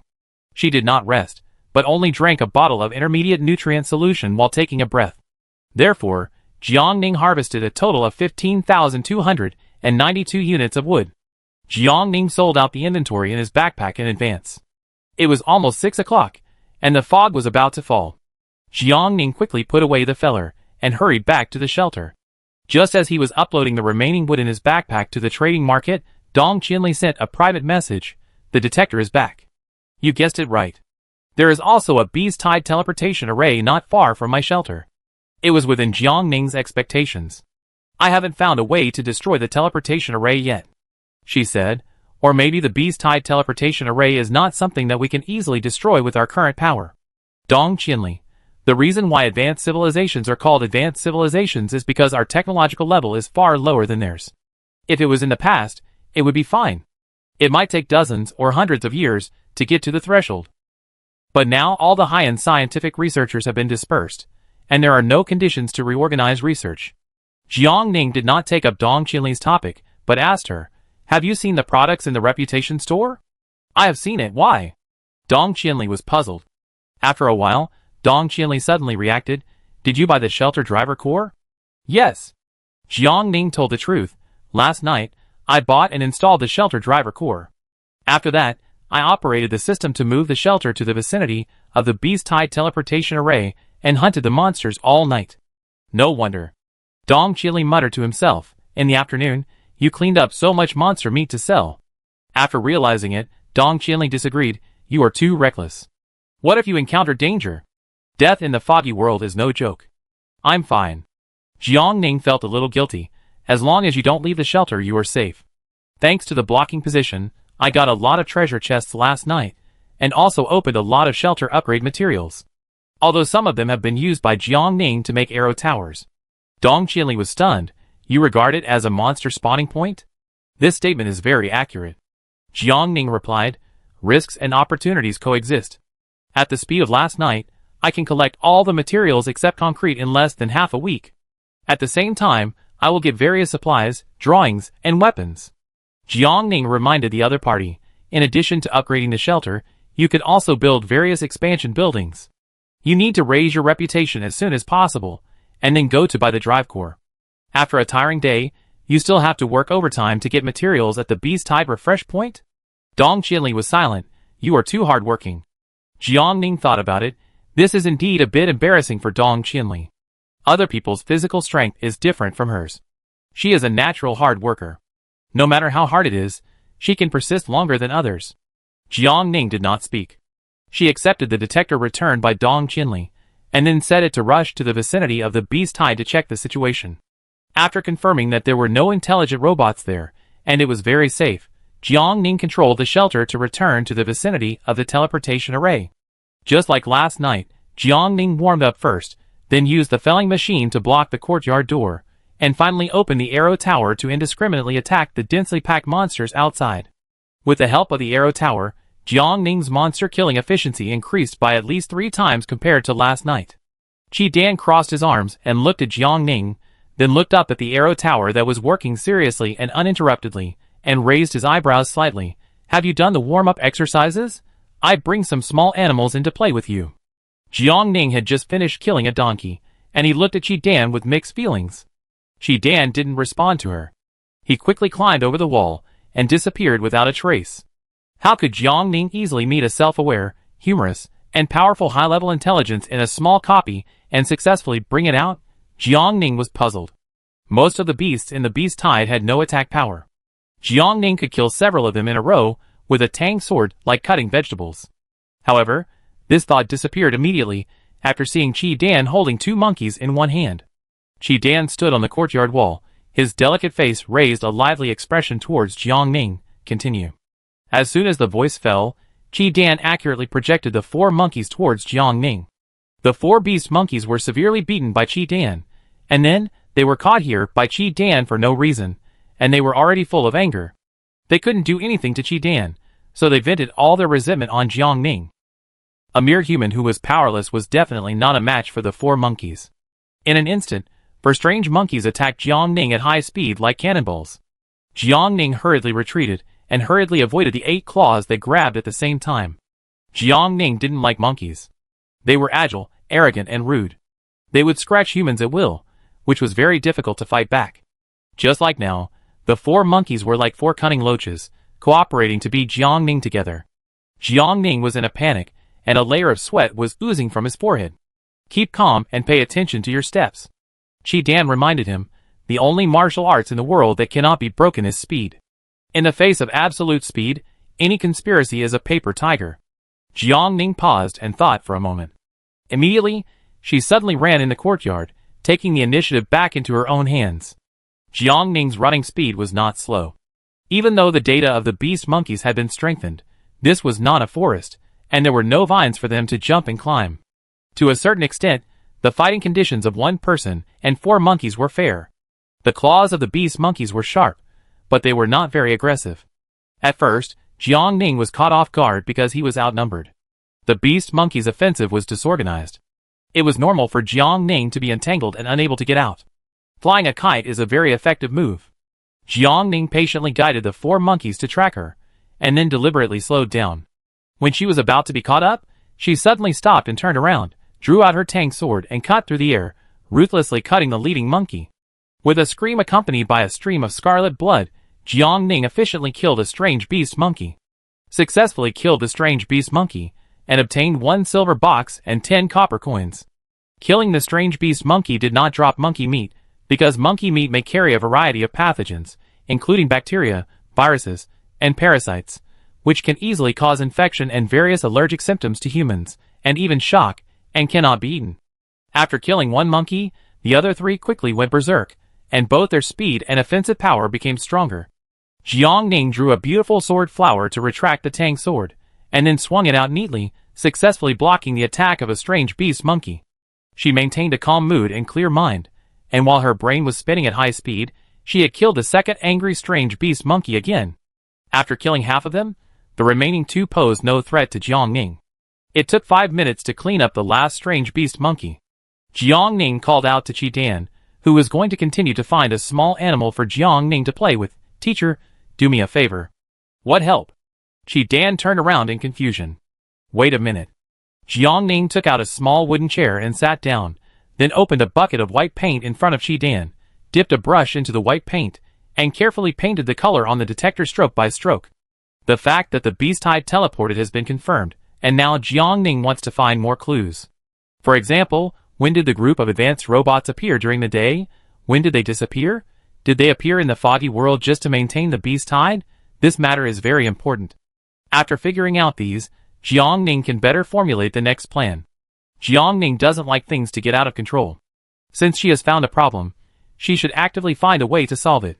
Otherwise, it feels like someone put a knife in her face while she is sleeping, making her unable to sleep or eat. Qi Dan originally wanted to refuse, but after thinking about it, it seemed not a big deal, so he didn't say anything.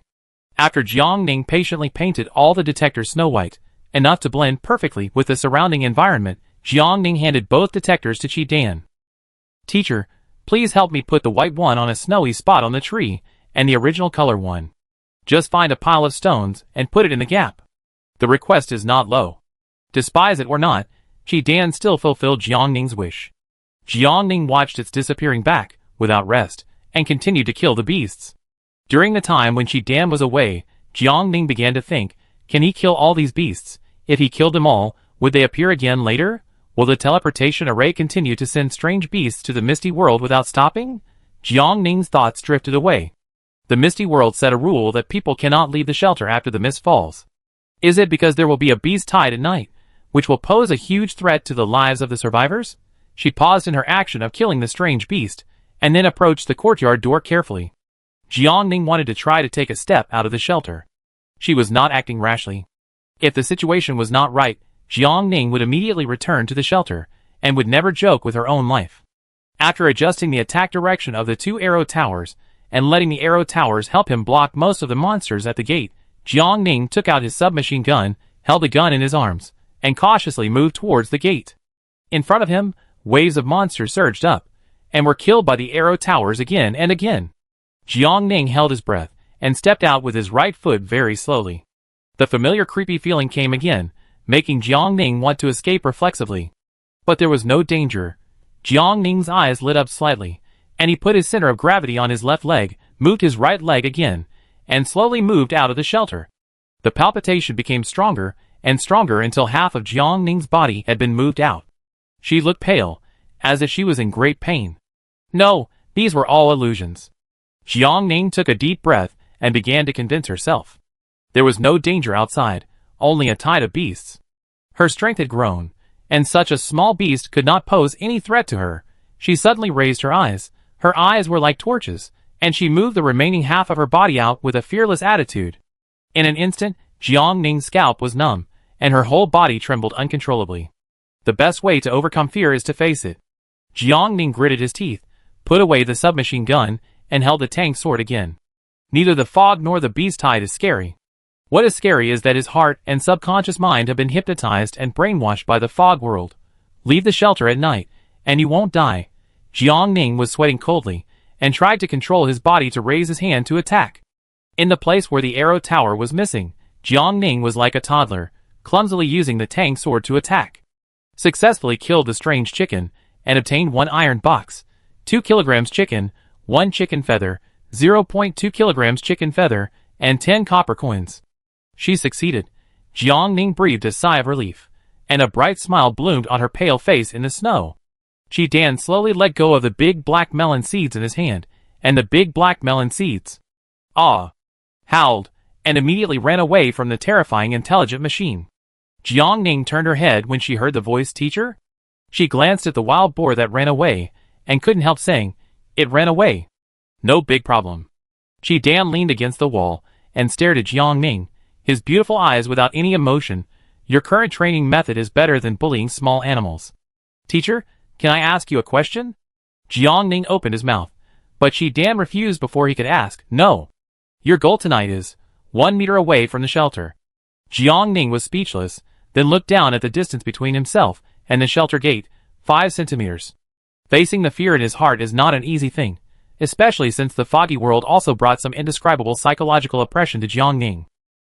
Jiang Ning pursed her lips, took a deep breath, and convinced herself to take another small step forward.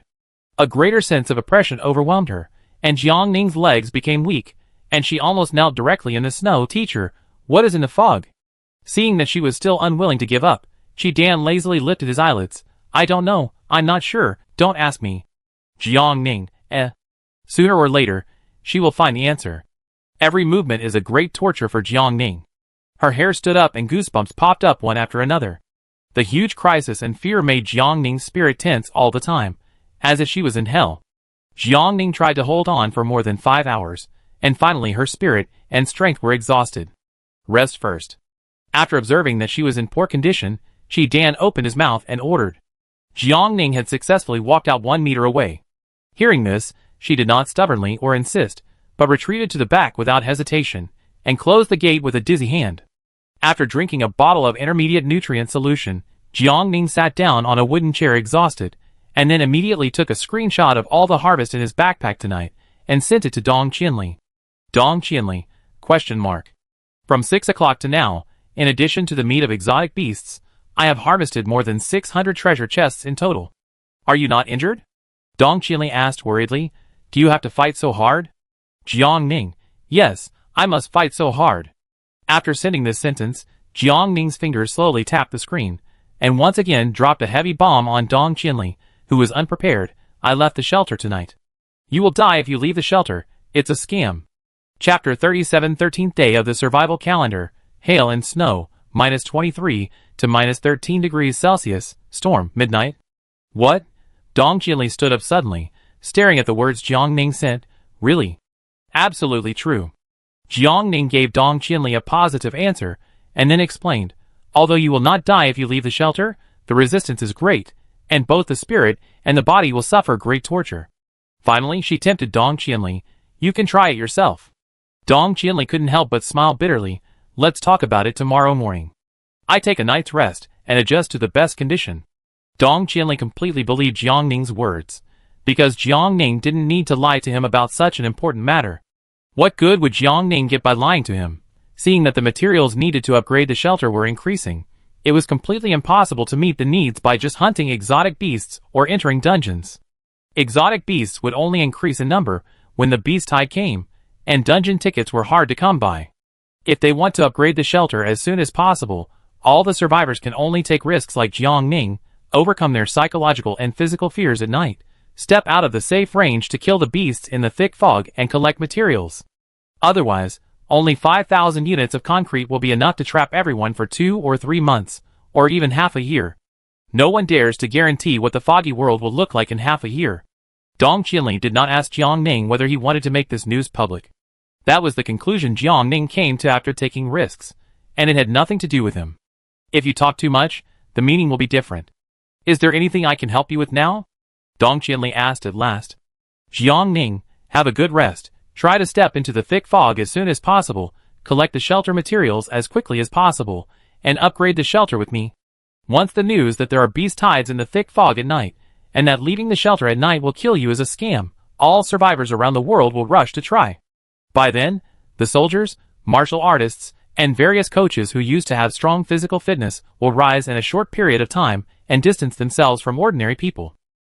The situation that Jiang Ning had managed to stabilize with great difficulty will be reshuffled again. Jiang Ning will make these 2 pieces of news public, but not now. Before making them public, she must ensure that she and her people are strong enough to control the situation with her. Chaos is not good for the survivors. For example, once someone like a tyrant rises and stands at the top of the pyramid, with more power and voice, all the survivors will be squeezed and exploited by him again. Just like in the previous life. Jiang Ning has already struck down the arrogance of the Holy Light Organization. She does not want to see the Holy Light Organization and the tyrant make a comeback. Therefore, Jiang Ning opened the chat box between Rainbow Bridge and Jiang Jingxin, copied and pasted a message: "You will not die if you leave the shelter at night. There are beasts in the thick fog at night. Hurry up and kill the beasts to obtain materials for upgrading the shelter. I will make these 2 messages public soon. Before I make them public, try to catch up with my progress." Rainbow Bridge said Jiang Ning as a special concern and pinned her message. She saw it the first time Jiang Ning sent the message. However, after reading the text sent by Jiang Ning, Rainbow Bridge's brain crashed on the spot. Is this Xiaoguo language? It's all Chinese characters. Why can't she understand it after connecting them together? Jiang Jingxin was the same. The 2 stared at Jiang Ning's message for 5 or 6 minutes, and finally convinced themselves to accept the fact. It was too explosive. It completely refreshed their previous cognition. No one asked Jiang Ning how he found out. Rainbow Bridge always listened to Jiang Ning's words, and said what he meant, and Jiang Jingxin was the same. Jiang Ning was willing to tell such an important news, so this matter must be the first priority. So after the 2 of them simply adjusted their status, they immediately took out their weapons, and slowly opened the door of the shelter. Almost all the notifications had been made, and Jiang Ning had no time to open the treasure chest. She simply rested for 10 minutes, and after her spirits recovered, she immediately stood up and stepped into the thick fog again. Qi Dan stared at Jiang Ning quietly, unable to see through his emotions. The oppressive feeling brought by the thick fog was still very strong. Jiang Ning frowned uncomfortably, and tried to overcome the influence of the fog. He raised his hand, and swung the Tang sword. With each attack, the strange beast died under Jiang Ning's sword. Jiang Ning's face slowly turned pale again. The farther away from the shelter, the more uncomfortable his body felt. However, these can be overcome. Jiang Ning's eyes were firm, and he took another step forward. Roar! A lion roar sounded, and Jiang Ning rolled to the side, with a not-so-agile movement, facing the strange beast that appeared without any warning in a dusty face. She was about to retreat back to the shelter, but the alien lion blocked her retreat. Jiang Ning could only fight the alien lion head-on. Jiang Ning did not take the initiative to attack, with all her muscles tensed. The one who lost his temper first would be exposed, and Jiang Ning had to find the opponent's weakness as soon as possible. The alien beast had no patience, and in less than 20 seconds, the alien lion pounced on Jiang Ning. Its tall and strong body was like a moving hill, and Jiang Ning dodged in a hurry, not choosing to fight back immediately. Outside the shelter, Jiang Ning's strength was greatly reduced, and fighting the alien lion head-on was not the best choice. She had to consume the alien lion's physical strength first, even though it was a bit difficult. Jiang Ning couldn't beat the beast lion for the time being, so she kept hanging on to it and kept running around the shelter. The beast lion was very large, and when it chased Jiang Ning, many innocent beasts suffered. They were either hit to death or trampled to death by it, and their end was miserable. Occasionally, there were fish that had 2 breaths left, but they were also killed by Jiang Ning's quick eyes and hands. After more than 10 minutes, Jiang Ning, thanks to the other party, had a lot of gains. Jiang Ning's eyes lit up. This was much more efficient than killing the beasts alone. She rolled her eyes, and immediately decided to make good use of this not-so-smart beast to speed up her acquisition of treasure chests and upgrade materials. Jiang Ning was very good at being a bait. While she was running away, she would always deliberately pretend to be attacked by the beast lion, and then pretend to fall down. Every time this happened, the beast lion would be particularly excited to use its ultimate move. After achieving her goal, Jiang Ning quickly got up, then slid to the side like a loach, and watched many innocent other beasts being injured or killed. When the beast lion's skill was on cooldown, Jiang Ning quickly finished off the enemy and immediately picked up the treasure chest, cooperating perfectly with the beast lion. The beast lion was stunned. After being played with by Jiang Ning for more than half an hour, it finally lost its patience, and was ready to kill Jiang Ning in one fell swoop. The frenzied beast was not easy to mess with. Seeing this, Jiang Ning quickly retreated to the shelter, and lured the beast lion into her absolute territory. Holding the tang sword in hand, she pushed forward and aimed at the beast lion to attack its weak points. Jiang Ning killed it with a few swords. Successfully killed the alien lion, and obtained 1 gold box, 1 expansion building blueprint, and 10 copper coins. Expanded building, processing plant blueprint. Processing plant blueprint. Production requires stone *1000, iron or *1000, nuts *1000, steel bars *1000, concrete *2000, mud *2000. Primary processing plant. Can accommodate 100 people at a time for processing and manufacturing. Jiang Ning had never heard of this expansion building. Although its introduction was very attractive, the materials required for construction were also particularly scary. Jiang Ning guessed that with this processing plant, the various exotic animal skins and hairs in his backpack could be made into clothing and other items by the system. For survivors, the existence of a processing plant is absolutely beneficial and has no harm. Jiang Ning currently does not have enough materials to build a processing plant, and her focus is still on upgrading the shelter first. After putting away the drawings, Jiang Ning looked at the time on the system screen.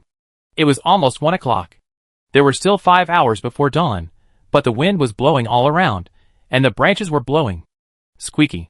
The sound was particularly strange and terrifying in the silent darkness.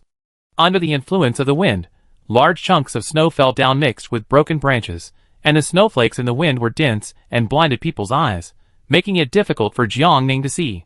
It was about to hail, and Jiang Ning was ready to seize the time. But before he could move, the bean-sized hail drops crackled and fell down. Jiang Ning had to give up and quickly ran into the room to hide. Unable to continue working in the second half of the night, he immediately turned off the computer as soon as the task was completed and leaned quietly against the corner of the living room. Jiang Ning took a hot bath and sat in front of the fireplace with wet hair. Opening the chat box between Rainbow Bridge and Jiang Jingxin, Jiang Ning took the initiative to ask, "How is it?" Rainbow Bridge replied immediately, Tue, you are so strong. Leaving the shelter at night and stepping into the thick fog to kill the monster is simply not something a normal person can endure. So what kind of mentality did you have when you tried it?" Jiang Ning smiled, knowing that Rainbow Bridge was joking, so he didn't care. "Did you succeed?" "Successful," Rainbow Bridge said excitedly. "I stuck to my position, with my left body in the safe range of the shelter, and my right body holding weapons to attack the monsters that pounced on me. Before the hail fell, I killed a total of 23 chickens, 18 ducks, 6 geese, and 15 rabbits. I haven't had time to open the 62 treasure chests I got, but even so, I have harvested a lot of monster meat, enough for me to eat for at least 2 months." Jiang Ning praised with satisfaction. "Very good, continue tomorrow night." Jiang Ning did not tell anyone except Dong Qianli about the beast-tied teleportation array. She had not found a solution yet. It was useless except for causing trouble and fear to others. Jiang Jingxin quickly responded, "Leaving the shelter at night to kill monsters is much more efficient than during the day. What did you feel when you stepped into the thick fog?" "No feeling," Jiang Jingxin replied. "I don't care what monsters there are in the thick fog. As long as they don't dance in front of me, they don't exist. Ning Ning, just think of it as weight training. If you can successfully adapt to the night fog, then over the years, your various physical data will usher in explosive improvements. You will feel that your body is lighter and more resistant to blows. Jiang Jingxin thought Jiang Ning was afraid, so he gently comforted her. I'm not afraid. You have to work hard and improve your ranking as soon as possible. I understand. Jiang Jingxin smiled dotingly. Don't worry, I will be your backer in the future. Your sister will be so powerful in the future that no one in the foggy world dares to bully you again. No need to say more. Jiang Ning pursed his lips. Okay. Next, Jiang Ning should sort out his harvest. First, upload the extra exotic meat in the backpack to the trading market, then harvest the upgrade materials purchased with copper coins during the day, and finally turn off the system light screen panel, and open all the treasure chests dropped tonight one by one. Jiang Ning now has 829 treasure chests. After opening all of them, Jiang Ning was not attacked by the animals that jumped out of the treasure chests. Therefore, Jiang Ning guessed that only when picking up a treasure chest in the wild and opening it, animals would attack the survivors. If so, the possibility of the survivors encountering danger would be greatly reduced. In snowy and cold weather, many survivors stayed in the shelter and did not go out. In this way, the frequency of everyone looking for treasure chests became lower, and the probability of getting a treasure chest and then being attacked by animals would be reduced accordingly. If Jiang Ning had not accidentally discovered the beast-tied teleportation array and that he would not die if he left the shelter at night, Jiang Ning would be like other survivors, with a short money and very tight budget. Without more copper coins, supplies, and exotic beast meat, the number of survivors in each area will drop precipitously. But now, with Jiang Ning as a guarantee, many ordinary people have struggled to survive. Jiang Ning spent more than an hour opening all the treasure chests. In addition to various supplies, Jiang Ning obtained a total of 242 steel bars, 156 adhesives, 198 wires, 220 waterproof coatings, 164 insulation materials, and 636 concrete. Almost double what I got last night. The double critical strike auxiliary skill that Jiang Ning had extracted when she first entered the foggy world was really amazing, and it directly put her development speed far ahead of others. After posting some unnecessary things such as bread and toast that were dropped, when the treasure chest was opened on her personal homepage as usual, Jiang Ning picked up the 2 dungeon admission tickets that dropped when the gold box was opened and looked at them carefully. The material of the dungeon admission ticket that the tyrant handed over to Dong Qianli, and then was handed to her by Dong Qianli, was exactly the same. The same mottled yellow paper, the same black unknown liquid, the same weird and scary atmosphere. Jiang Ning's eyes sank slightly. Could it be another ticket to the Qianhua snowfield? Last time, Jiang Ning hurriedly left the Qianhua snowfield dungeon, and he only had time to harvest a human corpse, a submachine gun, a box of energy bullets, and a cheat-in. If he enters again, Jiang Ning's heart beats uncontrollably. Can he continue to obtain cheat-in number 2, cheat-in number 3, or even other better weapons and supplies? Qianhua snowfield is very mysterious. Jiang Ning must enter again. But before that, Jiang Ning took an hour to rest and adjust his state. At 4 o'clock in the morning, Jiang Ning took the dungeon ticket on time and gently pressed it on his forehead, saying, "Enter the dungeon." Activate the dungeon ticket. The dungeon ticket is used successfully. Starting the dungeon. The dungeon is started successfully. After a dazzling glare, Jiang Ning had left her shelter and came to a strange and dimly lit place. She moved her body and suddenly heard a voice in her ear. Jiang Ning? Jiang Ning turned around and attacked instantly. Chapter 38. Jiang Ning's enhanced body did not take much effort, and she easily subdued the man. Who? She asked sharply. Shinkei was silent for a moment, and introduced himself again. Shinkei. It's you. Jiang Ning's tone was flat, and he did not let go of the other party. Why are you here? At 6:30 p.m. on the 12th day of the survival calendar, I returned to the shelter and used the dungeon ticket I got during the day. After activating the dungeon ticket and using it successfully, I was teleported to this hellhole. Shinkei explained clearly. This dungeon is very difficult and has very strict security. Every NPC must have their identity checked and can move freely only after identity verification. I am an illegal resident and cannot appear in front of people, so I have been hiding here until you just showed up. Is that so? Jiang Ning stared at him. It's so dark. How do you know it's me? Except for you, there should be no other survivors who have the courage to enter such a difficult dungeon. Shinkei said calmly. Besides, The dungeon ticket is not easy to get. What about last time? How did you determine my identity through my nickname? After hearing this, Shinkei was silent for a while, and then said, I just saw you on Teacher Shin's phone not long ago. When Teacher Shin at you, it was not your note, but your nickname that was displayed. The platform does have this rule, and Shinkei's explanation is flawless. Jiang Ning stared at him for a long time, and finally slowly let go of him. The difficulty of the Qianfu Ski Resort dungeon has been increased, and it is closely related to Jiang Ning. She killed a person and robbed an advanced intelligent robot with the unknown girl. The ski resort suffered heavy losses. It would be strange if it was not on high alert. Last time, the road was blocked. Now the boomerang is returned and stabbed Jiang Ning. Jiang Ning also feels troubled. You are very strong. After Shinkei regained his freedom, he raised his hand to rub his shoulders and arms that were twitching from Jiang Ning's pressure, and couldn't help but say something. Jiang Ning thought he was talking nonsense. If I'm not strong, how can I keep the top spot? She was not interested in reminiscing with Shinkei, and asked directly, where is this? The sewer pipe. Jiang Ning, ? Although the environment is a bit bad, it is indeed safe. Jiang Ning faced Shinkei, always keeping vigilant and guarding against him, and at the same time began to think about whether Yang Lei's ID card and magnetic card could still be used. Although Yang Lei was dead, his body was still in Jiang Ning's backpack. The staff of Qianfu Ski Resort couldn't find him, so they would only mistakenly think that he skipped work to harm the little girl. This was Jiang Ning's conclusion based on Bai Xiang's description of Yang Lei and his attitude last time. Jiang Ning felt that he could try it, provided that the ski resort did not enable facial recognition. But the possibility was very small. Now things were in a dead end. Jiang Ning frowned and looked up. You have been here for a whole night. Don't you have any ideas? There is an adventure. Shinkei said, go in and kill them. As long as the situation is disrupted enough, no one will care about identity verification, and everyone will not have time to escape or hide. This is indeed a solution. So Jiang Ning asked again, do you have weapons with high lethality? Shinkei nodded, I have 7 bombs. How powerful are they? The explosion range is 10 meters in diameter. Not bad. Jiang Ning stretched out his hand. Give me 4, and then follow my instructions. In order to prevent the other party from misunderstanding, Jiang Ning specifically explained, I came to the Qianfu Snowfield dungeon last time, and I know more about this place than you. Shinkei handed the 4 bombs to Jiang Ning without hesitation, and then said, if there are enough materials, I can make more bombs. What materials do you need? Detonation. Device. Components, potassium nitrate, sulfur, charcoal, adhesive, etc. It is basically difficult to achieve. Jiang Ning no longer has hope for this. Now she should consider how to make the best use of the few bombs in her hands.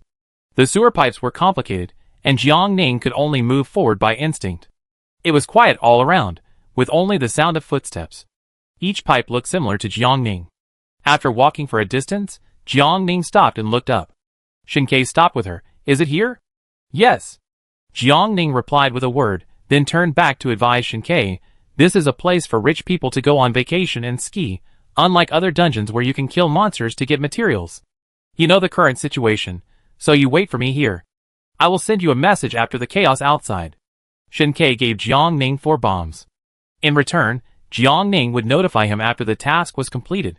With bombs, submachine guns, and Yang Lei's ID card and magnetic card, Jiang Ning's success rate in creating chaos was much higher than Shinkei's, provided that Jiang Ning did not choose the wrong place to appear. Shinkei nodded, okay. Jiang Ning got the answer, and climbed up the ladder carefully. She first listened attentively for a while, then carefully reached out, and moved the lid on her head slightly to the side for a moment. No one. Jiang Ning breathed a sigh of relief and slowly pushed the lid open, revealing a space large enough for her to pass through. After standing up, Jiang Ning looked up and looked around, and finally looked down at Shinkei. No one is here. It's up to you whether you want to come out now or not.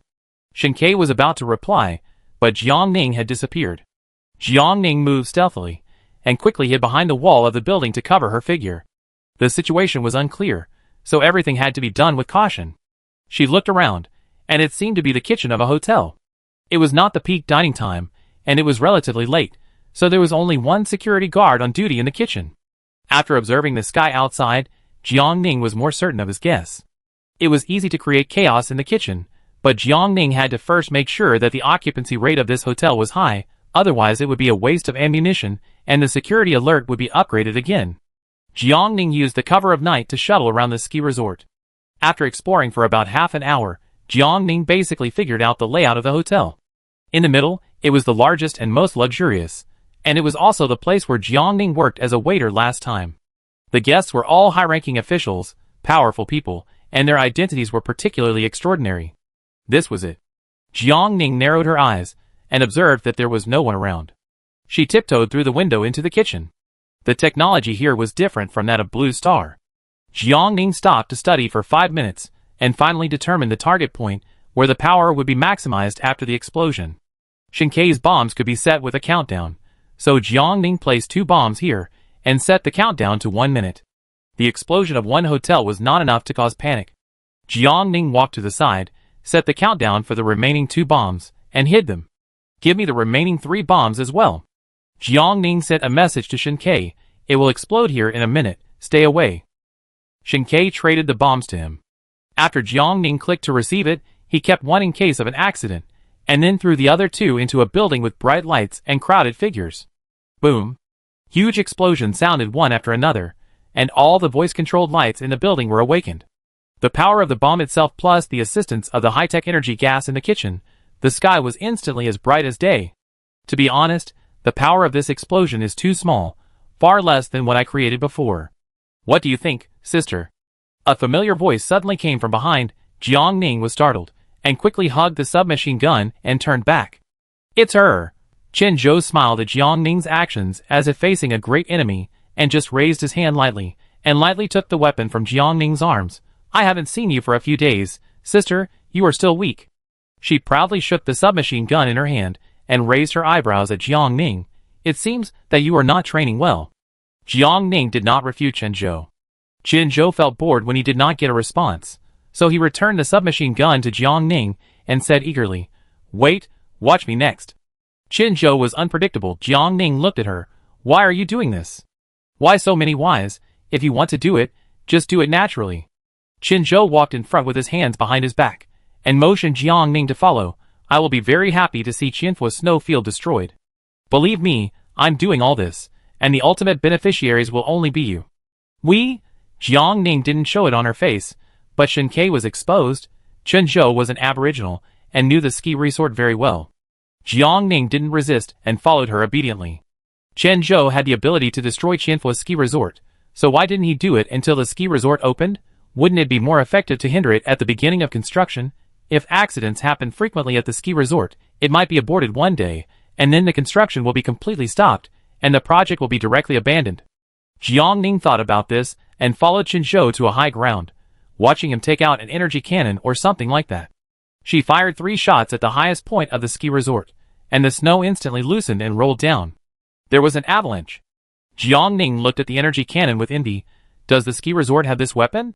Want it? Chen Zhou glanced sideways, then smiled slightly at Jiangning's expectant eyes, and ruthlessly denied, No. But although the ski resort does not have a high-energy ion cannon, there are a lot of guns and ammunition. Chen Zhou and Jiangning looked at each other. Even if it's guns and ammunition, don't even think about it. You don't need it now. Chen Zhou turned and left. You should clean up your own mess first, then talk about this. The other party seemed to know something about the truth and the inside story. Jiangning stopped where he was and couldn't help asking, Can a high-energy ion cannon destroy the teleportation array? I advise you not to. If the teleportation array is destroyed, you will really be in big trouble. Hearing this, Jiangning had to give up his previous plan. The rumble of the avalanche was getting louder and louder, like thunder and earthquake, with a sharp and terrifying whistling sound. Jiangning looked back, and saw that the huge snow had already begun to slide down visibly, turning into a snow dragon pouring down with terrifying momentum. Jiangning caught up with Chen Zhou. Aren't we running? Why should we run? Chen Zhou asked her curiously. The explosion plus the avalanche, isn't this a perfect opportunity given by God to cause destruction? Chen Zhou smiled. I haven't had enough fun yet. Follow me closely, sister. Jiangning was speechless. The purpose and significance of the Thousand Buddha Snowfield dungeon made her more confused. If Chen Zhou hadn't been there, Jiangning would probably be like Shinkei, wandering around in the dungeon like a headless fly, knowing nothing and getting nothing. For this leisure and entertainment dungeon, The Mist World couldn't have thought that they were too tired from hunting monsters, so they sent them in to enjoy and relax. This was too inconsistent with the consciousness of the Mist World. The consciousness of the Mist World would only kill all the survivors. Qinzhou wanted to continue to cause trouble, so Jiangning naturally followed him, waiting to take advantage of him. The advantage of the natives is that they are very familiar with the map. Jiangning watched Qinzhou go all the way. Bang bang bang until the surroundings were all reduced to a fire scene. Not knowing what hatred the girl in front of him had with the ski resort, Jiangning politely asked, "Is there anything I can help you with?" She didn't do anything. It always made Jiangning feel like she was here for a trip. She didn't feel very involved. Qinzhou glanced back at her, and finally handed the high-energy ion cannon in his hand to Jiangning. "Then you do it." Jiangning took it neatly. After listening to Qinzhou's explanation, she was still unfamiliar with the movements at first, but it didn't take long for her to get the hang of it. Qinzhou's eyes were full of admiration. "You have a good idea." "Thank you." Jiangning smiled back, and then asked, "Are you going to continue?" "No." With that, Qinzhou suddenly sped up and sprinted forward. "Now it's time to start playing cat and mouse with them." "Of course, they are cats and we are mice." Jiangning suspected that Qinzhou did it on purpose, and even suspected that Qinzhou was the traitor and bait of his copy. But now she couldn't think so much. Her body's conditioned reaction made her follow Qinzhou on the spot and start to escape. In the system panel, Shinkei sent a message asking, "Did you cause all the noise outside?" "No." Jiangning took the time to reply him. "It was an NPC who caused the damage. It's very chaotic outside now. If you have something to do, go and do it quickly. If you don't have anything to do, hide well, or directly enter the teleportation array to leave the copy." Jiangning said nothing more, and after turning off the panel, he hurriedly caught up with Qinzhou. Qinzhou once again expressed his appreciation and satisfaction. "You seem to be better than the last time we met. But it's not enough." She tilted her head and looked at Jiangning. Because she was running, the breeze blew through her long black hair. The soft hair stuck to her fair skin, and her sparkling eyes were as bright as stars. If you have someone you want to protect, you have to become stronger. NPCs will not talk nonsense for no reason. Jiangning and Qinzhou looked at each other, and a flash of inspiration flashed in her mind, so fast that she couldn't catch it in time. "We're catching up." Qinzhou's voice revealed excitement. She pointed at Jiangning and said, "You run over there, I run over here. We meet again next time." Jiangning opened her mouth, but before she could say anything, she had already separated from him. There were quite a few people chasing behind. Jiangning looked back at Qinzhou, and then rushed into the darkness with full firepower. She held the submachine gun tightly in her arms, and moved lightly like a cat in the dark building. Occasionally, a single guard team approached without anyone noticing, and Jiangning would deal with them without anyone noticing, and confiscate all their weapons, identity cards, magnetic cards, etc. The body was put into the backpack as usual, leaving no chance for discovery. Throughout the night, fewer and fewer people were chasing Jiangning, but the spoils in Jiangning's backpack were increasing. Jiangning had obtained 13 submachine guns alone, and 5 high-energy ion cannons. In addition to the above, there were 21 supplies of ammunition in total. This time the harvest was more abundant than last time. Jiangning pressed her body against the wall. The crisis on her side was temporarily resolved. She didn't know how Qinzhou was doing. Jiangning slowly and cautiously came to a rooftop to hide her body, and then observed the surroundings from a high position. There was a particularly chaotic place with noisy voices. Maybe Qinzhou was there? Through the holographic sight, Jiangning saw the situation there clearly. Qinzhou was fighting against dozens of people, and she was as light as a swallow, and she was not at a disadvantage even if she was surrounded. Her skills were too strong, and Jiangning guessed that she was enough to compete with Qi Dan. Retracting her thoughts, Jiangning held her breath and concentrated, then aimed at a person behind Qinzhou who wanted to sneak attack, and pulled the trigger neatly. Bang! With a gunshot, the sneak attacker was successfully hit in the head, and fell to the ground and died. Qinzhou did not look back in the direction of Jiangning. After she flexibly dodged a punch, she smiled and raised her arms, put them on her head, and happily gave Jiangning a big heart. Chapter 39. Jiangning couldn't help laughing, but soon suppressed the smile on his lips, and continued to focus on the person in the scope. Bang! The gunshot came again, and the people around Qinzhou were still accurately hit, and fell at Qinzhou's feet. Jiangning wanted to help Qinzhou break through. She guessed that Qinzhou should be the core consciousness of this copy. The other party wanted to destroy this copy for revenge. If he succeeded, then Jiang Ning might be able to successfully pass the level. If this is not the case, Jiang Ning has no room for regret. The last time they met Qinzhou, they were already tied up tightly together. Jiang Ning was a very good shooter, and she never missed a shot. After she had cleared a retreat for Qinzhou, Jiang Ning quickly put away her submachine gun and left the place. She had stayed here for too long, and it was easy for her location to be guessed and then surrounded. Jiang Ning did not take the way she came. She directly pried open a room and crawled out of the ventilation duct skillfully. This was the safest way to avoid a direct confrontation between Jiang Ning and the security team. With the experience from last time, Jiang Ning left in a very short time.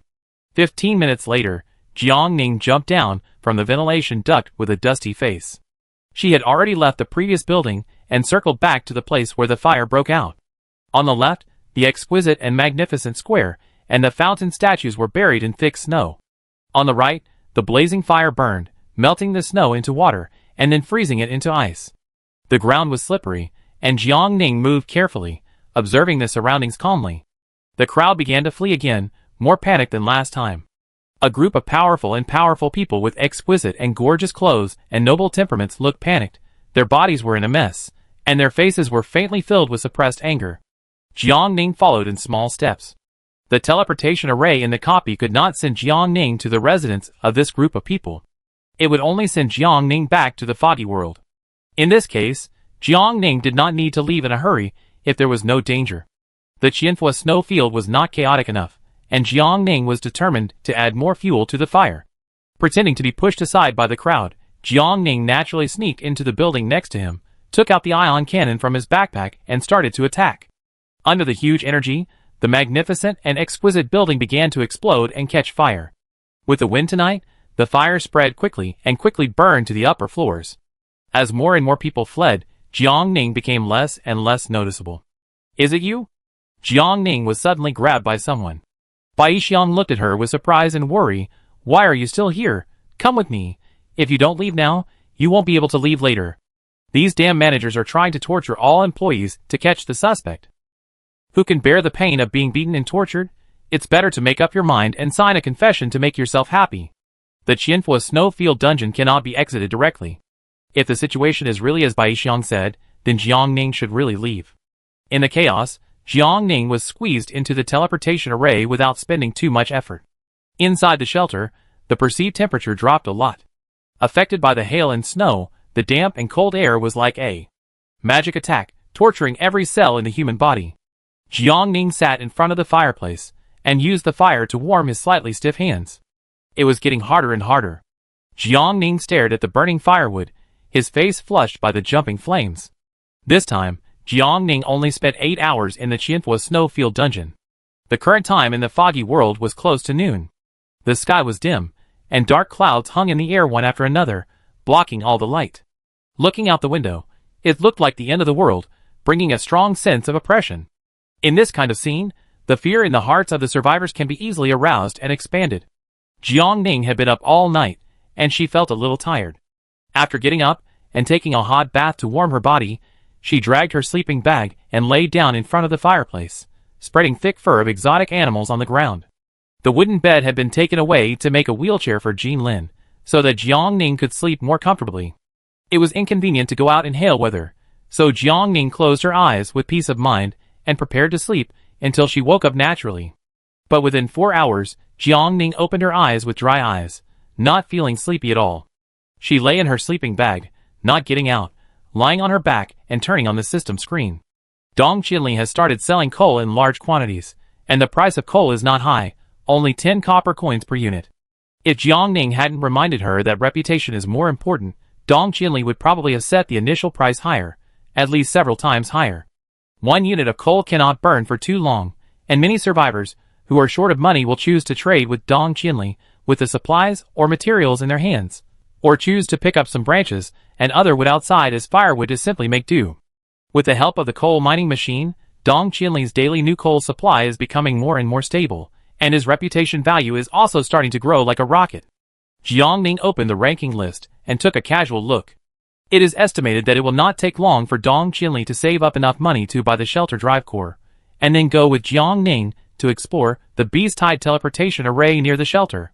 It is not dark yet, and the two detectors cannot be collected for the time being.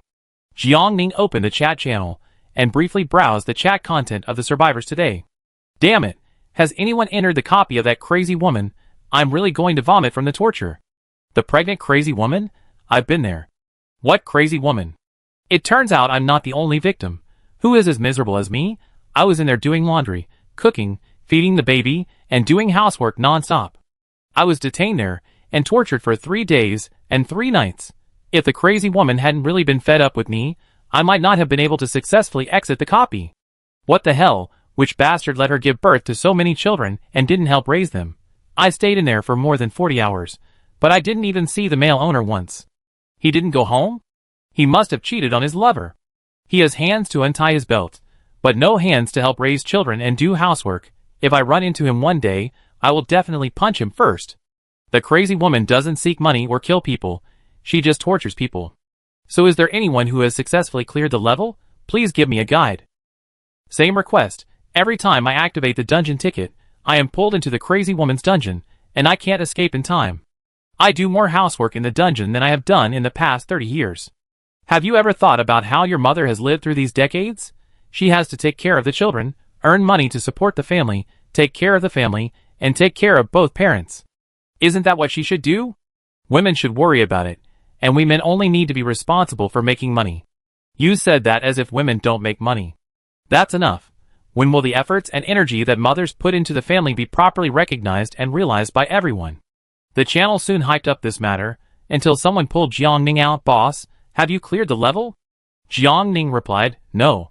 Jiangning did not lie, he was just lucky. He was slapped out by Yin Shueji before he finished the day. He was also given a gene enhancement potion. During the novice protection period, although the silver box is rare and valuable, it is impossible to drop such a heaven-defying treasure, so the reason for its appearance can only be related to Yin Shueji. Jiangning discovered Yin Shueji's brilliant past in the pile of documents in the study room on the large flat, and clearly understood her pain. She respected her and called her by her former identity, rather than simply treating her as the mother of 4 children. Perhaps, this is why Jiangning was able to escape by luck. Jiangning would not tell strangers about such a secret. If the survivors ignored Yin Shueji's pain, did not empathize with her, respect her, and feel sorry for her, Jiangning would feel sorry for Yin Shueji. Yin Shueji is just an NPC. Survivors are not willing to spend time on her to understand what she has experienced when they are doing tasks or dungeons. Who else will really see her outside of dungeons? Wanting to get benefits from Yin Shueji, but coldly ignoring everything about her, there is no such good thing in the world. Jiangning has seen Yin Shueji's stunning face when she was young, and also knows that stunning face is just the least worth mentioning advantage of Yin Shueji. The other party obviously has a more powerful identity and more excellent works, but now she is called a crazy woman by the survivors one by one. Jiangning was in a very bad mood. Finally, she closed the chat channel and went to check the sales of various materials on her homepage. The exotic beast meat had been sold out, and a total of more than 6 gold coins were earned. Various materials were almost sold out, and Jiangning directly removed the link. After replenishing the inventory of sanitary napkins, emergency blankets, and cold medicines as usual, Jiangning opened the page for purchasing upgrade materials. The transaction rate of concrete is still very low, and the transaction amount is less than 3 digits after 2 or 3 days. Jiangning sat up and propped up his head, and began to consider when to announce the 2 pieces of news. It would take a lot of time for Jiangning to collect 5,000 units of concrete alone. But if other survivors also go out of the shelter at night to kill monsters, the basic amount of concrete drops will increase, and Jiangning will be able to speed up the collection. This matter cannot wait too long, Jiangning thought. It has been almost 5 days since carpenter Wang Yong started making wheelchairs. During this period, Wang Yong did not take the initiative to find Jiangning. At this moment, Jiangning clicked on Wang Yong's dialog box. How is the wheelchair? Almost done. The other party replied, it's almost finished. The tools and materials are limited. I have been studying, and now it is almost done. I just bought a piece of sandpaper, and am grinding the wheelchair. It is expected to be delivered tonight. Jiangning, okay. Jinlin has not appeared for a while. Jiangning plans to ask about the other party's situation when trading wheelchairs in the evening. In 2 hours, the thick fog will come again. The hail shows no signs of stopping, so Jiangning is unlikely to leave the shelter tonight. But she didn't want to give up the beast hide. Jiangning couldn't get out, but the beasts could come in, and the 2 arrow towers would help attack. Today's training hadn't started yet. Jiangning turned to look at Qi Dan leaning against the wall, fed himself a bottle of nutrient solution and said, "Teacher, I'm going to start training." "Already turned on?" Qi Dan replied in seconds. Jiangning raised his eyebrows, and couldn't help saying, "Teacher, why did you wake up immediately when I made a sound?" Could it be that the other party was actually acting as himself and didn't turn off the phone? Qi Dan heard this and smiled back at Jiangning. "I am the latest high-level intelligent machine, which can instantly identify all the information of the bound person. Don't underestimate me. You seem very dissatisfied with me, so let's practice for an extra hour today." Qi Dan took revenge on Jiangning, who failed to resist, and was beaten for 5 hours. It was not until 9 o'clock in the evening that he lay down panting and had time to rest. Wang Yong had already traded the wheelchair he had made, and Jiangning's current condition was very suitable for experience. Taking out the wheelchair, Jiangning climbed up and sat on it. The other party used mortise and tenon structure to make it. It looks ordinary on the outside, but it is very smooth and convenient to use.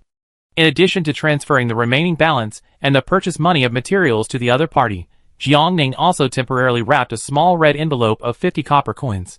"If you have the conditions to make a better wheelchair in the future, contact me." After all, the wooden wheelchair is not advanced enough. Jiangning wants to make an electric wheelchair for Jinlin that is sold on major shopping platforms before the foggy world comes. It can go up and down slopes well, has automatic driving function, and can reach a driving speed of 6 kilometers per hour. Of course, this speed is relatively slow, but Jiangning can ask people to continue to upgrade and directly increase the speed to 30 kilometers per hour, or even higher. Wang Yong accepted the small red envelope and agreed, "I will pay attention to various materials circulating on the market, and let you know as soon as I have them." "Thank you." After getting up from the wheelchair, Jiangning immediately traded the wheelchair to Jinlin. "How are you doing recently?" Jinlin hadn't heard from him for a few days, and he didn't immediately accept Jiangning's transaction. Jiangning was ready to wait patiently to see if the other party would reply tomorrow. The shelter had been relocated to the vicinity of the beast-tied teleportation array. Jiangning turned around and said, "Teacher." Qi Dan opened his eyes, and easily understood Jiangning's hesitation. "I go now." It left the shelter, and disappeared in the darkness after a few jumps. Jiangning put on his cold-proof clothes, stretched his body, and then opened the arrow tower. Arrows cut through the void of hail and snow, and began to indiscriminately attack the strange beasts that gathered around the shelter again. The strange beasts were so dense that it seemed impossible to eliminate them all. Jiangning put the 2 fertile fields with seeds into his backpack, then put on a protective helmet, and prepared to open the gate to welcome the strange beasts into the courtyard. As soon as he stepped out of the door, Jiangning was pushed back into the warm room by Qi Dan. Qi Dan threw 2 detectors into the living room casually. "Go in." Along with Qi Dan's sharp shout, Jiangning suddenly heard a familiar rumbling sound. The sound became louder and louder, resounding through the sky, and the sharp and terrifying whistling sound was like thunder, suddenly exploding outside Jiangning's eardrum. "This is Avalanche." Chapter 40. In a flash, Jiangning hurriedly put all the removable items in the shelter into his backpack. Shower, fireplace, carpet, sleeping bag, arrow tower, detector. It was obvious to the naked eye that Jiangning did not miss any of them. Just after doing all this, the shelter began to shake slightly. Then, the shaking became stronger and stronger until Jiangning clearly felt the ground under his feet began to shake. The collapsing snow pile was like a giant dragon, pushing Jiangning's shelter to an unknown direction. Jiangning held the door frame tightly with both hands. "Teacher, what should I do now? It is not certain whether the protection of the 3rd-level shelter can withstand the avalanche. If the shelter is damaged, Jiangning will be in a bad situation when the fog falls at night. First, take care of it." Qi Dan looked at her and replied, "Then it depends on your luck. If we are lucky, we will just wander around in this forest.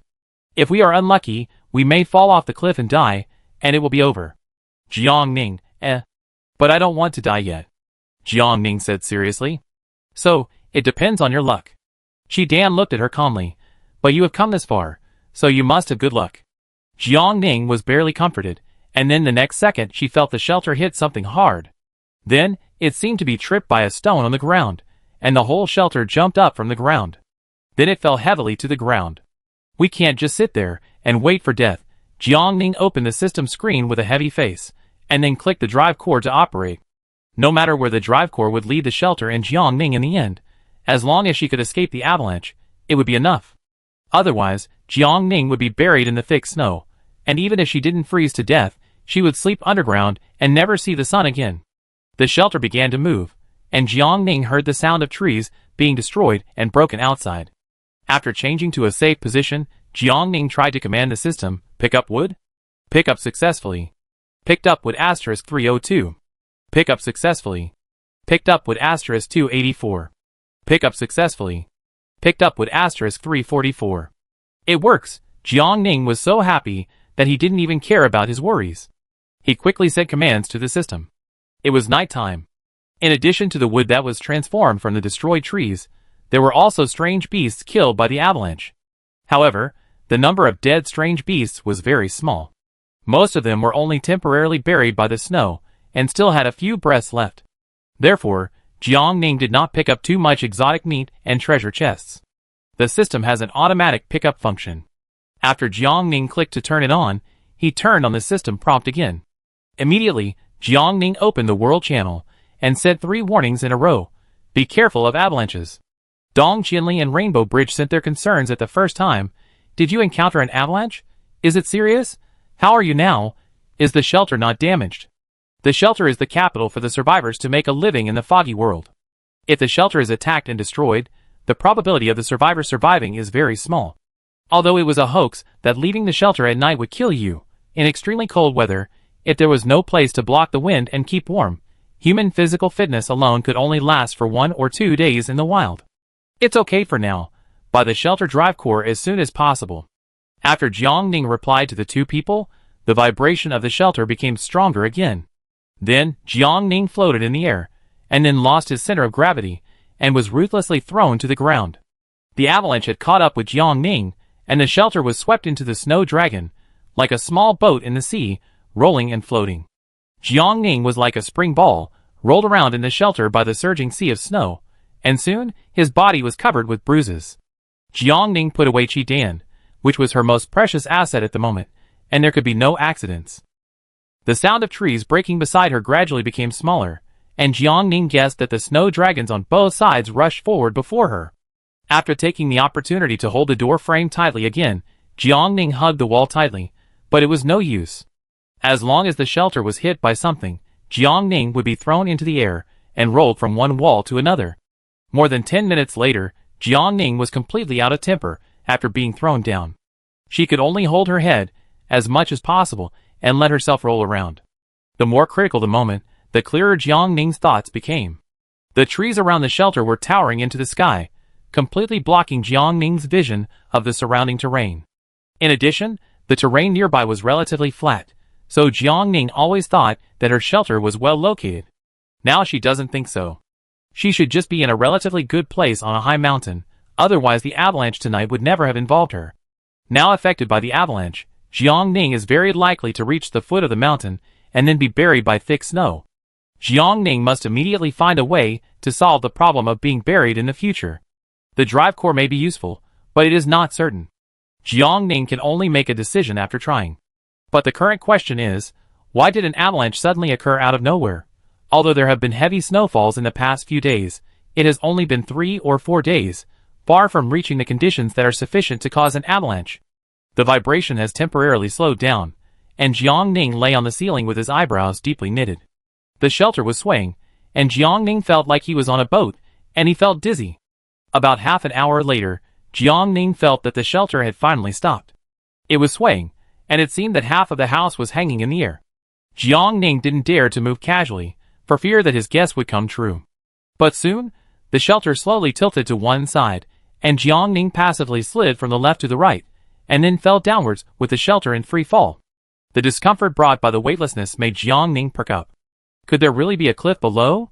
After falling off the cliff, will he and the shelter still be intact? Jiang Ning pursed his lips tightly.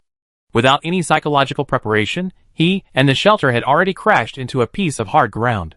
After the violent collision, Jiang Ning heard a faint crack sound. But it was not over yet. Soon the crack sound was replaced by the sound of sharp friction, and Jiang Ning felt the shelter began to slide forward. Until half a minute passed, the shelter finally stopped and did not move. Jiang Ning breathed a sigh of relief. The doors and windows of the shelter had been damaged during the tumbling process, and now large swathes of cold wind rushed in, and Jiang Ning shivered suddenly. After releasing Qi Dan from the backpack, Jiang Ning smiled at her. Teacher, my luck seems to be pretty good. Qi Dan did not reply to her, but said, it is detected that there is an icy lake under the feet and a vertical steep cliff behind. It is determined that the survival environment of the binder is poor. Please move as soon as possible. Jiang Ning's heart sank. There is no need to worry about the ice melting during the extreme cold period, so Jiang Ning currently has about 25 days to escape. But once the extreme cold period ends and the lake melts, Jiang Ning and the shelter will be submerged. Unless Jiang Ning can successfully pass through the frozen lake within 25 days and accurately reach another safe land. A large number of fish are detected under the ice. Qi Dan suddenly turned back and looked at Jiang Ning and said seriously, the bound person can try to cast a net to catch fish and store food to cope with the current difficulties. Jiang Ning responded. With 2 stores, she is not worried about running out of ammunition and food in the future. For Jiang Ning, the greater loss is the beast hide. In Jiang Ning's original plan, she would collect all the upgrade materials in 10 days at most, and then upgrade the shelter again to make the shelter more defensive. But now, because of the avalanche, Jiang Ning was forced to leave the beast hide refresh point that she had almost explored, and the shelter was damaged. Jiang Ning did not have extra materials to repair the shelter, so upgrading the shelter was imminent. It was quiet outside, and no beasts howled. Occasionally, a strong wind blew on the ice, whimpering, like a female ghost crying. Jiang Ning's scalp tingled and his heart beat violently. Taking out 2 flashlights from her backpack, Jiang Ning handed one to Qi Dan and turned to look at the current situation. The shelter tilted and fell down, and now Jiang Ning was standing on the original wall of her shelter. The broken doors and windows were gone, and the night wind blew in, making Jiang Ning's skin cold and painful. Taking out the warm mask, protective helmet, and fleece gloves, Jiang Ning switched the flashlight to her left hand. She slowed down her steps and moved slowly towards the door. The tilt of the shelter also has its advantages. The door frame is a certain height from the ground, so ordinary animals and livestock cannot easily enter, which well ensures Jiang Ning's safety. Holding the tang sword tightly in his hand, Jiang Ning jumped with his legs and easily jumped onto the door frame. It was pitch black outside, and the thick fog was blown away by the wind. It was still impossible to judge the situation outside the shelter with the naked eye. Jiang Ning was in trouble, and could not protect himself. He did not plan to leave the shelter tonight to temper his will in the fog. Everything will wait until tomorrow morning, when Jiang Ning has finished observing the surrounding environment. Jiang Ning jumped down from the door frame. After landing on the ground, Jiang Ning opened the trading market and quickly searched for other survivors to see if they had doors for sale or related drawings. She was lucky. A survivor dismantled his bedroom door and wanted to exchange it for copper coins to make a living. Jiang Ning did not hesitate and directly spent 40 copper coins to buy the wooden door. Then she went to find some nails and inlaid this wooden door of an inappropriate size on her own front door. The cold wind continued to blow into the shelter, but compared to before, the situation has improved a lot. Jiang Ning continued to take out wood from his backpack, holding the iron axe in his hand, and used the back of the axe to knock against the nails, finally barely blocking the vent completely. Without the fireplace, the indoor temperature was almost the same as outside. Jiang Ning tried to put the fireplace out to see if the collapsed shelter had any effect on the fireplace. Fortunately, the fireplace can be used as usual. Taking out the flint, dry leaves and branches and wood, Jiang Ning quickly reignited the fire, and it took about 10 minutes to get the fireplace working again. The room temperature gradually rose, and Jiang Ning's stiff body warmed up. Teacher, is there any way to restore my shelter to normal? Qi Dan shook his head. It can't be done by human power. That means Jiang Ning has to continue living in such a tilted room until she has enough materials for upgrading? Jiang Ning started the shelter drive core in disbelief. With a shake, the shelter moved violently, but soon there was no movement. Drive failed. Jiang Ning frowned. There was only 25 days to escape from the ice. If the shelter was not upgraded as soon as possible and restored to normal, then Jiang Ning would not be far from being wiped out by the foggy world. Jiang Ning suddenly became anxious and sat cross-legged on the carpet, feeling terrible. Ning Ning. In the upper right corner, Jiang Jingxin's private chat popped up. How are you? Jiang Ning came back to his senses and simply sorted out his mood. I'm fine now. Here are 2 dungeon tickets, you take them first. Jiang Jingxin gave the things directly to Jiang Ning. Have a good rest tonight, and enter the dungeon tomorrow. I know you need to upgrade the shelter urgently, but safety is more important. Jiang Jingxin advised worriedly. Jiang Ning did not refuse and accepted Jiang Jingxin's kindness. I understand. After the chat, Jiang Ning put the admission ticket on his forehead without thinking. Enter the dungeon. Jiang Ning was not seriously injured, but his body was bumped for a while, which was slightly painful, but it was still within the range that Jiang Ning could bear. The skin injury was not worth mentioning, so Jiang Ning was unwilling to waste any time. Qi Dan saw Jiang Ning's action and wanted to speak disapprovingly, but was stuffed into Jiang Ning's backpack. With the teacher, if Jiang Ning encounters danger, she can immediately ask for help. Jiang Ning is not reckless. In a very short time, she has thought of all the ways out for herself. Today's results are hard one, and Jiang Ning will never take risks. Activate the copy admission ticket. The copy admission ticket is used successfully. Starting the copy. The copy is started successfully. Opening her eyes, Jiang Ning relaxed a little after checking the surrounding situation. This is the place she entered on the 8th day of the survival calendar, the grassland copy. Last time, Jiang Ning had to exit the dungeon in a hurry due to the sudden rainstorm, which caused her to miss the opportunity to get a lot of money. So this time, Jiang Ning will never miss it again. After releasing the interrupted teacher Qi Dan from the backpack, Qi Dan looked around and found that there was no great danger around, so he let Jiang Ning go. Jiang Ning clenched the Tang sword in her hand. She has decided to stay here for a long time. As long as the dungeon does not eject Jiang Ning will stay until she has collected all the materials for upgrading the shelter. The avalanche alerted Jiang Ning. No matter how powerful it is, in the face of various natural disasters, the survivors are as weak as ants. Jiang Ning must become stronger. There are cold medicines for sale in the number 1 system store, and Jiang Ning can buy them at any time. As long as he is not seriously injured, even if he encounters the last rainstorm, Jiang Ning can rely on medicine to persist until his goal is achieved. The sheep are still grazing carefreely. Jiang Ning adjusted his breathing and immediately pounced into them like a ferocious wolf. Successfully killed the strange sheep, obtained silver box *1, sheep meat 30 kg *1, sheepskin *1, copper coins *10. Successfully killed the strange sheep, obtained silver box *1, sheep meat 35 kg *1, sheep milk 1L *1, copper coins *10. Successfully killed the strange sheep, obtained silver box *1, sheep meat 30 kg *1, sheep milk 2L *1, copper coins *10. The system announcements began to sound continuously. Jiang Ning, who had taken the more effective gene-enhancing potion again and received Qi Dan training, was much stronger than the last time he entered the dungeon. Even if she encounters the herd of strange beasts, Jiang Ning can easily move among them and kill them one by one. Jiang Ning turned off the system broadcast. She was so bloodthirsty on the grassland that she had no idea how many strange beasts she had successfully killed during this period. Jiang Ning only knew that her current gains were far from enough.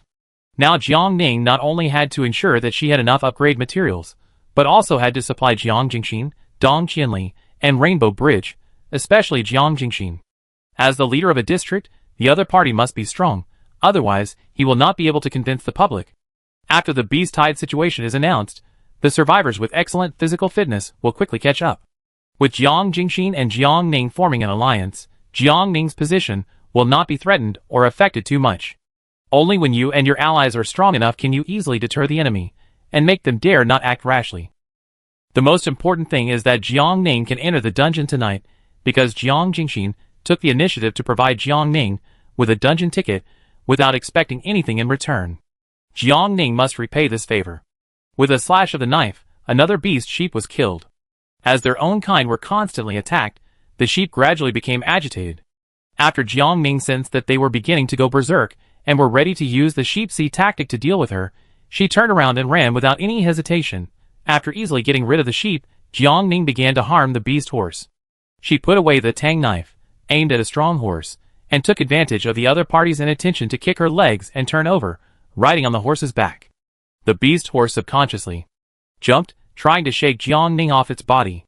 Jiang Ning clamped his legs tightly around the horse's belly, and took advantage of the beast horse's crazy running to attack its fellow beasts around it, aiming at the fatal point, and hitting it with one blow. The beast horse went crazy, and finally found that it not only had no way to deal with Jiang Ning, but also let the other party take the opportunity to hunt other horses, so it immediately ran to the outside of the herd. It wanted to take Jiangning away from the tribe, so that it could save the tribe. Jiangning saw through its thoughts, but did not act. When the beast horse passed the sheep, Jiangning grabbed its mane as a rein. Stop. Jiangning tried to communicate with it. If you help me kill other beasts, I will let the horses go. How about that? The beast horse snorted, perhaps it understood, and soon rushed into the sheep. Jiangning patted the horse's head with satisfaction, and then the momentum of his eyes suddenly changed, and the attack was fierce. With the help of the beast horse, Jiangning's hunting efficiency increased exponentially. This vast grassland is boundless. Jiangning squinted his eyes and looked around, and finally commanded the horse, "Go over there, we won't kill sheep, kill donkeys." The beast horse snorted again, and ran towards the donkey herd reluctantly. The explosion rate of killing wild donkeys is higher than that of sheep. Jiangning attacked the sheep first just now to practice, and adjust his condition to the best as soon as possible. Now the time is ripe, Jiangning will challenge a higher difficulty. Wild donkeys are very stubborn. Taking advantage of this, Jiangning's killing efficiency is still very high. With a knife, Jiangning easily broke the beasts like watermelons, basically without spending too much effort. When Jiangning moves, the beast horse will automatically avoid the attacks of other beasts in order to protect itself. So Jiangning does not need to worry about his back and safety, and only needs to attack the beasts with all his strength. Since entering the dungeon, Jiangning has been waving her right arm endlessly. Her cold-proof clothing has long been stained with blood and exudes the stench of alien blood. Jiangning was unaware and had only one thought in her mind: kill, keep killing. Time passed quickly, and Jiangning almost lost her mind. Warning! The effective storage space of the backpack is full. Please clean it up in time. Warning! The effective storage space of the backpack is full. Please clean it up in time. Jiangning paused and had to move aside temporarily to upload all the alien meat, and with that occupied most of the space in the backpack to her personal homepage. The amount of exotic beast meat obtained today broke Jiangning's previous record, reaching a full 3,502 kilograms. After setting the previous price as usual, Jiangning casually advertised in the World Channel, and then returned to the donkey group again, pulling the mane of the exotic beast horse. Jiangning had not rested for a long time. Qi Dan tried to persuade her to stop, but was rejected. Generally speaking, the stay time in each copy is limited. Last time Jiangning left early, so he did not try to find out how long the longest stay time in this grassland copy could reach. If it was 8 hours, or 12 hours, Jiangning would not be able to rest, and must race against time to kill as many monsters as possible and obtain as many treasure chests as possible. It was unknown where the other dungeon ticket Jiang Jingxing gave Jiangning would be sent to, but Jiangning could only be sure that it would not be the 1000 Buddha snow field. The admission ticket to the 1000 Buddha snow field was different from the ordinary one, and the difference was so great that it could be identified at a glance. Qi Dan watched her right away, and his eyebrows showed disapproval. At 3 o'clock in the morning yesterday, Jiangning stayed up late to enter the 1000 Buddha snowfield dungeon and stayed there for a full 8 hours. After leaving the dungeon, she only slept for 4 hours during the day, followed by 5 hours of high-intensity training, and then encountered a sudden avalanche. Strictly speaking, Jiangning had not had a good rest in the past 24 hours. At this moment, Jiangning was extremely grateful that her body had been upgraded twice, otherwise she would regret it to death if she had a treasure in front of her, but could not pick it up. Jiangning already felt tired, but she could still persist. Successfully killed the exotic donkey, obtained 1 silver box, 70 kilograms donkey meat, 1 donkey skin, 10 copper coins. Successfully killed the exotic donkey, obtained 1 silver box, 65 kilograms donkey meat, 1 L donkey milk, 10 copper coins. Roar! A lion roar suddenly sounded from behind, and the exotic horse under Jiangning was immediately panicked, raising its 4 hooves and running forward in a panic. Jiangning's body was shaken suddenly, and he almost fell off the horse on the spot. She grabbed the mane of the beast horse with her left hand, raised her right hand, and seamlessly replaced the tang sword in her hand with a submachine gun. Then she turned around, aimed, and pulled the trigger of the submachine gun with one hand. Bang, bang, bang. 3 gunshots rang out, and the beast lion fell to the ground and died on the spot. Successfully killed the beast lion, and obtained 1 gold box, 1 generator, and 10 copper coins. Chapter 41 Survival Calendar Day 14, Heavy Snow, -24 to -15 degrees Celsius, Strong Wind, 3 o'clock. The extremely lethal weapons meant that the alien beasts could not survive more than 3 seconds in front of Jiang Ning. Once, Jiang Ning was forced to flee and hide in a panic by an alien lion, and did not dare to face the enemy head-on. Today, in order to save time, Jiang Ning wasted 3 bullets. After the system automatically picked up the spoils, Jiang Ning controlled the alien horse to rush towards the donkey herd again. The horse was frightened, and was not very willing to continue to obey Jiang Ning's command. Jiang Ning's throat was hoarse, and he threatened lightly, "If you don't obey, I shoot you." The resistance under him disappeared instantly, and the beast horse carried Jiang Ning obediently and ran towards the donkey herd, helping Jiang Ning to kill the beast again. At this moment, Jiang Ning felt very uncomfortable. Staying up late and working hard made her dizzy, and her temples kept throbbing. In her chest, her heart began to beat violently, and sent out signals of tightness and discomfort together with her temples. Jiang Ning raised her head and drank a bottle of intermediate nutrient solution, negotiating with her body and her heart. "Hold on for another 3 hours, and when 3 hours are up, I will stop and rest immediately." After coaxing himself, Jiang Ning mechanically raised his arms, not letting go of any strange beast within his sight. This horse is very smart. When it realizes that it and Jiang Ning are about to be besieged, it will cleverly start to run away and jump out of the encirclement. When it becomes safe, it will pick up weak persimmons and take Jiang Ning to pick up leeks, chasing only the single strange beasts. Jiang Ning is very satisfied with it, and even wants to take it to the misty world. Not knowing whether the backpack can hold living things, Jiang Ning lowered his eyes, and stared at the back of the horse's head, and began to think about the feasibility of this plan. 2 hours later, Jiang Ning's right arm ached, and she almost lost consciousness. She felt dizzy and her vision went dark. She clenched her teeth tightly. There were only 60 minutes left. Warning! The effective storage space of the backpack is full. Please clean it up in time. Warning! The effective storage space of the backpack is full. Please clean it up in time. The system prompt sounded again. Jiang Ning's chaotic mind stopped thinking for a while. She had to let Mustang go to the side first, and wait for her to finish packing the backpack before continuing. At 5 in the morning, the stock of exotic beast meat sold on Jiang Ning's personal homepage increased again, nearly doubling. Some people stayed up all night to discuss in the chat channel. Did Bonda steal in the middle of the night? Where did she get so much exotic beast meat? The amount is enough for her to eat for 2 or 3 years, right? I'm curious too. Why don't you hit her and ask? Why don't you ask? You're not happy if you don't cheat people for a day, right? Anyway, this is a good thing. How outrageous was the price of exotic beast meat before? If Giant Shocking hadn't released meat on a large scale to the market, would you and I be able to buy such cheap food rich in high-quality protein and multiple nutrients? Yes, it's a blessing for everyone to have Giant Shocking in District 1. I have a question. Have you ever thought about this? Only by killing alien beasts can you get alien beast meat. So how many alien beasts must she have successfully killed to get such a huge amount of alien beast meat? Ah, except for the beast tied on the 9th day. When did the Misty World have so many alien beasts? It's terrifying to think about it. I also suddenly have a bad feeling. I see you are all idle in the middle of the night. Could it be that Jian Shouqing has entered a copy with rich resources of exotic beasts? Qi Dan noticed that Jiang Ning's condition was very bad, and she walked towards Jiang Ning with a serious face. Slapping away the wild donkey that was trying to attack her, Qi Dan's tone was a bit threatening. You must rest immediately. There are 45 minutes left, teacher. Jiang Ning didn't even turn his head. I listened to you in 45 minutes. No. Qi Dan frowned. You are no longer in a good condition to continue fighting. You must stop immediately. You have been doing high-intensity activities for a long time today. Jiang Ning heard the strength in Qi Dan's voice. She turned around, and did not rush to refute him, but said, Teacher, fighting to death is death, and drowning is also death. If I have to choose between the 2 ways of dying, I am willing to pick up a weapon and fight to the end. At least I have no regrets. She smiled at Qi Dan. Teacher, 45 minutes will be quick, trust me. Qi Dan tried to move forward, but Jiang Ning squeezed the horse's belly hard, and the wild horse whooshed and went straight into the herd of strange beasts.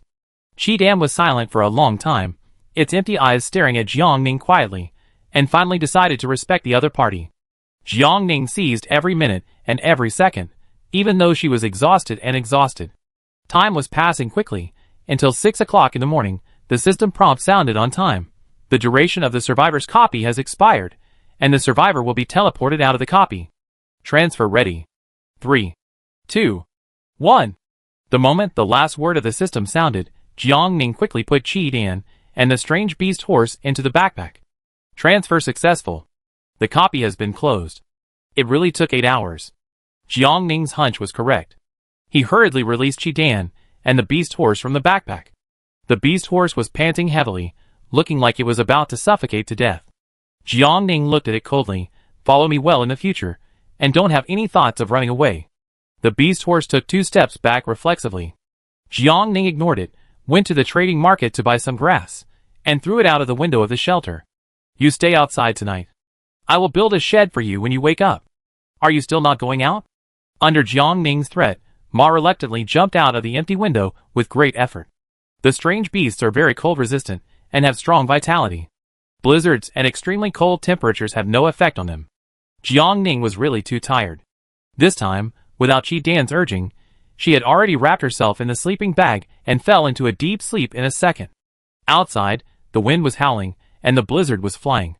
The soft firelight of the fireplace illuminated the pupa-like creatures on the animal skin carpet, which was rare and warm. Jiang Ning was no longer moving. Qi Dan looked at her for a moment, then walked to the corner and stood still, and automatically turned off the computer.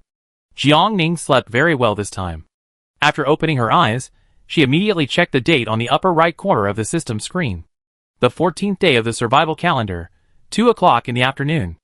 Jiang Ning slept for 8 hours, and her head and heart felt much better. Unzipping the sleeping bag, Jiang Ning poured herself a bottle of nutrient solution, and her hungry stomach was instantly satisfied. She combed her messy hair with her hands, took all kinds of warm clothes, and jumped out of the window. The horse was staying in the courtyard obediently. The blizzard piled up a thick pile on it, almost submerging its entire body. Seeing Jiang Ning, the horse snorted and turned its head to the other side, unwilling to look at Jiang Ning. Jiang Ning had no intention of coaxing it.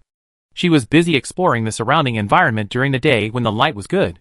The shelter tilted sideways, and the gate of the courtyard became a decoration. Jiang Ning took out the Tang sword and stepped directly on the deep snow up to the waist to move with difficulty.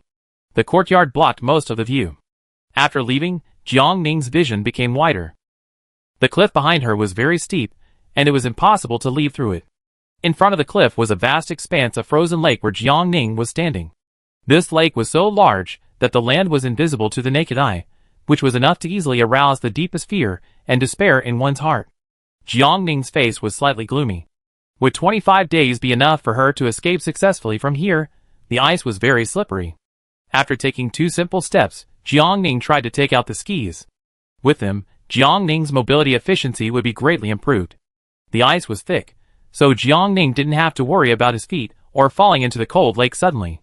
Qi Dan said there were fish in the lake and Jiang Ning could catch them, but she didn't have the heart to do that now.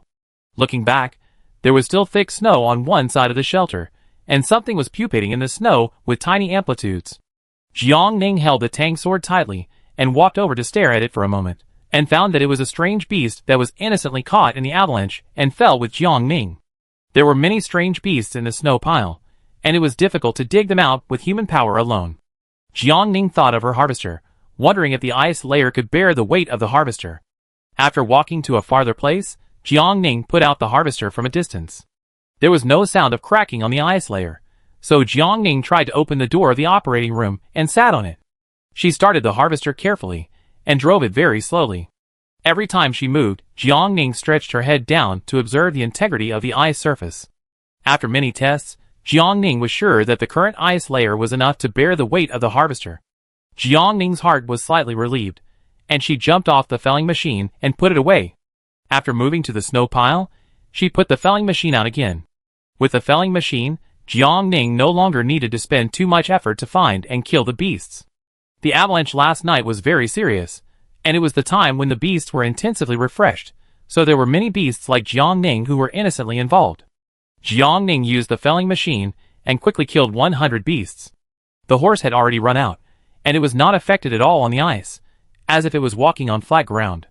Jiang Ning looked at it for a long time, and finally ordered, "Go run a lap for me." The horse snorted again, and began to run reluctantly. Perhaps it had discovered a new world. It ran more and more happily, and ran farther and farther. Jiang Ning frowned and couldn't help but shouted, "Come back."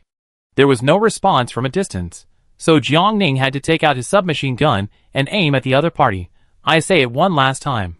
Seeing the familiar thing, the horse staggered and quickly raised its 4 hooves to get closer to Jiang Ning desperately. It had seen with its own eyes how the lion died in Jiang Ning's hands in a very short time.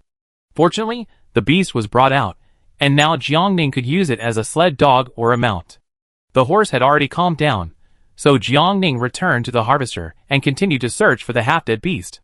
It watched for a moment and followed Jiang Ning's example, diving into the snow pile, then biting its own kind in its mouth and dragging them out one by one like offering treasures to Jiang Ning. Jiang Ning raised his eyebrows and praised him generously. "Well done." After being praised by Jiang Ning, the horse became more excited, so Jiang Ning arranged for it. "You continue to get the strange beasts out, and I will come to deal with them later." Now Jiang Ning is going to try whether his felling machine cutting blade can successfully cut the ice. If it can, then Jiang Ning will go to buy fishing nets, and then fish diligently to sell various fish products, or use various fish products to exchange for upgrade materials. The treasure chest obtained in the dungeon last night has not been opened yet, but Jiang Ning does not have extra time now.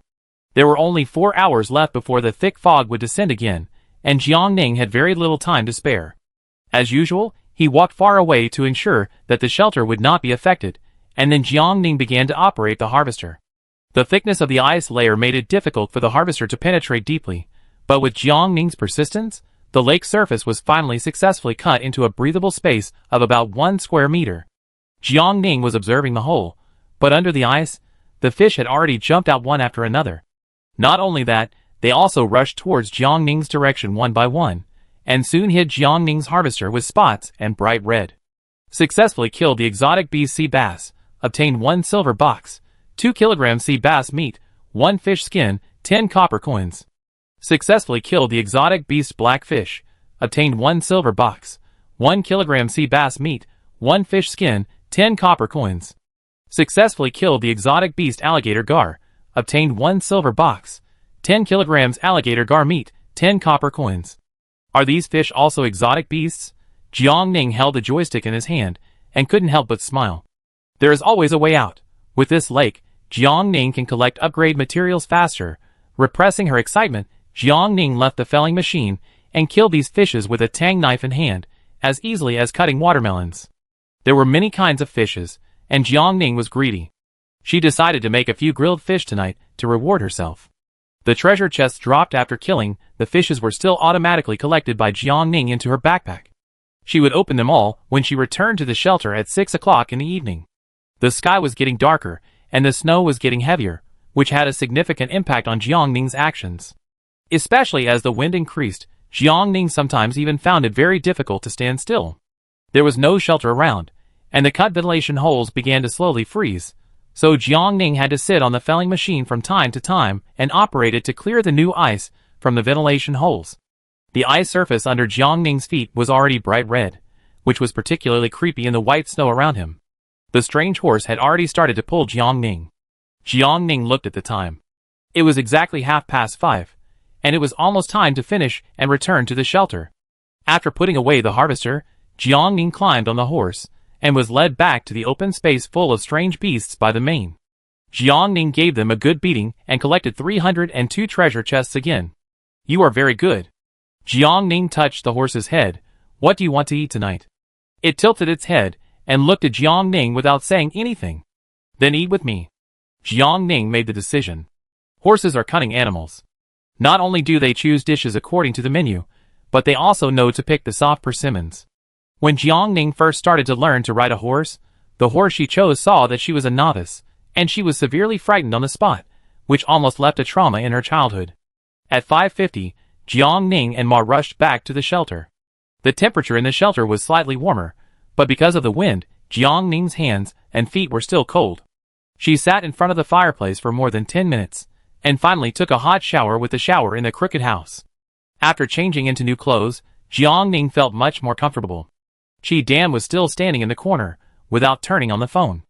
Jiang Ning was going to open more than 2,000 treasure chests in her backpack, so she didn't call it. It takes a lot of patience to open all these boxes. Jiang Ning rubbed his hands, skewered the fish he had harvested today, and placed them around the fire. After making sure that each fish was evenly roasted, he started opening the gold boxes one by one. Open the gold box. Get 1 heat preservation energy cover, 100 copper coins. Open the gold box, get 1 expansion building, seller blueprint, 100 copper coins. Open the gold box, get 1 shelter upgrade appearance transformation blueprint, 100 copper coins. Open the gold box, get 1 chamber of commerce establishment order, 100 copper coins. Open the gold box, get 1 isolation suit, 100 copper coins. Jiangning killed the monsters all night, and only harvested 18 gold boxes in total. Excluding the dropped upgrade materials, the myth system dropped so many good things for Jiangning at once tonight. Chapter 42. Time waits for no one. Jiangning was freezing so much that she immediately placed a heat-insulating energy shield outside the shelter. The protection of the 3rd level shelter can stabilize the indoor temperature to around minus 30 degrees Celsius. With the help of the fireplace, the indoor temperature can rise to minus 10 degrees Celsius to 5 degrees Celsius. But because the doors and windows of Jiangning's shelter were damaged, a lot of cold wind poured in at night, so the overall temperature in the room was still as low as nearly minus 20 degrees Celsius. This is not a comfortable range for the human body. However, after successfully installing the heat preservation energy shield, the temperature in the room instantly became bearable for Jiangning. Based on experience, Jiangning guessed that the current indoor temperature of the shelter was about 10 degrees Celsius. In the extreme cold period, the heat preservation energy shield is definitely the most amazing drop. Jiangning's whole body became warm, so she continued to open the remaining treasure chests. There are a total of 2,812 treasure chests of various types, which is the number after the system doubles the critical hit. Even though it took Jiangning 1.5 hours to open all the treasure chests, even if it was possible to open 1 treasure chest in 1 second at the fastest. Her arms were sore, but after seeing the backpack full of various supplies and materials, she couldn't help but smile with satisfaction. Excluding various supplies, Jiangning obtained 1,100 steel bars, 986 adhesives, 820 wires, 1,002 waterproof coatings, 928 insulation materials, and 1,680 concrete from opening the treasure chest this time. In addition to concrete, Jiangning has collected all other upgrade materials. Jiangning posted a link to buy concrete on her personal homepage. She took the opportunity to open it and take a look.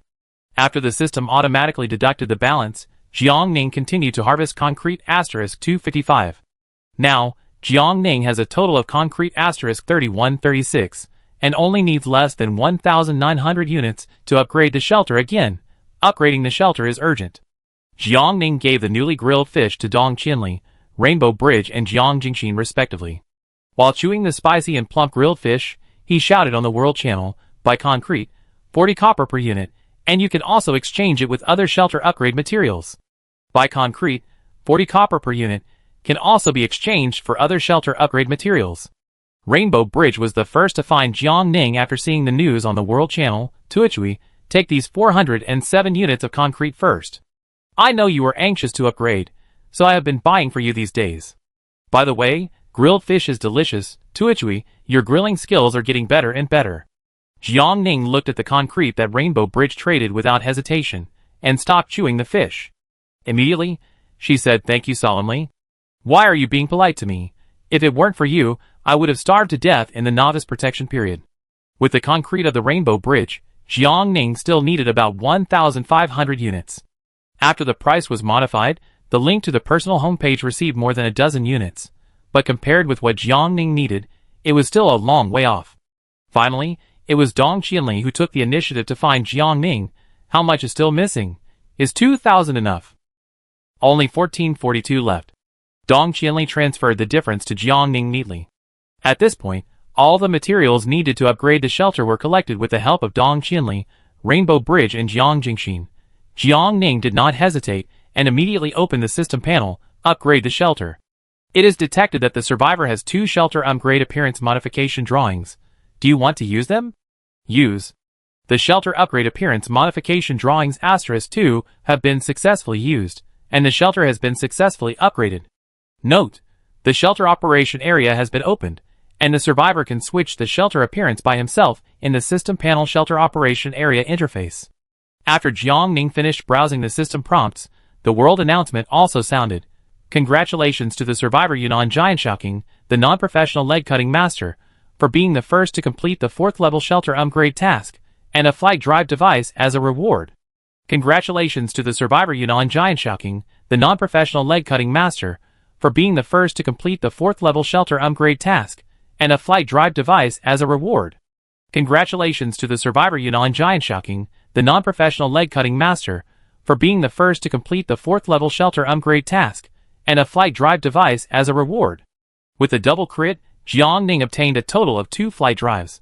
Jiang Ning tried to install both flight drive devices in the shelter, but he was successful. Now, Jiang Ning has a shelter drive core and 2 flight drive devices. The former allows Jiang Ning's shelter to move freely on the ground, and the latter allows Jiang Ning's shelter to have the ability to fly and move directly into the air. It's simply amazing. Several close friends around him sent congratulations. After Jiang Ning responded one by one, he chatted with Dong Qinli. The drive core plus the flight device can allow the shelter to move freely on land and in the air. In addition, when I opened the treasure chest, I also dropped a shelter appearance modification blueprint, which can turn my shelter into.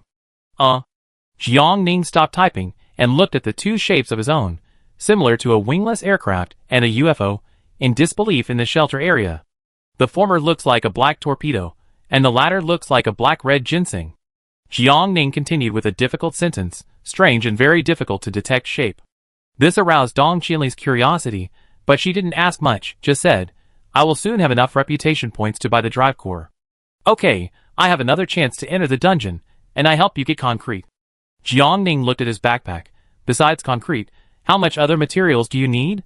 I have some left. Dong Qinli. Adhesive asterisk 421, waterproof coating asterisk 305, insulation material asterisk 568. The amount of steel bars and wires required was small, so Dong Qinli collected them by himself. After deducting the materials needed for the upgrade, Jiang Ning still had adhesive asterisk 424, waterproof coating asterisk 626, and insulation material asterisk 391. After trading the amount that Dong Qinli needed, Jiang Ning still had some left. Jiang Ning planned to share the remaining materials with the newly collected materials to Rainbow Bridge and Jiang Jingxin after using up the last copy opportunity. Things were almost done, and Dong Qinli asked, Where did you get your fish from? Jiang Ning did not hide it. I encountered an avalanche last night, and was swept down by the snow tornado, and finally fell from a cliff and came to a vast ice lake. Why didn't you tell us about such a serious matter? It's not a big deal. Jiang Ning said, The shelter's protection is okay. It wasn't torn apart by the woods, nor was it hit by the icy water. It would only make you worry if I told you. Dong Qinli sighed. It must be very hard to collect so many upgrade materials in a short period of time. Jiang Ning stopped typing. It's okay. Don't ask about the origin, just seek the present. The atmosphere began to become strange. Jiang Ning quickly changed the subject. By the way, I also issued a Chamber of Commerce establishment order. Do you want to join? I am going to add you, Rainbow Bridge, and Jiang Jingxin as members of the Chamber of Commerce. Dong Qinli. I have no objection. After the Chamber of Commerce is successfully established, resources and blacklists can be shared. Jiang Ning said, I don't know about other functions for the time being. Wait for me to establish the Chamber of Commerce. Okay. Jiang Ning took out the Chamber of Commerce establishment order. Create a Chamber of Commerce. Please name the Chamber of Commerce. Rebirth. Wildfires cannot burn at all. Spring breezes blow and it grows again. Jiang Ning likes this poem very much. Chamber of Commerce. Rebirth. Naming is successful. Use the Chamber of Commerce creation order to create the Chamber of Commerce. Reborn. Successfully. Congratulations to the survivor Yunnan Giant Shocking, a non-professional leg-cutting master, for creating the Chamber of Commerce. Reborn. And the Chamber of Commerce rankings are officially opened. Congratulations to the survivor Yunnan Giant Shocking, a non-professional leg-cutting master, for creating the Chamber of Commerce. Reborn. And the Chamber of Commerce rankings are officially opened. Congratulations to the survivor Yunnan Giant Shocking, a non-professional leg-cutting master, for creating the Chamber of Commerce. Reborn. And the Chamber of Commerce rankings are officially opened. The 3 consecutive repeated reports once again dropped a heavy bomb among the survivors. What the hell? Jian Shouqing cheated tonight? It's confirmed that Jian Shouqing is the daughter of the Mist system. Wait, it's the 14th day of the survival calendar, am I right? This means that Jian Shouqing not only raised the shelter to level 4 in these 14 days, but also became the district chief and created the first Chamber of Commerce in the Mist world. How can this not be considered a cool article? Big women are strong. I don't think this is a good thing. The Chamber of Commerce can allow the strong to form gangs and factions. When the strong shelters reach level 4, they can move freely in the mist world. What will happen to us ordinary people when we meet them? The big melee is about to begin, so just wish your luck. Stop fanning the flames and stirring up trouble here. The district chief is definitely not a belligerent person. Yes, the district chief has always been a person who doesn't offend others unless they offend me. Some people should mind their own business and stop teasing us. Instead of worrying about seeing a bruise, it's better to worry about some bastards who have grown a thing and claim to be the living dragon out in. The survivors started to quarrel.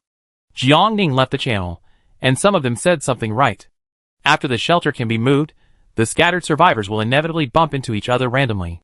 That is when the dispute begins. Big fish eat small fish eat shrimp. Nature has always emphasized the survival of the fittest, the competition of the fittest. Jiangning pulled Dong Qinli, Rainbow Bridge, and Jiang Jingxin into the Chamber of Commerce and set them as administrators. Then, she put some unused supplies and materials in her backpack into the Chamber of Commerce warehouse. The president of the Chamber of Commerce had a small group chat with the management, and Jiangning said in the group chat, "If you need anything in the warehouse, just take it directly. The Chamber of Commerce will not add new administrators for the time being. You also have the authority to formulate and change the Chamber of Commerce rules, so just do it directly." Dong Qinli saw that Jiangning had no time to deal with these trivial matters, so she took over the matter. "Okay, I'm familiar with this matter, I discuss it with them first, and then I give it to you for review." Jiangning had no objection. She was very relieved to have Dong Qinli take action. After the shelter was upgraded, Jiangning had not taken a good look at it. During the upgrade, the shelter will repair the damaged parts by itself, so Jiangning's shelter has now returned to normal, and is no longer crookedly embedded in the deep snow. The doors and windows destroyed by the avalanche also look brand new, and the style has become more severe. Because a large amount of steel and concrete were used, the current shelter has a protection of up to 1,000, and the area is a full 160 square meters, which is double compared to before. After seeing through the lies of the fog system, the range of activities is no longer important to Jiangning. She can leave the shelter at any time and step into the thick fog in the dark night. Jiangning began to walk around, and after a circle, she found that the shelter had 3 new rooms, 2 bedrooms and a study. Jiangning didn't need any of them, so he decided to give one of the rooms to Qi Dan and use the other room as a training room. He hadn't figured out what to do with the remaining room yet, so he left it idle for now. In addition to the above, the shelter was also powered. Jiangning had 2 engines that could generate electricity to get the circuit system working, but it was unnecessary. Lighting up the shelter at night could easily attract some danger and cause complications. Finally, the 4th level shelter had a stronger warming effect. After the fireplace and the heat-insulating energy shield were superimposed, the indoor temperature was as high as 15 degrees.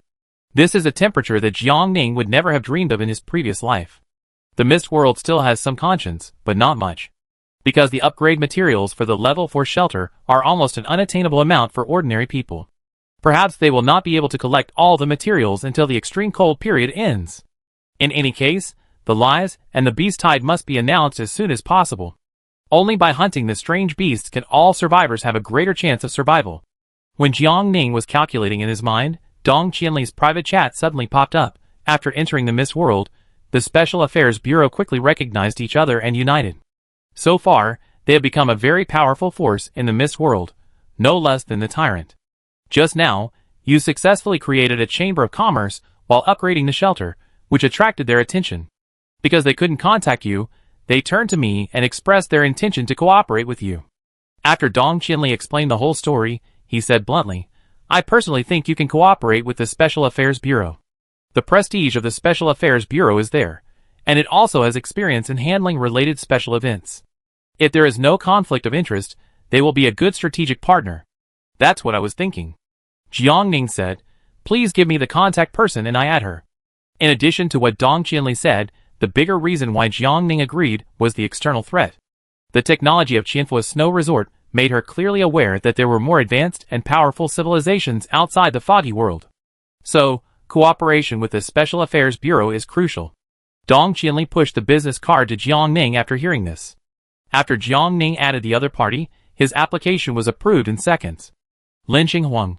"Hello, I am Lin Xinghuang, the director of the Special Affairs Bureau's Special Events Handling Department. This is the ID photo I was given after entering the foggy world. It is authentic and verifiable.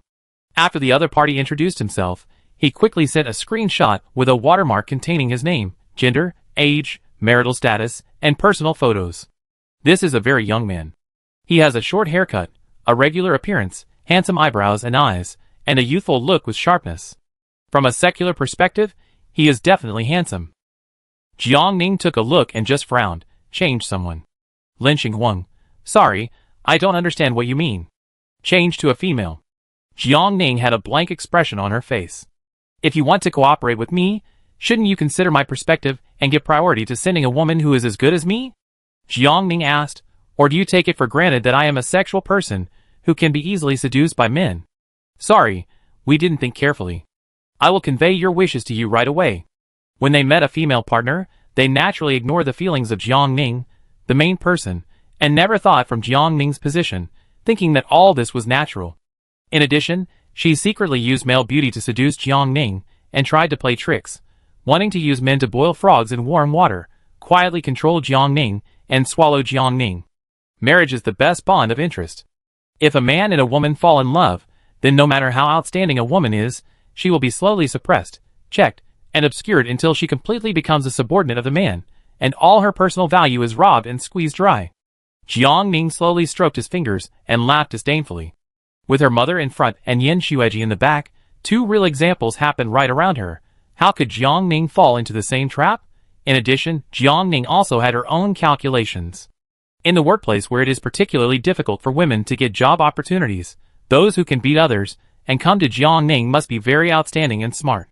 So she will understand that everything she has now is all because of Jiang Ning. Jiang Ning can lift her up, and naturally he can also throw her down. Then, in order to firmly grasp this hard-won opportunity given to her by Jiang Ning, she will do her best to help Jiang Ning gain benefits in the subsequent cooperation with the Special Affairs Bureau. Only when Jiang Ning is satisfied can she sit more firmly in her position and get more. Jiang Ning needs to win over an absolutely smart woman in the Special Affairs Bureau, and now this person is here. Hello, Ms. Jin Shouqing, I am Lu Yin, Secretary General of the Special Affairs Bureau. It is not the smoke of fireworks that fades away, but the smoke of beautiful clouds formed after a nuclear explosion. My grandmother is a designer of new nuclear bombs, and my mother is a new nuclear explosion test engineer. My mother gave birth to me on the day when the nuclear explosion test was successful. To commemorate and affirm her achievements, the two great ladies personally named me Lu Yin, and like my mother, I took her surname. Jiang Ning raised his eyebrows. Hello, Lu Yin. Chapter 43. After Lu Yin finished her self-introduction, she immediately got to the point. We know that you are developing very fast and are kind and caring. Our Special Affairs Bureau is also committed to helping more survivors, so we sincerely seek your help and advice here. For example, how to obtain shelter upgrade materials and edible exotic beast meat more quickly, and how to establish a chamber of commerce. In exchange, we will also provide you with relevant benefits, such as the dungeon information and resources that our Special Affairs Bureau currently has. Lu Yin, the Special Affairs Bureau has no intention of forcing you. Even if we are rejected this time, we hope that we can still have the opportunity to cooperate in the future. The current sincerity of the Special Affairs Bureau is, inform the Special Affairs Bureau of the current copy situation, and provide you with half of the upgrade materials required for the 5th level shelter. Half? Jiang Ning couldn't help but say, do you know what the upgrade materials for the 5th level shelter are? Special steel * 5000, carbon fiber * 5000, microparticle coating * 5000, neurobiological transparent quality material * 10, mind-guided crystal * 10. Jiang Ning had never even heard of some of them. I didn't know before, but now I know. Lu Yin replied, despite this, the Special Affairs Bureau is willing to provide half of the upgrade materials to help you prioritize and upgrade the shelter again. Jiang Ning fell silent. It was indeed very comfortable to communicate with Lu Yin. She couldn't help but ask with a smile, Lu Yin, there is an opportunity now, can you grasp it? Lu Yin was stunned, and Jiang Ning didn't give her time to answer, and then said, at 9 o'clock tomorrow night, District 1 will open the authority and include new residents. After that, at 9:30, I will announce the news you want to everyone on the World Channel. As for how to establish a Chamber of Commerce, establishing a Chamber of Commerce requires a Chamber of Commerce establishment order. Jiang Ning needs a day as a buffer, continue to kill monsters, to obtain shelter upgrade materials, at least to help Dong Qinli successfully upgrade the shelter first. Dong Qinli is Jiang Ning's most trusted partner, and Jiang Ning wants to pull her to the forefront. In this way, when the group of people in the Special Affairs Bureau rises, Jiang Ning will have enough confidence and capital to compete with him. There are no eternal friends in the world, only eternal interests. Jiang Ning is strong enough to gain the respect of others. Otherwise, she will be a chess piece that can be abandoned and ignored at any time. Jiang Ning's plan was unexpected. Although it was different from what Lu Yin had originally thought, she still told the truth about the dungeons she had controlled. There are now 2 dungeons in the Misty World. One is the dungeon called the Crazy Woman, and the other is the Grassland Dungeon, where you can spawn monsters infinitely. In the Women's Dungeon, one of our colleagues mistakenly entered the 2nd level. The theme of the 2nd level is a wedding, and the protagonist of the wedding is still that woman. Unfortunately, our colleague still failed to pass the level, and was slapped out before the wedding started. After Lu Yin told Jiang Ning all the information, she tentatively asked, "Her name is Yin Xueji, right?" Jiang Ning, "Yes." After Lu Yin got the answer she wanted, she did not continue to talk about Yin Xueji, but changed the subject and said, "We haven't obtained much information about the Grassland Dungeon, because the first time we entered, we were hit by a storm, and had to exit immediately." Lu Yin was sincere enough, and Jiang Ning didn't mind giving her a good deal, 8 hours. The maximum stay time in the Grassland Dungeon is 8 hours. After the stay time of 8 hours, you will be forced to exit by the system. Thank you. This is very important news. Lu Yin needed to report Jiang Ning's attitude in reply, so after the 2 of them had talked about everything they needed to talk about, they stopped chatting. And Jiang Ning also thought that he should give Lu Yin some time to think about what he said. Once Jiang Ning announced the news of accepting new residents, many survivors would be tempted. People go to higher places, and water flows to lower places. Some areas have developed mediocrely, and the region does not have many benefits and help for their district chiefs, so they will inevitably think about changing jobs. Although the district chief is good, how can it be better than the district with abundant resources and materials? When it comes to life and property, it is better to be the tail of a phoenix than the head of a chicken. Moreover, Jiang Ning has also established a Chamber of Commerce. If the Chamber of Commerce is only open to the residents of District 1 in the future, the survivors of other districts, even if you are as high-ranking as the district chief, can only watch and not drink any meat soup. After weighing all the options, switching jobs and following Jiang Ning is undoubtedly the best choice at the moment. In this way, the position of district chief is vacant, and if Lu Yin has ambitions, she will firmly grasp this opportunity.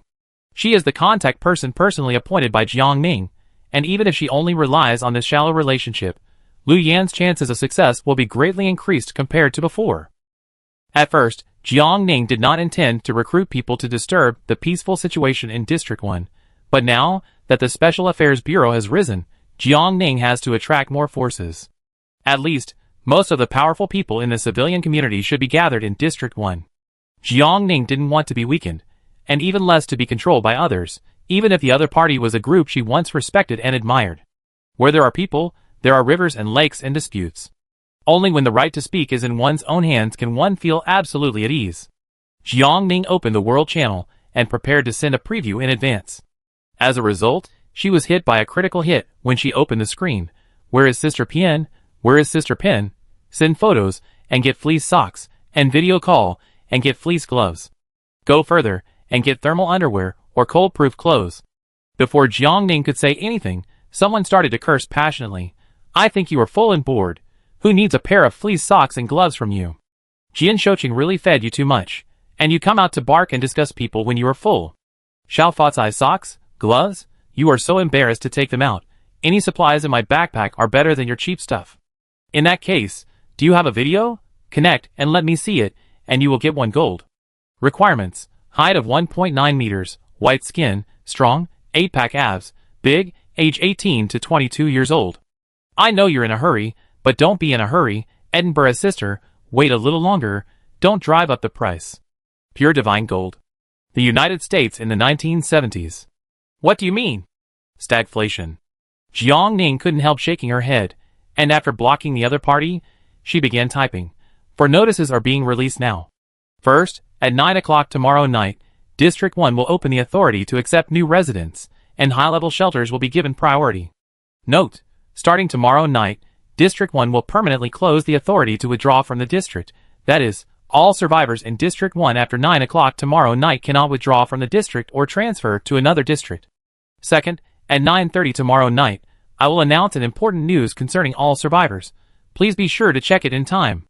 Third, the initial resources of the Yusheng Chamber of Commerce will be supplied to the residents of District 1 first. Fourth, survivors who have not entered District 1 do not need to worry. I will cooperate with the Special Affairs Bureau in the future to help everyone as much as possible. Please trust the Special Affairs Bureau and Secretary General Liu Yin. A stone stirs up 1,000 waves. After Jiang Ning sent out the notice, the chat channel immediately exploded. I want to enter District 1. I want to join Zone 1. Zone Chief, look at me, I'm a Level 3 shelter. Level 3 is awesome? You're talking as if everyone is not a Level 3. I'm telling you to stop arguing with each other. Didn't you see that she said that you can't quit after joining Zone 1? If you accidentally piss her off, won't you be completely controlled? You're really careless then. That's right. You want to play the role of a conscientious person and persuade us to quit so that you can get ashore? Don't even think about it. There are about 760,000 survivors in Zone 1 now, which means that tomorrow there will be 240,000 lucky people who will have the opportunity to join Zone 1. How terrible. It's harder to grab a chance of 1 in 240,000 among billions of people than when I was born. Jiang Ning specifically mentioned Liu Yan's name, intending to build momentum for her. If you want to win over your confidants, you must give them enough benefits in advance so that they can fully realize Jiang Ning's value and advantages. This way tonight is Jiang Ning's gift to Liu Yan. It was almost 8 o'clock now, and Jiang Ning still had 1 copy ticket left in her hand, so she was ready to use it up. Dong Qinli still needed a lot of concrete to upgrade, and Rainbow Bridge and Jiang Jingxin needed even more. The truth would be revealed tomorrow night, and Jiang Ning didn't have much time left. Taking out the ticket, Jiang Ning was about to put it on her forehead to activate it, when Jean Lin's private chat suddenly popped up. I'm fine, thank you. The wheelchair is very useful. Thank you for the trouble. Jiang Ning, I'm glad you're fine. She didn't ask Jean Lin about his condition in the past few days, but only traded 5 intermediate nutrient solutions to Jean Lin at the end of the chat. Take care of yourself, everyone needs you. Jean Lin did not reject Jiang Ning's kindness, okay. After confirming that Jean Lin was safe, Jiang Ning officially activated the dungeon ticket. Activate dungeon ticket. Dungeon ticket used successfully. Dungeon is starting. Dungeon started successfully. Jiang Ning turned his sight and came to a strange place. The style of the room was very strong. On the snow-white wall, the big red 11 character was particularly conspicuous. Various decorations such as red balloons and lanterns almost filled the space within the reach of the naked eye. With the information Liu Yan had revealed in advance, Jiang Ning realized that this was the second level of Yan Xueji's copy, the wedding. There were many fragments of fireworks tubes scattered on the ground, stacked one on top of another, like a sea of red flowers. The guests around were noisy, coming and going, accompanied by the joyful background sound, and everyone who came in and out of the wedding room had a bright and happy smile on their faces. Hey, don't stand there like an idiot. How much is the bridesmaid? The accountant saw Jiang Ning motionless and couldn't help asking. Jiang Ning looked down at the pink bridesmaid dress on her body, reacted, and casually said a number 2 silver. 2 silver, bridesmaid 2. After the accountant wrote down Jiang Ning's name and the amount of the gift money, the person in charge of handing out cigarettes and gifts to the guests stuffed a small handbag into Jiang Ning's hand and said, "Here you go." Jiang Ning took a look at it and heard the system prompt, "Open the gift bag and get 1 cigarette, 2 soft candies, 2 chocolates, and 10 concrete." Wait, Jiang Ning stopped halfway through raising her leg. She turned to the 2 people at the check-in counter. Giving a gift money can get concrete. Paying 2 silvers can get you 10 units of concrete, which is equivalent to the concrete in this copy being sold for only 20 coppers per unit. This price is so cheap that it is outrageous. What Jiang Ning lacks now is concrete. Her eyes sparkled, and she suddenly rushed back, staring at the accountant's eyes, and said word by word, "Give me another 2 golds." "No, 200 golds. The 2 people in the gift room were shocked by her sudden action. What's the matter? Give so much. Although he grumbled, the accountant was not vague and immediately added a record for Jiang Ning. After seeing her name written, Jiang Ning hurriedly grabbed her gift bag. Open the gift bag, get 1 cigarette, 2 soft candies, 2 chocolates, 100,000 concrete. This copy can actually produce concrete. Jiang Ning's breathing quickened a bit. Now she had 401 gold, 89 silver, and 12 bronze left in her backpack, enough for Jiang Ning to produce another 200,000 units of concrete. 400 was not a good number, so Jiang Ning continued, another 200 gold. The accountant was stunned and asked uncertainly, are you sure? Yes. Jiang Ning urged him, write quickly. After finishing with the accountant, Jiang Ning couldn't wait to pick up his gift bag from the gift table. After opening the gift bag, the familiar system prompt sounded again. Open the gift bag. Get cigarette *1, soft candy *2, chocolate *2, concrete *1000000. Come again. Jiang Ning, like a gambler who has lost his temper, slapped the gift table generously. Give me another 200 gold. Go, go, go. She asked for too much, and the accountant and his companions waved at her impatiently, as if they were chasing away flies. Go and do your own thing, don't be too greedy. Hearing this, Jiang Ning calmed down. Knowing that this was the maximum amount that the copy could give, Jiang Ning no longer insisted and walked aside happily. I just got concrete in the copy. How much do you need? I will transfer it to you. Knocking on Dong Qianli's chat box, Jiang Ning asked. Dong Qianli, 3,817 units. Which copy? Is it safe? After trading the amount of concrete that Dong Qianli needed, Jiang Ning replied, Yin Xueji's copy. There is no danger in her copy, you go upgrade first. Okay. After receiving the concrete, Dong Qianli immediately clicked to upgrade the shelter. Soon, Jiang Ning saw the familiar world announcement. Congratulations to the survivor Dong Qianli for completing the 4th level shelter upgrade task for the 2nd time, and reward a flight drive device. Congratulations to the survivor Dong Qianli for completing the 4th level shelter upgrade task for the 2nd time, and reward a flight drive device. Congratulations to the survivor Dong Qianli for completing the 4th level shelter upgrade task for the 2nd time, and reward a flight drive device. It's done. Jiang Ning smiled relaxedly. Dong Qianli's upgrade strengthened her power again. Even if the Special Affairs Bureau caught up, Jiang Ning would not be afraid. However, this was far from enough. So this time Jiang Ning did not ask Rainbow Bridge and Jiang Jingxin, and directly transferred the 5,000 required for the upgrade to the 2. Concrete is difficult to collect. If you don't enter the dungeon or kill the monster, the amount you get is quite rare. If the 2 had saved some concrete, they could keep it to exchange for other upgrade materials. Tuichui, I don't need so much. Rainbow Bridge tried to transfer some back. I have already saved some. You can keep the rest to sell. No need. Jiang Ning rejected Rainbow Bridge's transaction application. You can use it to exchange for other things. I don't lack concrete now. Hearing this, Rainbow Bridge did not refuse again. Jiang Jingxin was busy, and did not reply immediately. Jiang Ning thought about it, and transferred a copy to Jean Lin, but Jean Lin did not accept it. My current shelter level is enough. You don't have to consider me. Enough? How can it be enough? In a few days, when the temperature drops to minus 40 degrees Celsius, she will be frozen to death. Jiang Ning frowned slightly, keenly aware of the hint of self-abandonment in Jean Lin's tone, and couldn't help asking, Are you injured? Seriously? Not bad. Jean Lin replied, Anyway, it's just like that. Then why did you give me the gene enhancement potion before? Jiang Ning frowned even more. Jean Lin, don't feel guilty, I told you. That level of potion is useless for my injury. If it was useful, I would have used it myself long ago, and would not have left it for you. Then how can I cure your injury? The top potion that can cure death, and turn bones into flesh. Such a heaven-defying thing will definitely not appear in the early stage. Even so, Jiang Ning still solemnly assured the other party, Wait for me, I will help you find it. Jean Lin, I believe you. Because of Jean Lin's illness, Jiang Ning's joy of getting 200,000 concrete was extinguished. The foggy world is cruel, and concrete is just a tiny part of it. Even if there is more, it still can't change much. Jiang Ning should have more and bigger goals. After quickly adjusting his mentality, Jiang Ning opened the door of the gift room and walked out, officially starting to attack the dungeon. The gift room was located at the entrance of the hotel on the 1st floor. After Jiang Ning left, he saw the magnificent lobby of the hotel. The decoration of this hotel is very new and luxurious. The large-scale application of gold makes the style of the hotel look old-fashioned but not without style, and it looks noble at a glance.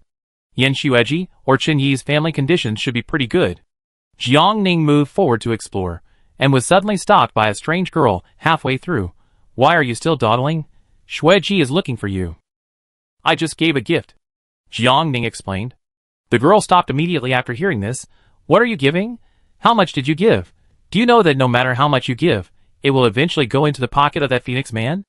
I really don't know what Shueji is thinking. There are so many rich, handsome and good-looking young masters who are not attracted to her, but she just fell in love with a useless waste. The girl was indignant. Their family conditions are so different, and they didn't take precautions, which led to her getting pregnant early.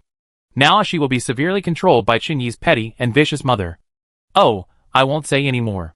I'm getting angrier and angrier. Before the wedding officially starts, you must persuade Shueji. It would be best if you could make her change her mind and give up the idea of marrying Chinyi. Is this a task? Jiangning nodded and agreed. Okay, I will. It has to be you. The girl breathed a sigh of relief and smiled thankfully. You and Shueji have the best relationship. She will definitely listen to what you say. After the voice fell, the other party refuted himself again. No, no, no, not necessarily. Once you're in love, even 10 oxen can't pull you back. Don't worry. Jiangning comforted her. I try first. Even if it doesn't work today, there's still a long way to go. We have plenty of time. Besides, with us here, Chinyi can't hurt her. The girl was comforted by Jiangning's words, and her emotions gradually stabilized. You make sense? Here we are. You go in and persuade her first. As they were talking, the two had taken the elevator to the top floor. Elevator door. Ding. After the door opened with a sound, a long and wide light brown corridor came into view.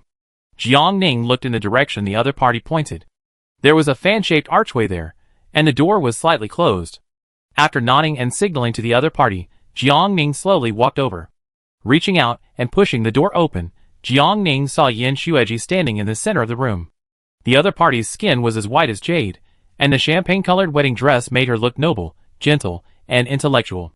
Yin Shueji studied ballet, with a graceful figure, slender bones, and a tall and slim figure. These advantages made her face breathtakingly beautiful when she exuded a happy smile. Jiangning's face softened, as if her heart was hit by a gentle arrow. Yin Shueji noticed the movement behind her, and slowly turned back. Her star-like eyes could not hide her excitement and nervousness. Why did you take so long to come back? After asking, Yin Shueji's smile faded. Are you trying to persuade me to think about it again, and not to rashly marry a man who doesn't take protective measures? No. Jiangning shook her head gently. I don't have that idea. Yin Shueji was stunned. Jiangning closed the door gently, and moved slowly towards Yin Shueji. You are very smart. I believe you have weighed the pros and cons before making this decision, right? The smile on Yin Shueji's face disappeared completely. She pursed her lips tightly, and looked at Jiangning without saying a word. Shueji, you will be happy. Jiangning smiled at her. I believe it. Are you mocking me? Yin Shueji lowered her voice, and anger rose in her eyes.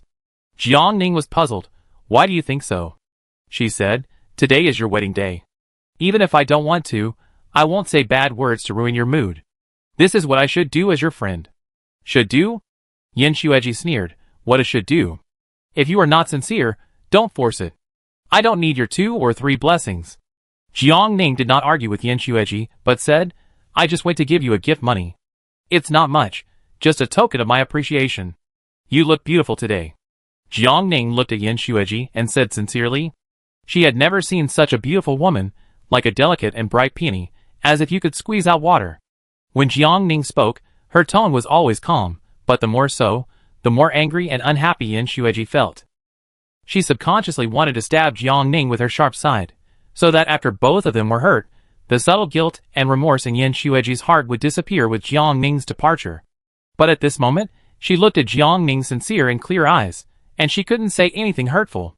Yin Shueji could feel Jiangning's sincerity. It was not yin and yang, nor was it complaints or anger. The other party was blessing her from the bottom of his heart, hoping that she would be well, and hope that she could be happy in marriage. Yin Shueji's thorn softened all of a sudden. After a moment of silence, she explained to outsiders for the first time, in fact, all men in the world are the same. The rich ones spend their money like a spendthrift, have many wives and concubines, and have a lot of illegitimate children before they get married. Low loyalty and low moral sense make me feel very disgusted. There are many children from rich families around me, and none of them are normal. If I marry such a group, I will not only have to support them outside and take care of everything, but also have to endure these bad things when I go home. I also know what you want to say. Not all men are like this. There are good men in the world.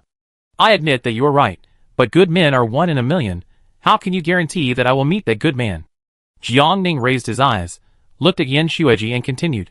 So you need to find someone with a clean and simple background who is under your control. Yes. Yin Xueji did not deny, Chen Yi's family conditions are not good. Apart from his good brain and barely acceptable appearance, he has no advantages. This is just right for me. You know, my family is urging me to get married. They have seriously affected my daily life and work. In order to force me to get married, they are not hesitant to threaten me with suicide and jumping off the building. Yin Xueji approached Jiang Ning. You know what? Chen Yi is my best choice at the moment. Jiang Ning nodded, expressing her agreement with Yin Xueji. I understand you. She spoke briefly, but Yin Xueji always didn't know how to continue. Yin Xueji stared at her for a long time, and finally changed the topic of their conversation. Do you think the baby in my belly will be a boy or a girl? As long as it looks like you, it's fine. Jiang Ning answered cautiously. You are smart and beautiful, as long as I can be 70% of you, it's enough. Yin Xueji couldn't help but look up at her. Because Jiang Ning always gave unexpected answers, Yin Xueji fell silent again. After a long time, Yin Xueji tried again. Are you really not here to persuade me? No. Jiang Ning shook his head firmly. I understand you. I won't persuade you. But I think. Jiang Ning was always ready to take out the weapon from his backpack. You should learn to resist. You said your parents threatened to die, but do they really dare to die? You know very well that they won't, and they know very well that they won't. Jiang Ning stepped back slowly, keeping a distance from Yin Xueji. In addition to your parents, your relatives have also put a lot of effort in the siege against you. Where are they now? First floor. What you dare not do, I will do for you today. Jiang Ning took out the high-energy ion cannon from his backpack, took a deep breath, turned around and opened the closed door, walked out without hesitation, and fired 2 shots at the bottom. Yin Xueji, watch it. Look at how these people who once pushed you into the fire pit died tragically in my hands today. Chapter 44. Yin Xueji is not wrong, and the victim is never wrong. In Jiang Ning's cognition, the only ones who are wrong are Chen Yi, Yin Xueji's parents, and those who gossip and can't wait to drag Yin Xueji down with them. This is just a copy loaded with Yin Xueji's memory, and even worse, maybe even Yin Xueji is a fiction in the misty world. So Jiang Ning had no psychological burden and coldly aimed the ion cannon downwards. But this was not enough. After putting away the ion cannon, Jiang Ning grabbed a banner hanging in the atrium and jumped down layer by layer lightly and neatly until he reached the chaotic crowd. The parents of the man and woman were easy to identify. The decorations on their chests gave Jiang Ning a good direction. Jiang Ning narrowed his eyes slightly, aimed at Chen Yi, ran straight over, and stabbed him hard. Chen Yi's mother wanted to step forward to stop her, but Jiang Ning simply slashed left and right, sending the mother and son to reincarnate together. The screams broke the eardrums. With fear and terror, the others tried to flee frantically, but Jiang Ning was faster. In less than 10 seconds, Jiang Ning had already harvested more than 10 heads. The Tang sword was already covered with blood, and Jiang Ning's face and bridesmaid dress were also splashed with a lot of blood. Jiang Ning couldn't recognize the identities of the others, so she didn't intend to let anyone go. Until a little girl looked up at Jiang Ning timidly and said, "Sister, don't kill him, he's just a guest." Oh! Jiang Ning turned his head, smiled and squatted down to be in line with the other person's line of sight. Then tell me, who are the relatives of the bride? The little girl nodded, okay. Jiang Ning picked her up with one hand and asked her name casually. My name is Mingju. My mother said that I am her jewel in the palm. Hello, Mingju. Jiang Ning's face softened for a second, then became indifferent again, and even his voice became low. Now, you should start to identify them for me. Mingju nodded, yes. He is, she is, and that person. She is the worst. She often provokes mom when she is pregnant, and makes her feel painful. Sister, you must avenge mom. Jiang Ning lowered her eyes, and looked into Mingju's red eyes. You are watching all this. The only way to stop the wedding is to clear out all the relatives, and friends of the groom, and the bride and groom. Jiang Ning can't think of a better solution. Leaving the bride alone, even if she wants to continue the marriage, there are not enough conditions in reality. Jiang Ning was furious, and the resentment she had accumulated since the first level became her motivation to move forward quickly. The anger and suffocation in her chest finally dissipated, as Mingju's small finger pointed. Now, most of the guests who should have left had left, and there was only a pile of corpses on the ground. Jiang Ning stood on the bright red floor, holding Mingju and looking up at Yin Xueji, who was on the top floor, with a panicked expression. You are free, Miss Designer. From now on, you don't have to be deprived of your blood, and you don't have to keep getting pregnant and become unrecognizable. Jiang Ning smiled at Yin Xueji with blood on his face, but Yin Xueji only screamed. Mingju, go play first. Jiang Ning put Mingju down in his arms and whispered softly, I'm going to talk to your mother about my inner thoughts. Yeah. Mingju took the candies Jiang Ning handed to her obediently and ran away shyly. The elevator was still running, and Jiang Ning walked in directly and pressed the button for the top floor. After returning again, Yin Xueji looked at Jiang Ning as if he was looking at a devil. How dare you? How dare you? That's my husband, my parents, and my... Why wouldn't I dare? The tip of the Tang sword dragged on the ground, rubbing against the marble floor, making a long sound. I did what you didn't dare to do for you. You should thank me and praise my courage, right? Yin Xueji was devastated. You are a pervert. I am saving you. Jiang Ning raised his hand and stopped Yin Xueji, who wanted to escape from Jiang Ning with the Tang sword, and said sharply, you know it very well. She slowly raised her eyes and looked at Yin Xueji. Besides, isn't this what you want now? Other survivors used peaceful means to attack the dungeon, but did you let them pass? No. In that case, I can only think that you would rather use other people to destroy everything. Jiang Ning pressed Yin Xueji. When I took action just now, you could have ejected me from the dungeon like before, but you didn't. In that case, I will take it as your connivance. Yin Xueji, stop acting. Jiang Ning stared at her with a smile. Yin Xueji was cornered by Jiang Ning, and was forced to listen to Jiang Ning's analysis. After her expression changed for a while, she finally regained her calmness and ease. You are very smart. I like you very much. If I could have met you earlier. Jiang Ning interrupted her. It's not too late now. I will still help you. As long as you give me enough benefits. Yin Xueji's words thank you were immediately stuck in her throat. She couldn't help laughing. You say people shouldn't be too greedy, but in fact you are very greedy. Jiang Ning didn't deny it. I also said that my world is facing a crisis now.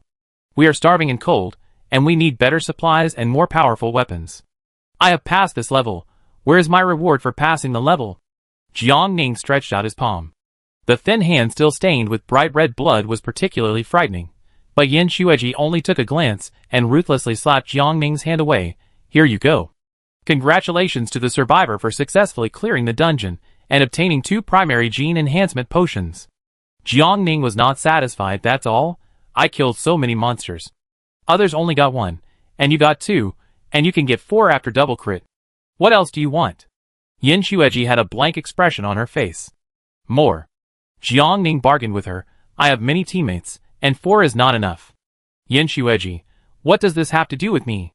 Of course, it has something to do with you. I got the first kill after all. Don't I deserve this little benefit?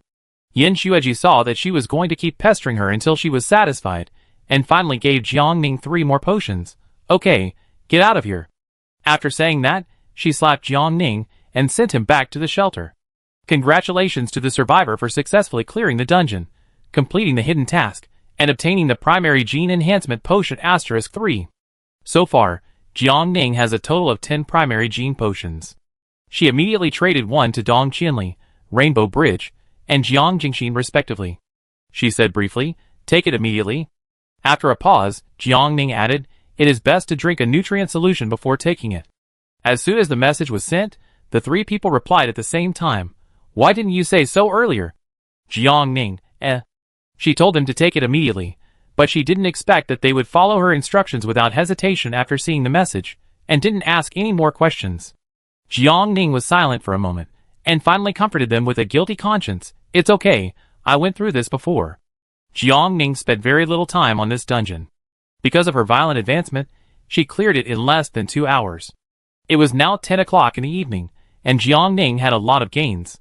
There were a lot of concrete and gene enhancement potions in her backpack, so she sat down and prepared to sort them out. A new private chat notification sounded, and Jiang Ning had to stop what she was doing and check who sent her a message so late. Shinkei, do you have any more concrete? I'd buy it. Your normal selling price, plus 5 bombs, plus a copy of the Qianfo Snowfield admission ticket. Jiang Ning was about to refuse, but Shinkei blocked her words in the input box. She stared at the line of text for 10 seconds, and finally deleted the words in the input box decisively and retyped. How much do you need? 3,231. 25 copper/unit. 3,231 units need to pay a total of 8 gold, 07 silver, and 75 copper. Jiang Ning said. Seeing this, Shinkei did not hesitate and directly transferred the balance Jiang Ning mentioned without a cent less. Looking at the 5 bombs and admission tickets in the backpack, Jiang Ning was also very straightforward and traded the amount Shinkei needed to him. In less than 3 seconds, the world's justice quickly sounded. Congratulations to the survivor Shinkei for completing the 4th level shelter upgrade task for the 3rd time, and reward a flight drive device. Congratulations to the survivor Shinkei for completing the 4th level shelter upgrade task for the 3rd time, and reward a flight drive device. Jiang Ning was willing to trade with Shinquebec. In addition to the fact that the other party gave her something that was tempting enough, there were other considerations. After the Special Affairs Bureau establishes a Chamber of Commerce in the future, resources will be integrated in an unprecedented way. If the Special Affairs Bureau wants to gain a firm foothold in the foggy world, it must cultivate top-level strongmen as soon as possible and promote its own brand. Shinkei's attitude to the outside world has always been neutral, and he has not been close to the tyrant or other forces such as the Special Affairs Bureau. Jiang Ning must ensure that the other party can continue to maintain a neutral attitude in a short period of time and not get too close to the Special Affairs Bureau, so as not to increase threats to Jiang Ning. The strength of District 2 should not be underestimated. If District 2 reaches a cooperation with the Special Affairs Bureau, Jiang Ning should be worried. The only person who can cooperate with the Special Affairs Bureau and contain the Special Affairs Bureau is Jiang Ning himself. So Jiang Ning gave 10,000 units of concrete in his backpack to Jiang Jingxin, asking her to use this precious material to build up her network, cultivate her own confidence, and firmly grasp the 4th district as soon as possible, grow up early, and help Jiang Ning. After the rise of the 4th district, when Jiang Jingxin withdraws, it doesn't matter whether Shinkei's attitude is close to the Special Affairs Bureau or anyone else, and Jiang Ning doesn't need to bother him anymore. Now Jiang Ning still has 170,000 units of concrete in her hand.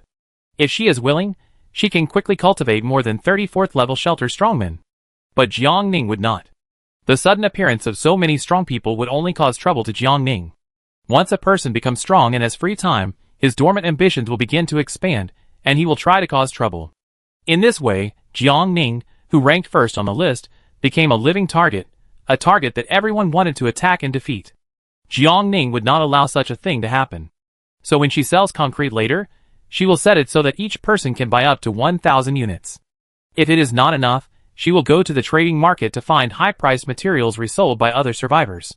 More than 160 mid-level strongmen are much easier to control than more than 30 top-level strongmen. Jiang Ning can also take the opportunity to plunder the gold coins of the middle and upper-level survivors. In this way, even if they successfully gather materials and upgrade the shelter, they will not be able to provoke Jiang Ning immediately because they are temporarily short of money.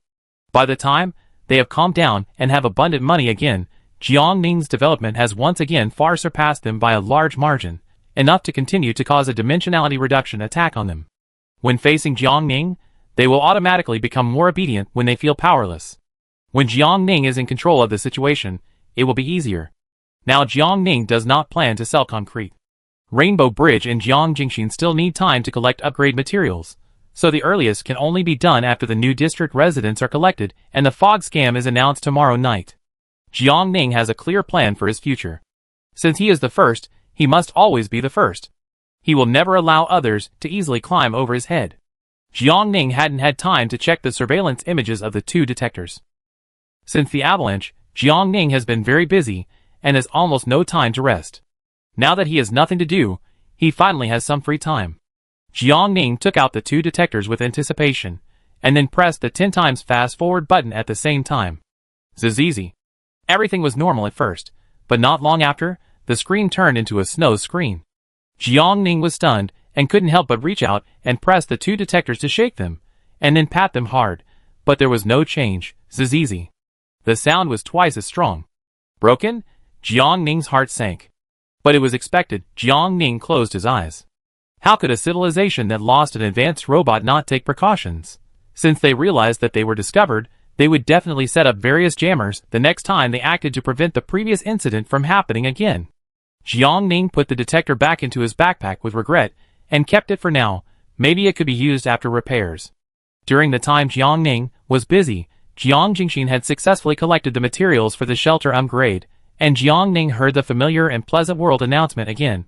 Congratulations to the Survivor AAA Professional Golden Fist coach Jiang Jingxin for completing the 4th level shelter upgrade task for the 4th time, and rewarded a flight drive device.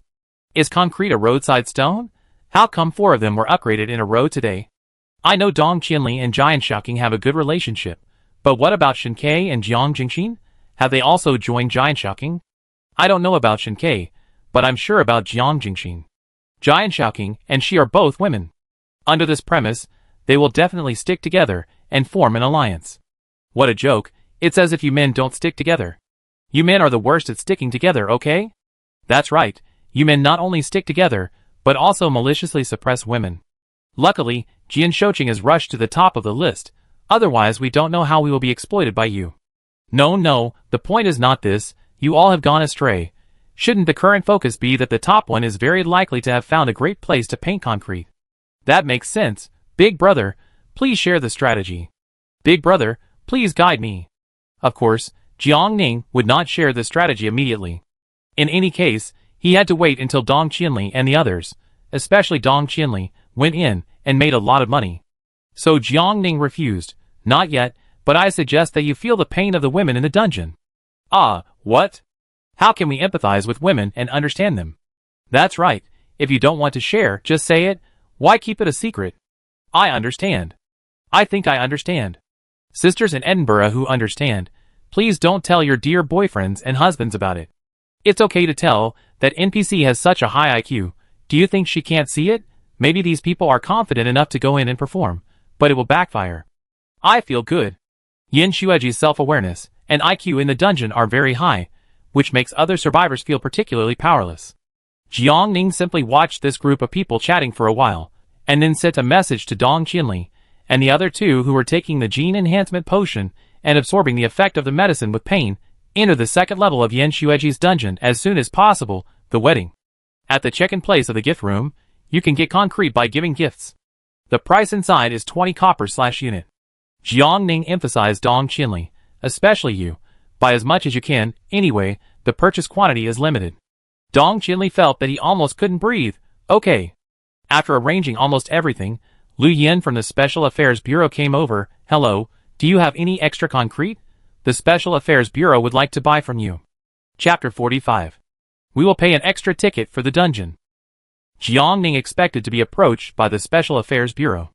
The people around Jiang Ning upgraded the shelter one after another, which could hardly fail to attract the attention of the Special Affairs Bureau. Jiang Ning said directly, tomorrow night, I will sell concrete publicly. Lu Yin understood what Jiang Ning meant, but she had a mission to complete, so she had to continue to speak shamelessly. Then, we will pay an extra ticket for the dungeon. Can you please sell some to us in advance? The Special Affairs Bureau wants to create a top-level strongman, then praise him, make him a myth, and make him the spokesperson for the Special Affairs Bureau's external image. Jiang Ning is very clear about the Special Affairs Bureau's plan, so she can't indulge the other party's unlimited expansion. If it weren't for the threat of advanced civilization, Jiang Ning would directly reject Lu Yin. But now, she is ready to make trouble. 5,000 units. 5,000 units can only allow the Special Affairs Bureau to create 3 strongmen at most, and to create these 3 strongmen, all the resources of the Special Affairs Bureau must be gathered. After the first batch of signs came out, the Special Affairs Bureau would be powerless for a period of time, unless they also found the gift house purchase point. Jiang Ning was not worried about this in the short term, because Dong Qianli would be able to enter the dungeon soon. Although the number was not large, it was not empty-handed at least. Lu Yin breathed a sigh of relief, and then transferred the dungeon admission ticket and 12 gold and 05 silver to Jiang Ning. Jiang Ning did not waste any words, and transferred 5,000 units of concrete to Lu Yin. Lu Yin was about to go back to report, but Jiang Ning suddenly stopped her and asked, how many materials do you need to upgrade? Her heart beat heavily twice, and Lu Yin tried to suppress a thought that kept growing in her mind, and answered in a businesslike manner, a lot. Based on our friendship, I am willing to sell you another 5,000 units. Jiang Ning coaxed. Seeing this, Lu Yin could no longer sit still and stood up from the stool abruptly. Really? Really? Jiang Ning gave a positive answer. The premise is that these 5,000 units of concrete can only be used for your personal upgrade and cannot be transferred to other people. Since the Special Affairs Bureau wants to tilt resources to a very small number of survivors, why can't these survivors include Lu Yin? Jiang Ning did Lu Yin a favor, and Lu Yin got the benefit. As the saying goes, if you eat someone's mouth, you will be soft. If you take someone's hand, you will be short. In the future, she will naturally help Jiang Ning more wholeheartedly.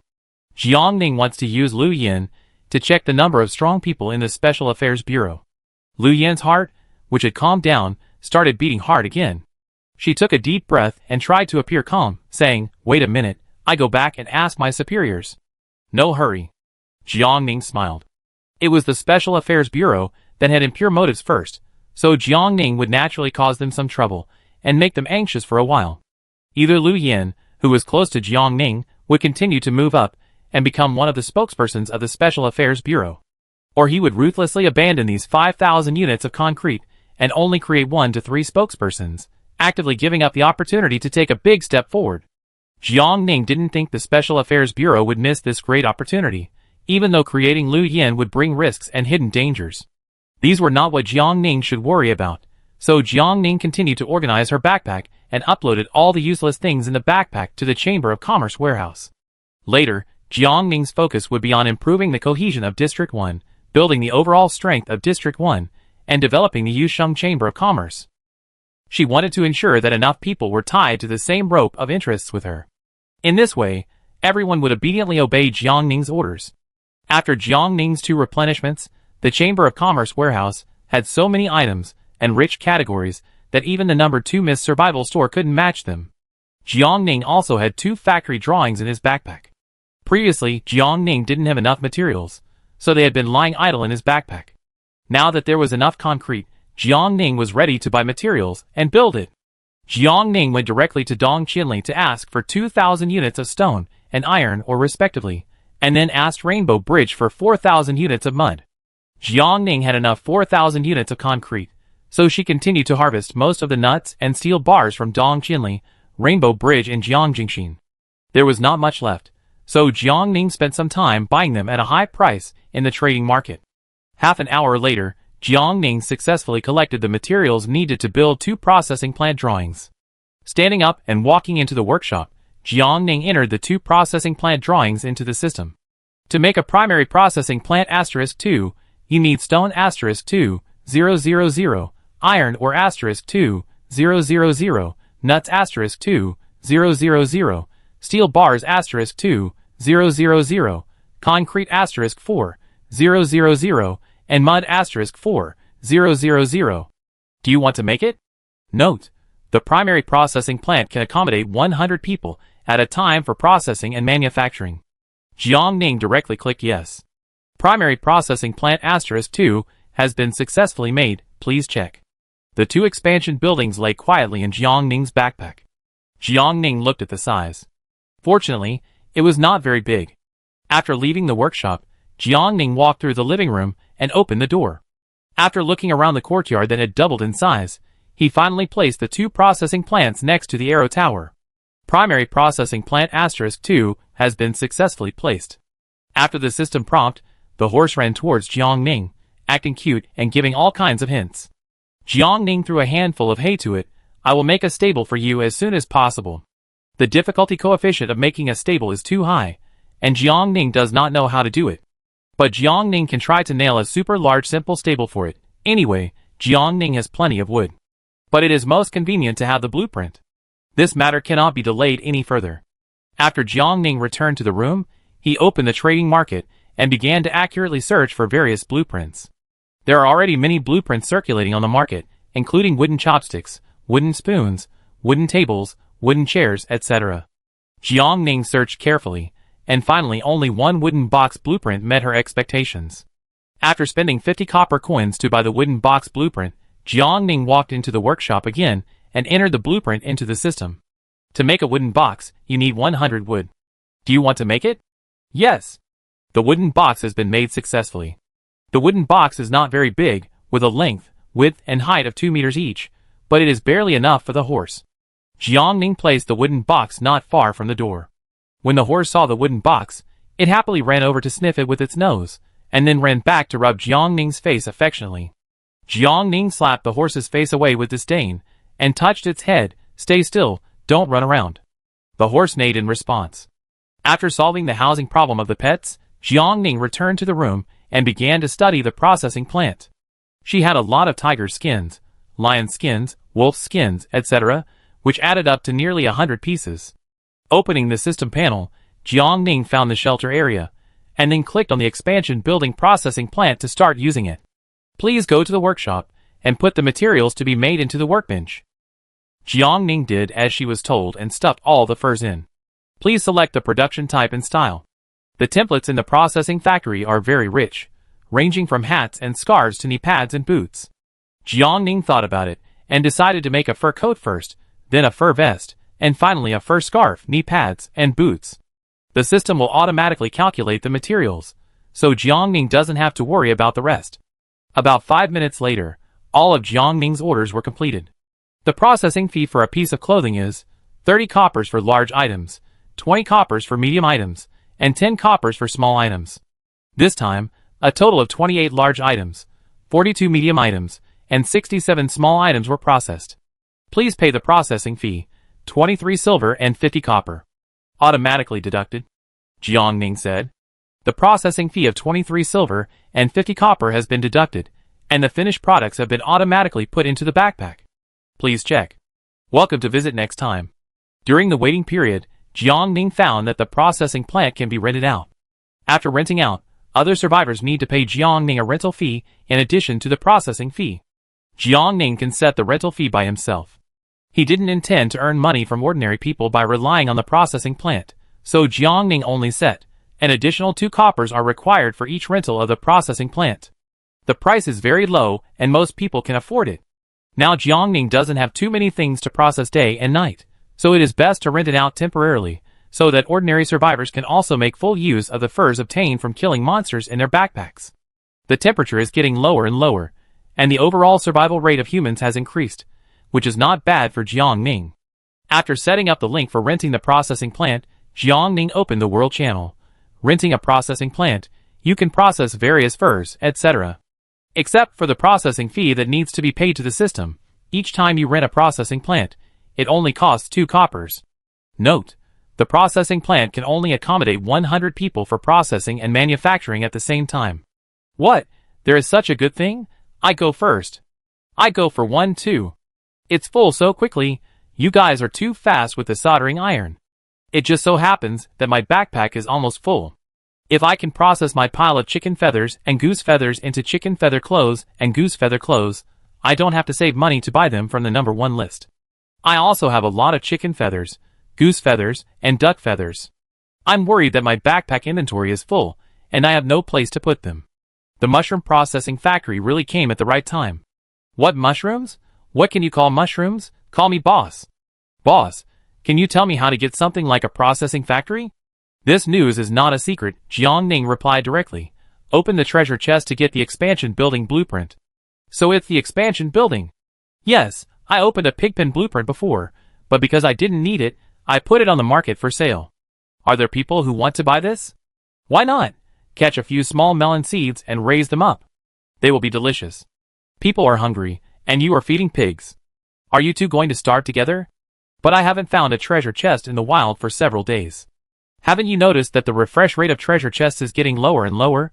Even if it refreshes, we can't see it in the vast snow and can't pick it up effectively. I noticed it too. Jiangning has been working non-stop recently, entering and exiting dungeons, or cutting trees and killing monsters. She had no shortage of supplies, so she didn't pay too much attention to the treasure chest. She suddenly remembered it when she heard someone mention it. This happened to her in her previous life. The survivors were short of supplies and couldn't afford the goods in the mist shop, nor could they get any supplements by opening the treasure chest. Therefore, when the extreme cold period came, the number of survivors in each region was swooshing down. It was shocking. At that time, Jiangning could hear that areas with less than 500,000 people were merged by the mist system one after another every day.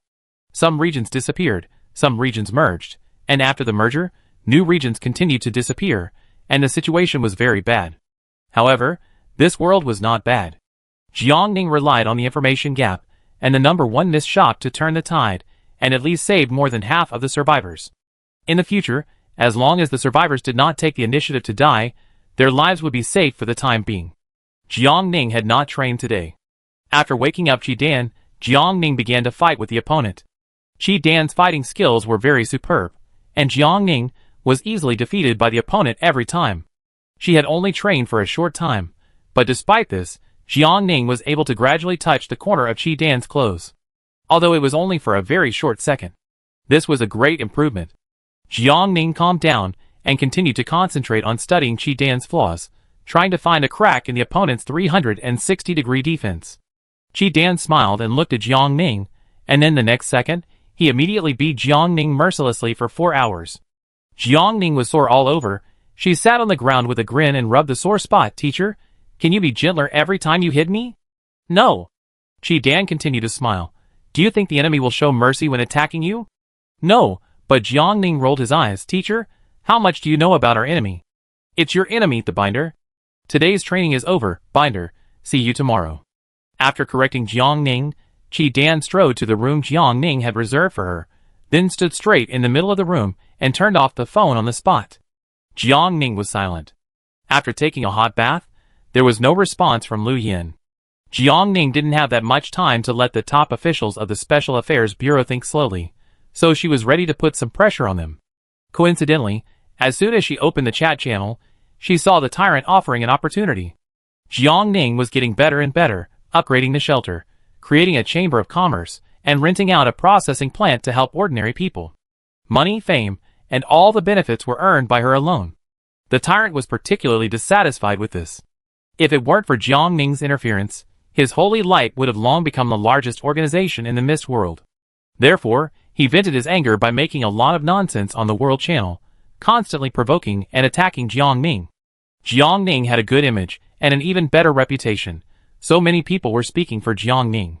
A group of people quarreled with the tyrant, making the World Channel full of smoke and a very bad impression. Jiang Ning smiled and took out the submachine gun from his backpack to take a photo, but after thinking for a moment, Jiang Ning took the submachine gun back and replaced it with a high-energy ion cannon. Taking a photo and sending it, Jiang Ning asked calmly, I have this. What do you have? Tyrant, I have been honest. Tyrant, I have only one worthless life, but I am very brave. Tyrant, his eyes became clear instantly. Tyrant, why are you silent? I know you are peeking at the screen. Please speak up or I will be in trouble. You useless thing, you got scared by a small toy. Come on, that's a cannon. One cannon can turn your small shabby house into ashes in 1 second. No wonder the people in District 1 are so arrogant. It turns out that the district chief is so powerful. I can't wait to join Zone 1. Just think about it. I will be the one joining Zone 1 tomorrow. Less than a minute after Jiang Ning sent out the photo, before Tyrant could respond, Lu Yan's private message had already arrived quickly. We buy it. This is 12 gold and 50 silver. Please count it. These 5,000 units of concrete will be used by me, Lu Yan, to upgrade my shelter. I promise you on behalf of the Special Affairs Bureau. Jiang Ning chuckled. It's done. Chapter 46 Survival Calendar Day 15, Blizzard, -27 to -18 degrees Celsius, breeze. 102 Jiang Ning accepted the amount transferred by Lu Yan, and then gave her the concrete, happy cooperation. Lu Yan smiled. I won't let you down. Dealing with smart people saves worry and effort. Lu Yan understood Jiang Ning's hint and took direct action. The person we will focus on in the future is Lin Xinghuang. Before being pulled into the Misty World, he received professional training and his strength is outstanding. After entering the Foggy World, his development speed is also not slow. He gained a lot in the Beast Tide in the early morning of the 9th day. The previous 5,000 units of concrete will basically be used for his upgrade. As the two were talking, the world announcement sounded. Congratulations to the survivor Lin Xinghuang for completing the 4th level shelter upgrade task for the 5th time, and a flight drive device as a reward. The current plan of the Special Affairs Bureau for Lin Xinghuang is to benchmark you. They want to create a male version of Giant Shaoking in the Foggy World. Lu Yan briefly explained the situation on her side. Male version of Giant Shaoking? Jiang Ning curled his lips. I'm not that easy to copy. Lin Xinghuang's appearance did make Jiang Ning feel threatened. She had expected Lin Xinghuang to be a pretty boy and an idol who would be mythical in the future, but she had never thought that he would have some real strength. But so what? Jiang Ning, who had taken the gene-enhancing potion twice, was also quite strong. If they really fought, It was still uncertain who would win or lose. Lin Xinghuang has outstanding physical fitness and combat skills, but Jiang Ning also has guns and cannons. Moreover, Jiang Ning and the Special Affairs Bureau are currently cooperating with each other, so it is expected that the Special Affairs Bureau will also have to strike a balance. After Lu Yan revealed almost everything that should be revealed to Jiang Ning, she went back to report and strive for more benefits to upgrade the shelter. Jiang Ning clicked on the World Channel and simply browsed the survivors' reactions to Lin Xinghuang's upgrade of the shelter. Lin Xinghuang? Who? I've never heard of him. Why did he suddenly show up? It seems to be someone from the Special Affairs Bureau. Special Affairs Bureau? That's fine. The Special Affairs Bureau is developing very fast now. It's estimated that more and more strong people will emerge from it soon. Who do you think is more powerful, the people from the Special Affairs Bureau or Jian Shouqing and her people? It's incredible. Why do you ask such a question? Didn't you see Jian Shouqing's energy cannon just now? Jian Shouqing's cannon is more than enough to blow away 3 Special Affairs Bureaus, right? Don't try to take advantage of us. Why doesn't Lin Xinghuang compete with Shen Ke? That's right. Why do you want to compare Lin Xinghuang with the district chief? Let the 2 men compete with each other. There are many sensitive people, and it is not difficult to guess the secret plan of the Special Affairs Bureau. Therefore, someone quickly came out to stop the other party's blood-sucking behavior. However, such a stop had little effect.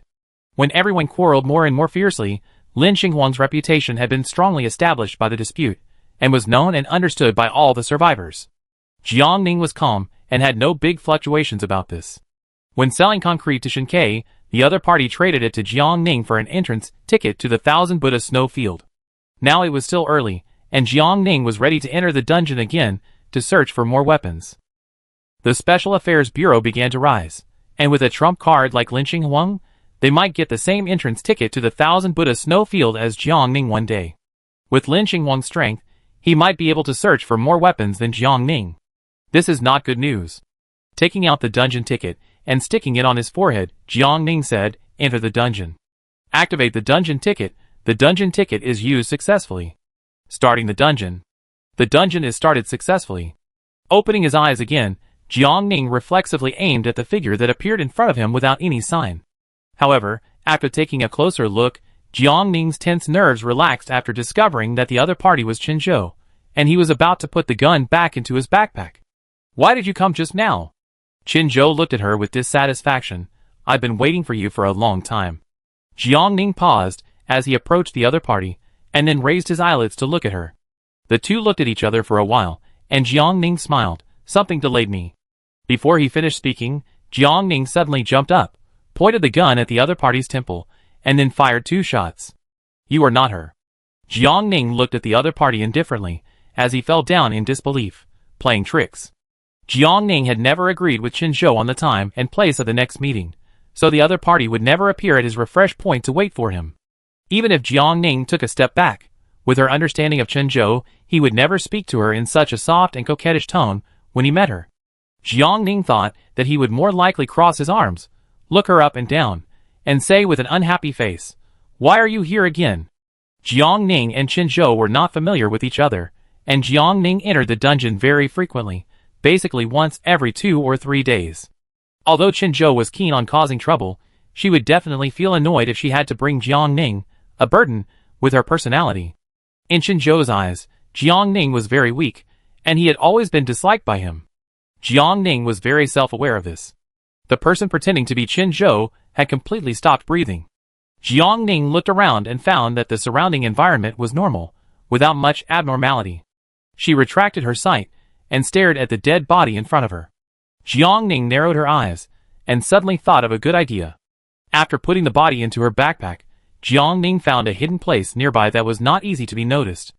Then, she put the body out again, stripped off the clothes and all the equipment on the body, and put them all on herself according to the other person's dress.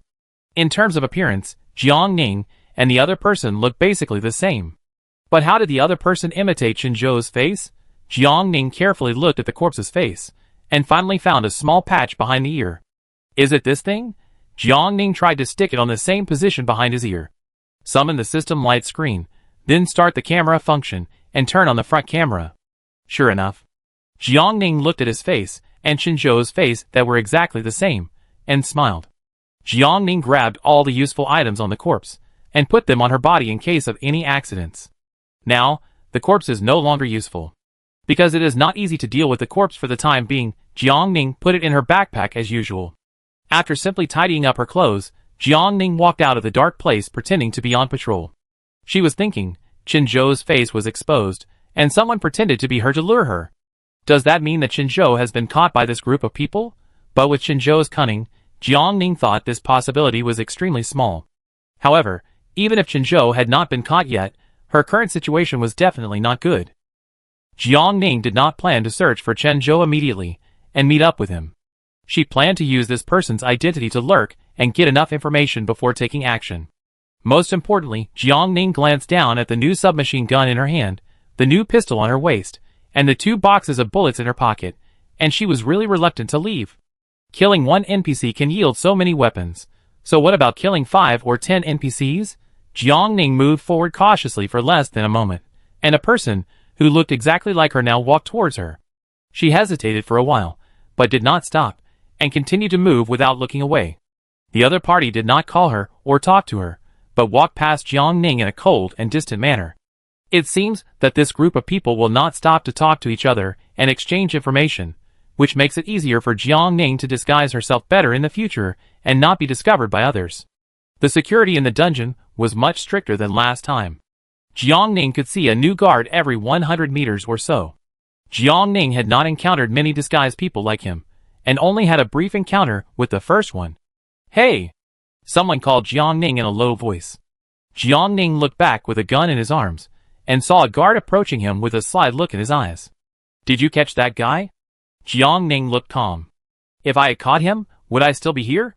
"That's right." The guard scratched his head and continued to complain. "When can we withdraw? We have been working overtime for 3 days. I miss my wife and children." "Jiangning, if you don't catch anyone, just keep guarding." She warned the other party, "Come on.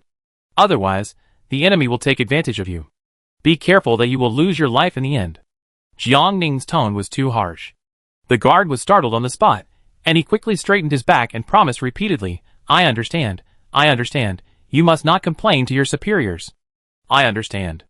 Jiangning gave him a warning look and left with a dignified manner. Superior? He should file a complaint himself.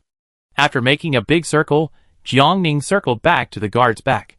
She knocked the guard unconscious quickly and ruthlessly, and then snatched all the weapons, pistols and electric batons from him. Although not as good as before, it was better than nothing. This guard was in a state of slacking off, so it was very easy to get him.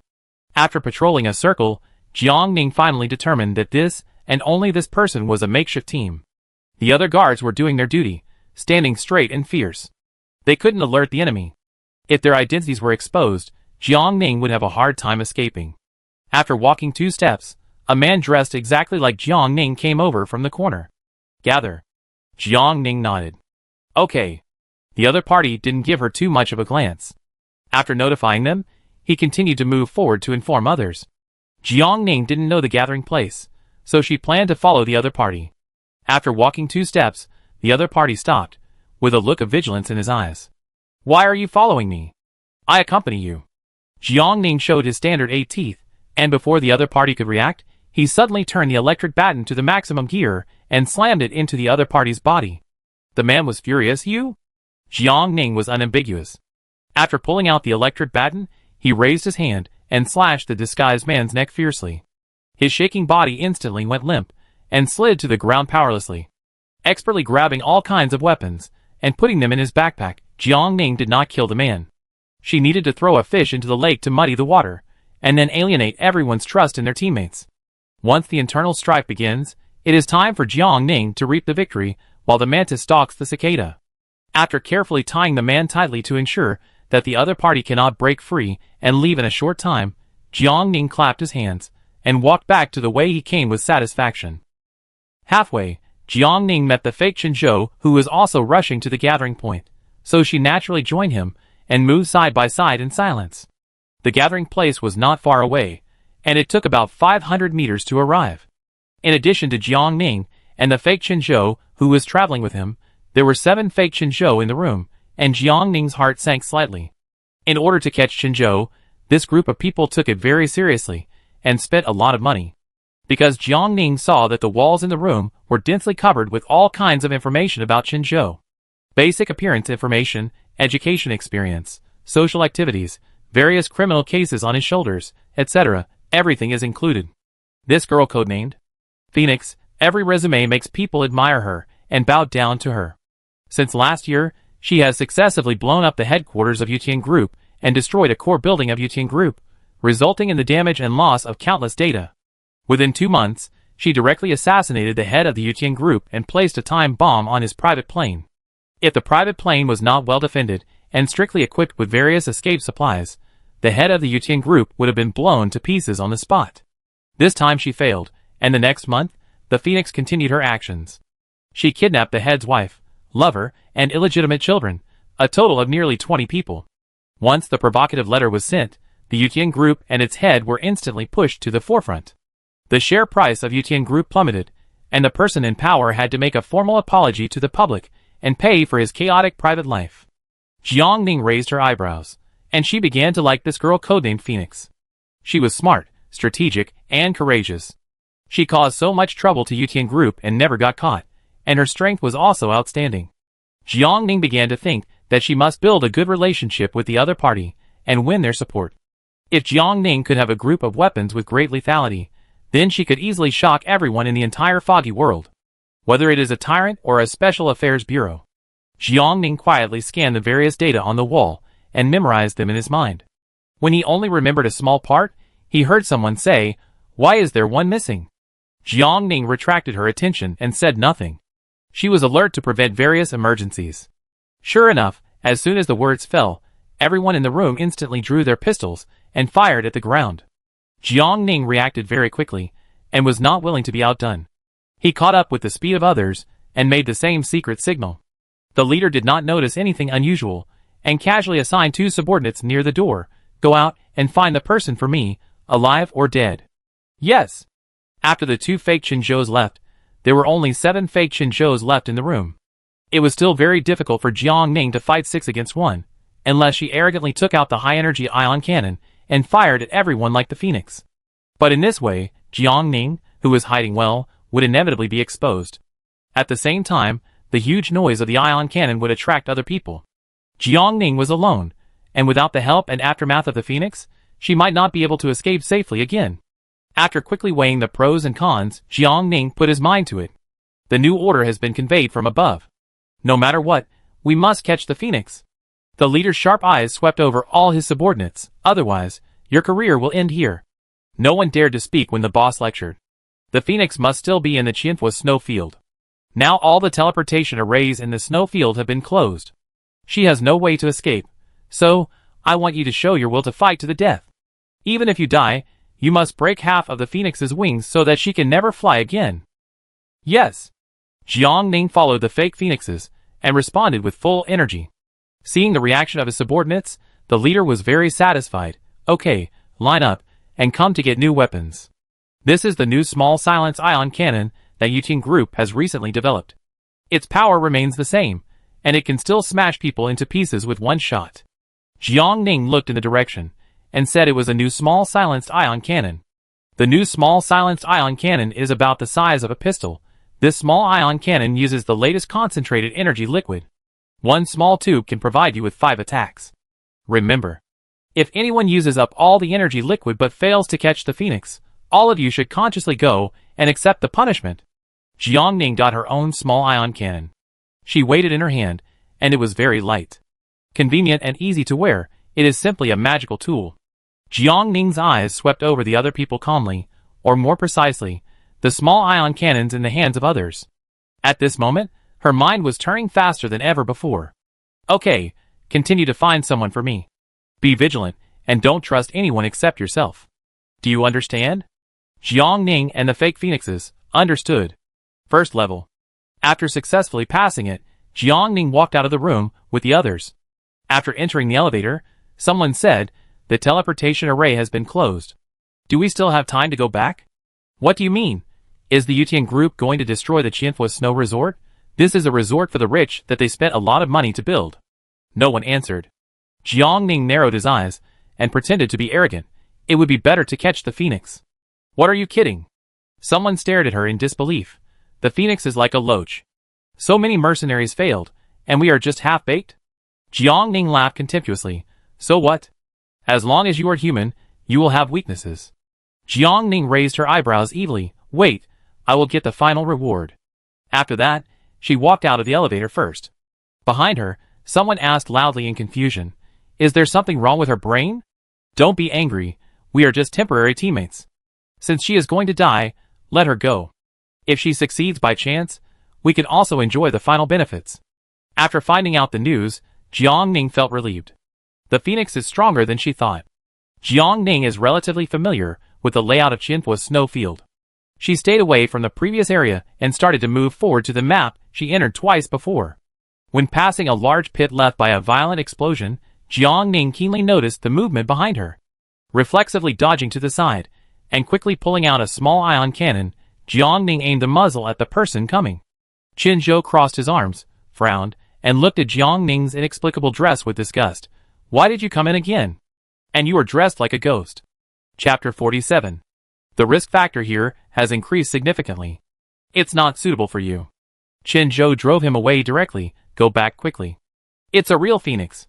Jiang Ning put down the small ion cannon in her hand and shook her head. I can't go back. All the teleportation arrays have been closed. She explained. I sneaked into their interior and heard what they said. Qin Zhou had a heart attack. You should have thought of this. Why did you come in?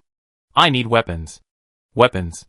Qin Zhou sneered. You're dead. What weapons? I think you really don't know how to live or die. Jiang Ning had no choice. I've been targeted by the advanced robots of the teleportation array. Even if I don't come in to search for weapons, sooner or later I will be found and killed by them. It's death anyway. Why can't I choose to fight? Qin Zhou's expression was normal at first, but she widened her eyes instantly when she heard this, and said in disbelief, You are too good at causing trouble for me, aren't you? You are really. Qin Zhou put his hands on his hips, and was so angry that he couldn't speak. Cause trouble for the Phoenix?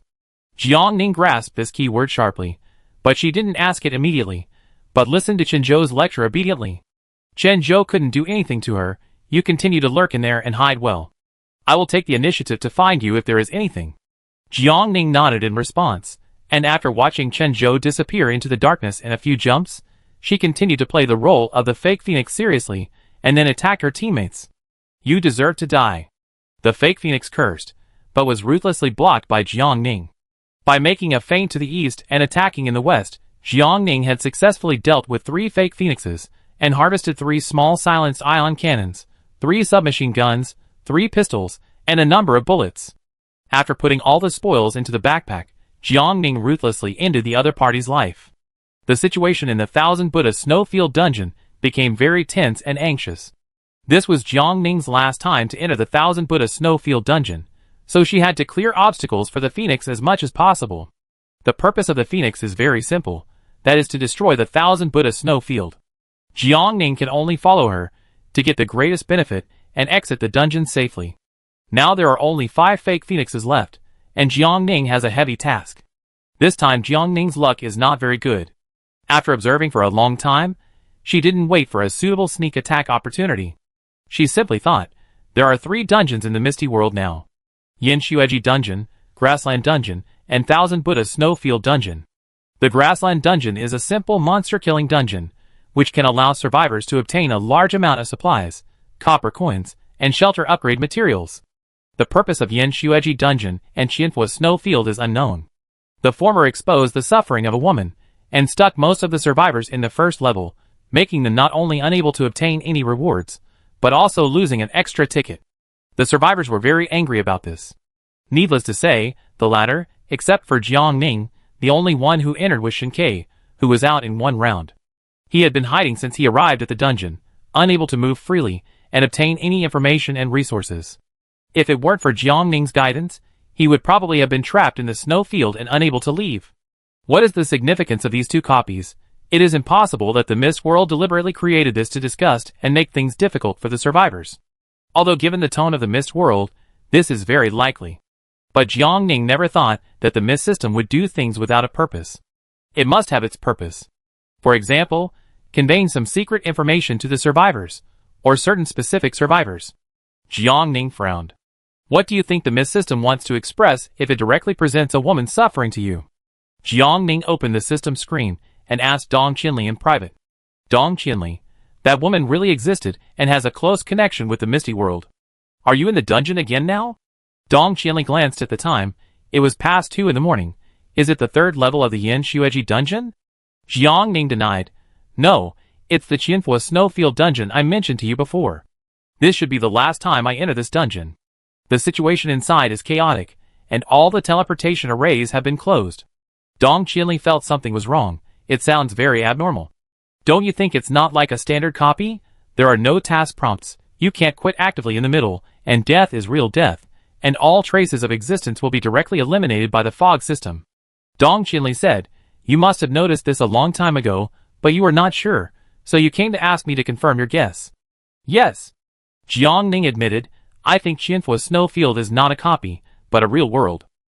At first, Jiang Ning's suspicion was not strong, until she saw the relevant information about the phoenix on the wall tonight. Her doubts became deeper and deeper, until she could no longer deceive herself.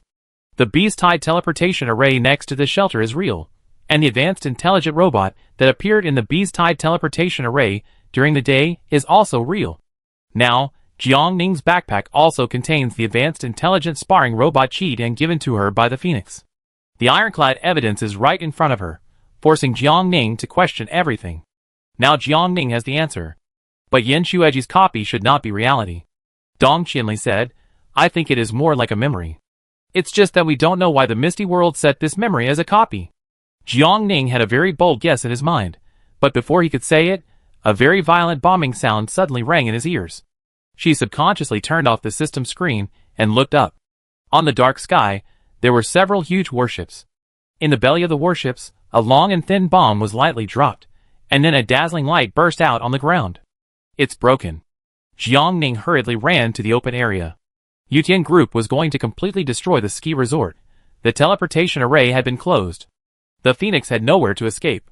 They were going to use the entire ski resort to bury the Phoenix. In order to completely kill the Phoenix, Yutian Group was so unscrupulous that they didn't even care about the lives of ordinary people. Jiang Ning took a deep breath. The warship was getting closer and closer. She had to speed up and run in the opposite direction of the warship. Fortunately, it was night now. Jiang Ning could perfectly use the night to hide her figure and whereabouts. The explosions became more and more intense, and Jiang Ning's ears were buzzing, and he felt that he was almost deaf. The surroundings were already in chaos, and the guards fled in panic, no longer caring about their tasks. They subconsciously ran towards the teleportation array. Jiang Ning passed them by and ran madly towards the white snow. The snow was not safe. The surroundings were very empty, and there were no buildings to hide the body. It was also very easy to be buried by the snow after the explosion. But Jiang Ning had no choice. The warship's bombing target was the major buildings behind him. Only by staying away from those buildings could Jiang Ning survive. As she ran further and further, her throat and chest began to hurt. The cold night wind was like a knife, scrambling to cut into Jiang Ning's skin. Jiang Ning had to take out her winter clothes and put them on, and put on a windproof mask. The snow was getting closer and closer, but Jiang Ning was keenly aware of the danger. She fell to the side reflexively, and the next second, a terrifying explosion came from behind, blasting her 3 meters away. Jiang Ning's throat overflowed with sweetness. She tried her best to swallow it, and looked back. A large pit with thick smoke was shocking, and there was no living thing there. The guard who just passed by Jiang Ning had turned into dust and disappeared in the air in an instant. Jiang Ning was in a complicated mood, and an indescribable emotion slowly rose in her chest. Wasn't the Qianhua ski resort built by Yutian Group at a huge cost? Countless senior officials and politicians invested in it, so they were willing to destroy it like this? Jiang Ning thought it was unreasonable. In terms of sunk costs, the ski resort had not been open for a week, and they had not received any returns. How could they be willing to bear such a huge loss? Won't those investors make a scene? Jiang Ning took a breath, then got up and continued to run towards the sparsely populated area of the ski resort. The snow was hard, and there was no resistance, so Jiang Ning escaped very easily. But soon, she stopped. Unless the value of the Phoenix is far greater than the 1,000 Buddha's ski resort. If the Phoenix died in the bombing, the most realistic question is how Jiang Ning would leave here? Without the help of the Phoenix, she had no way to return to the misty world. Jiang Ning looked up at the warship that was getting lower and lower. The flames of the explosion illuminated her eyes, reflecting her strong ambition. Jiangning wanted to go back to save Qinzhou, but she would not act rashly. She began to approach the warship until she reached a distance that she thought was relatively safe. Jiangning simply took out the large high-energy ion cannon that Qinzhou had given her from her backpack, and then aimed at a warship that was opening its belly, and fired accurately. Boom! The power of the ion cannon plus the power of the bomb in the belly of the ship caused a huge warship that covered the sky and the sun to explode on the spot. The sound was deafening, and Jiangning's ears were stinging, so she had to raise her hands to cover them. The dark sky was illuminated by the flames of the explosion, making it as bright as day. Under such strong light, people on the ground had nowhere to hide. Soon, Jiangning was shot in the shoulder. She quickly turned sideways to avoid the next more dense bullets, and then quickly shuttled through the building shelters, moving non-stop. Jiangning endured the severe pain in her shoulder, and then hit her body, and raised the ion cannon again to attack the second battleship in the air. The ion cannon is invincible and powerful. The warship is wide, and is a living target. Jiangning does not need to look for the weak points of the warship's defense. He only needs to aim the ion cannon at its belly to easily destroy an air overlord. Sensing Jiangning's plan, the remaining warships immediately took off and moved away from Jiangning's effective attack range. Jiangning had no expression on her face. Without any pause, she immediately put away the ion cannon and moved to a new location. She began to search for Qinzhou's figure. She had to meet up with Qinzhou. The buildings on both sides were retreating rapidly, and soon, Jiangning saw Qinzhou being besieged again. Without any thought, Jiangning took out the submachine gun in half a second, loaded the bullet, and then aimed at the enemy behind Qinzhou through the holographic mirror, and began to shoot calmly and accurately. The people around Qinzhou fell one after another, and Qinzhou also had a chance to escape. In the camera, Qinzhou looked at Jiangning from a distance. Her expression was a little complicated, as if she was surprised by Jiangning's choice. But soon, Qinzhou suppressed his thoughts and pointed Jiangning in a direction. After quickly dealing with the people chasing after Qinzhou, Jiangning ran in the direction indicated by Qinzhou without hesitation. The Phoenix must have a backup plan. Since she could escape from the pursuit of the Yutian group once and twice, there would naturally be a third and fourth time. This time was no exception. Jiangning held a submachine gun, shooting at the guards who intended to attack him, while moving lightly in the shadows like a swift cheetah. The blood on his shoulder began to flow more and more, gradually soaking his winter clothes. Jiangning frowned slightly, but she didn't care to treat the wound. The situation was urgent, and she had no free time. The bombing continued, and the buildings behind Jiangning collapsed one after another, and countless building debris splashed around. Suddenly, Jiangning was hit hard on the back by a stone, and the huge force knocked her away, and she fell to the ground in a parabola. The body felt great pain, Jiangning's eyes went black, and she was almost losing consciousness. A pair of boots slowly appeared in her sight at this time. Qinzhou looked at Jiangning with mixed feelings. "You came back to save me?" Jiangning looked up and smiled. "Without you, I can't leave the ski resort, right?" TSK. The subtle touch in Qinzhou's heart suddenly disappeared. She picked Jiangning up from the ground, pulled out the stopper of a medicine bottle, and stuffed the medicine into Jiangning's mouth. "Drink." Jiangning did not refuse. What Qinzhou gave must be a good thing. She swallowed the medicine in 2 mouthfuls. Qinzhou looked at him expressionlessly. After Jiangning finished drinking, he stuffed a glove into Jiangning's mouth. "Bite it, don't scream later. These bullets have navigation and positioning functions inside. If we don't take them out in time, it will be useless even if we escape to the ends of the earth."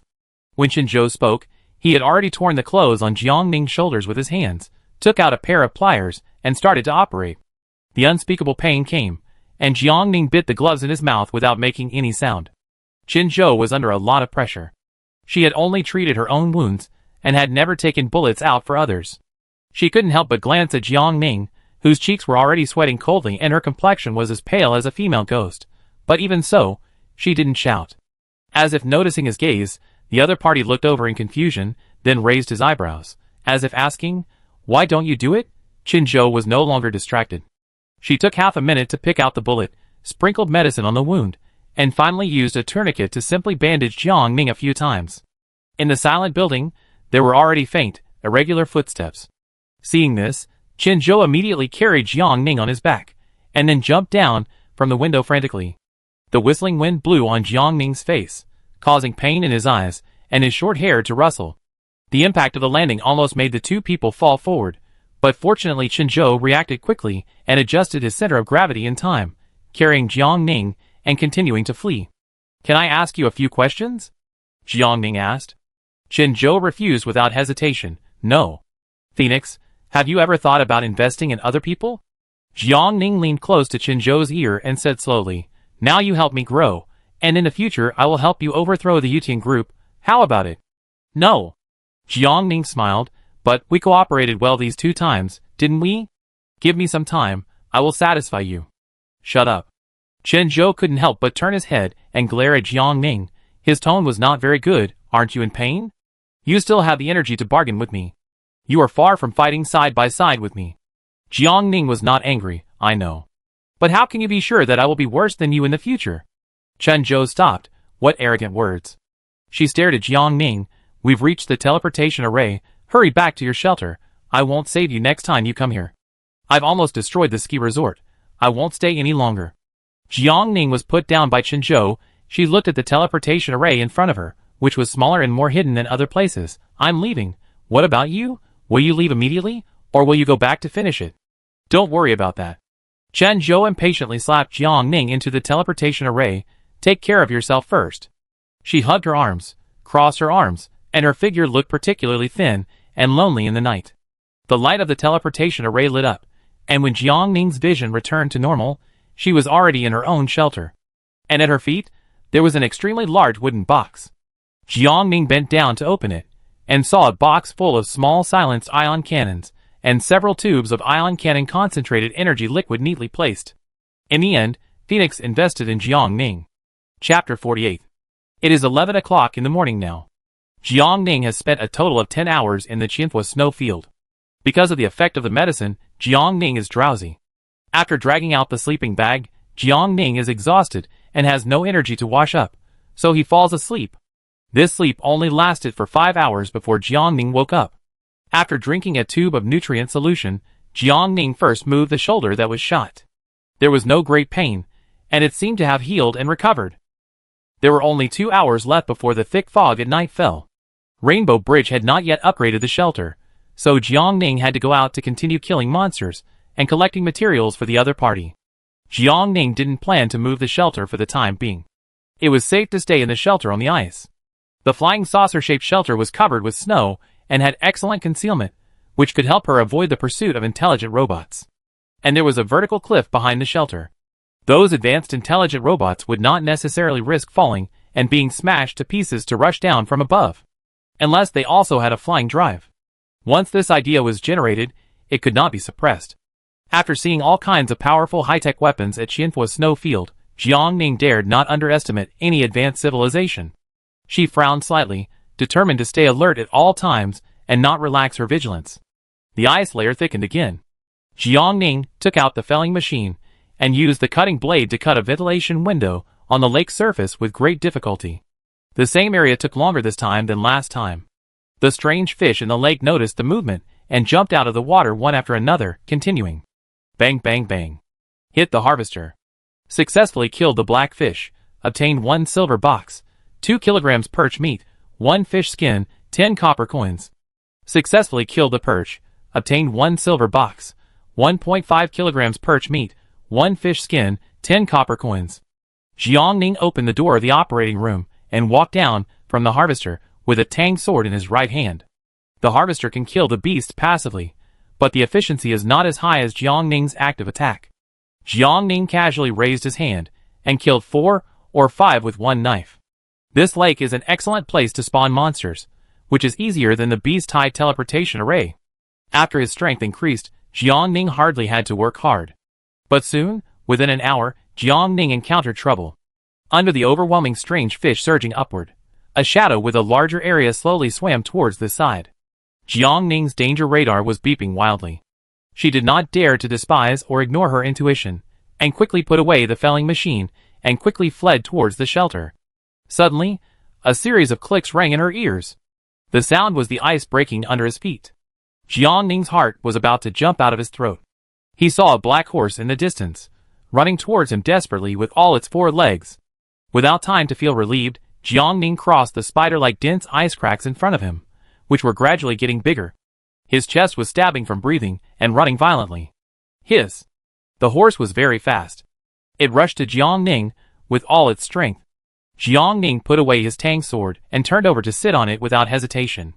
With Jiangning's physical fitness, it was easy.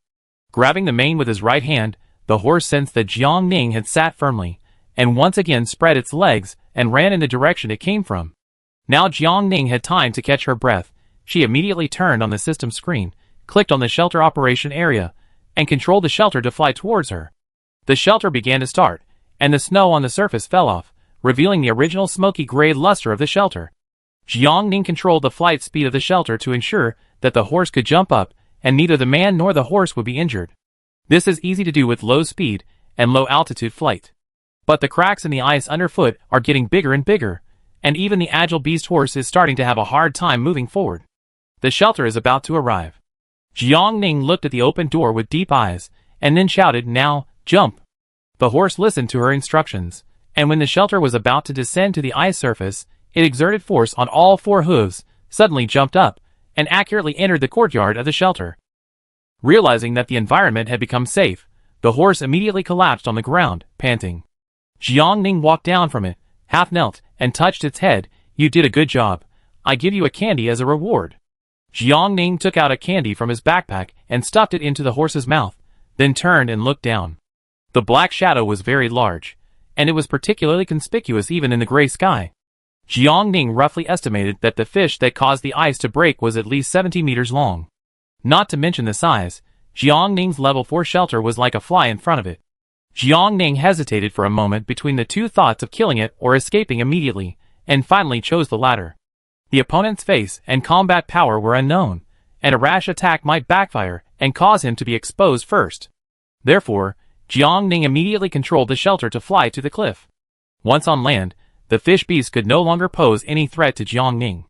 The flying speed of the shelter was pulled to the extreme by Jiangning, but at this time something changed suddenly. Jiangning suddenly heard a more violent breaking sound behind him, as if something broke through the ice and jumped out. Soon, the shelter that was knocked away told Jiangning the answer. Jiangning and the horse flew up from the ground at the same time, rolled several times in the air, and finally fell back to the ground, making a close contact with the concrete floor. The angry horse cried out, and Jiangning's bones were aching. She immediately got up from the ground and looked out through the door of the shelter. In the air, a big fish that was as slender, majestic, and exuding a terrifying aura as a battleship slowly fell back into the water. Its huge body smashed the ice on the lake, and the thick white ice blocks rushed to splash around. The water surface was startled by waves, surging around like a tsunami. Jiangning's shelter was almost affected and was dragged into the lake by the waves. Jiangning hurriedly controlled the shelter to fly upward again. She stared at the giant beast swimming slowly in the water, and a high-energy ion cannon was already in her hand. If the giant beast was targeting her, Jiangning would be the first to attack. Even if the ion cannon could not break the giant beast's defense, Jiangning would blast it back, and then take the opportunity to escape. Fortunately, the giant beast did not launch a second attack on Jiangning. After realizing that Jiangning's shelter was out of the attack range, it swam a few times, and then slowly sank into the depths. With the naked eye, the dark, terrifying shadow of the giant beast could no longer be seen. Jiangning continued to hold the ion cannon until the shelter safely reached the edge of the cliff and landed. Then she put the ion cannon back into her backpack. She was very confused. Why was she attacked and warned by the opponent only today, but not yesterday? What hidden rules were there that Jiangning didn't know about? Jiangning never believed in any coincidence or accident, not to mention that the place she was in was an unreal world that was gained by others, and set up with various programs. Now back on land, and with an hour to go until 6 o'clock, Jiangning simply walked out of the shelter, took out the felling machine, and continued to collect wood. In the area managed by Jiangning, only she and Dong Qianli had reached the 4th level of the shelter, less than 0.1% of the total proportion. There were only 3 digits of people who reached the 3rd level of the shelter, 5 digits of people who reached the 2nd level, and most of the rest were hovering at the 1st level. Unlike Jiangning and Dong Qianli, other survivors do not have unique advantages. The only way for them to obtain upgrade materials is to kill monsters and open treasure chests, so their development speed is very slow.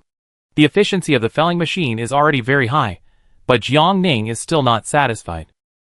The felling machine that Jiang Ning needs to operate personally consumes Jiang Ning's time very much, so that Jiang Ning cannot be distracted to do anything else. Jiang Ning thought about it.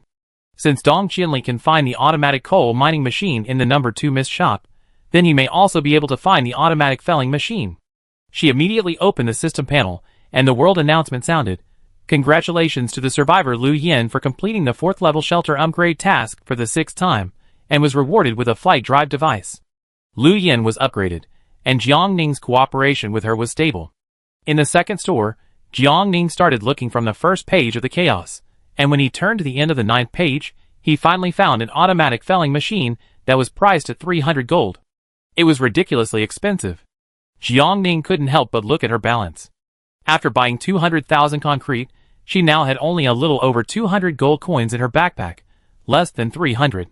Jiang Ning couldn't afford it for the time being, so he stopped thinking about it and planned to wait until all the concrete was sold tonight. At 6 o'clock, the thick fog came again. Jiang Ning put away the felling machine and returned to the shelter. In less than an hour of killing time on the lake, Jiang Ning harvested a total of 58 wooden boxes, 234 copper boxes, 176 iron boxes, and 66 silver boxes. After spending some time opening them all, Jiang Ning uploaded all the unused materials and supplies to the Chamber of Commerce warehouse. Clicking on the chat box of Rainbow Bridge, Jiang Ning asked, "How many materials do you need to upgrade?" "I put some upgrade materials in the Chamber of Commerce warehouse. Go and see if they are enough. If they are enough, take them directly and upgrade the shelter level as soon as possible." Rainbow Bridge, got it, I go and see now. After having concrete, Rainbow Bridge's speed of accumulating materials has become much faster. In addition, she has mud to exchange with other survivors, and she can reverse day and night, and leave the shelter at night to kill the beast tide, so Rainbow Bridge's shelter is only one step away from upgrading. After taking the amount he needed from the Chamber of Commerce warehouse, Rainbow Bridge immediately opened the system panel and clicked the upgrade button. Congratulations to the survivor Rainbow Bridge for completing the 4th level shelter upgrade task for the 7th time, and was rewarded with a flight drive device. Tui Tui, I've upgraded. After the upgrade was completed, Rainbow Bridge ran back to report. Jiang Ning nodded. Okay, I saw it. The absorption time of the primary gene enhancement potion of Dong Qianli, Rainbow Bridge, and Jiang Jingxin has passed. Jiang Ning opened the 4-person Chamber of Commerce Management chat group and asked, "How do you feel now after taking the potion?" Jiang Jingxin, "I become stronger." Dong Qianli, "I don't feel tired after a day of hard labor." Rainbow Bridge, "I can grit my teeth and kill monsters all night long." Very good, everyone's physical fitness has improved. The materials for upgrading the 5th level shelter are more difficult to find. Not only are the quantities required large, but the types are also rare. I suggest that you build as many expansion buildings as possible while collecting materials. The expansion building blueprints are exploded by opening the treasure chest, so everyone should coordinate time and continue to kill monsters at night to try to build the shelter into a safe fortress with strong attack power. Jiang Ning said seriously, "There may be a war later." Okay. The 3 did not ask Jiang Ning who they would fight, whether the enemy was strong, and what the chance of winning was, and they agreed directly. Also, remember to prepare enough gold coins in advance when entering the Yan Shueji dungeon. After starting the 2nd level wedding dungeon, go to the gift room to give the gift money and get concrete as soon as possible. After Jiang Ning explained everything that needed to be explained, Dong Qianli said, "We have initially formulated the rules of the Chamber of Commerce. Take a look. The Chamber of Commerce has a system that automatically calculates the value of goods. Our idea is to allow survivors to obtain points estimated by the system by donating supplies or materials to the Chamber of Commerce warehouse, and then use the corresponding points to choose the items they like in the warehouse. The system review is fair and just, and the survivors are convinced. Regarding points, we have initially set up 5 levels of Chamber of Commerce membership to protect top resources from being leaked. After the addition of newcomers, the first area is full of good and bad people, and it will not be very peaceful in the short term. If there are good things in the Chamber of Commerce warehouse, some unscrupulous survivors will pretend to surrender and join, then put the junk items in their backpacks into the Chamber of Commerce warehouse, exchange them for a large number of points, and then leave the area. This is a huge loss for the Chamber of Commerce, and very unfair to other survivors. Therefore, the 5 levels of Chamber of Commerce members are as follows: LV1, The time of joining the Chamber of Commerce must not be less than 1 month, and the donation points must not be less than 100 points. LV2. The time of joining the Chamber of Commerce shall not be less than 3 months, and the donation points shall not be less than 500 points. LV3. The time of joining the Chamber of Commerce shall not be less than 6 months, and the donation points shall not be less than 1,000 points. LV4. The time of joining the Chamber of Commerce shall not be less than 12 months, and the donation points shall not be less than 2,000 points. LV5. The time of joining the Chamber of Commerce shall not be less than 24 months, and the donation points shall not be less than 5,000 points. Under the dual restrictions of join time and donation points, it can effectively repel some people who only want to take advantage of others and are unwilling to make long-term contributions to the Chamber of Commerce. In this way, even if the Chamber of Commerce has powerful weapons and other good resources in the future, the survivors who have not joined in time can only watch helplessly and cannot exchange them. This trick can allow Jiangning to better absorb the strong people from other areas after 2 hours, so that they have to consider joining Area 1 in order to obtain better resources. Jiangning is very satisfied with this. Thank you for your hard work. The above rules can temporarily meet the needs of the Chamber of Commerce for the next 2 years. In order not to cause trouble for Jiangning, the 3 managers Dong Qinli, Rainbow Bridge and Jiang Jingxin abide by the Chamber of Commerce rules, like other survivors, without any exceptions. Jiangning clicked on the operation panel and turned on the function of automatically calculating the value of goods and issuing points to donors. After turning it on, Jiangning's points balance was 14,193. Rainbow Bridge. I have 1129 points. In addition to Jiangning, the other 3 people also donated a lot of materials to the Chamber of Commerce warehouse. Currently, basically everyone has 4-digit points and is very wealthy. Once the Chamber of Commerce rules were formulated, Jiangning posted them on the World Channel for publicity. After 9 o'clock tonight, the Yusheng Chamber of Commerce will be officially put into use. The target is currently limited to the residents of District 1. The following are some of the supplies in the Chamber of Commerce warehouse. Jiangning intercepted several pictures, which included drawings, supplies, materials, and the submachine gun that Jiangning deliberately put in as a gimmick. The goods are dazzling and everything is available.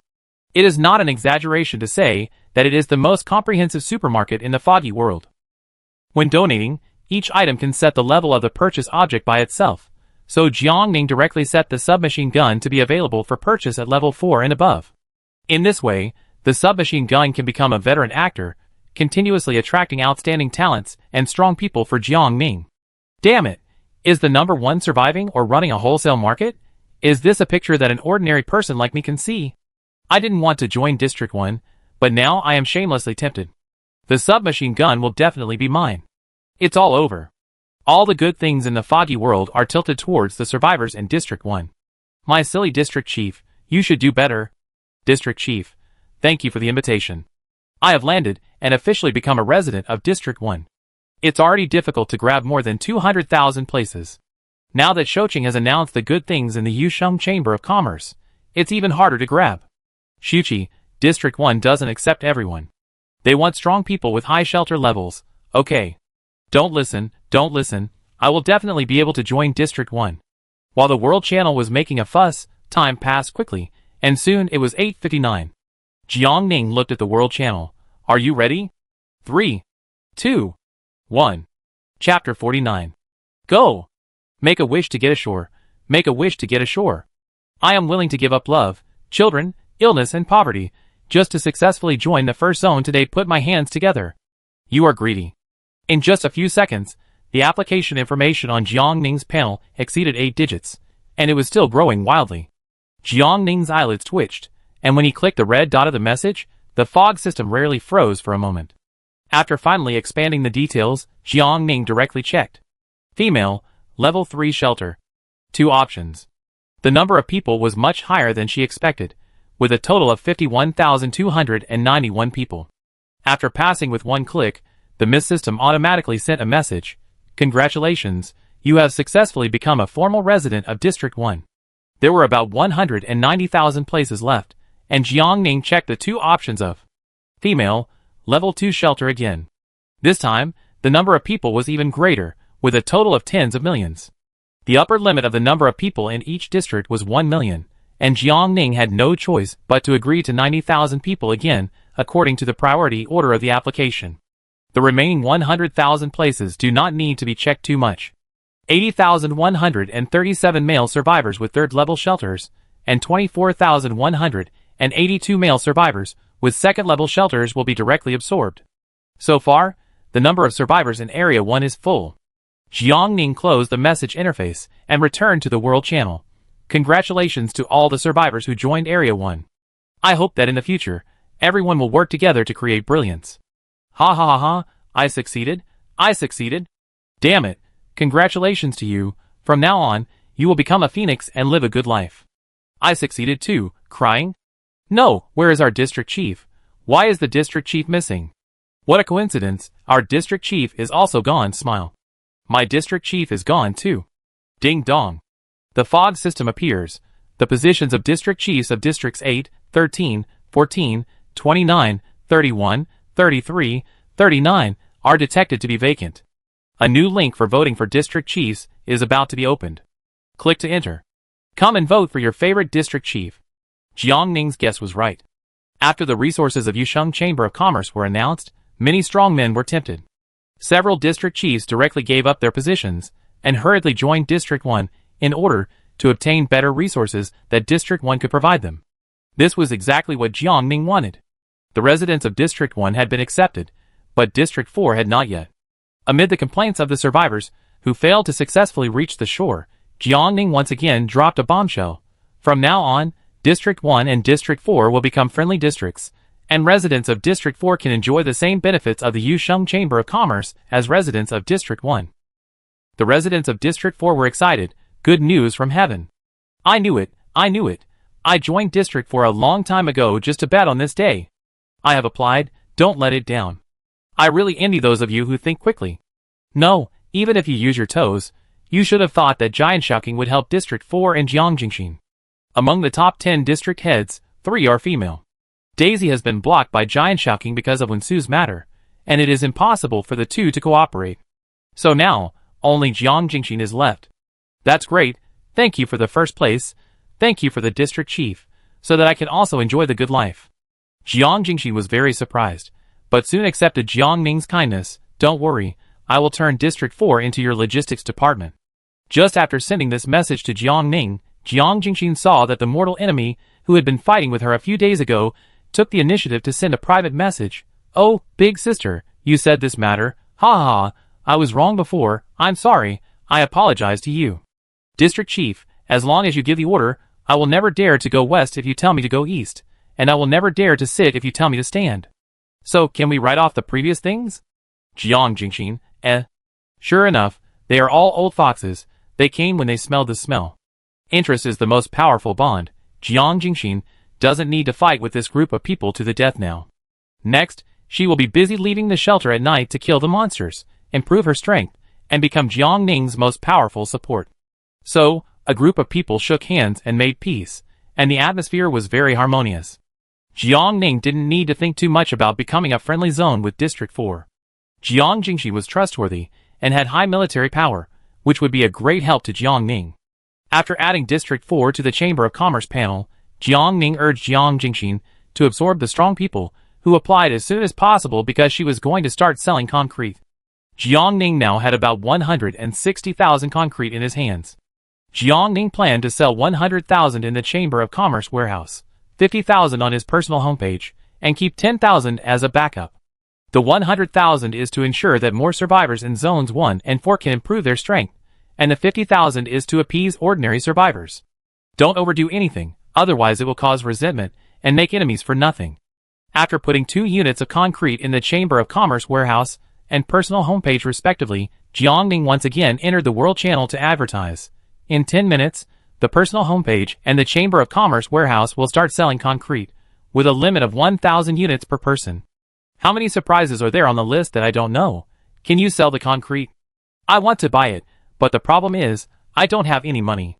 Is there anyone kind enough to lend me some gold coins? I will lend it to you. I will pay you back 1 gold. Come if you want it. No, buddy, this is not the way to make money. Xiuqi, there shouldn't be any fool who would borrow money from him at high interest.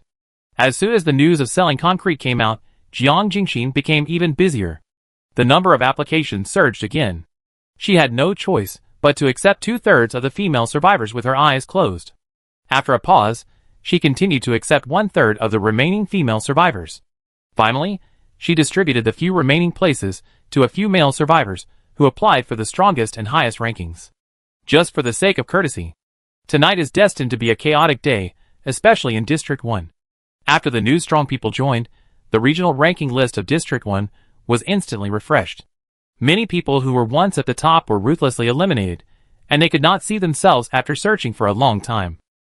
Oh my god, is the district chief raising poison? My ranking has dropped. Ah! How many people have joined District 1? My ranking has dropped by 100,000. Can you believe it? Come on, roll up. Weaklings don't deserve to stay in District 1.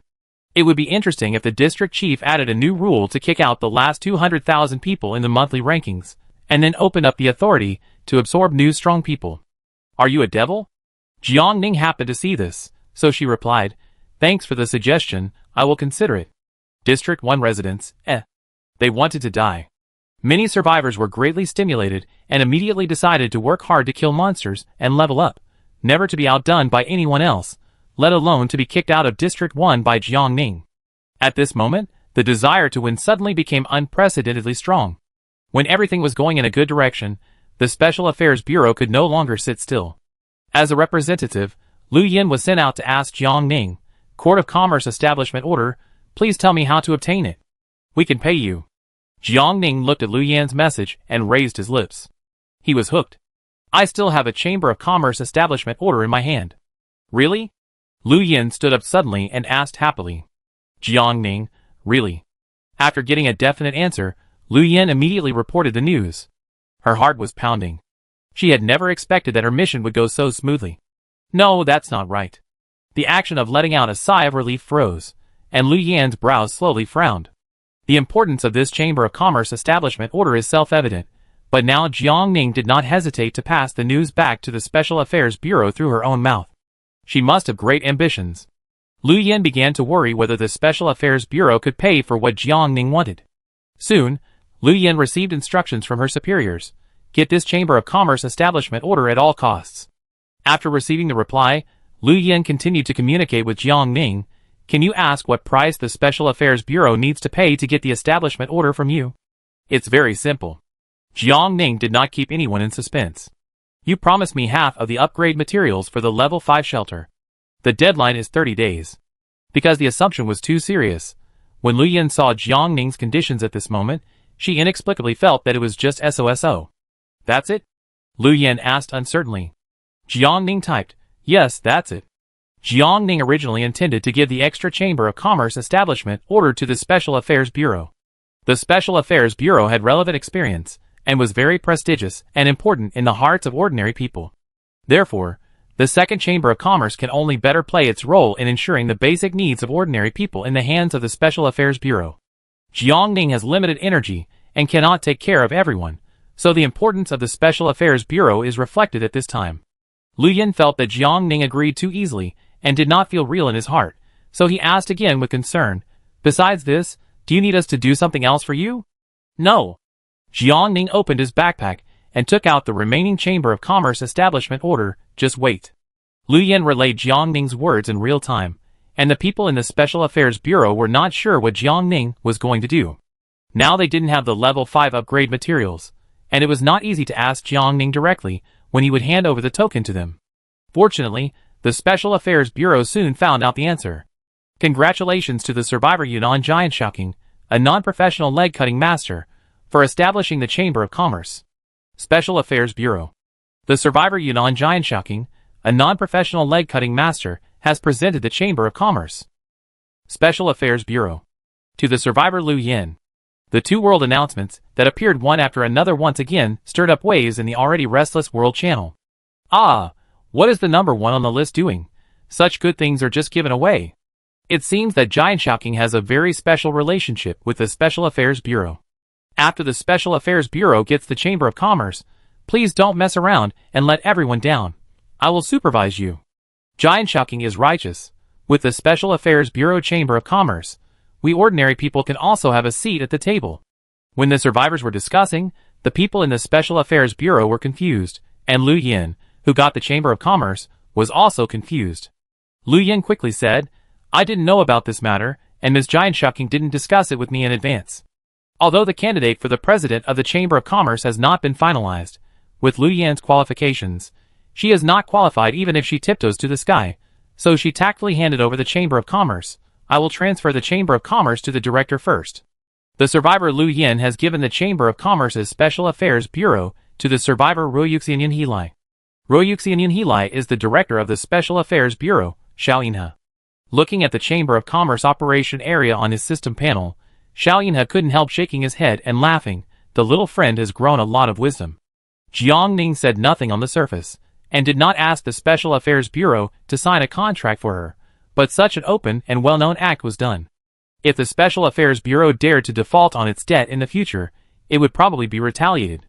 As long as the Special Affairs Bureau did not want to lose the support of the people and ruin its reputation, it had to trade what Jiang Ning wanted within the specified time. Jiang Ning played this trick very well. And because of the example of Yusheng Chamber of Commerce, everyone understood the significance and importance of the second Chamber of Commerce, so Jiang Ning's transfer behavior also caused her reputation value to soar, directly increasing by 10,000. Of course, this is also in Jiang Ning's plan. Jiang Ning's reputation value is now 28018, and the available balance is 13,768. Using the reputation balance to purchase goods does not affect the overall value of reputation on the ranking list. Jiang Ning's reputation value has always been high, followed by Dong Qinli, which has now reached 16202. Further down, there are some old acquaintances, such as Shinkei, Rainbow Bridge, Daisy Tyrant, Lin Xinghuang, etc., who are still only in 4 digits, or even 3 digits. Jiang Ning killed 3 birds with 1 stone. Not only did he show all the survivors that he had a close relationship with the Special Affairs Bureau, he also improved his reputation, and made the Special Affairs Bureau owe him a huge favor. Although Jiang Ning and the Special Affairs Bureau are currently in a state of hidden competition and defense, open friendship does not harm each other. Therefore, everyone cleverly acquiesced to most of the other parties' practices. The time is almost up, and the concrete is on sale on time. Sold out in seconds. Not a single unit was grabbed. My God, are there so many rich people in the foggy world? Hundreds of thousands of concretes were sold out in a second. The people who got them have already started reselling them. How can this not be considered a good way to get rich? I can't imagine how much gold Jian Shouqing made this time. Not much, just a few dozen gold coins. In order to train the survivors on the second level of the pyramid as soon as possible, Jiang Ning did not sell the concrete at a sky-high price. She only added 5 copper coins, which was very conscientious. Although the price of concrete is not high, the quantity required is large. Therefore, in order to buy this batch of concrete, many survivors sold their belongings and had no copper left in their pockets. Jiang Ning was very satisfied with this. After taking the copper coins from the survivors, they would spend the next period of time to deal with the monsters peacefully, focusing on and working hard to improve themselves, instead of turning around to trouble Jiang Ning. With Jiang Ning's current strength, Jiang Ning would not find it too troublesome, but just feel upset. Now the development of all parties is well balanced by Jiang Ning. Everyone is making equal progress, and there is no outstanding thorn. Naturally, no one can threaten Jiang Ning. It was almost 9:30. Jiang Ning entered the message to be released in the dialog box in advance, and then released it on time when the time came. Now notify 2 important messages. There is a tide of beasts in the thick fog at night. It is a wrong perception of everyone that you cannot leave the shelter at night. Chapter 50. The bigger the matter, the shorter the text. No wonder Jian Shouqing's homepage posted so much exotic beast meat. No, wait a minute, calm down. What is the strength of the district chief? What is the strength of you and me? Don't act rashly, lest you become food for the beast tide.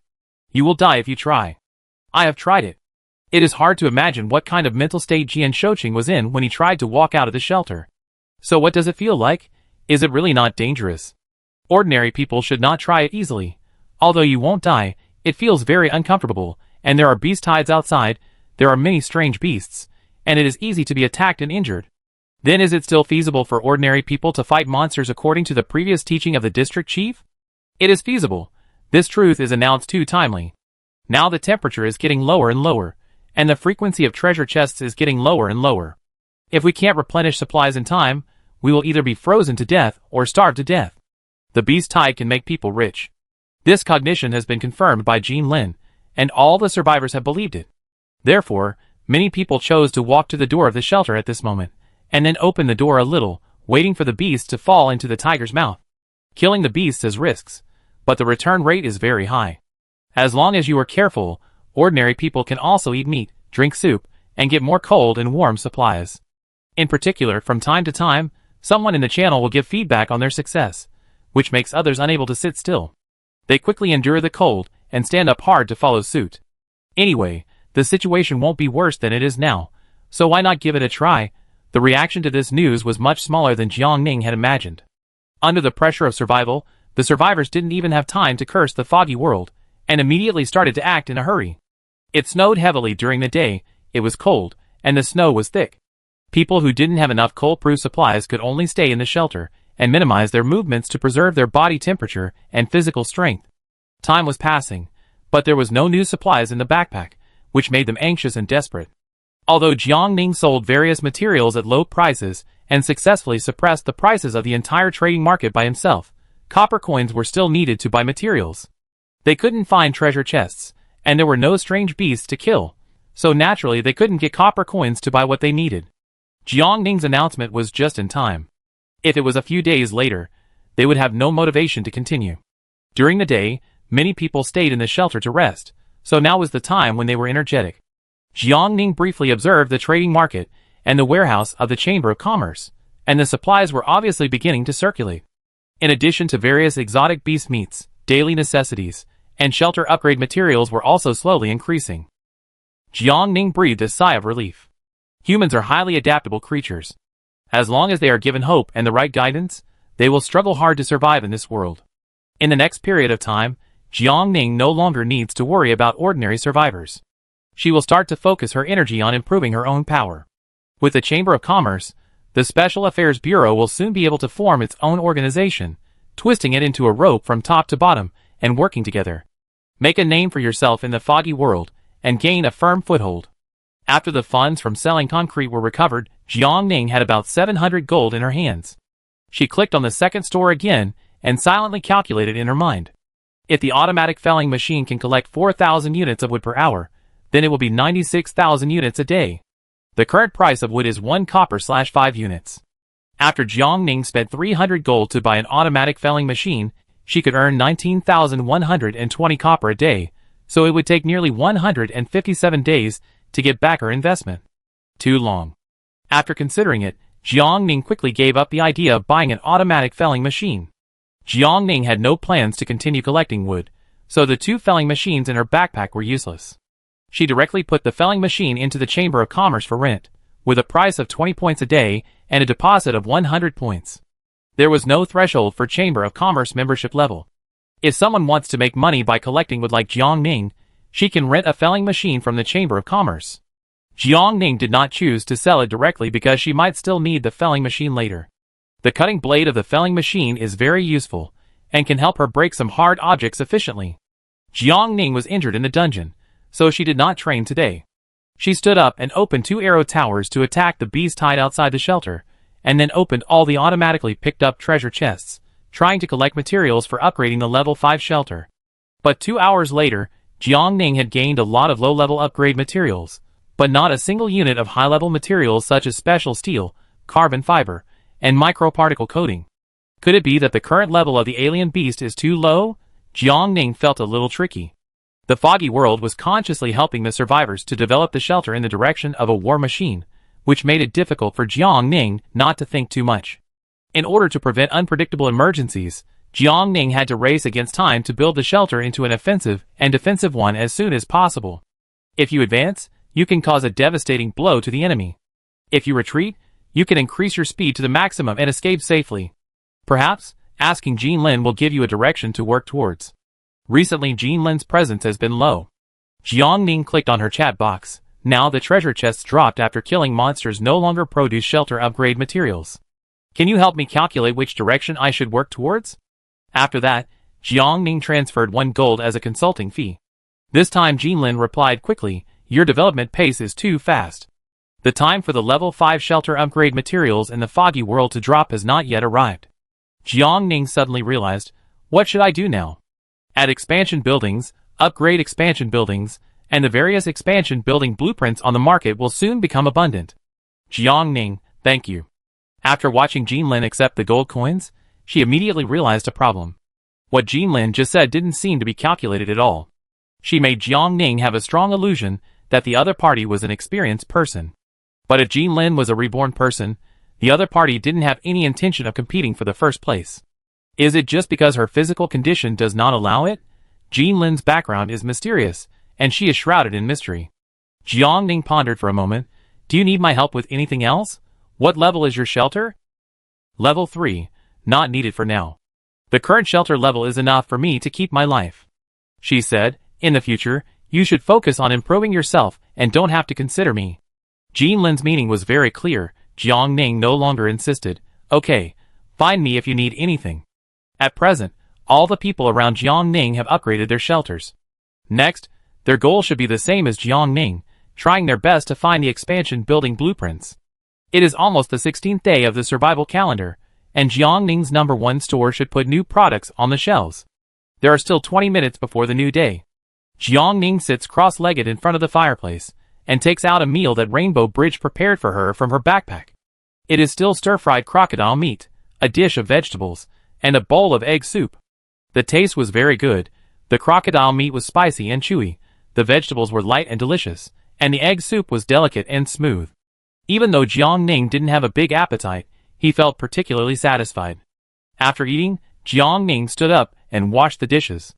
When he returned to the fireplace and waited for the #1 store to open, when Sue's message popped up, District Chief, Daisy just apologized to me. She transferred 1 gold to me, plus a pot of seafood hot pot. Daisy's shelter was located near the coastline. Not long after entering the foggy world, she had already started selling various seafood and fish products, making a lot of money. Later, she started making salt from seawater, and then sold sea salt, and quickly accumulated wealth again. Daisy's advantages are not inferior to anyone. Now, whenever she is mentioned, people will think of her bloody love affair with Jiandong, and the seafood hot pot that makes people crave. Jiang Ning stared at the screen. Take it, this is the compensation you deserve. Hearing this, Wensu did not refuse again, and accepted Daisy's apology and gift. She looked at Daisy's name, and thought about Jiang Ning's protection and kindness to her, and couldn't help but persuade Daisy, Jiandong is not a good man worth relying on. You are excellent, he doesn't deserve you. Jiandong's shelter is only level 2, but Daisy's shelter is not only level 3, but also very rich. She has no shortage of material, fame, and strength. Wensu couldn't understand why Daisy had a special liking for Jiandong. Daisy's mood has been much more stable than before. After receiving Wensu's advice, she just replied lightly, he and I met at the age of 12, fell in love at the age of 25, and got engaged at the age of 27. We have walked from campus to today, and have been together through ups and downs for 15 years. He has taken up almost half of my life. Besides, I'm pregnant. After a pause, Daisy said, I was too excited before and misunderstood you, which caused you trouble and bad influence. I have officially admitted my mistake to you on the World Channel, and cleared your name. Wensu hesitated to speak, and Daisy ended the conversation before he could type the words.